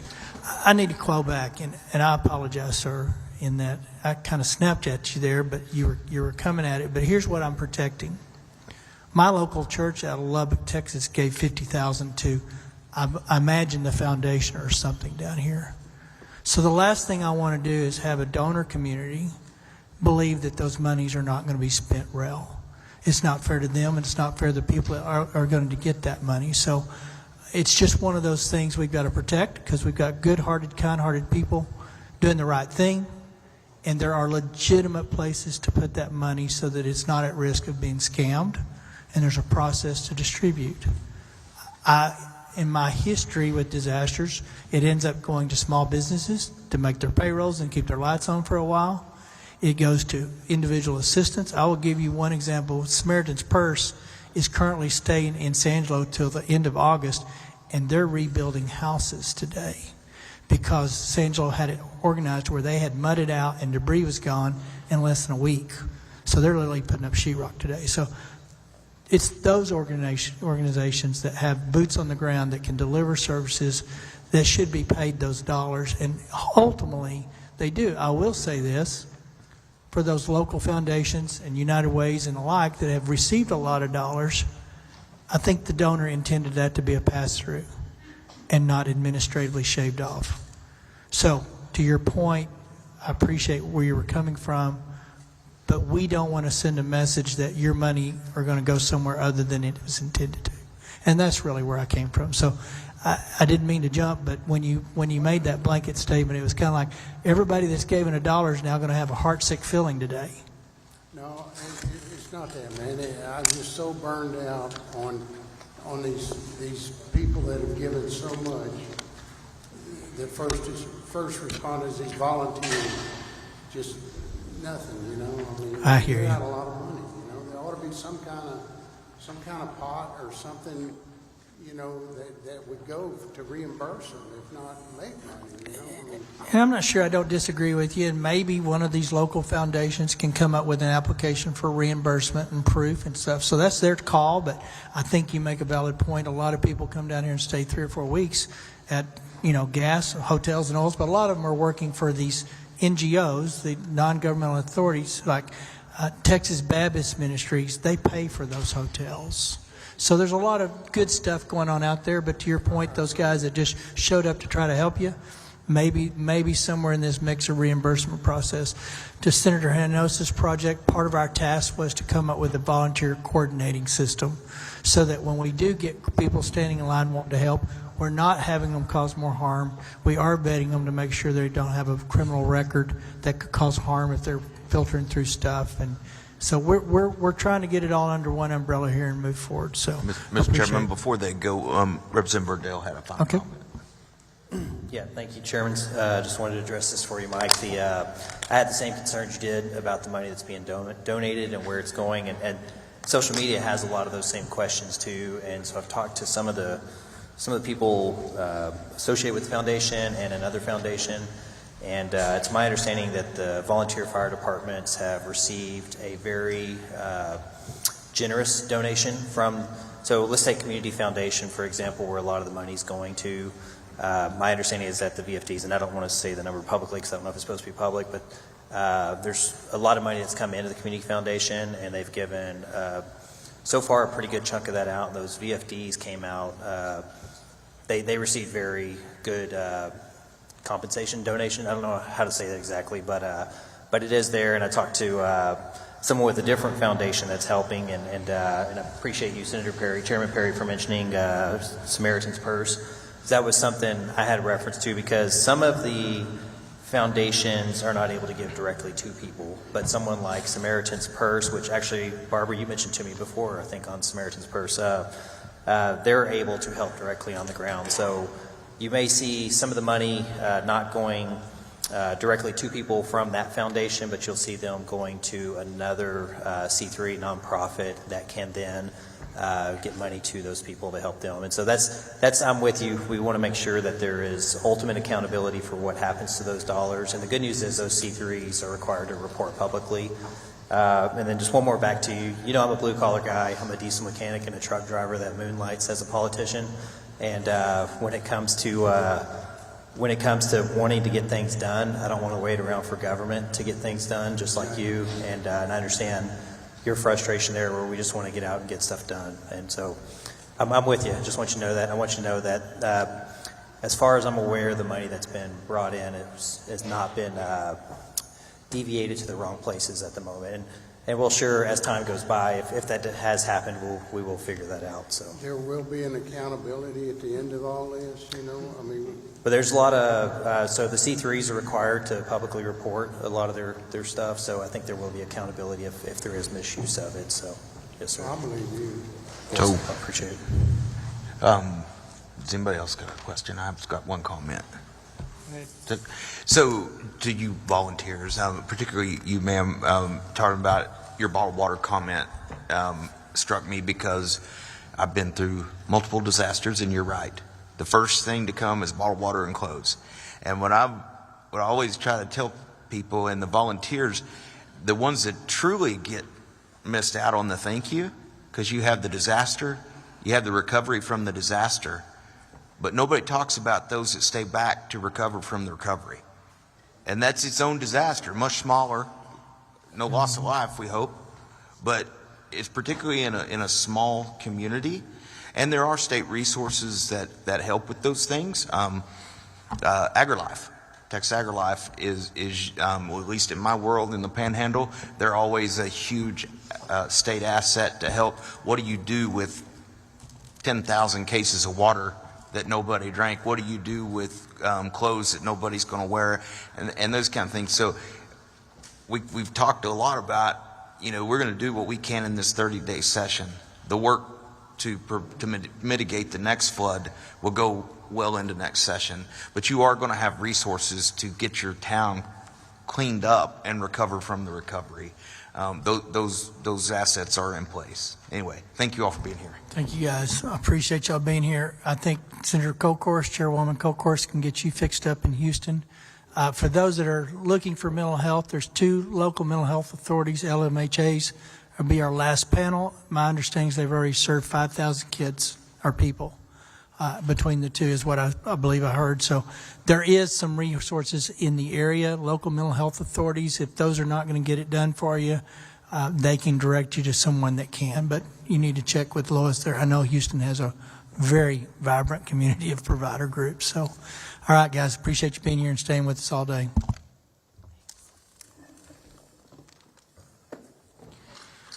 All right, I'm going to go to the third panel. Judge Andy Brown of Travis County, Judge Stephen Snell of Williamson County, Chief Valerie Frustro of City of San Antonio, Brian Wilson of Burnett County.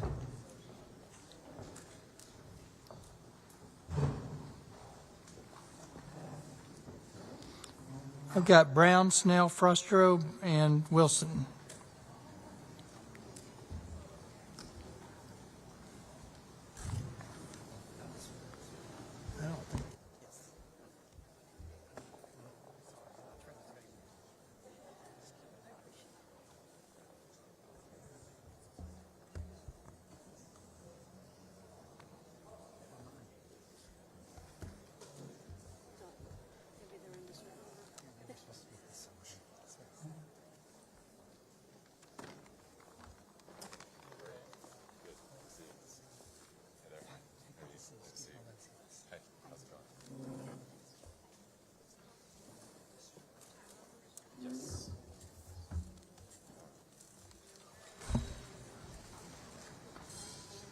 I want to go. I'm going to start with you. I'll start. I'm going to go this way. So let's go ahead and start from my left. We'll pick you up and go this route. State your name, your position, your title, and tell us what you need us to hear. All right, thank you, Joint Chairs. My name is Steve Snell. I am the County Judge of Williamson County. Just got the job on April 21st, so exactly 2 months and 2 weeks. We experienced the storm and the flood. I got a call from my sheriff that Kerr County had called and requested swift water rescue on the 4th, so he was letting me know we're sending 4 deputies to the swift water rescue in Kerrville to assist with Camp Mystic and the others, and that we would be sending more teams in the morning. While the world watched with great sadness as the campsites and others along the Guadalupe experienced the flooding, the rain continued in Williamson County. It had rained all day, so the ground was soaked, but the heavy rain started around 11:30, especially west of Liberty Hill, with rainfall totals as high as 21 inches, unconfirmed in a small concentrated area over that short period of time. I think the official rainfall total was 14.7 inches. About 2 in the morning, we experienced multiple lightning. Again, heavy rain, so I was glued to my phone. When I'd just taken over as judge, we'd had some thunderstorms, and it had caused over 10 houses to catch on fire from the lightning. So I was just glued to my phone because the lightning was on top of us. The rain was coming down hard. 911 calls started coming in around 2:30 in Williamson County. That's right about the same time that we got our first flood warning expectation from the NWS. One of those 911 callers was a lady named Sherry Richardson. Sherry Richardson lived in a house right next door to Hope House on the same property. I don't know if those of y'all in Central Texas have ever heard of Hope House, but it is a residential home for special need children with profound disabilities. And her home was a little bit lower and closer to the river than Hope House. But her main concern is she called to tell about her house because she was trapped in her house. The water had come quick off a tributary, a dry creek, trapped her in her home. But all she was worried about is getting those children out of Hope House. A few minutes later, the house was swept away by the flood waters, and she perished in the flood, but not before we were able to mobilize. Teams organized quickly. Camp Mabry sent a Black Hawk helicopter with the Texas Military Department, Division of the State Guard headed towards Liberty Hill, and we were able to evacuate and rescue all 13 children that were residents and 3 nighttime workers from the home, thanks to the pleading and the 911 call of Sherry Richardson. At that point, we mobilized pretty quickly because on the western side of our county, there are many low water crossings.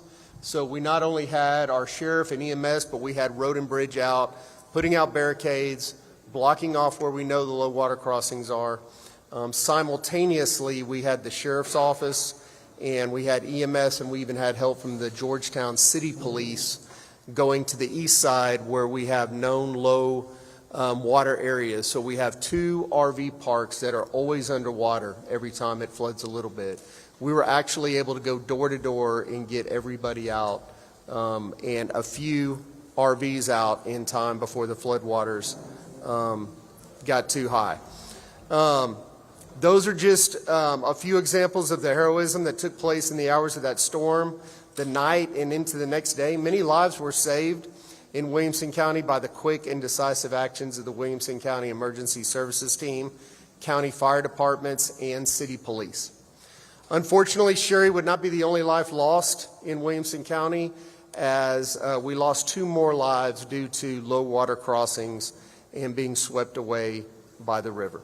Overall, in Williamson County, EMS teams ran several rescue missions, saving 26 lives from the floodwaters, and ultimately recovered the 3 missing people deceased and were able to return them to their families. The quick and decisive actions in Williamson County saved many lives. In addition to emergency services, Williamson County also had Road and Bridge Department out in force, identifying, closing low water crossings, and repairing damage. At one point, we had 29 roads that were closed due to washout and 1 major bridge. And we were able to work for 3 straight days and get all of our roads open, but 5 within 2 days. And now we're down to just 1 road or 1 bridge that is still out. We feel this is all due to the training, expertise, and quick decision-making to keep our citizens safe. Public safety and protection of life and property are core values that drive the Wilco EMS teams. My biggest takeaway as judge from the events of that week are the way the team acted quickly and decisively and came together. During the recovery operation, we were assisted by every fire department and EMS team in the county, and then from 7 divisions around the state, including as far away as Brownsville, Farr County, Bryan, Waco, and then we had 1 K-9 team actually from Mexico come to help. Like many places in Kerr County is no exception, volunteers descended into the community to help clean up, provide donations poured in by the truckload. There was one gentleman testifying earlier from the Cajun Navy. The Cajun Navy sent an 18-wheeler to Liberty Hill as well, and we had 50 people there within 20 minutes to help unload that truck. Community came together in amazing ways. As you've heard already today, several churches and ISDs teamed up to get the process started, to help people get their lives back together and to sort the many donations and sort out all the volunteers that we had. I think on any given day we had up to 1,000 volunteers in Liberty Hill and Georgetown helping. One of the challenges, and you've heard this today also, the generosity sometimes creates challenges. We had generous companies donating dumpsters so people could take all the debris from their homes and property, put it in dumpsters. They even offered free delivery back to the landfill, but the biggest challenge is the landfill wouldn't take it, and if they would take it, it was about $1,000. So we were able to hold a emergency commissioners court that week, and thanks to the support of the commissioners, we were able to get money released from the county to give citizens vouchers that have been vetted through our disaster services and also the cities of Liberty Hill, Georgetown, Hope House, and a woman's shelter, some dumpsters, so to help them in the recovery process. Wilco Communications team was excellent as well. We continually communicated with our citizens on the many things, the many services we had, especially as we set up the MARC and the Disaster Recovery Center. The values of Texas, especially as you've seen in Central Texas, we've really shined bright during this dark time as we've showed up to help each other. And many, many businesses have stepped up to help, of course, HEB being a great one as well. I feel Williamson County was very fortunate. Although we had severe flooding, we do not have the same challenges that Kerr County had with the amount of vacationers on our river. Our geography really doesn't allow for that. So although we did have 73 properties that were either heavily damaged or destroyed, our geography helped save a lot of lives as well. But one of the challenges of the geography is getting in the river to clean up the debris, and I'll talk about that in a minute. I want to thank the many first responders, volunteers, and those who donated. One thing I want to say about the first responders, and I know I saw that when I came to Kerr County, you always worry that as they're responding to the disaster that they will come in harm's way as well. So we're very fortunate that all of our first responders return to base each night. So want to thank my elected officials. They were very active, Colonel Wilson and Senator Schwartner, very active. I know Senator Flores as well. Haven't gotten to know you that well yet, but very active, very hands-on, wanted to know how you could help, so I appreciate that. And thank the governor for getting us, doing what he could to get us the federal declaration. Also want to thank Nim Kidd and Blair Walsh. Once life slowed down a little bit in Williamson County, Representative Wilson and I were able to come here to this site and get some hands-on training. I believe we spent 4 to 5 hours here seeing how a mass casualty event works. In the event we would never need it. Hopefully we never will, but if it does happen, Williamson County is much more prepared, and I am well prepared. So then again, you know, we're all connected. We all come out to help each other. So just grateful for all the help that Williamson County has gotten, and the fact that we had 2 TDEM employees set up with us at the county from the get-go was very, very helpful to us as well. One of the things you asked us to do is talk about areas to help. Obviously, for the San Gabriel River, we need help from the state in cleaning up that river. I think our emergency total for the county is $25 million. But we really don't have the resources to clean up that river, so we would like some resources from the state. One thing that I think is important, Williamson County is about 700,000 people, and we have a lot of resources to do a lot of great things. We have an incredible team with a lot of experience and expertise. We also have some cities in Georgetown, Round Rock, that have the resources to handle emergencies as well. But half the county is still rural, and we still have small towns, and they have the same challenges that Kerrville and some of the areas around here have. So they don't have the resources. So looking at that, a way to pool resources, a way to help the rural areas, not only of our county, but all of Texas, no matter what the emergency is, I think could help us all. Judge, you need to kind of wrap it up. I will. I'll Yeah. wrap it up right now. Thank you very much. Yeah. The other thing I've heard is on sirens and alert systems. So in Central Texas and Williamson County, we have several sirens, Georgetown and Gerald in particular, for tornadoes. And they're designed for people who are outside, not necessarily inside. And when that alarm sounds, people are trained to go inside and seek shelter. A flood of this magnitude or a flash flood would garner a different response. So talking to the mayors in Williamson County, some new technology that would incorporate either different types of sirens or maybe a voice command along with the siren that lets people know what to do. Like it's a flood, seek higher ground. It's this, do this. I think that would go a long way, and I know you have many experts that can help you out with that. committee, thank you so much for inviting me and giving me an opportunity. And you reminded me to say it a while ago. Somebody asked when the electricity goes off, Lubbock spent $1 million for 45 sirens, mainly tornado, and they've all got a battery supply on them.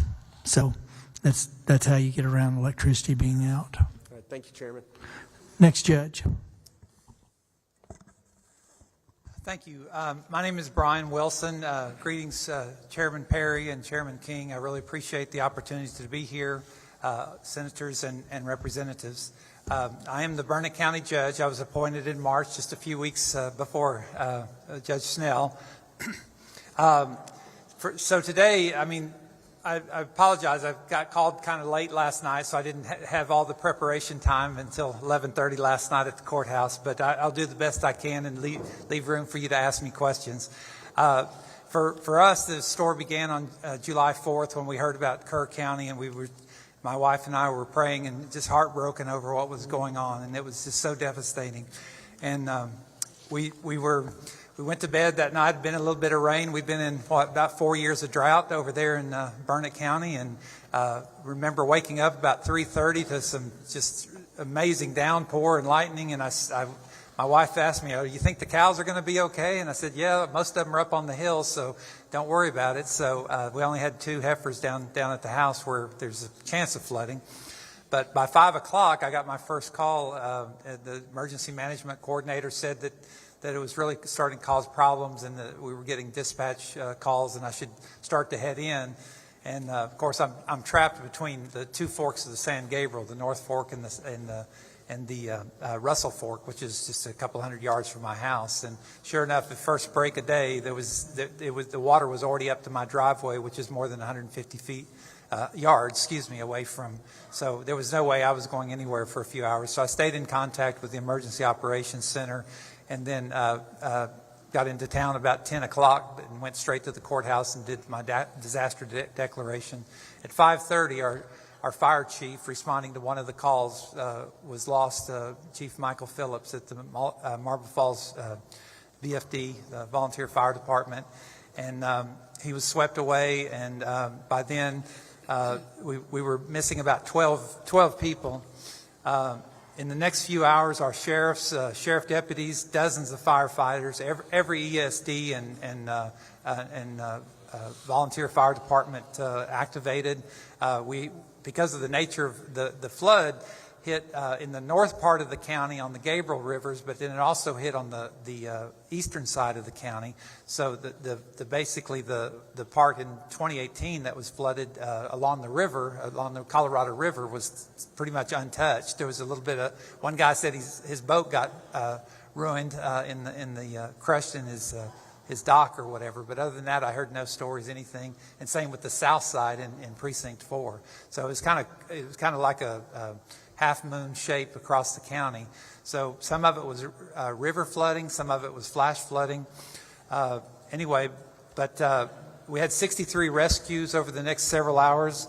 They saved people from trees, from holes that were cut in the rooftops over in the north side of the county on the San Gabriel, and from floating houses there in town. Even in the city of Burnett received quite a bit of damage. It was truly amazing to witness the community so committed. Volunteers saved each other as well as the fire departments. We did have some on the resources in Granite Shoals and places along the lake deployed swiftwater rescue boats and things like that. So initially, Burnett County had about a dozen missing people, and over the next 2 days, local firefighters, sheriff deputies, police, and along with DPS, Parks and Wildlife, and the Texas Military Department recovered bodies of lost victims. The special districts sent out special units. The LCRA, Lower Colorado River Authority, sent out their police force to help us, as well as Texas Task Force 1 and Texas Task Force 2. We had a few volunteers that showed up along some of the creeks to help after the water subsided a little bit. The sheriff investigators began seeking more information about how the names were added. So we had so many missing people. They really worked. Calvin Boyd and his investigators really started looking for these people and how did their name get on our list originally. And by after a couple days, within 2 days, we had cleared. We had five deceased persons and then one our missing fire chief. Our local disaster recovery system was called the Ark of the Highland Lakes, and it was a bunch of churches and individuals that was created right after the 2018 flood. And so they provided over the next couple days, 18,000 meals along with food and temporary shelter. Anybody that didn't have a place to stay, we got them a place to stay. If they had pets, we got them. We even took along their children. But they provided diapers, dry goods, gift cards, anything people needed. We had a policy in Burnett County, people first. We don't care so much about the rules. Take care of the people. That's the number one thing that we do in Burnett County. And so over the next, we opened over 527 people came to our multi-agency resource center. We had 433 cases that have been opened by the ARC for long-term recovery and assistance, which would include cash and housing and whatever people need. Our community from others around the state, including legislators, stood up and helped. We had a bunch of legislators and their aides come and muck out our houses, and we appreciate that. They worked alongside my grandkids. Burnett County, like I said, we opened the multi-agency center, then the recovery center, and then we opened the disaster recovery center with FEMA. There was HEB, Red Cross, Blue Bonnet Trails, Community Service, Rio Grande Legal Aid, and Central Texas Groundwater District. A lot of people didn't know if you've got a flood that your well might be poisoned with bacteria. So we got the word out. I got on the radio numerous times to tell people. My neighbor from Houston actually heard me on the radio talking about how to save his well or test his well and then get it shocked. So we did everything we could to get out the word on social media, and then also managing the message. We were talking about websites earlier. It's really important that people manage, what resources are for your county. But still, even people called from Lampasas, they called from San Saba. We sent resources. Our Ark of Highland Lakes even sent resources and muck out teams outside the area to help. So finally, in talking about doing a good job, as I stood out on the parking lot in the sheriff's office that day, I realized the legislature had done a really good job, because I was looking at all those resources.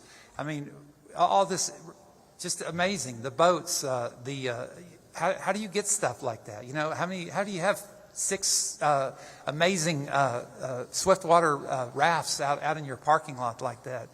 The UTVs, the skid steers, the trucks of all sizes, field trucks, drones, dogs, helicopters, and myriad of other equipment that I couldn't even begin to describe. All this had to be paid for, and people had to be trained to use it. And that's where I think y'all came in, and we really appreciate what you did well before this flood hit us. It wasn't just y'all, it's a whole host of volunteers. But I thank you very much. If you have any questions, as far as one of the things we struggle with during the disaster, if I still have a green light, okay, good. I tried to keep it under 6 minutes, but our Western Towers, we're in Blanco, Llano, and Burnett have a Western Towers interoperability radio system. We took some damage to that, and we need to look at, just like somebody said earlier, we need to look at better ways to make sure that the interoperability is actually interoperability, that we have some assistance. And I know we're fixing to sign an agreement with TxDOT to take over some of the maintenance agreements, so we appreciate TxDOT stepping in there. That actually happened before our meeting. And then the other thing is the alerts. I don't know exactly what to say when you've got, like where I live, on dry creek beds, and then you've got riparian areas where, massive flowing water a few hundred yards from my place. I think there needs to be some kind of alert, but I really don't have the answer, but I think that would help a lot of people. Thank you. Thank you, Judge. Go ahead, ma'am. Good afternoon, Lieutenant Governor Don Patrick, Speaker Dustin Burrows, Chairman Perry, Chairman King, and Vice Chairs Flores and Martinez. I am Valerie Frosto, Fire Chief for the City of San Antonio. Thank you very much for inviting me to provide testimony on behalf of the city. First and foremost, I would like to recognize the company that I am in, the distinguished members that serve on this committee, as well as the first responders, the emergency managers, and all the partners that are in this room. It never fails that we all come together in times of disaster and when we need each other's help. I'd like to start off by saying that the City of San Antonio has built a very, very strong foundation on planning, operations, and training, coordinating so that we can act swiftly in the event of an emergency. The San Antonio Office of Emergency Management falls under my command, and it is staffed with fire department and police department personnel. Its mission is to coordinate and manage all aspects of an incident, including preparedness, response, recovery, and mitigation.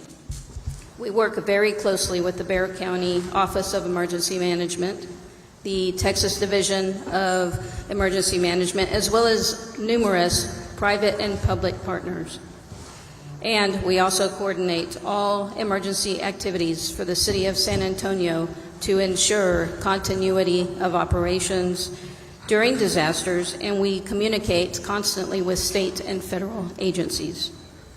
So I would like to highlight some of the strengths that the San Antonio Office of Emergency Management possesses. Our core strength is we have the ability to rapidly collaborate with regional and state partners. Our strong relationships with STRAC, TDM, as well as surrounding jurisdictions and partners has allowed us to effectively coordinate, respond, share intelligence, and mobilize resources very quickly. We're also very proud of our highly skilled incident management team, which consists of trained professionals capable of managing large-scale emergencies and supporting multi-agency complex incidents. Our incident management team is a regional asset that adds tremendous value to disaster preparedness and response efforts across San Antonio and South Texas. And when we are called to help, we respond. As far as specific actions taken by the flash floods in the summer of 2025, the tragedy in Kerrville occurred less than a month after the flooding in San Antonio. During the 4th of July flood incident, San Antonio Fire Department answered the call to support our neighbors in time of need. We dispatched boat rescue teams, the AMBUS, medical strike teams, as well as IMT and support staff to include chaplains and peer support. At the request of TDM, we had boat teams staged in the area on July 2nd by midday. And since that time, we have worked tirelessly alongside our partners, other agencies, to assist with rescue and recovery operations under extremely challenging and hazardous conditions.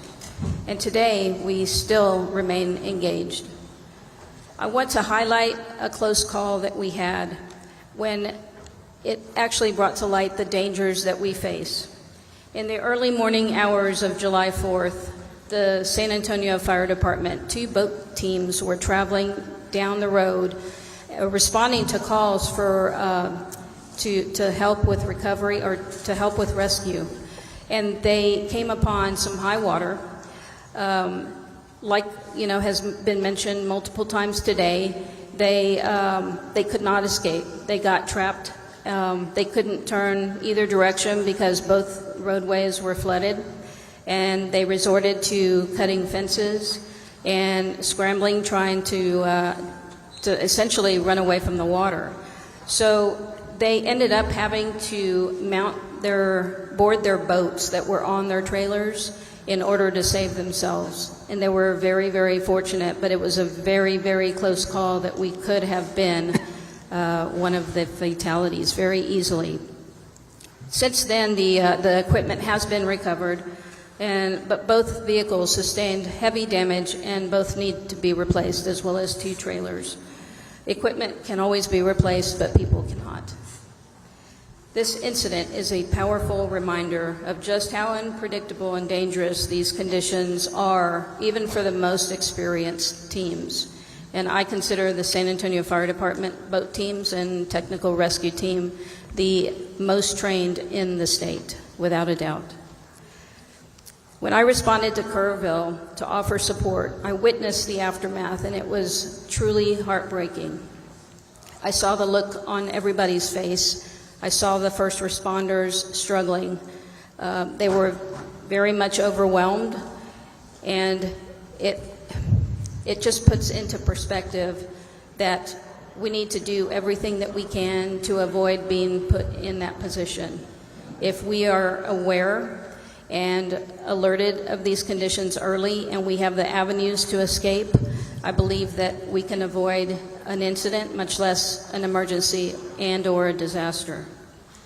The overall response was a tremendous effort by our neighboring first responders who came together to serve when disaster struck. Just 3 weeks prior to the July 4th event, on June 12th, San Antonio experienced a sudden flash flood after more than 6 inches of rain fell in a very, very concentrated area of the city. Vital Creek on the city's northeast side quickly overflowed, sweeping more than a dozen vehicles off of Loop 410 access roads, and that incident resulted in 13 fatalities, 11 of which occurred along Vital Creek. During this incident, the San Antonio Fire Department responded to reports of multiple people in the water. A total of 15 vehicles were found in the creek, and 10 people were rescued by the initial fire crews that arrived.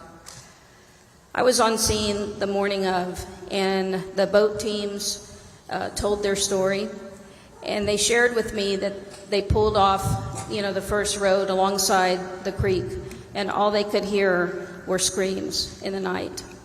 This is a much smaller scale incident than the one here that occurred here in Kerrville, but just the same, we lost many lives, and it was completely unexpected. However, due to the extreme nature of the event, the fire department's arrival, I wonder if, it would have made any bit of difference had we gotten there faster, because this all happened in a matter of seconds. And that highlights the speed and the extreme nature of these type of events. As we continued our search efforts, I didn't hesitate to call the state for help.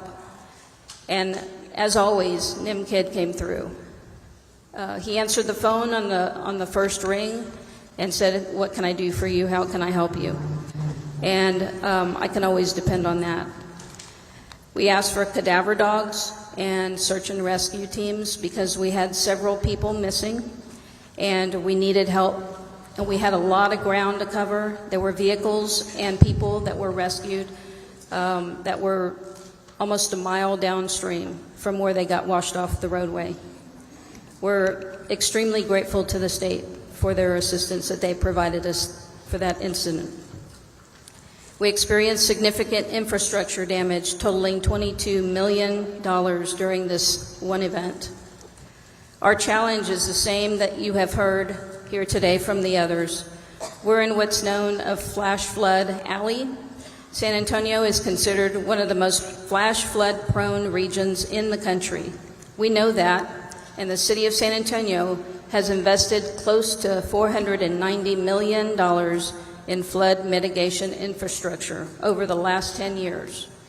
However, much more needs to be done. When disaster strikes, there's often a gap between instances where local government can be self-sustainable and instances when we are able to receive federal relief. In the instances when neither are applicable, we need assistance from the state.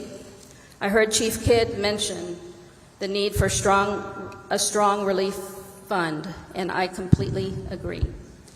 The need for funds for infrastructure repair, mental health resources, temporary housing support, especially for vulnerable populations, are critical to help restore a community when a disaster strikes. We also see an improvement to data integration and information sharing across jurisdictions and systems. And again, I agree with Chief Kidd that better interoperability between local, regional, and state Chief, wrap systems. up your comments. Yes, sir. We know that the needs of every community are unique and the solutions we require, but I do appreciate the state's continued collaboration, your time investment, and we're going to do everything we can to enhance community safety. I would like to recap. In closing, I want to reiterate the key requests, and those are relief and recovery fund for when damages fall short of FEMA thresholds, as San Antonio just did, funding for enhanced warning systems at low water crossings, and increased funding for the flood infrastructure. Thank you. Andy? Thank you very much. My name is Andy Brown. I'm the Travis County Judge. I want to thank you, Chair Perry and Chair King, this committee, and especially Senator Campbell for inviting me here today. I believe having an open and honest conversation about what occurred during the recent flooding events here in Kerr County and also my home of Travis County is going to lead to solutions that will help us keep our shared constituencies safe and better prepared for future events. Although what happened in Travis County on July 5th was deemed a once-in-a-200-year event, recent history has taught us that events like this are going to continue to happen, and we must continue to prepare to respond. Our constituents deserve local, state, and federal governments that work together to meet the needs of the constituents and is ready to respond when needed. I also want to take a moment to recognize the 10 lives lost in Travis County and the incredible work of our first responders, led by Emergency Services District 1, as well as community members and the wonderful volunteers who bravely stepped up when called to help. I also want to personally thank Chief Kidd and the TDEM staff who provided critical support to us throughout this, from before the event to today. I cannot count the number of times that I've spoken with Chief Kidd and with Cody, our local regional person, commander, who came in at our request to help us out starting on the Monday after this event. As you know, we're still in full recovery mode today in Travis County, but I just do want to mention that because of the coordinated work across our community, lives were saved, a greater tragedy was prevented, but of course we always still can and must do better. ESD-1, they were the incident commander at first in Travis County. Coincidentally, they are actually here today, and there's an ambulance of theirs behind those doors staffing this event here in Kerrville. I had a chance to visit with the lieutenant who I last saw Sunday morning, July 6th at 8 a.m. at the ESD-1 briefing that morning. He relayed to me the fact that while we did have 10 folks that did not make it in this event, he saved a family with 6 parents and 5 children, or 6 adults and 5 children, at about 4 a.m. on this map that I gave you. It's about halfway down Sandy Creek, which is kind of the fatter of the two lines. He still has a cut on his elbow from where he broke the glass to get into the home to help save those people's lives. And I just want to thank him for his work and all of the first responders that were up all night on the 5th.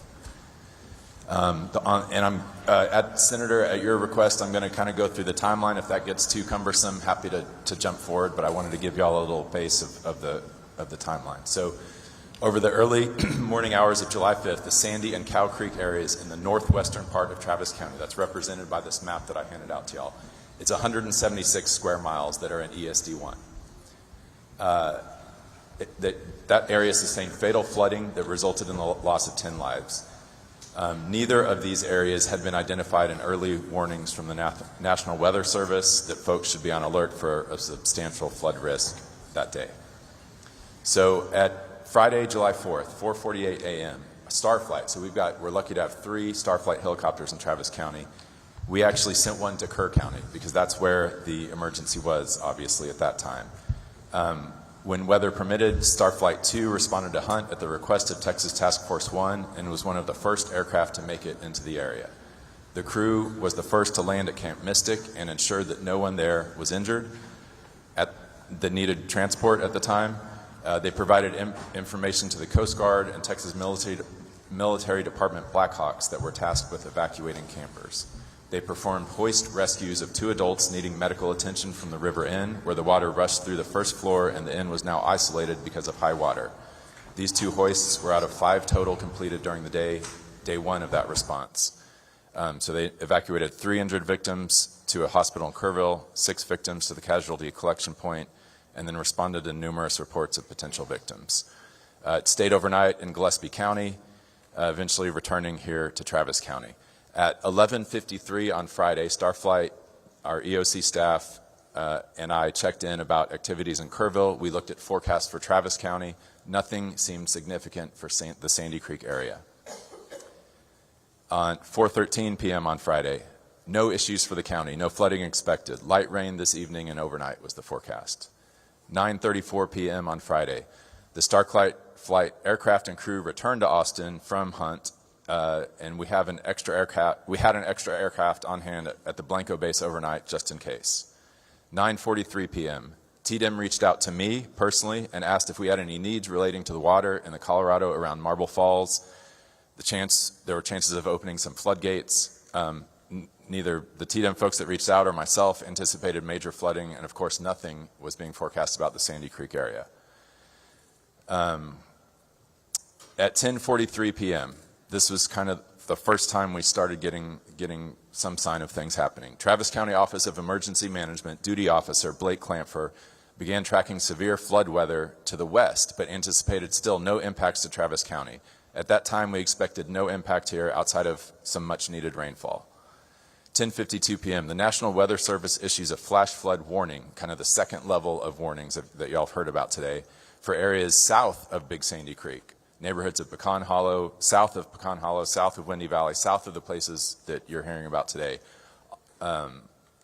The polygon drawn for the 10:52 p.m. warning that the iPod system sent out was focused south and west of these neighborhoods, primarily around Lake Travis, indicating the initial underestimation of the event's scope. The National Weather Service warning was effective until 1:15 a.m. 11:55 p.m., our Office of Emergency Management Duty Officer Blake contacted a sheriff's deputy to check on reports of flash flooding or high water in the area of Big Sandy and Cow Creek. The sheriff's deputy advises that no 911 calls had come in about flooding, but we asked him to go check Cow Creek anyhow at FM 1431. 12:08 a.m., the deputy finds water over the roadway and a car washed off the road. Reports this to the EOC. Cow Creek near 1431 LCR rain gauges at that time at 12:08 showed 7 inches over the past 2 hours and rain slowing down slightly. Nevertheless, Blake requested that the National Weather Service upgrade their warning to a flash flood emergency. So that happened at 12:08 a.m. And this, again, the iPod system alerts all cell phones that are in the area, whether or not you've signed up for those alerts. 12:23 a.m. The situation escalates rapidly as the first water rescue call is received by 911, with Emergency Services District ESD1, who's here today, dispatched to the 24408 block of FM 1431 Road. This marks the beginning of a series of emergency calls. 12:36 a.m., Emergency Management Coordinator is notified by the Duty Officer Blake of flash flooding in northwest Travis County. The Sheriff's Department reports a car washed off the road, possibly near Cow Creek. Turned out to be a family of 6 that was rescued. 12:41 a.m., Northwest National Weather Service escalates to a flash flood emergency at our request. That alert goes out. It says it's effective till 5 a.m.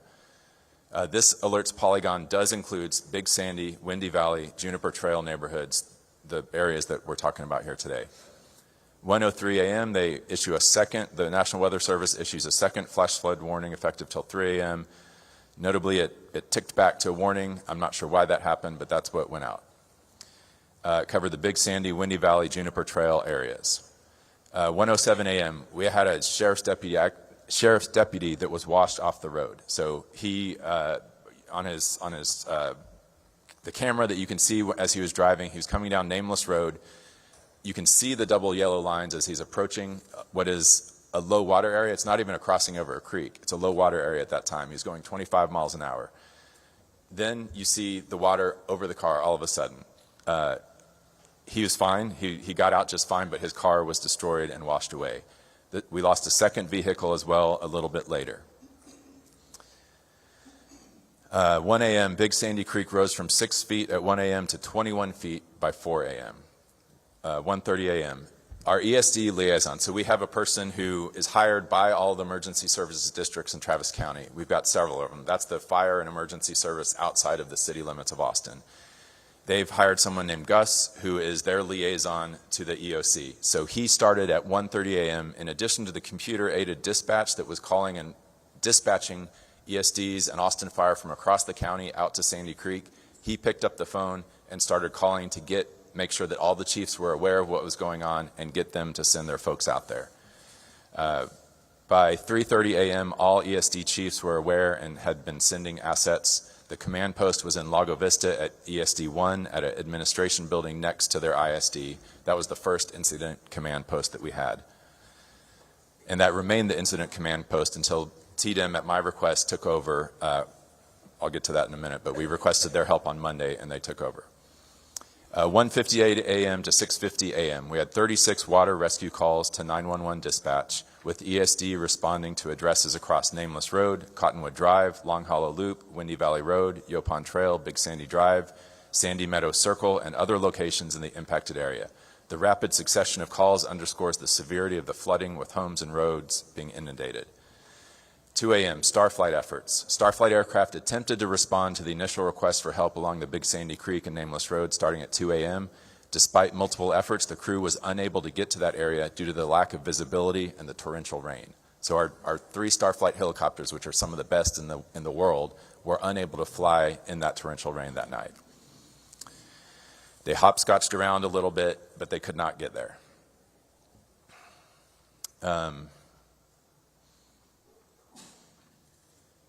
Let's see. All right, so Starflight leadership responded to staff in the Travis County Joint Operations Center at 3 a.m. So Andy, if you can just kind of, I know we go about minute increments and they're important. So effectively, you were in control of it till Monday morning when TDM took over. You contacted TDM. Yes, sir. Prior to that, you had sheriffs dispatched. You had helicopters trying to get in. So I think there's several members with questions, but what would you need to tell us to finish up it? I think to finish up that questions about that initial response, we had 78 first responders from all across Travis County, Round Rock Fire, Austin Fire, Leander Fire, Austin Travis County EMS, 2 TIFMAS teams were on the ground.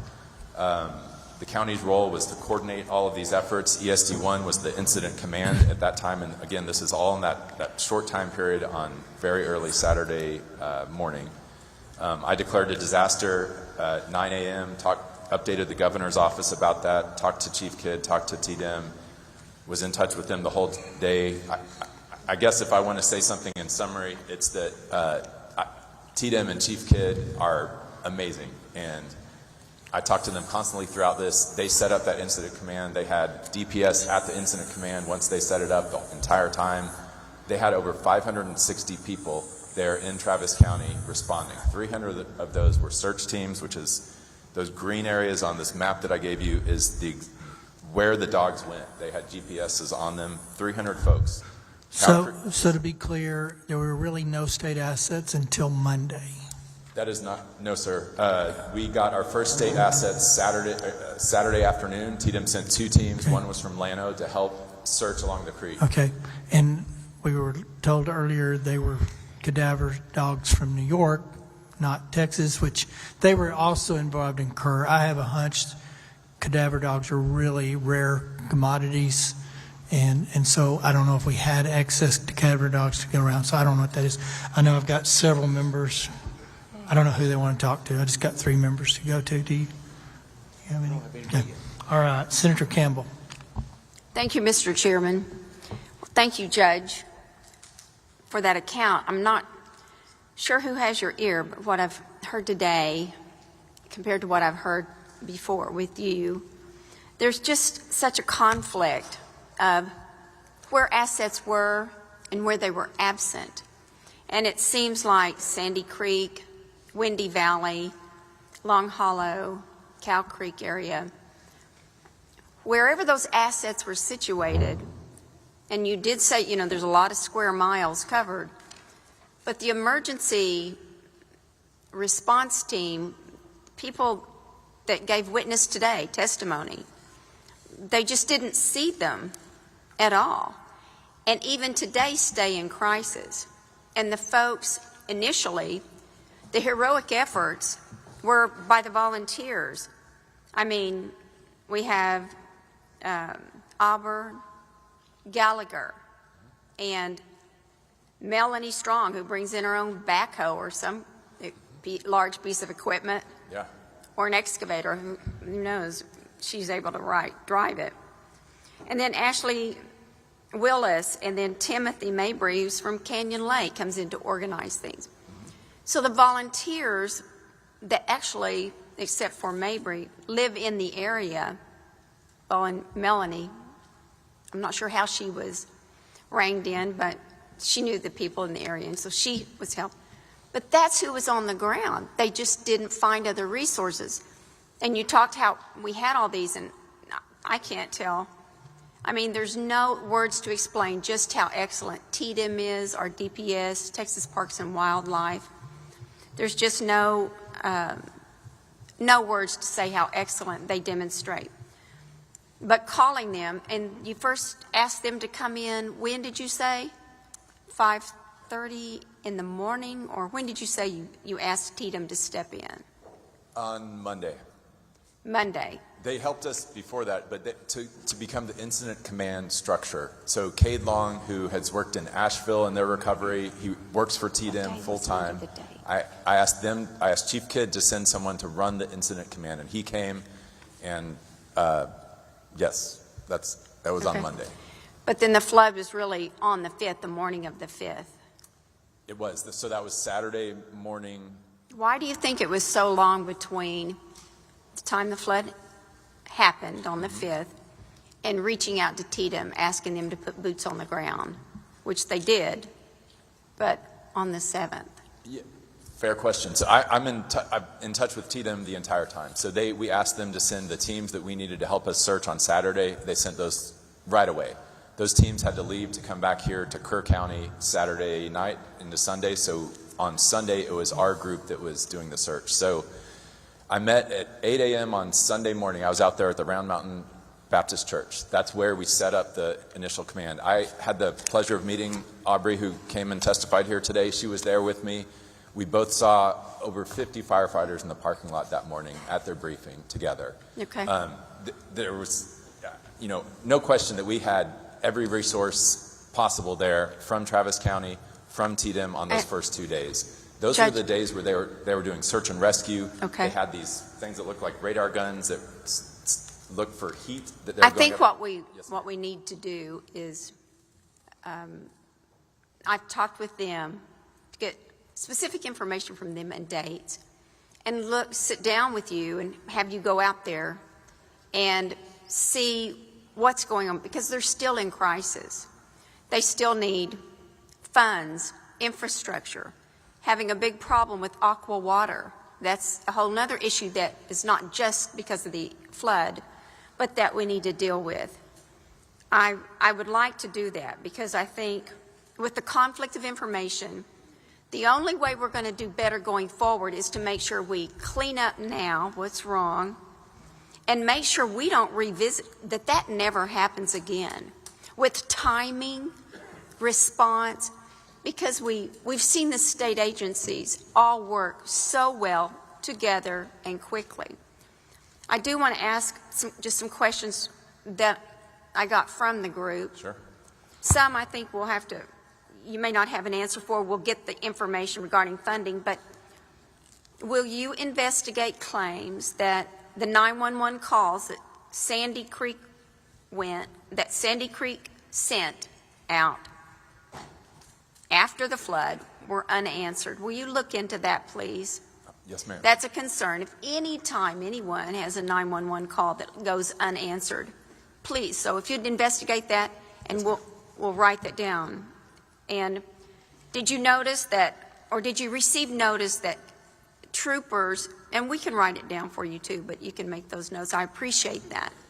Did you receive notice that troopers from other regions were available? And if so, why didn't we access those troopers? I can answer that one right now. We Go had ahead, a please. DPS trooper, a lieutenant in the headquarters the entire time. Oh, just at the headquarters. At the incident command headquarters with Cade Long the entire time. He was aware of everything that we were doing. Okay, and again, the incident command headquarters was stationed It hopped around at first. It was at the ESD1 at first, and then it went to the church, the Round Mountain Baptist Church, right, the Baptist and then it Church. got a more permanent location thanks to Leander ISD at Heisel At the school? Middle School. Yes, ma'am. Okay. The next three are related to funding that will, and they're just questions I can't answer, but my office will get with you. Will flood relief funds require all the listed documents? Because just as Chairman Perry was saying, documents are lost, passports, driver's license. How do you even prove up that you have an electric bill when you can't find anything? And thankfully, we have DPS out there this week printing new driver's licenses for people if they need them. We had on Sunday. And where is that? Where are they going? Where do people go to get that? To the Round Mountain Baptist Church, the pod, the sort of resources of, we have showers. Are they going to be there? That's the place you've got Yes. the laundromat, showers.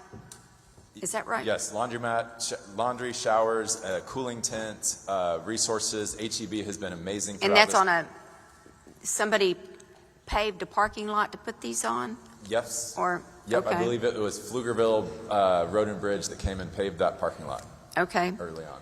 And will assistant amounts be based on losses or incomes, and how do they prove that last tax So we, return? along with, it was this judge's idea from Williamson County, but the Central Texas Community Foundation, they set up a fund with them. We followed suit and did the same thing. All of the money that we raise, I think that they raise, is going to go, it will go directly to residents only. And none of it is coming to us. So how do they access that, or what is either a site? Where do they go to look into receiving funding so that it does go pass Yes, ma'am. through and not taken up as administrative fees by other organizations? Where do they go? So we're still in the fundraising part. So if anyone's listening today and wants to donate to Travis or Williamson County, it's the Central Texas Community Foundation. But they are administering it. They have experience doing this. Any money they give out is considered disaster relief, so it's not taxable. And where can they find the site, either the physical location or the email? Where do they find where they either need to show up or where they need to email? So Where can they get that info? So right now, if they need resources, FEMA and Travis County Health and Human Services is set up at the Round Mountain Baptist Church. That is the epicenter of all assistance. We will have the same, once these funds become available, once an application process is developed by the Community Foundation, they will be at that same place. When it's developed. So the application, it's not developed yet? I think they probably have it already. We just haven't said go because, frankly, we're still trying to raise money. Well, still trying to raise money, but they're needing funds now. So if we can get that Yes, ma'am. going, that We'll would be... get that going. I think we have about 300,000 is my understanding. We're Well, trying to get there's to 2 million. a lot that can, they need that. There are multiple dams, homemade, I didn't know this, homemade dams, because the area is fed by springs. So homemade dams, which are not earthen dams, they're not cement structures produced from the Corps of Engineers, they broke. And that added to the flooding. I don't know, what are the ordinances, or what does the county say regarding homemade dams? And are we going to prohibit that? So we put a stop work order on the dam you're referring to. It was sort of a two-part dam. There was a lower part, an upper part. The lower part was destroyed at some point in the flooding. My understanding is they were rebuilding it. We put a stop work order on that. So that's on personal property, Yes, private ma'am. property, Yes. but it still affects people downhill. It could. 4 of them, just how many?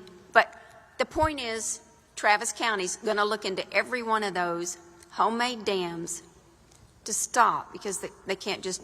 Yes, ma'am. And I'm in touch with Melanie on this. We texted earlier today Melanie, about that. So yes, okay, yes. that Yeah. Melanie, okay. And trying to have a better flood detection system. I think we've heard that out of that's a main theme going on through. Yes, ma'am. So I'd like us to meet and go over, compare the timelines, see what resources we can get to them now. They are still in crisis. Yes, ma'am. And there's still not enough communication. So if we can do that, it's a lot to unpack here, but thank you very much. Could I give you one anecdote about that dam? Yes. Is that all right? No, it's fine. Okay. So this is, I think, a a bright spot in disaster recovery and TDEM. So on Monday at about, 1 or 2 o'clock, we got word from a TCEQ engineer that the dam you're referring to, the upper one that had not burst during the flood, might burst. And it was upriver from about 380 people in the part of Sandy Creek that were trapped by that bridge going out that I'm sure you've heard about. So I talked to the sheriff immediately. We were about to start evacuating those 385 people. I called Cade, who's my contact at TDEM. I said, can you talk in 5 minutes? And he said, yes. And so he patched us through to the State Operations Center, headquarters. We got our county engineer, we had the sheriff, me, and we told them what was happening. They got the Army Corps of Engineers on there in like 30 seconds. They had their entire team of expert engineers on there. They found a TCQ engineer that was in the area, sent her out to there, so she was filming while we were on this phone call. And the engineer and the Army Corps of Engineers, they were literally about to get on a helicopter in Dallas to fly down here to help us. In seeing the video, they saw that there was a dam, there was, I think, something like 20 feet of water. It was a large amount of water in there. And they saw the spillway off to the side in the video. And they said, get a pump truck from your fire department up there and pump it out slowly. And in the spillway. And it worked great. We did not have to evacuate anyone. And had it not been for TDEM and their ability to get folks together. Okay, so we'll get together. And then the last comment I would say is the deputy that was trapped in the water. Yes, ma'am. He was rescued by the volunteers there by Miss Gallagher. That's wonderful. I didn't know that. Yes. Thank you. He owes them a debt of gratitude, personal meeting. Thank you. Thank you, Mr. Chairman. Vice Chair Flores. Thank you, Mr. Chairman. Judge Snell, hello, and I'm glad to serve Williamson County with you, and welcome to your introduction to county government. You came from school district? Correct. I was superintendent of Liberty Hill ISD for the last 6.5 years. We'll get to this together, and I appreciate you. My comment for Judge Wilson. Judge Wilson, thank you very much for being here, and of course you jumped into your new position about the same time, and it's an honor to be able to serve with you, and our condolences and regrets to all the citizens of Burnett and Marble Falls and that have suffered from this event, and especially our first responders. They go forth in spite of the risk, as the saying says. And in Marble Falls, we had a volunteer fire chief, Chief Phillips, who answered a call like he always did. His neighbors called, we need help, and he didn't hesitate 1 minute, threw his equipment on, went out in that flood,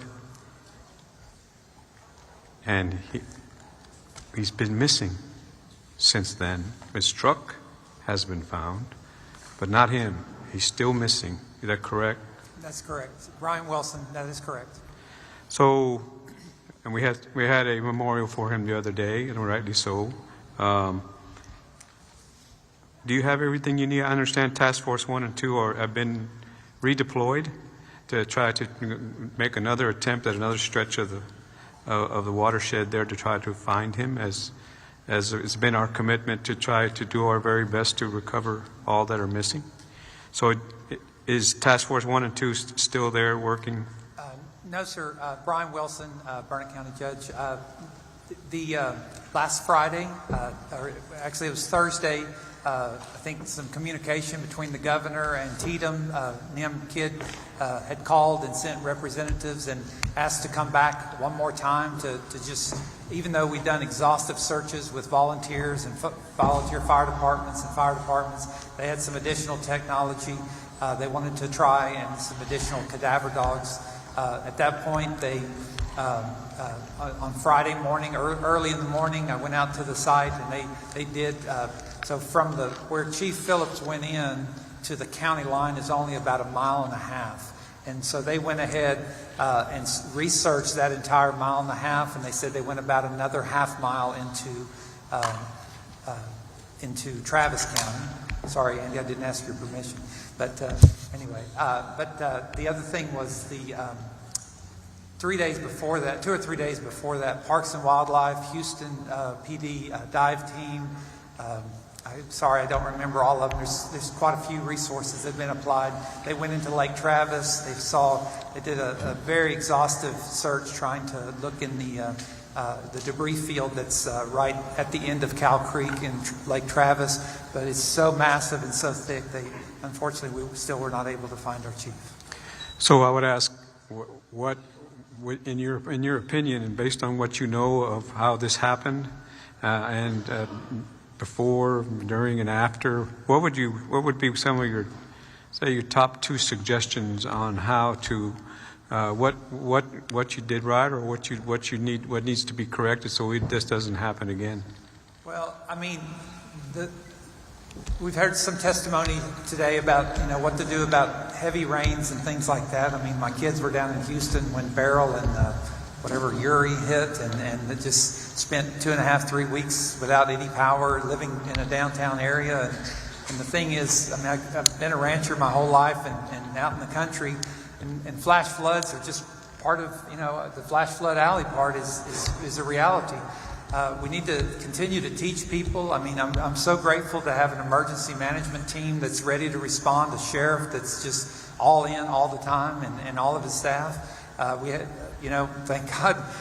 I'm sorry, I don't mean to, but I've kind of always begrudged these ESDs and additional taxing authorities. But quite honestly, in the last couple of years, I've seen the wisdom of the legislature, because the resources that we have in place in Vernon County with 10 ESDs fixing to be 11 is just incredible. There's just no way we could pull off what we did in the last 2 weeks.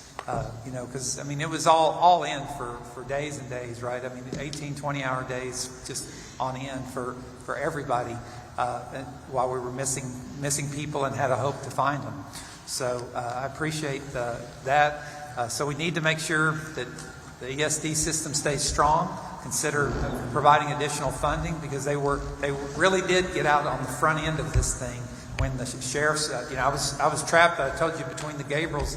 And there was 1 or 2, I think 2 deputies that were trapped with me. So, I mean, what are we supposed to do to get to provide help? Nobody was calling on that end of the county. All the calls were on the other end of the county. So anyway, and then this continue your legislation and work on the interoperability radio system so that we could communicate. We had a few hiccups on communication, but we're very grateful to all the help, and MKID called me numerous times, and I appreciate that. Cody McDonald was in our operations center. We set up immediately in the sheriff's office, but we did have a command center at Faith Academy in the south side, because we actually had 2 search areas. First there in the city of Vernon, where we lost several lives, and then also down in far south, right on the Travis County, close to the Travis County, where the bridge washed out. So anyway, that's all I have to say. Thank you, Judge. Yes, I understood. There was that recurring theme that we have of communications was a big issue, and we all coordinated communications to come in from Fort Worth, I believe, is where they brought it from. Yeah, they brought in the mobile service on wheel, because in Cow Creek, on the border between Travis County, some of those peaks and ravines were just impossible to get cell signal into, especially along Cow Creek. It's just a deep ravine cutting through the 2 counties. So. Thank you. So I want to switch to San Antonio, if I may, and Senator Menendez, if you don't mind, and Senator Campbell. But I brought it up in the last hearing, since we're talking about flooding and responses and how to be more effective or to prevent. On June the 10th, there at Vital Creek on 410, I think it was the access road, there was about 3 inches of rain. But San Antonio is notorious for flooding. I've served in Kerr County, so I know how that is. But 13 people, while they were commuting right there at Vital Creek, were all swept into the creek and lost their lives. And then we heard about it for about a couple of weeks, and then we heard nothing more. And then, of course, now we have this. But it's still the same thing. It's a flash flood. What steps is San Antonio taking that you know of as an emergency management responder on that event and other events just like it in that urban area, but especially that 13 people lost their lives there. There's other similar events in low water crossings in not only the urban areas but everywhere else. That's another topic as we do our response. But can you tell us what after action that you did or that you know of that would prevent people from on their morning commute with a 3-inch rain getting killed on 410 at Vital Creek and other places similarly situated? Yes, sir. Valerie Frosto, San Antonio. We have taken measures since then and had an after-action report or after-action meeting, and there were issues that were identified, but we are finalizing that report, so I have not had the opportunity to see those items. I do know that we have hired a third party to review or to assess the infrastructure damage, and because the area that the vehicles were washed off of, it was a frontage road of 410, that is not one of the areas known to flood. We did not consider that flood-prone area because historically that creek has risen, but not to that level. And I believe that it was because of the 6+ inches of rain in a very, very concentrated area that actual incident occurred. But until we get the final report from the third party, for now we're just holding off and letting them assess the damage, and also provide us with their findings as well. Because it's been said that in structures like that, and not just Vital Creek, but other areas, especially urban or suburban, that the concreting of the creek beds, instead of being grass, plain, open, that absorbs, is exacerbating that situation. Would you say that's correct? Yes, sir, I do believe so. Thank you. That's all the questions I have. Senator Betancourt. Thank you, Chairman. I guess two things, Judge. I think by now you know that Senator Campbell is one of our solidly most tenacious senators in the Texas Senate, because representing her area and her constituents is number one. There's a lot of parallels between what happened here and a little bit of what happened at Sandy Creek. You've got a late night storm. You've got late advisories. The other, were you actually present there too, or were you in the county during that night? Not that night. First time I was on site was 8 a.m. on Sunday morning. So ours was kind of a day behind what happened here, basically. Now, so first off, because we asked the judge here, in that day that you weren't there, you were represented by who and what decisions were being made? Yeah, so our structure, I have the person that I appoint to be the emergency manager is Eric Carter. His deputy is Blake Clampfer. So Blake is the person I referenced that was on duty all night long. He knows that he is empowered to call the National Weather Service like he did when he sees something that is not being met. So he called them, asked them to up the alert and send another one, and they did. And he was also the one directing the Sheriff's Department to go look at the roads. I agree. It's a bit of an oddity for you to get upgraded to an emergency and then the next advisory to go backwards. Yes, sir. And so that's something that if we get to the National Weather Service testimony, we'll talk about that. I think it's an important point because the judge from Williamson County, when he's running into major debris fields problems, he's not shy about asking for money and help. Okay. Now this brings me to the questions. I have never been at a hearing where we walk in thinking that we're talking about one disaster and the first three witnesses are about another. And there were two more witnesses during the day, I counted 5 of them, who are vociferously unhappy with the Travis County response because their eyewitness testimony of what they saw is completely different than what you laid out. And I think I'm really concerned by what Melanie was saying about debris fields that have a large amount of human remains in it that are still in existence. So have you been reaching out to try to get help on that at this point? Yes, sir.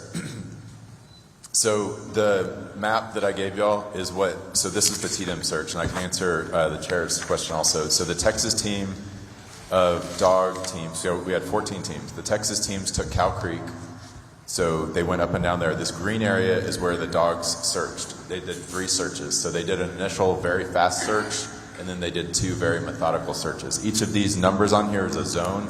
So this also caused a lot of frustration, I think, among the residents, understandably so.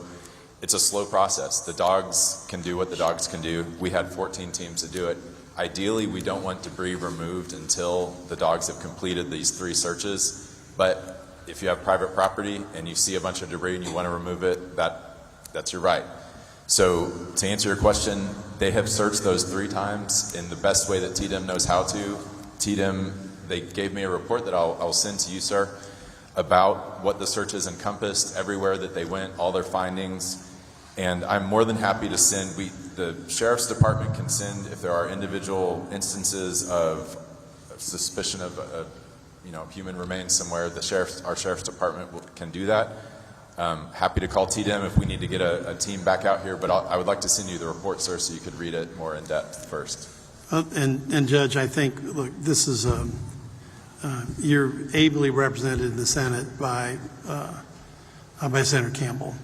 And, but you have an opportunity, because there's a whole group of people behind you, that I hope you take the opportunity to turn around and look at this point besides Melanie, okay? And Senator Campbell is here as well. So I would hope you would avail the opportunity to have a discussion, because I've not seen such a disconnect between the first few, eyewitness testimony in a disaster, and then have the elected official come in later. And these are just 2 non-intersecting tracks at this point. I agree, and I don't know what to say. If we want to grab the paramedic from the back that was there himself all night, if you want to look at pictures from my social media of it, I would not to. Or any of that. I would bow to the wisdom of the senior senator. Okay. I'm going to. But at some point in time, you need to have that meeting, because I would love we don't get this type of testimony very often, and have it that graphic, and have it that detailed, and have it that factual. Yes, sir. Thank you. Thank you. Senator Menendez. Thank you, Mr. Chairman. I want to thank my colleagues for their continued support of Bexar County, in particular San Antonio. I want to thank Chief. Chief, you're pretty new on the job at Bexar County in San Antonio. How long have you been the chief now? My first day was November 1st of 2024. 24, so I shouldn't say you're that new. It's been a while now. What I do want to say is, on this flash flood that occurred June the 12th, we had 15, according to the letter you presented us your testimony, we had 15 vehicles found in the creek. 10 people were rescued. And this, you're telling us here, these were swept off Loop 410? Yes, sir. So just for my colleagues from the Houston area, imagine vehicles swept off your Loop 610. That's unheard of. I've never heard of vehicles swept off. Loop 410 is not a low water crossing. That is unbelievable. And one of the things that I think is a concern for water to go that fast, the 6 inches, part of it has to do with the fact that there's been so much development north, in the northern part of the county, that has sped the speed of water that has been flowing through our creeks and our rivers and our floodways. And I mean, we've tried to address that with detention ponds and other things, retention ponds and other things. But have you done any studies on the flow of the water? Because I know you said we've invested almost $500 million in flood mitigation infrastructure. That, I would say, would fall under Public Works. Yeah. And we do have an expert witness here if needed. I wouldn't be able to answer that question. I'm not 100% sure what kind of studies have been done, but I do know that there is a substantial amount of construction occurring throughout the city. My understanding, I think, and you had it in your testimony, yes, it's right here, you had the total damage of $22 million in this single event of damage. So now my understanding is that the FEMA threshold for relief is $55 million, is that correct? Yes, sir. So what happens if it would be the gap? If you don't meet the FEMA threshold, what happens? Well, we did not hesitate to filed the disaster declaration and took steps to ensure that we were knocking on doors to gather all the losses. But we are very much relying on that funding, and it was very bad news when we heard that we did not meet the threshold. We didn't anticipate that was even a possibility, because we knew that the damage was substantial. So at this point in time, I don't believe that we've identified the funding, which is why that is, one of the top items on my list. Very good. Thank you very much. And so, Yes, sir. thank you, Chief. And Judge Snell, new on the job. How long ago were you a school superintendent at Liberty Hill? So I finished on August 20th and started on or April 20th and started on the 21st. I was a superintendent total 11 years, school administrator for 28 years. Very good. Oh, thank you for your service to the children of our state. Thank you, Mr. Chairman. Ms. Johnson. Thank you, Chairman. We have gotten an opportunity to hear a lot about what has happened in Kerr County and Kerrville, and there's been so much reporting around it. But the same question applies to everybody here, because each of you, in that same period of time, days before or after, or weeks before, have experienced loss of life, and in some cases significant loss of life, because of the flash floods.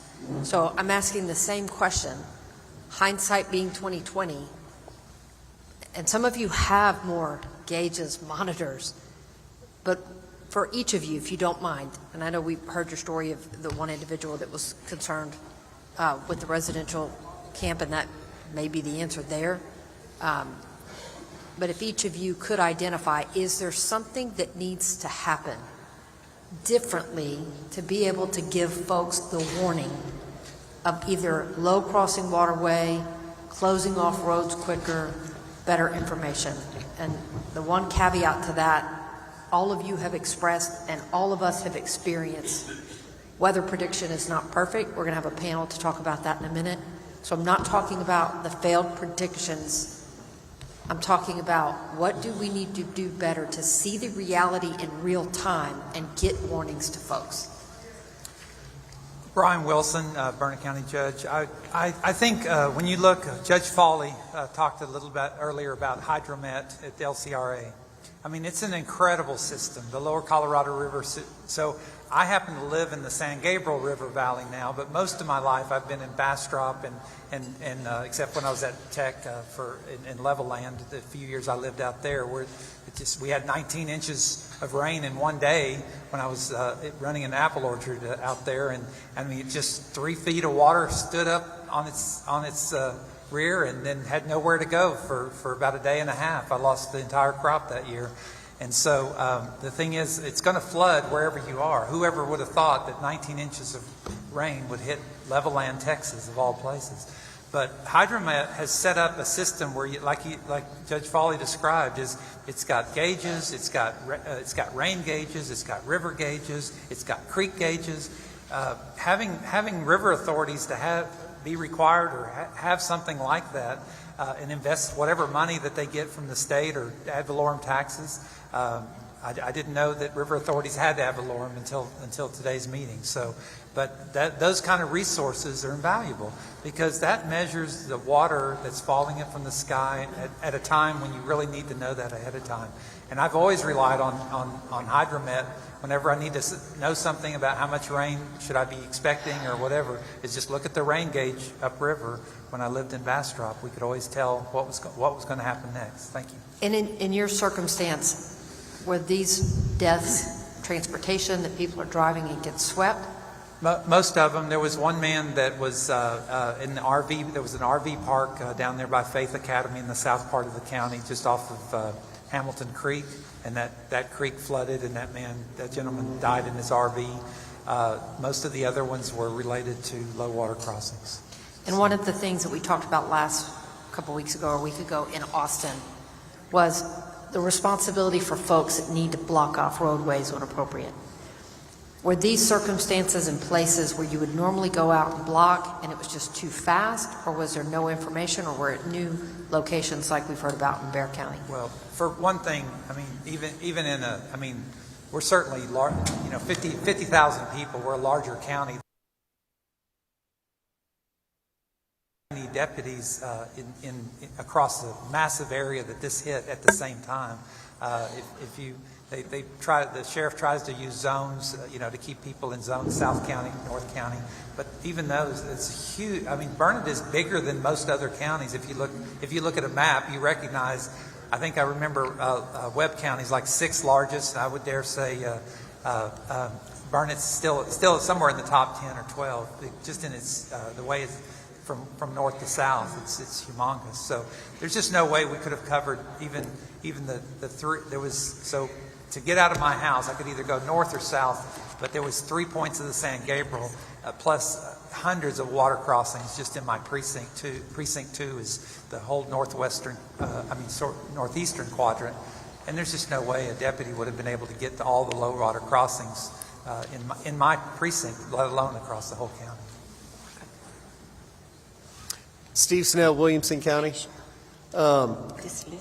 It's an interesting question because this storm was so different.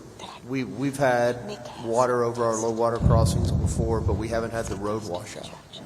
So the speed of the river and the debris in the river were wreaking havoc on roads as well. So that was part of the problem. I think it's a multifaceted approach. I don't think we just throw everything at it. I think we need to be strategic and purposeful in what we do. But I think one thing that can happen, regardless of the weather prediction, is now we know how much rain is possible and what it does. So there shouldn't be any more surprises when 21 inches drop and what's that going to happen to the watershed. Williamson County has spent hundreds and thousands of dollars on a new, it's called the Atlas Floodplain Mapping System. And it was pretty darn accurate to that 100-year floodplain. But I think all the gauges we have across the state, if they could be hooked up to an alert system that maybe you could subscribe to, what rivers are close to you, that you could subscribe to that. And definitely our first responders know, hey, we got this much rain, the rain gauge has hit a certain amount, we need to start sounding the alarm and letting people know this isn't. Because when we went door to door, we weren't asking, and everybody knew because of what we saw in Kerrville what was possible, so they got out quickly. We had zero resistance. And I've been in Houston where there's hurricanes and, went through Katrina, went through Ike, went through some tropical storms, and it gets to the point where no one wants to leave because they haven't seen it. So I think now we know, hey, this is serious and we need to pay heed to the warnings. Ms. Johnson, can I interrupt you 1 second? Just for housekeeping, those of you that intend on testifying, I hope you filled out a witness affirmation form. We will be closing witness affirmation or the witness portal in 10 minutes. So if you want to testify and you have not filled out a witness affirmation form, please do so in the next 10 minutes. Sorry, Representative Johnson, please proceed. Thank you, Chairman. Thank you. Valerie Frosto, San Antonio. I truly believe that we could not have done anything differently or better during the response.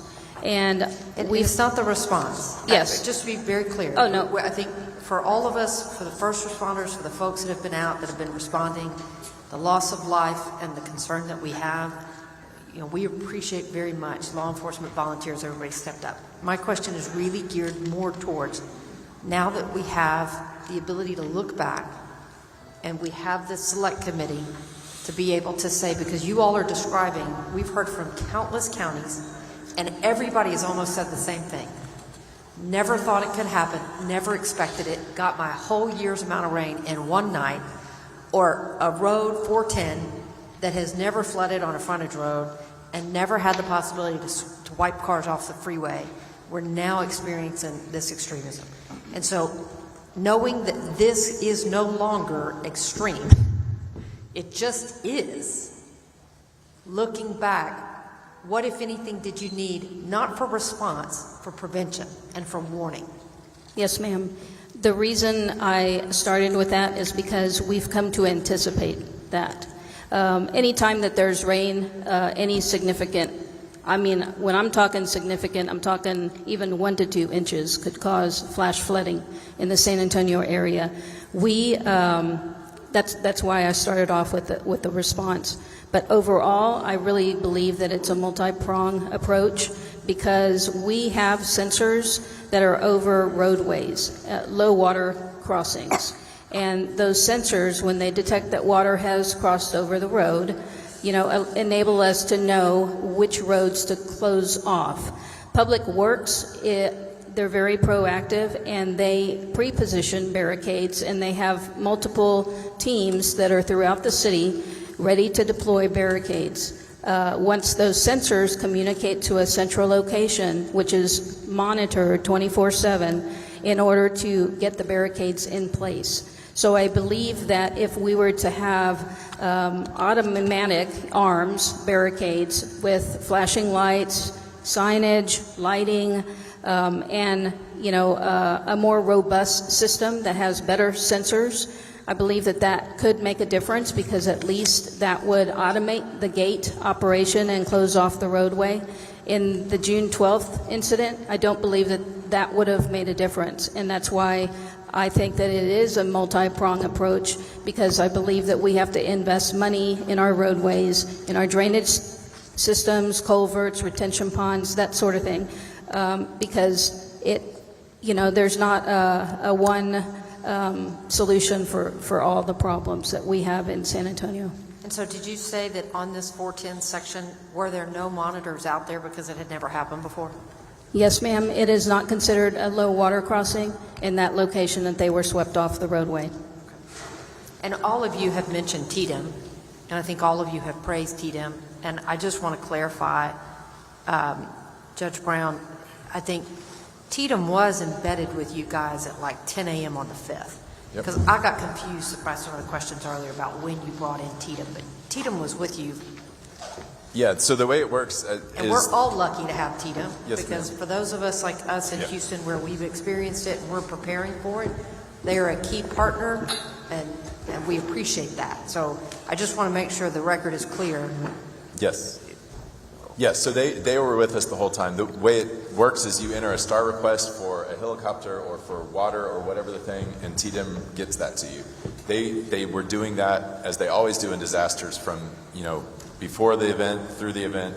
What happened on Monday was I actually asked them to send an incident commander, which is unusual. This is, I believe, the first time they have done that for a county because we saw the scope of how big this was, frankly, for Travis County.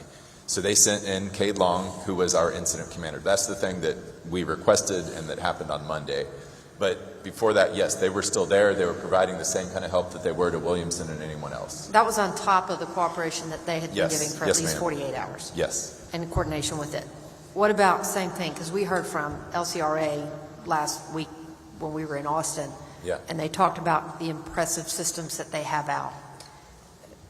Again, this is an extraordinary event, a significant loss of life in Travis County. Looking back, what lessons have we learned or can we do differently? What needs to be put in place as coordination between all of our state, local, federal, anything? What have we learned?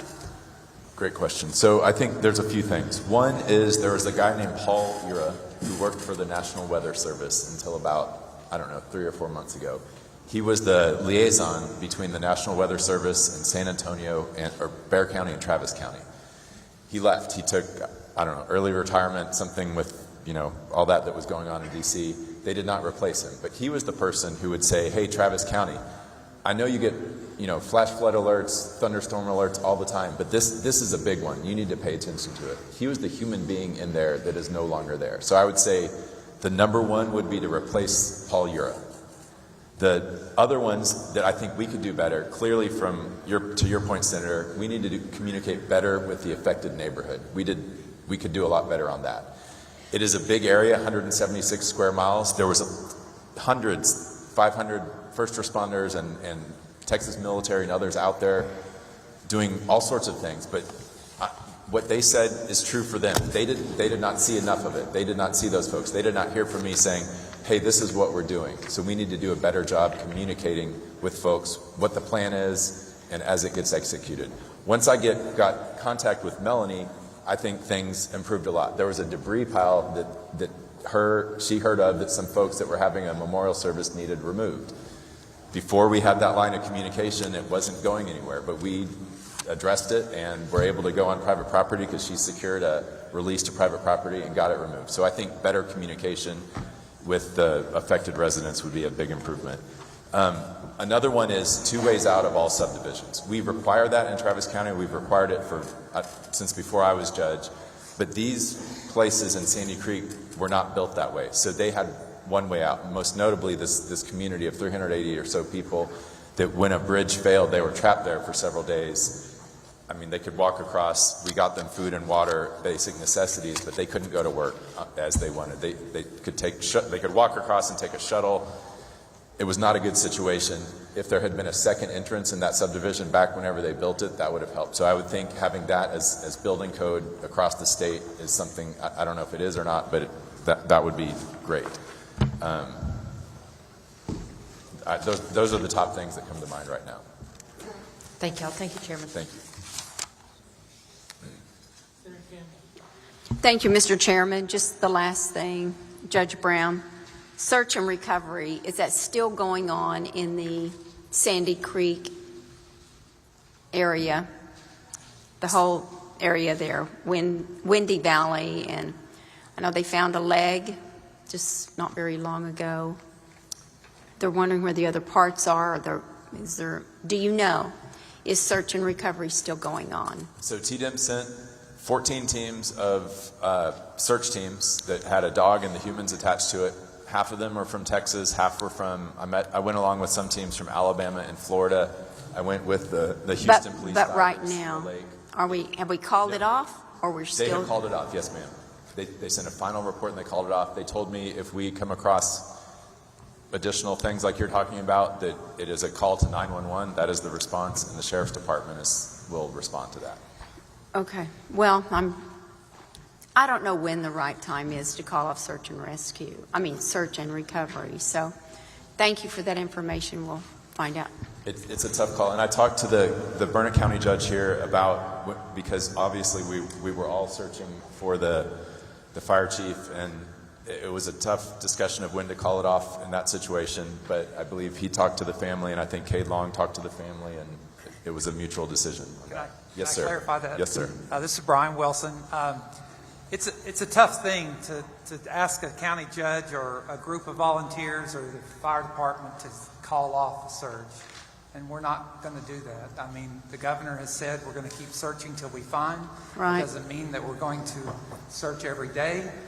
What we did last Friday was to try another avenue, to look under additional debris piles, to